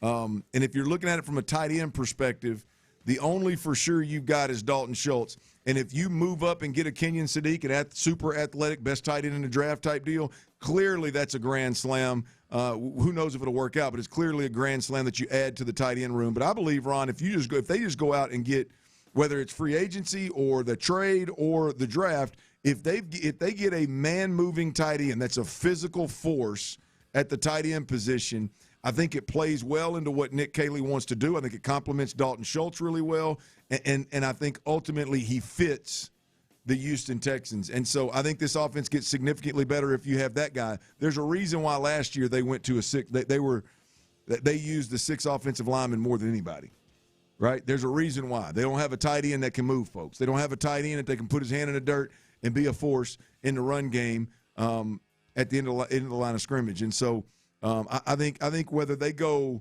move up, get aggressive, find a guy like Kenyon Sadiq if he does drop it all, or if they wait, sit steady, and find the best, most physical run-blocking tight end in the draft, if they add it to that room, either one of those guys to that room, I think this offense, I think that's the quickest way for this offense to improve by just one guy being added.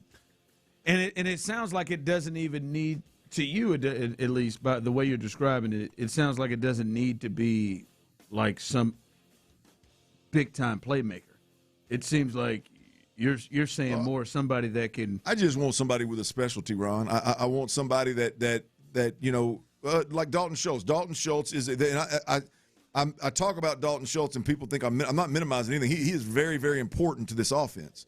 He's very, very important to C.J. Stroud. Hell, I'm on record. In the first quarter of a game, if he's got 2 or 3 catches, you better look out. The Texans' offense is hitting on all cylinders and they're rolling. C.J. seeing things clear, and that is a really good sign. In fact, I would tell you that if that is the case, if you could go out every game this year and say, hey, by halftime, Dalton Schultz is going to have 3 or 4 catches, and he's going to be involved in the offense, I'm going to say this offense is better than I thought they were going to be. Right? He's that important. I'm not minimizing Dalton Schultz, But the reality is Dalton Schultz is not a threat that's going to from an explosiveness or a twitch or a speed standpoint that's going to threaten anybody. Right? He's a willing blocker. I've committed him, tipped my cap to him. I thought he did a tremendous job this year. He's not a guy that's going to put his hand in the dirt and punish folks in the run game. Right? So whether you find the guy that's that kind of threat or you find a guy that can punish folks in the run game, either way it goes, they're going to complement your best player in that room, Dalton Schultz, and I think they're ultimately going to fit what the Houston Texans want to do. And look, I know I'm talking about the athlete in a Kenyon Sadiq type athlete. That's a first-round talent. I'm not talking about the athlete like Brevin Jordan, can't stay healthy. He's got to create like a package around him. So I don't know, Ron. I just think if they find the right fit, they find the right guy, if this offense is going to get better, I think the spot is at the tight end position. Yeah, it's interesting on how they handle that situation, because one of the I think everything you said, especially about Brevin Jordan, is fair, and I think if you look at the actions of what they want to do, it makes sense. But they've known what they wanted to do, Clint. Why did they bring him back? Why did they sign him again? And I just wonder, with Nick Caley's background, his expertise is tight end. And I wonder, damn, last year, all right, man, I got a Dalton Schultz, who is a all-around possession guy. I've got Cade Stover. Maybe this is a guy who's a physical guy. Yeah. I got Brevin Jordan. This is a guy that I can get mismatches on. And he, obviously, you would think he knows that tight end position as well as anything. And maybe last year, bam, immediately before the season started, he had long-term injuries to two of them, Brevin and Cade Stover. And if they sign Brevin in the offseason, I'm hoping that there's a thought of there is a fit somewhere on why we want to use a guy who, I agree with you, naturally doesn't seem to fit the physical pound a minute. Like, their offensive line are almost all of them are all better run blockers, except for maybe Andrews, than they are pass protectors. They went and got a bowling ball in Montgomery. Everything does scream and say physical, physical, physical. But why did they go out in the middle of last year and re-sign Brevin to make sure he's back? I'm wondering if that's maybe a toy that the tight end coach, who is now the OC, wants to use. Well, look, my pushback to that is we've seen enough of all of these tight ends, and we've seen enough of this offense to think that them getting creative and building a package for Brevin Jordan. Unless somebody out there thinks Brevin Jordan is a guy that could be an every down tight end and can put his hand in the dirt and move people.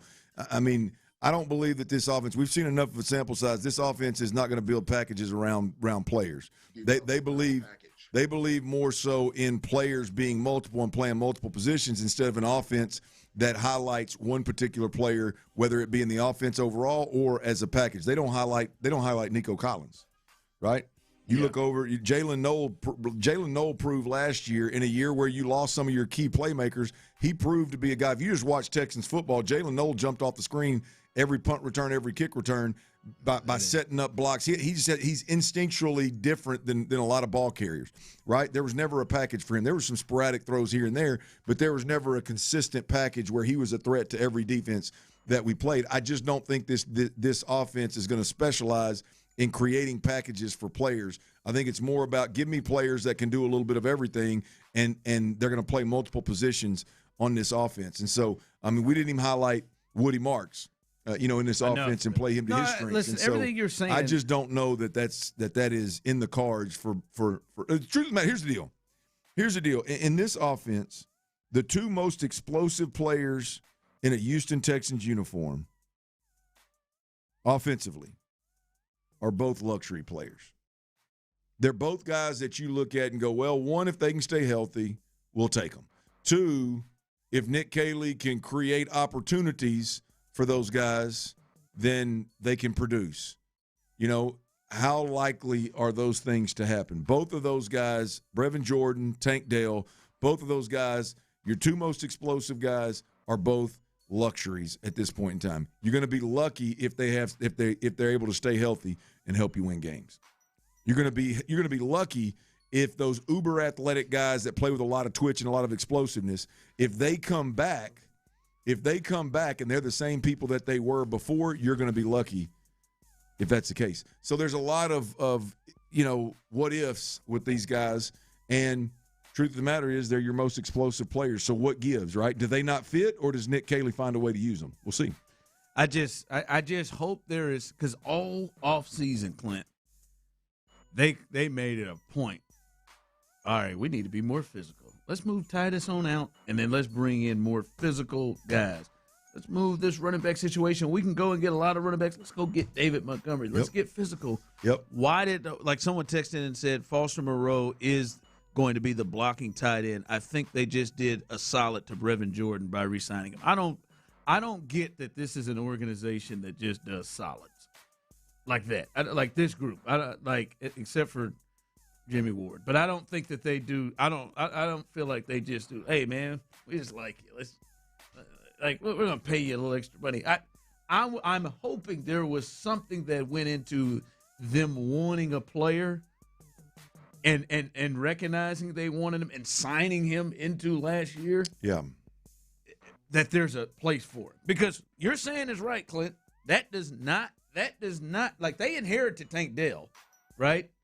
Like maybe, but this they have gone out. He has been injured repeatedly, Clint, and they went out and signed him again to play this year. So I just wondering if that means there's something behind a way they want to use Brevin Jordan, because straight up, to be honest, like I'm not saying he's Sadiq or one of the great athletic tight ends, but if you look at his strengths are athletic guy. His strengths are maybe stretch the defense. His strengths are being able to have certain athleticism, break tackles. Those are his strengths, and it's something that this offense probably needs, and I just wonder if there is a reason why they did that. Well, there will be, at the end of the day, there will be a couple of guys in this draft that are down the board, late first, second round. We're not even talking about, because we're all talking about Kenyon Sadiq, and there'll be a couple of somebody in the NFL, across the NFL. There'll be a couple of tight ends next year that are eating. There'll be a couple of tight ends that are helping somebody in a major way. The Tyler Warren of the world. What's the kid in Chicago? Loveland, Colston Loveland. When did the Fannin Jr. kid? When did he become a thing? Is he a little bit more of a veteran? He's round 3 in 2025, so he's a third rounder. They're out there. It's just, if the Texans can find him, and if they can get him in the game and get him producing, I think it changes this offense in a major way. I think Nick wants to be a 12 personnel team more than anyone. Again, everybody talked about, they were in 11 personnel this much last year. 11 personnel. How many times did they have a 6th offensive lineman? Group that into their heavier packages. Group that into what would have been 12, right? I think they want to be a 12 team. I think they want to be a 12 personnel team. Not afraid of 11, but I think they want to be a 12 personnel team. Finding another tight end would be critical. Yeah. Text line coming through. Brevin can easily be cut. The contract wasn't much. His ass has been injured at some point every single year. Yeah, they could cut him, or they also could have just said, well, that's a player that is injured all the time that doesn't fit exactly what we want to do. We're not going to re-sign him. Yeah, right? well, to the point of the conversation was more of like, is he the guy? My point is he shouldn't be factoring, just like Tank Dell shouldn't factor into the wide receiver decisions. Brevin Jordan shouldn't factor into the tight end position. They can get better there overnight, which would improve this offense in a big, big way if they find the right guy. And relying on Brevin Jordan being that uber athlete, I don't know if that's the quickest way. I don't even know if it's what they want to do. Yeah. All right, more Astros news that has just come out about their pitching staff. One news on a starter who is going to be added to this rotation, and one who went on the IL. We'll give you the latest on all of that as we continue right here live on The Drive. All right, if you're out there and you're dealing with chronic joint pain, man,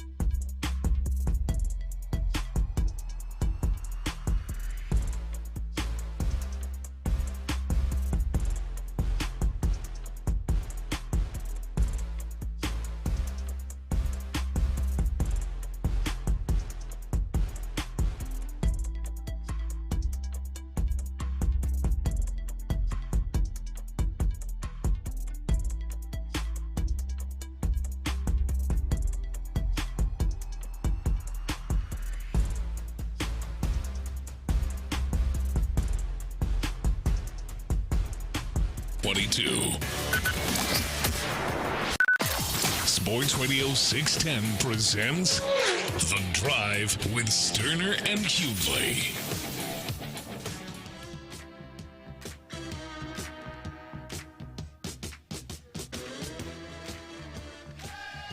T-Mill's Best Bets coming up in an hour from now. He was, we'll let you know what happened on a Monday. You can probably guess it. Man, these Mondays get away from him, man. That's Monday, Bob. It starts in a hole every time, man. I just think if he could just, I don't know, man. Like the Astros in the first is what Tyler is at the beginning of the week. That's not good. You don't want to have that in common with the Stros. No, not much you want to have in common with these Astros right now. That's, boy, it felt like not much with these. Boy, I thought that was coming out smooth the way you said it. You turned it to Astros, and I thought you were going to roll. I had my hand ready to dump that one. I thought he thought he was somewhere else. Thought he was somewhere with a tender and a beer. You know the size, Clint. You don't have to tell us. Okay. Big hands. Big hands. The big hand. It's the only time I believe I've seen Tyler order a beer, and I've never seen him order one since because you've driven him away from ordering. I had some more tiny beers at the brewery the other night. I will not lie to you. You did have some little bitty ones. I didn't think about that. I ain't gonna lie to you, man. When he did that, I thought to myself, "No, I wonder why he ordered that." That little. And then when it arrived, 10 ounce. And it's tough to bring it out with other people who are getting the regular size beers. That's right. That's when it really called man size. really looked rough there, but that's all right. Twin Peaks. I thought it went great. They accommodate everybody. Tenders and tiny beers, man. That's Tyler's kind of night. And tiny nipples. Hey, let's have. Man. I think Twin Peaks should have a night with Tyler. That'd be tenders and tiny beers and tiny nipples. Fair. Well, and lingerie night. You wanted that to be all in the same evening? There's no doubt they'd be scantily clad. No question. Got a good shot at that. To be clear, you're referring to Tyler's tinies. Yes. Okay. Dimes. Yep, tiny nipples. What can I say? Dime size. There it is. Always been that way. Where the good Lord made you. Shout out to Miss Doubtfire. All right. Some news here with the Astros. We had announced earlier, it was reported that Spencer Arrighetti was at the Daikin in the clubhouse and was going to be added to the taxi squad. Well, even further now, Clint, I think something you've been wanting to look for, and the captain, the man running the show, Joe Espada, spoke to the media, and he said that Spencer Arrighetti will start one of the next 2 games against the Rockies. So tonight, Colton Gordon's going, but Spencer Arrighetti will get the start in the next 2 days. And again, this is where the Astros are, Clint. You go up and try to go look, and I'll look at everybody in baseball. The Astros in their games haven't been able to have pitching matchups yet because the Astros have not turned in theirs yet. And you'll see every game show the pitching matchup. And then you get to Astros Mariners or Astros Rockies, and it's just blank. Yeah. Because the Rockies have their starter. Well, I guess if you're in this situation, the smart thing to do is get the advantage of not allowing the competition to study your pitcher, whoever your next pitcher is. Nick would turn his in at 6:05. There is no question. So I guess that's a smart play by Joe, I guess. But look, all joking aside, not really excited about rushing home and catching Colton Gordon tonight, to be honest with you. Hopefully he does well. I'd like to see the Astros as a whole turn the corner. Can we just get out of the first here, no runs? Yeah, look, again, the bar is set very low. All right, 1 run. I mean, if Colton Gordon gives you 4 innings. Oh, my God. 4? I mean, it gives you 4 competitive innings and help the team is in it. If the team is in it, if it's a 1 or 2 score game in the 4th inning, I am jazzed up about Colton Gordon. However, where I was going, Spencer Arrighetti, Ron. Spencer's we need it, man.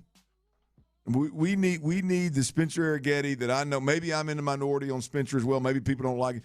We need the Spencer Arrighetti that I've been waiting to see and kind of waiting to develop into, mature into. Like I need you to be a level 3 starter in Major League Baseball. Like I need that Spencer Arrighetti guy to come. I need him to come on out of there. Couple of things here, Tyler. One, I'm going to put my hog on the table here in just a bit. Love it when you do that. Second, we're definitely getting fired. You never know, man. It's itching towards. It seems like and I've been listening to you, and in the words of Jim Carrey in Liar Liar, I do think Tyler Clint is a desperate man at the end of his rope. At the end of his rope. And I've been listening with the Astros, and about 6 foot. He has not said it, but I think if Spencer Arrighetti comes out and bombs, I think Clint may let go.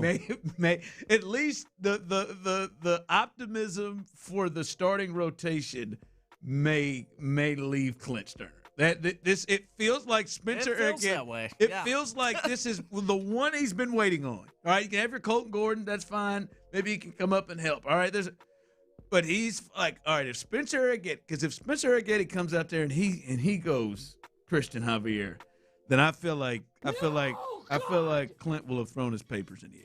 There's a really good chance that'll happen. I think Spencer's my last. It's my last.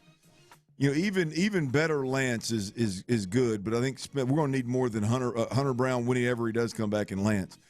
There's a good chance if Spencer Arrighetti comes out there and spits a bit, I might let go of the rope. Because I think in your mind you're like, all right, Hunter's coming back. We know what we got with Hunter. Can Lance and Spencer and Mike Burrows, can they just be solid? And if we get 4 guys that are, what'd you say, major league starting caliber, maybe every once in a while they go above 4 or 5 level starters. They like that can work with this offense, and you can feel. And I do, and I said it yesterday. I think that is something that could maybe get them to a point where Jim Crane may do something different. But I do. He's ready to go. I get the feel. Well, you're right. I get the feel that you have been waiting on the Spencer Arrighetti thing, and that's the last one you've been waiting on. Because I don't think there's nobody else, right? There is nobody else down that's in Sugarland that you're like. O'Neal, you got O'Neal out there still? I mean, we'll see. I mean, he's coming off of Tommy John. Was he on a 60-day IL? They moved him back to 60. I'm leaning into the 60-day IL now at this point. Yeah. It's just saying, realistically, I don't know if there's anybody else down there that you're like, all right, this guy can. But if Spencer pitches like the others, I think that the climb gets significantly steeper for me if Spencer doesn't work out. Say goodnight to the Astros. Good God, Spencer, this young man needs you. All right, as I said, I'm going to put my hog on the table. All right. Hold on, so. I will. Colton Gordon, this is on you. You can make this happen. I'll put my hog on the table. I'll tell you what that means coming up in a bit. And we got the text of the year from the Base Power text line, 713-572-4610. I couldn't even be mad. I just laughed and sent them a message back saying that was good. That was a spectacular text. We'll get to all of that as we continue right here live on The Drive. All right, look, are you looking to sell your home? Heck, are you even flirting with it? You even thinking about it? If so, Orchard is the way to go. To go to orchard.com right now for a free home.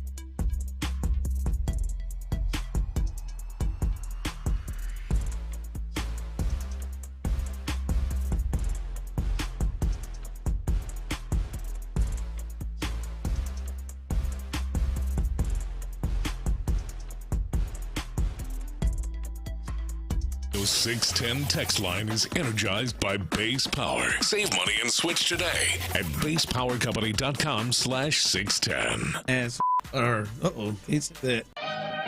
Sports Radio 610 presents The Drive with Stoerner and Hughley.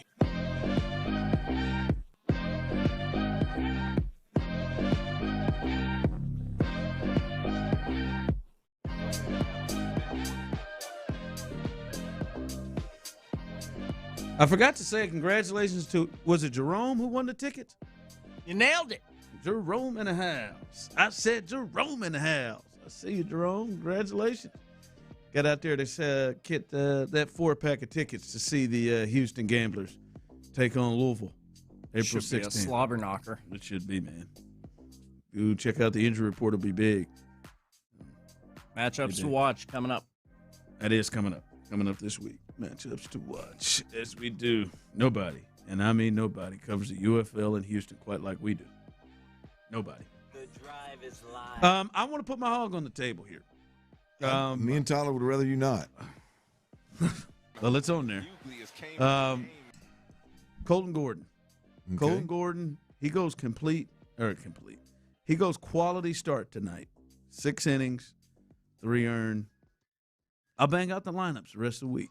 Rest of the week? The rest of the week. Oh, now we're talking. Wednesday, Thursday, Friday. I'll bang them out the rest of the week. I actually meant to even ask you. I was like, man, we might need the lineups to get out of this 8-game losing streak, but I like it. I like where you're at. If Colton Gordon can get quality starts, 6 innings, 3 runs or less, I'll bang it out. Bang them out. On Big C. That is solid. I'd like to hear it. Again, I think it should be more of a staple of the show, but you just want to be selfish with it. I'm glad you're starting to spread your wings a bit. We can't overdo it. I'm nervous to ask this. When's the last time they had a quality start? Makes us all nervous. Has to be Lance's big game, right? No, that was the third game of the season or something. It's been weeks. Is it Hunter? Is it Hunter's last start? I think Is so. Hunter gone 6? Yeah, he went 6, and remember they took him out after like 80 pitches, but it was 6 innings, no runs. Is that no way? It's basically the only one that's been getting there. Well, who was it that? When was it? Who was that? Lance when they won 11-0 against? I believe so. That was Saturday. That was April. That was April 4th. My God Almighty! No, it wasn't. Man, it was Imai. We thought he went 5 2/3, so he didn't quite get there. Didn't get there, bub. He didn't give up any runs, so that ain't it. That damn sure ain't it. 11-4. Good hell. Come on, guys. No. I'm in here now. I got to figure this out. My God. Oh. You're Nope, right. that ain't it, Mike Burrows. It has to be Hunter's second start. It's either Lance's first or Hunter's second. It's Hunter Brown. This is ridiculous. It is March 31st. Hunter Brown is the last time they have had. He went 6 innings. We're halfway through a new month. And gave up 1 earned. My buff boy, Hunter Brown. That's ridiculous. That's the last time they've had a quality start. You ain't even got to win. It's only happened 3 times. Hunter did it twice and Lance did it once. I don't think Hunter did it twice. That's right. He didn't make it there the first outing. He didn't make it to the That's 5th. right. He didn't make it. Just being diesel. I think they've had 2 quality starts this year, boys. That's utterly ridiculous. No wonder Bleacher Report had the Astros 30th on their power rankings. They're not worse than the Nationals. They had the Stros dead last this morning. I came across the Bleacher Report. I know they have the worst record in baseball, but come on. I'm gonna let you debate that. I think the Nationals have the worst, arguably the second worst pitching and the worst offense. Well, the Texans have bad enough pitching to and the Astros.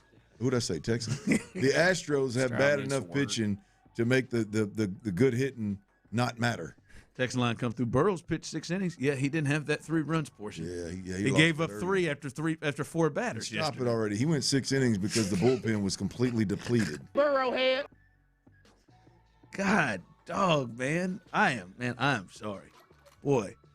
For Astros fans who's been able to watch great pitching for the most of the last decade, you had to sit here and watch this garbage. Because that's what it is. By the way, Tyler, you want to get a little bit more frustrated? I think the hell, Tyler. Not really, but give it to me. I think Clint actually this. And I'm not gonna lie to you. I mess around a lot. I may be. I should be a little bit more sensitive. I may be done here. Brian McTaggart, through an interpreter, Imai said that he's not been able to adjust to the American lifestyle in terms of baseball and outside of baseball. He also complained about the weather in Seattle and how hard the mound was. Now, I don't have a problem with you complaining about the weather in Seattle. It's terrible. But when you group them all together, he just sounds like he's being a whiny. Yeah, I mean, this is a guy. He was sitting courtside. It was a little cool. Well, that's fine. I mean, I can get that. But I mean, he's sitting courtside. He seemed like he was embracing Houston really well. First sign of adversity. This is not comforting. I can't get used to blah, blah, blah, the weather. Listen, I'm not a championship mentality, buddy. Well, I was going to say, I think that can be legit coming from not just the States, but coming across the world, and you're over here. I can see that, but to the point. I mean, I'm not saying he's these players, but there have been other players like Yamamoto for the Dodgers, Shohei. Like you haven't heard that many stories coming out about that. So you'll wonder if this is just a period where he is going to really have some time to adjust and it's affecting him. But I mean, this is what, 3 starts? My man's got arm fatigue. Yeah. By the way, they did imaging today, and they didn't. Everything seemed to come away pretty good. That's good. That's good. That's good. You cut the guy some slack, man. I'm trying to cut him some slack. I'm just saying, like, this is not as I think His Tyler interpreter may have added maybe I was an asshat in the way that I've said it, but this just doesn't seem like the success, the way towards feeling like you're going to get the level of success that you're wanting. You got to be aware of the optics of it too. Like, even if this is really truly how he's feeling inside, and he's just trying to vocalize that, like, you got to understand you're in the midst of an 8-game losing streak. This team sucks, and everyone thinks they suck right now. And now it sounds like you're making excuses. Well, yeah, the mound thing, that he lost me with that. You got to be aware of that. Well, That's somebody's got to learn. The mound in Seattle was harder than the one he's used to. Man, you record 1 out in the game, man. You got to let that mound go. Yeah, you got to let that mound go. Well, you just That's fair. You got to you got to get Carlos. It's not Carlos like said it's just bad baseball. He didn't throw 100 pitches off of it. Huh? Yeah, man. You got to let the mound go, boss. That's all I'm gonna say. By the way, as we were texting or we were talking earlier about me and Tyler are both going to go see orthopedic doctors for our knees, and I said I've got a little piece in the knee there. A great text. Someone texted in and said, "My God, Harold has relocated to your knee." Migrated south. I thought I shook his ass. And nope, they pulled it out. Huh? He just moved down south a little bit. No, I'm not rolling away from it. That's a strong. If you have been a listener, that person there has been a listener for a long time. If you missed it, I had a cyst on the top of the head. We named it Harold. I think that's what's sucking all the life out of his hairline. I did really, really stupid things to try to get rid of it on my own. Including the use of Christmas ornaments to try to bust the hook. By the way, of the ornament. Christmas ornament. We've all probably been stabbed by one of those, not on purpose, like Ron was doing. But I was doing it on purpose. You just got to have that. You got to force yourself to push through that weird pain and then the relief there. But it is. I'm not going to lie to you, Clint. It is roughly a similar size to Harold. Yeah, little brother. Little brother. The sequel. So Gerald is there down. You go, not Harold. Gerald is down in the knee. Is where it is. Harold's cousin. Yeah, Harold's cousin, Gerald. Gerald's down there in the knee, clicking, giving me some props. That was a beautiful text. Beautiful text made there, right there. Somebody texted in and said, "Old Framber's back there just sitting over there laughing at Detroit." Oh shoot, Framber, Dubon. You see what Dubon's hitting about 400. I don't know. I don't know what I saw yesterday, but I saw Victor Caratini just hit an upper tank ball in Minnesota. There you go. Rounding the bases yesterday. Yeah. I can tolerate the hitters that have left doing well right now. Framber's tough for you. Yeah. Yeah, any arm that was a former Astro that's finding success right now that's a nut punch. I don't even know. I don't know what Framber's I know his first start, he was like 7 innings and something. Maybe he stunk. Maybe sweating his asshole. Well, we know that. That's obvious. What is Framber right now? That's not great. ERA mid-4s. How many episodes has he had? What's he got? 3 starts so far? 4 starts so far? 3 or 4 probably. Yeah, well, really, his first 2 starts were really, really good. Where he went 6 innings and gave up 1 earned. Then he went 6 innings and gave up no runs. Okay. And then his last start, he went 5 and gave up 8. So that's so he's only had 3 starts? He's had 3 starts, and 2 of them he went 6 innings. He's got as many quality starts as the Astros do. Oh, God. As a staff. That is disgusting. What happened? How did he get to 8 runs? The wheels came off. That was bad Framber. Hinch just said, man, you got to eat this one, Big Dog. Alan got away from him big time. Yeah, hey, Framber, you ain't going to chew through my bullpen. Eat this one, Doc. Yeah, man. Good Lord. So his season's actually a lot better than what his numbers look like. 3 starts, 2 quality starts. All right, coming up, as we get to a little 5 o'clock fire, there is a lot of Astros news, including regarding Josh Hader, Spencer Arrighetti, Imai, as well as an old friend, a new addition. Harold?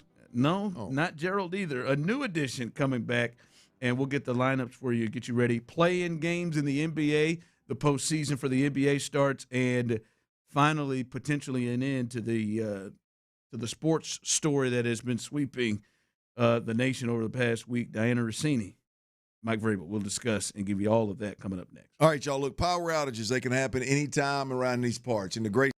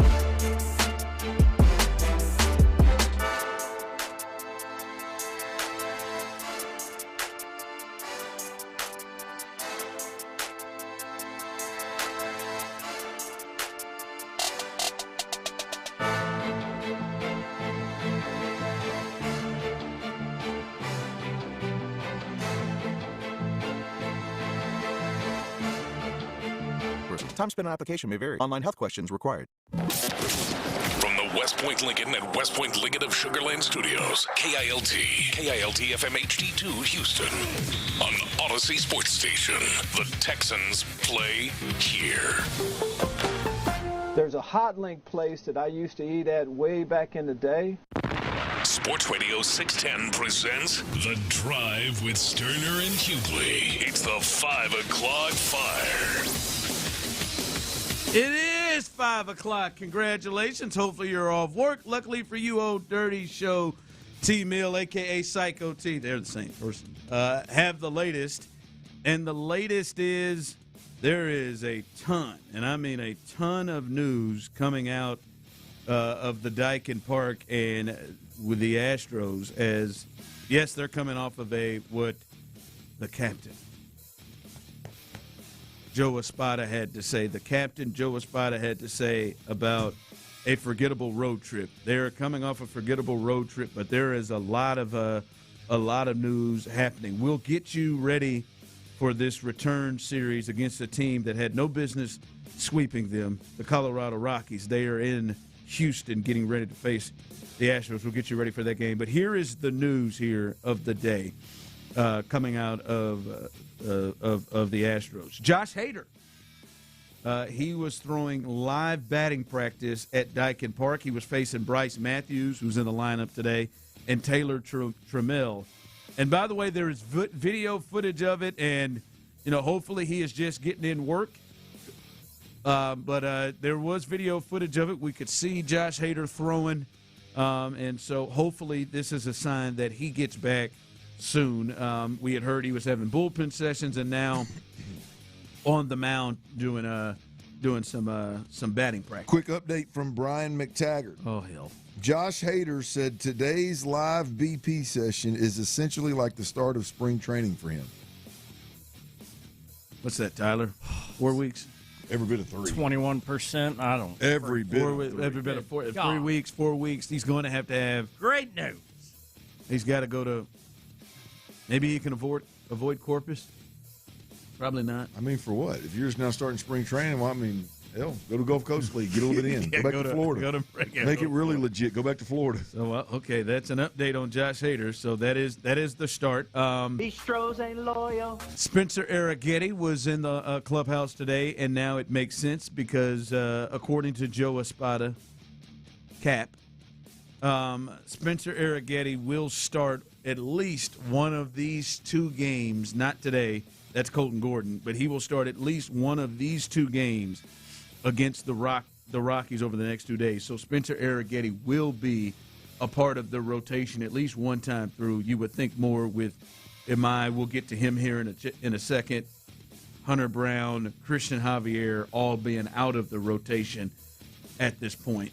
So it looks like he'll probably get did I say Christian Javier? Yeah, it looks like he'll probably get a couple of starts, a couple of opportunities to be a part of this rotation. I know something you're actually excited about. Spencer Arrighetti, yeah. I mean, I thought to start this thing after a good spring training, Mike Burrows looked good, Imai looked good, and you hope that Lance would come around.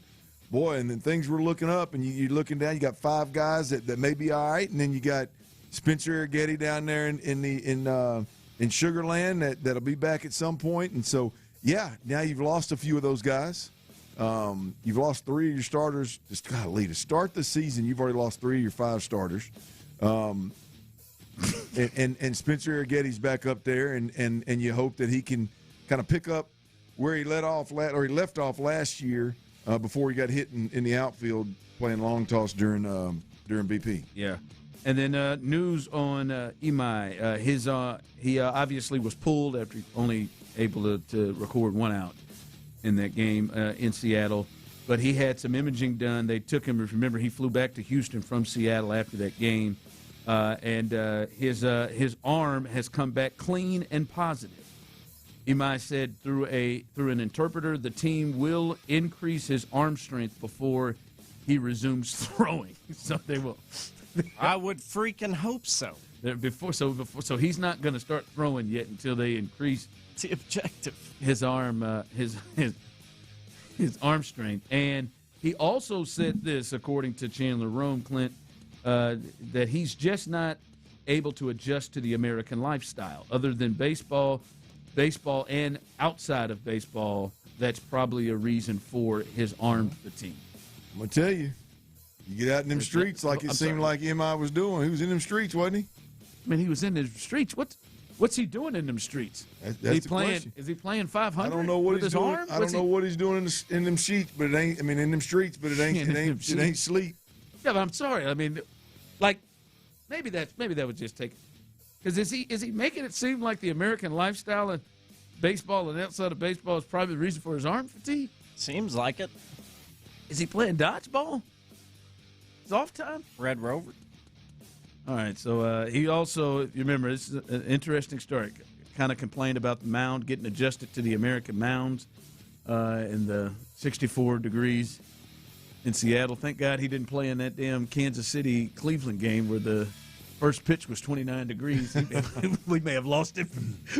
We may have lost it for the duration of the contract. Man, he got frostbite on his pitching hand. You ain't lying, man. And then the last of it all, trying to help this pitching staff, adding new pieces, but this is the familiar face. The Astros, they signed Brandon Bielak, right-hander Brandon Bielak. He has had a history with the Astros to a minor league deal. He will report to AAA Sugarland, and he is somebody who was up and down with the Astros, also with the A's for about a 4-year period from 2020 to 2024, so they do know him well. So they have added Brandon Bielak. That's where they are right now, is they have, as you said, 3 of their 5 starters are down, which means they're having to pull guys up, and they may even have one of their backups, Cody Bolton. He may be hurt. He had to leave the game with a back issue. So they've got to add and help this pitching. And they're potentially leaning into old Brandon Bielak. We've seen this song and dance before, right? With Brandon Bielak, which I'll be honest with you, I hate that I'm saying this, but talking about Eric Getty and Brandon Bielak and possibly Jason Alexander, maybe. Why are we not talking about him, by the way? Yeah, I don't know where that is. Yeah. But I mean, the point being is, I mean, it absolutely cannot be any worse. And so, starting with Colton Gordon tonight, hopefully he can give us a little something, and then if we can get something good out of Spencer Arrighetti, maybe things are looking up a bit. All right, a lot of news coming from the Astros. They're starting to get that injury report of like 10, 12 guys like they started to have last year. This is ridiculous. It's April 14th, guys. Welcome home. 5 o'clock fire. Somebody said Framber's sitting back there laughing. Oh, those guys that was on the training staff last year, so we're sitting back laughing. Ain't that the damn truth? All right, the Astros they're going to do it tonight, right? Colt Gordon on the mound. Yeah. Still rocking 61. They've lost 8 in a row. They currently have the worst record in baseball. And as Clint has said multiple times, it can't get worse. We all know it can, but let's hope it doesn't. But it can't get worse. They've lost 8 in a row.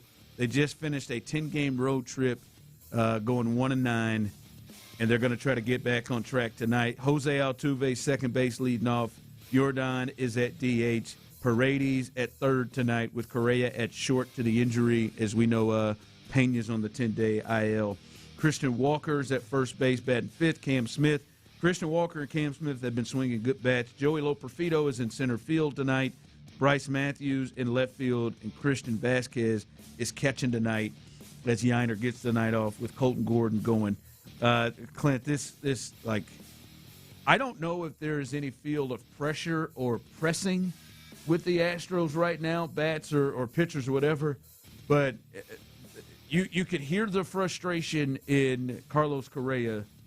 They really need to get in the winner's circle. They have got to get this streak over. Yeah, I don't know how much pressing it is, Ron, because really, I mean, you got a bunch of guys that are going to be pitching now that are pitching for the first time, and it's a big opportunity, but it's the same opportunity as if we were pitching well and their turn just came to get a shot. So I don't know if pressing is now. I guarantee you, Brian Abreu's pressing. You know, there's a couple of guys that are pressing, but overall, I mean, you got to be absolutely. If you're a position player, if you're a hitter for this team, you got to be absolutely frustrated as hell with what's going on with the pitching staff. And the pitching staff is so banged up that, again, you got guys that are just going out there and pitching for the first time. And so I don't know if pressure's the right word or the right thought here. There does feel like there is a feel because a lot of these games in this streak, and really, to be honest with you, all season, because the Astros have come back in several games and won, but it is Groundhog's Day. They get down quick. Yeah. Like, and there does at times, Clinton Tyler, look like a feel of, all right, here we go. Like, it felt like that when Josh Naylor hit that ball and that 3-run homer. Which one? Over the fence to start the game. And 3 batters in, and it's 3-0. There was a feel and a look of, here we go again. So they just need some positivity to hit them right now in a big way, so they can kind of leave this streak behind and keep it moving, because this is good. And many of these guys, obviously, none of them are accustomed to this. No one has experienced. It's been 13 years since they've lost this many games in a row. So. Big one tonight for the Astros to see if they can cut the Rockies, guys. It's the damn Rockies. They're 6-10. Shout out to the Rockies. 6-10. You get it? 5 o'clock fire. All right, tonight the NBA playoffs get going, and the Hornets. We'll see if these enter best bets at all. But the Hornets, they're going to be facing the Heat, and they are. They're the favorites, 6-point favorites by the Hornets. I don't know what is that the over 230? I would take it. I would, and it's weird because playoff baseball is usually tighter to the vest. That one made me nervous. I stayed away. These two, I could see that because of that. But Miami is up tempo. The Hornets up tempo. They shoot a lot of threes. That is a fun game tonight. And then the rock fight between the Suns and the Blazers. The Suns. They were that one team that had to be left. They were like the top 7 teams in the West, record-wise. You can see it were clearly atop the West, and they should take care of the Blazers. But, Clint, this is what makes I like this part of the NBA playoffs. Generally, the NBA playoffs feel long, and they feel like they're going forever, and there doesn't seem like there is a lot of urgency in these games. This is the closest thing that it gets to March Madness type, because it's one and done. Yeah. And we'll start to see real competitive play, especially late in the game. So I've enjoyed the play-in since they've started it, and I think tomorrow's games will be fun. Kawhi against Steph, that'll be fun. But this Hornets Heat game should be fun. But I like it just because of the feeling. Why don't we put a little play-in parlay together? Ooh, I don't know about that. Come on, man. You got $33. A little $100 parlay. No, I'm not. Tyler, we'll force him into it. No, we're not. We'll peer pressure him into it. We're not going to. I just $33. I had to go to the doctor today. A piece. I'll pay the extra $1. Give me $34. I go to the doctor today. Come on, man. I've been told my knee is in pain. What do you think, T? You think we can get him in? Yeah, I can peer pressure him into this. No, you're not going to. You said it's going to be a fun game, man. Give the people a reason to watch. I said it's going to be a fun game. Yeah, they'll have a reason. Love basketball. Watch it. Don't be scared, man. Come on. No, I am scared. Have some fun. I'm clearly scared. I am scared. I am scared. Not doing it. Not doing it. I'll do it with you, T, if you want to. Do it for the people. Maybe. I already got my slate kind of working over here. Got your slate covered here. And, of course, it was another bad Monday, so I really need a good Tuesday. Yeah, why not, man? Let's do it. All right, but play in tonight, the next 2 nights, and then we learn the full 8 seeds in the postseason. We'll learn who the 1 and 2 seeds in both conferences play coming up. It should be fun tonight. I said, oh, Lord Jesus, it's a fire. 5 o'clock fire. All right, in the sports story that had kind of taken things over when we saw one of the most known and I think at the time respected NFL writers and folks who cover the NFL, Diana Rossini and Mike Vrabel, photos came about what looked like, I guess to say, both of them in marriages and compromising positions, and it had become a huge thing. And first, the Athletic backed Diana Rossini because they both denied any wrongdoing or what the photos may have implied or looked like. They denied it vehemently. And then later on, late last week, The Athletic, they decided to put her on leave and said she wouldn't be reporting until they finished their investigation. And so today, Clint, Diana Rossini decided to resign. She put out a letter that she wrote to The Athletic, to the people over, the executive director at The Athletic, and she also put it out on Twitter. This is a little part of it. I've covered the NFL with professionalism and dedication throughout my career, and I stand behind every story I've ever published. When the page 6 item first appeared, The Athletic supported me unequivocally, expressed confidence in my work and pride in my journalism. For that, I am grateful. In the days that followed, unfortunately, commentators in various media have engaged in self-feeding speculation that is simply unmoored from the facts, Rossini said in a letter sent Tuesday to The Athletic. And she has resigned. She has also now come out and expressed that as well. So that story has come to an end. Well, at least. Well, it ain't coming to an end because, I mean, look, this. You don't quit your job. I'm going to assume she was making $1 million+ being one of the best in the game. You don't quit $1 million job because somebody took some pictures of you that are misleading. I mean, at this point, you got to believe that there's some kind of investigation that found something that she's not real proud of, and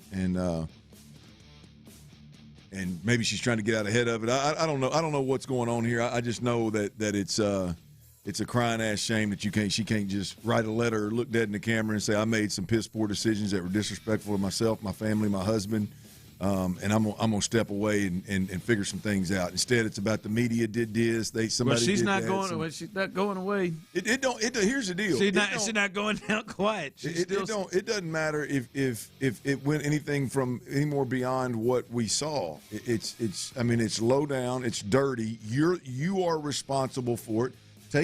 Take accountability. Take account for what you did, man.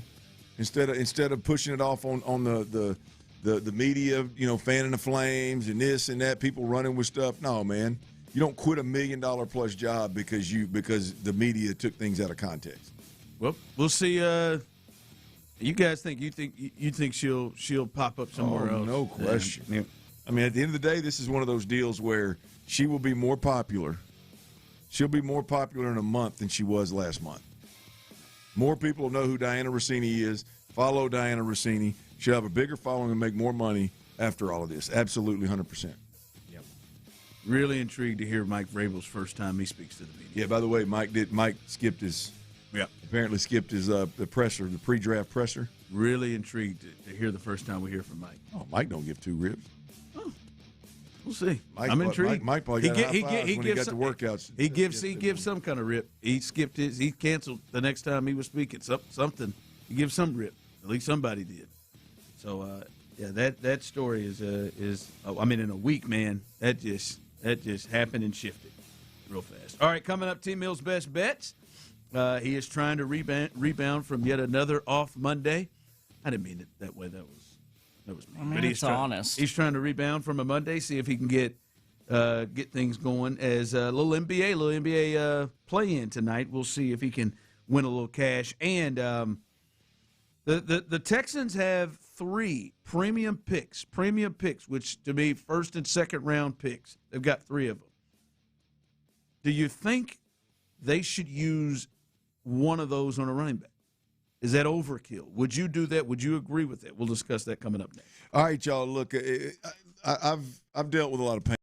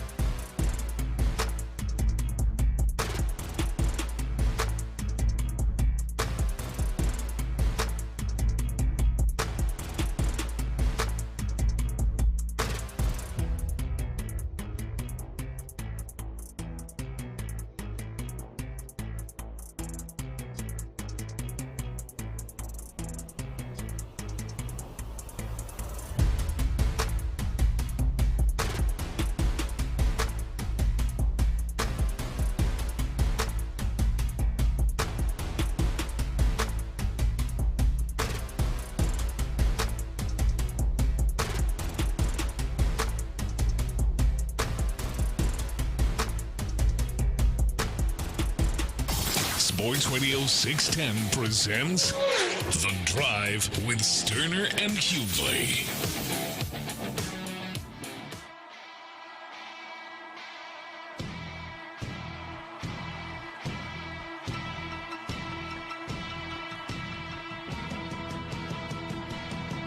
T-Bill's Best Bets coming up here in just a minute, so stay tuned for that as Tyler looks to get back on track. Went 1-3 yesterday, and he's switching over to a little NBA. This will be fun. Starting now, Tyler, there is big-time playoff games every night. There's baseball every night. There is hockey every night. For you, I know you love it. There's Tyler does a lot of college baseball betting for you. So there's a lot there. So you look out. You never know. Shout out to them Longhorns getting that ass beat by the Aggies, by the way. I'll be honest with you. This lady, she was aggressive. I was at a Stomps the other night. And I am going to say that Clint pushed me towards a cheat meal. Not his fault, but kind of.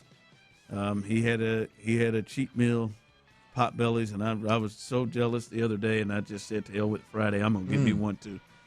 I went into a Stomps, and this lady was aggressive. One TV in the building. What was it? Stomps. I don't even know what a Stomps You never had is. Stomps? You never heard of Stomps? Never heard of it. Yeah, outside of town. There's a couple locations. Oh. First time I had one was in Pearland, and this one is in Missouri City. I've gotten better. In Missouri City.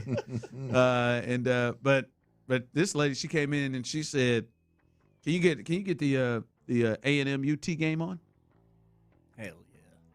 And I was thinking to myself, what channel is that on? I'm thinking to myself, that's an aggressive ass. SEC Network alternate? Like it was that lady opened it up and she had all the sports stuff. And it was, she had ESPN, ESPN2, ESPN. She had none of it. And then that lady, she said, "Yeah, it's on TV. It's on." She had to pull up all sports, and then she had to specifically pull up baseball to find. I thought to myself, like, you're not asking somebody to turn to, because the Masters was on. She wanted off the Masters, and then spun it back to, and they finally found it on SEC Network. Yeah, I don't think it was the alternate, just regular. That's good. And then she was like, "Oh, there it is."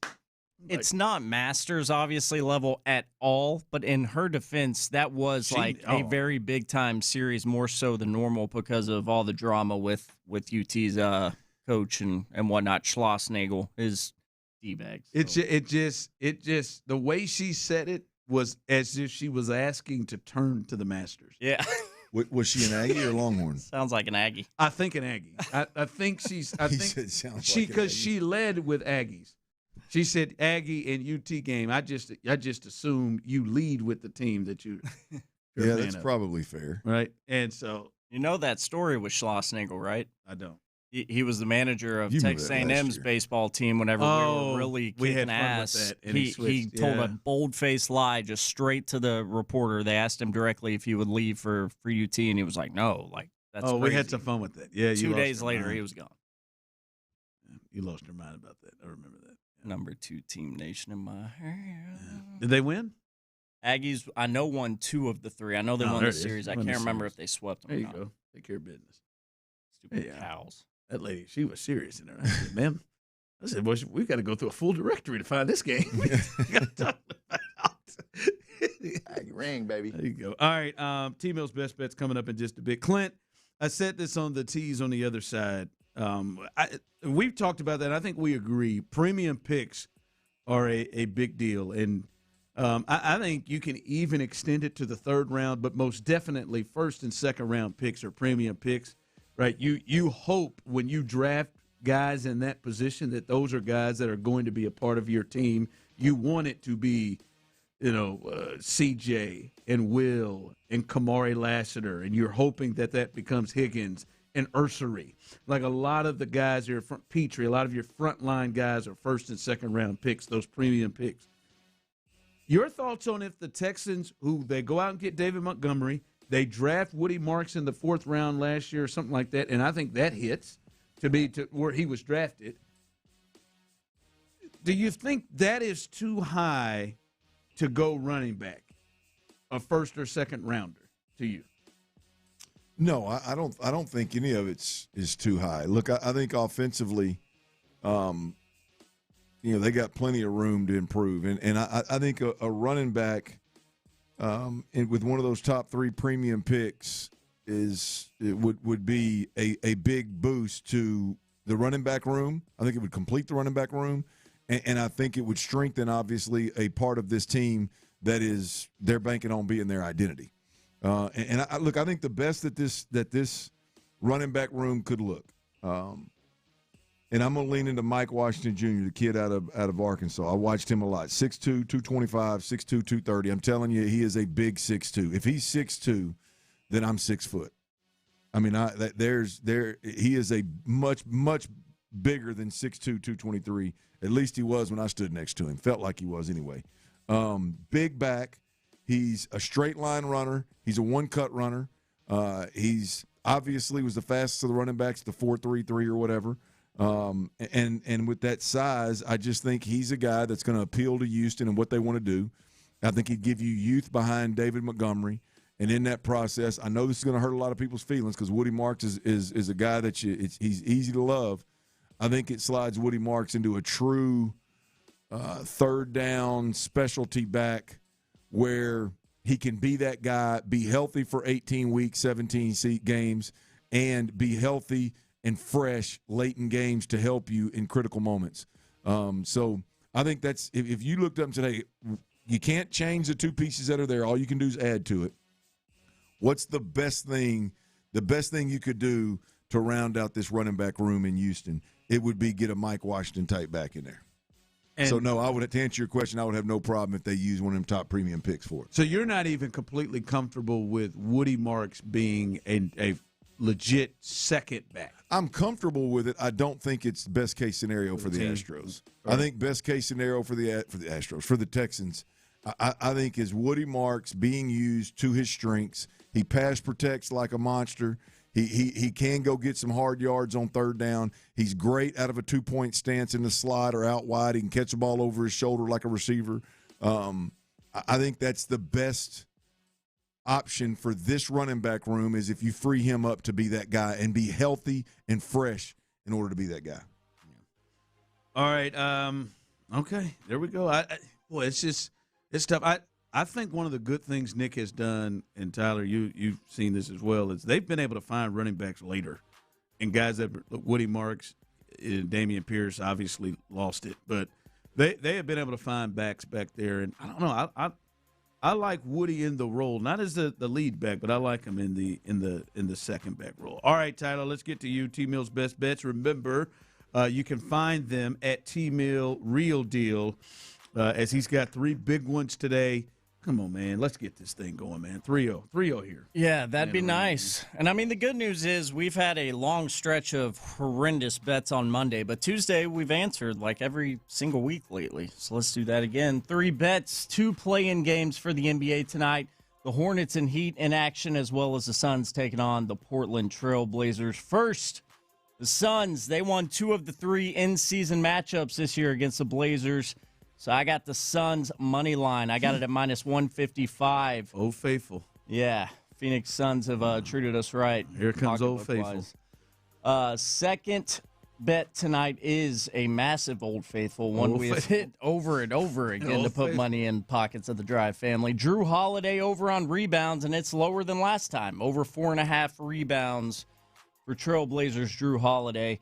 And then lastly, LaMelo Ball with the Hornets over on his points, which I got at 22.5. Over 22.5 points for LaMelo. He has eclipsed that in 3 of the last 4 games for the Charlotte Hornets. So I like LaMelo to get it done tonight in a must-win game. So those are your 3 best bets. 3 for 3 would be nice. This feels like a strong opportunity for 3 for 3.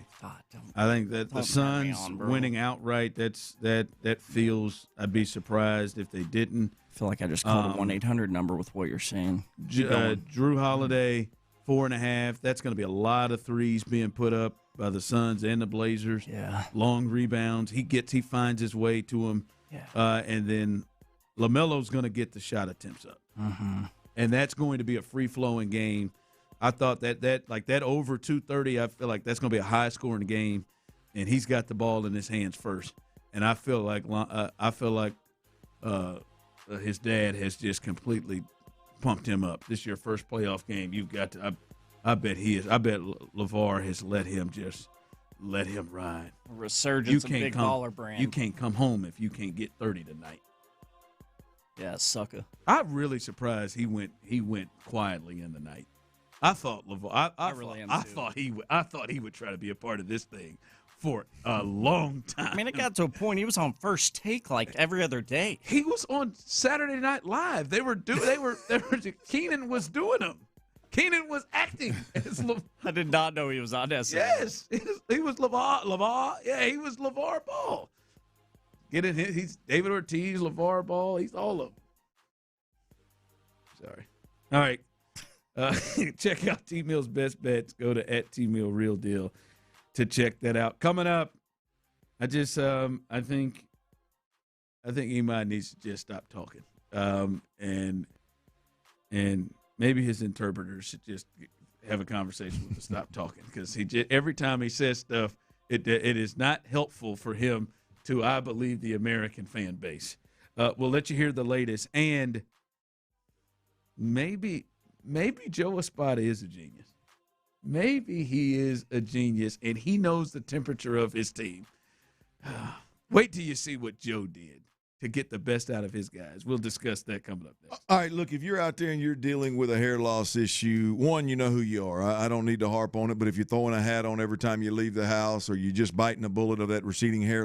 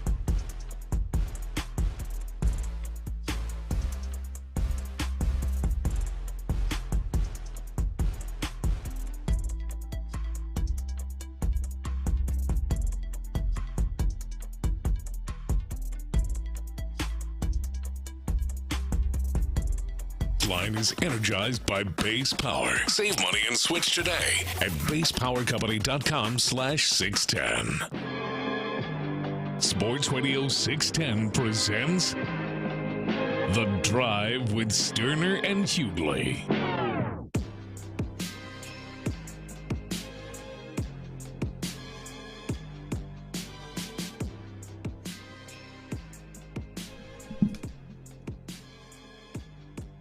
Coming up behind us, Texans All Access, as they will hold it down. They have some bold Texans mock draft reaction or thoughts coming from Nick Caserio and him being at the podium yesterday. So stay tuned for that. Mark and John have that for you. Area 45 following the fellas tonight. Sean Bijani, Patrick Creighton.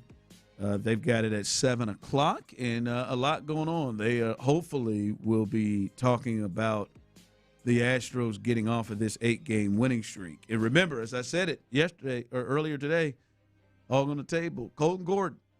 I can't believe this. The Astros haven't had a quality start since March 31st. They have not had a single starting pitcher go 6 innings, 3 runs or less. Not since March. Framber Valdez has 2 on the season himself. The Astros have 2 total. Oh, my God. 17 starts.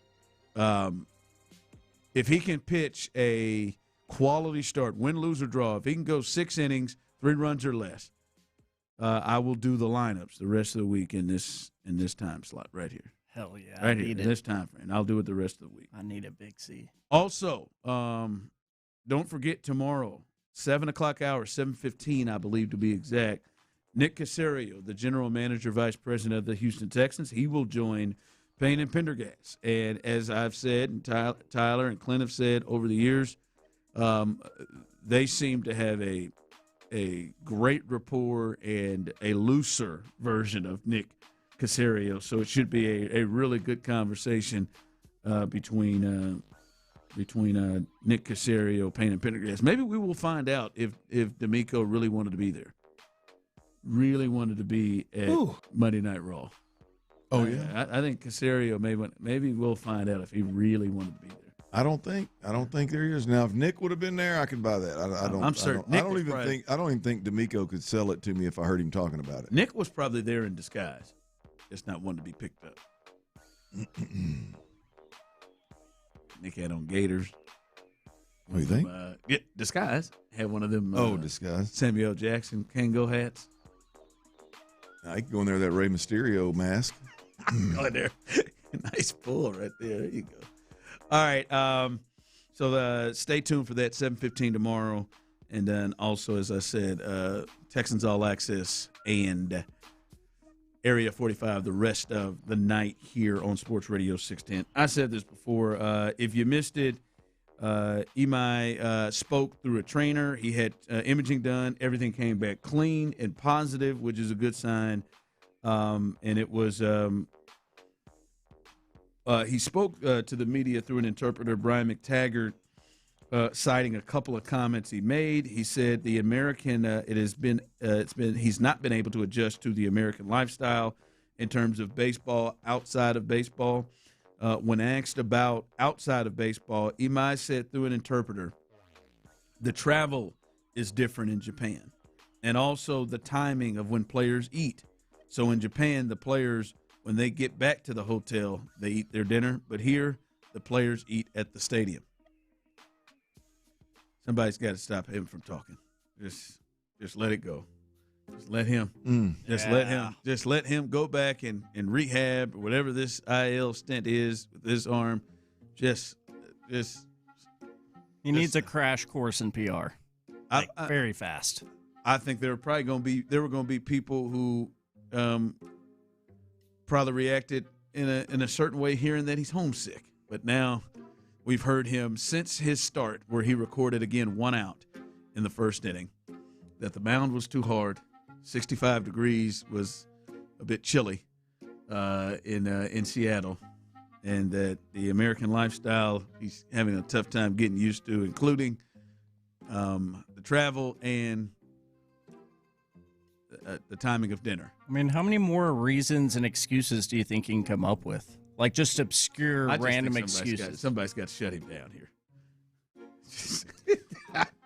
I'm gonna give him a little bit of the benefit of the doubt because it is a lot of change. Well, it is a significant change now. And look, and I think obviously you can't. I mean, it's not a good look to voice all those things after you don't even complete an inning and you have to go home for more imaging for your shoulder, in which there is no issue with your shoulder. Yes. Like that's not ideal timing to have these kinds of conversations. I do think it's a little telling about where he's at and kind of how he handles adversity. Unfortunately, but I'm gonna cut the guy a little bit of slack just simply because I think there is the big part they didn't even mention, and I've heard maybe Brian McTaggart or seen Brian McTaggart and some of those some of the baseball guys mention like how much more pitchers work and how much more often they throw here non-game stuff like between starts. The big reason why they were going to go to the 6-man rotation. Yeah, but the just how difficult that is on Japanese players coming over here initially, and because the workload is just a significant uptick. So I think that probably drives I've had a hard time getting used to conversation. I just think the timing's probably poor with some of the stuff that he's mentioning here. And looks more like an excuse other than just a conversation. I hope it's the other. No, I'm with you. I can sympathize with that. That is a major change. I just think somebody's got to get to him and stop voicing it. We've got down to dinner times. Like that's not going to help you. Like I think Tyler said this. Maybe one of them. Maybe one or two of those. When you start, now we're getting to the, hey, man, that 64-degree temperature, that got to me. Yeah. The mound was a little too hard. I'm not used to the mound. I'm not used to the travel now. Now we've got two guys. Guys in Japan eat at the hotel, and they eat here at the state. What the hell's stopping you from eating at the hotel? Yeah, it's probably a lot it's just to ask. All of it is just like still a grown it's man. just like all of it is just like, all right, let's just. I mean, I like his honesty, but man. I wonder too how different it is in a sense of like, hey man, things are a little bit different here, and I've had a hard time kind of adapting and adjusting. Okay, cool. Well, the follow-up question is what gets him in trouble. Yes. Right? The follow-up question is now you're in a spot where you got to answer it. And I wonder if he just didn't handle that question the way that you would like for him to answer it. And it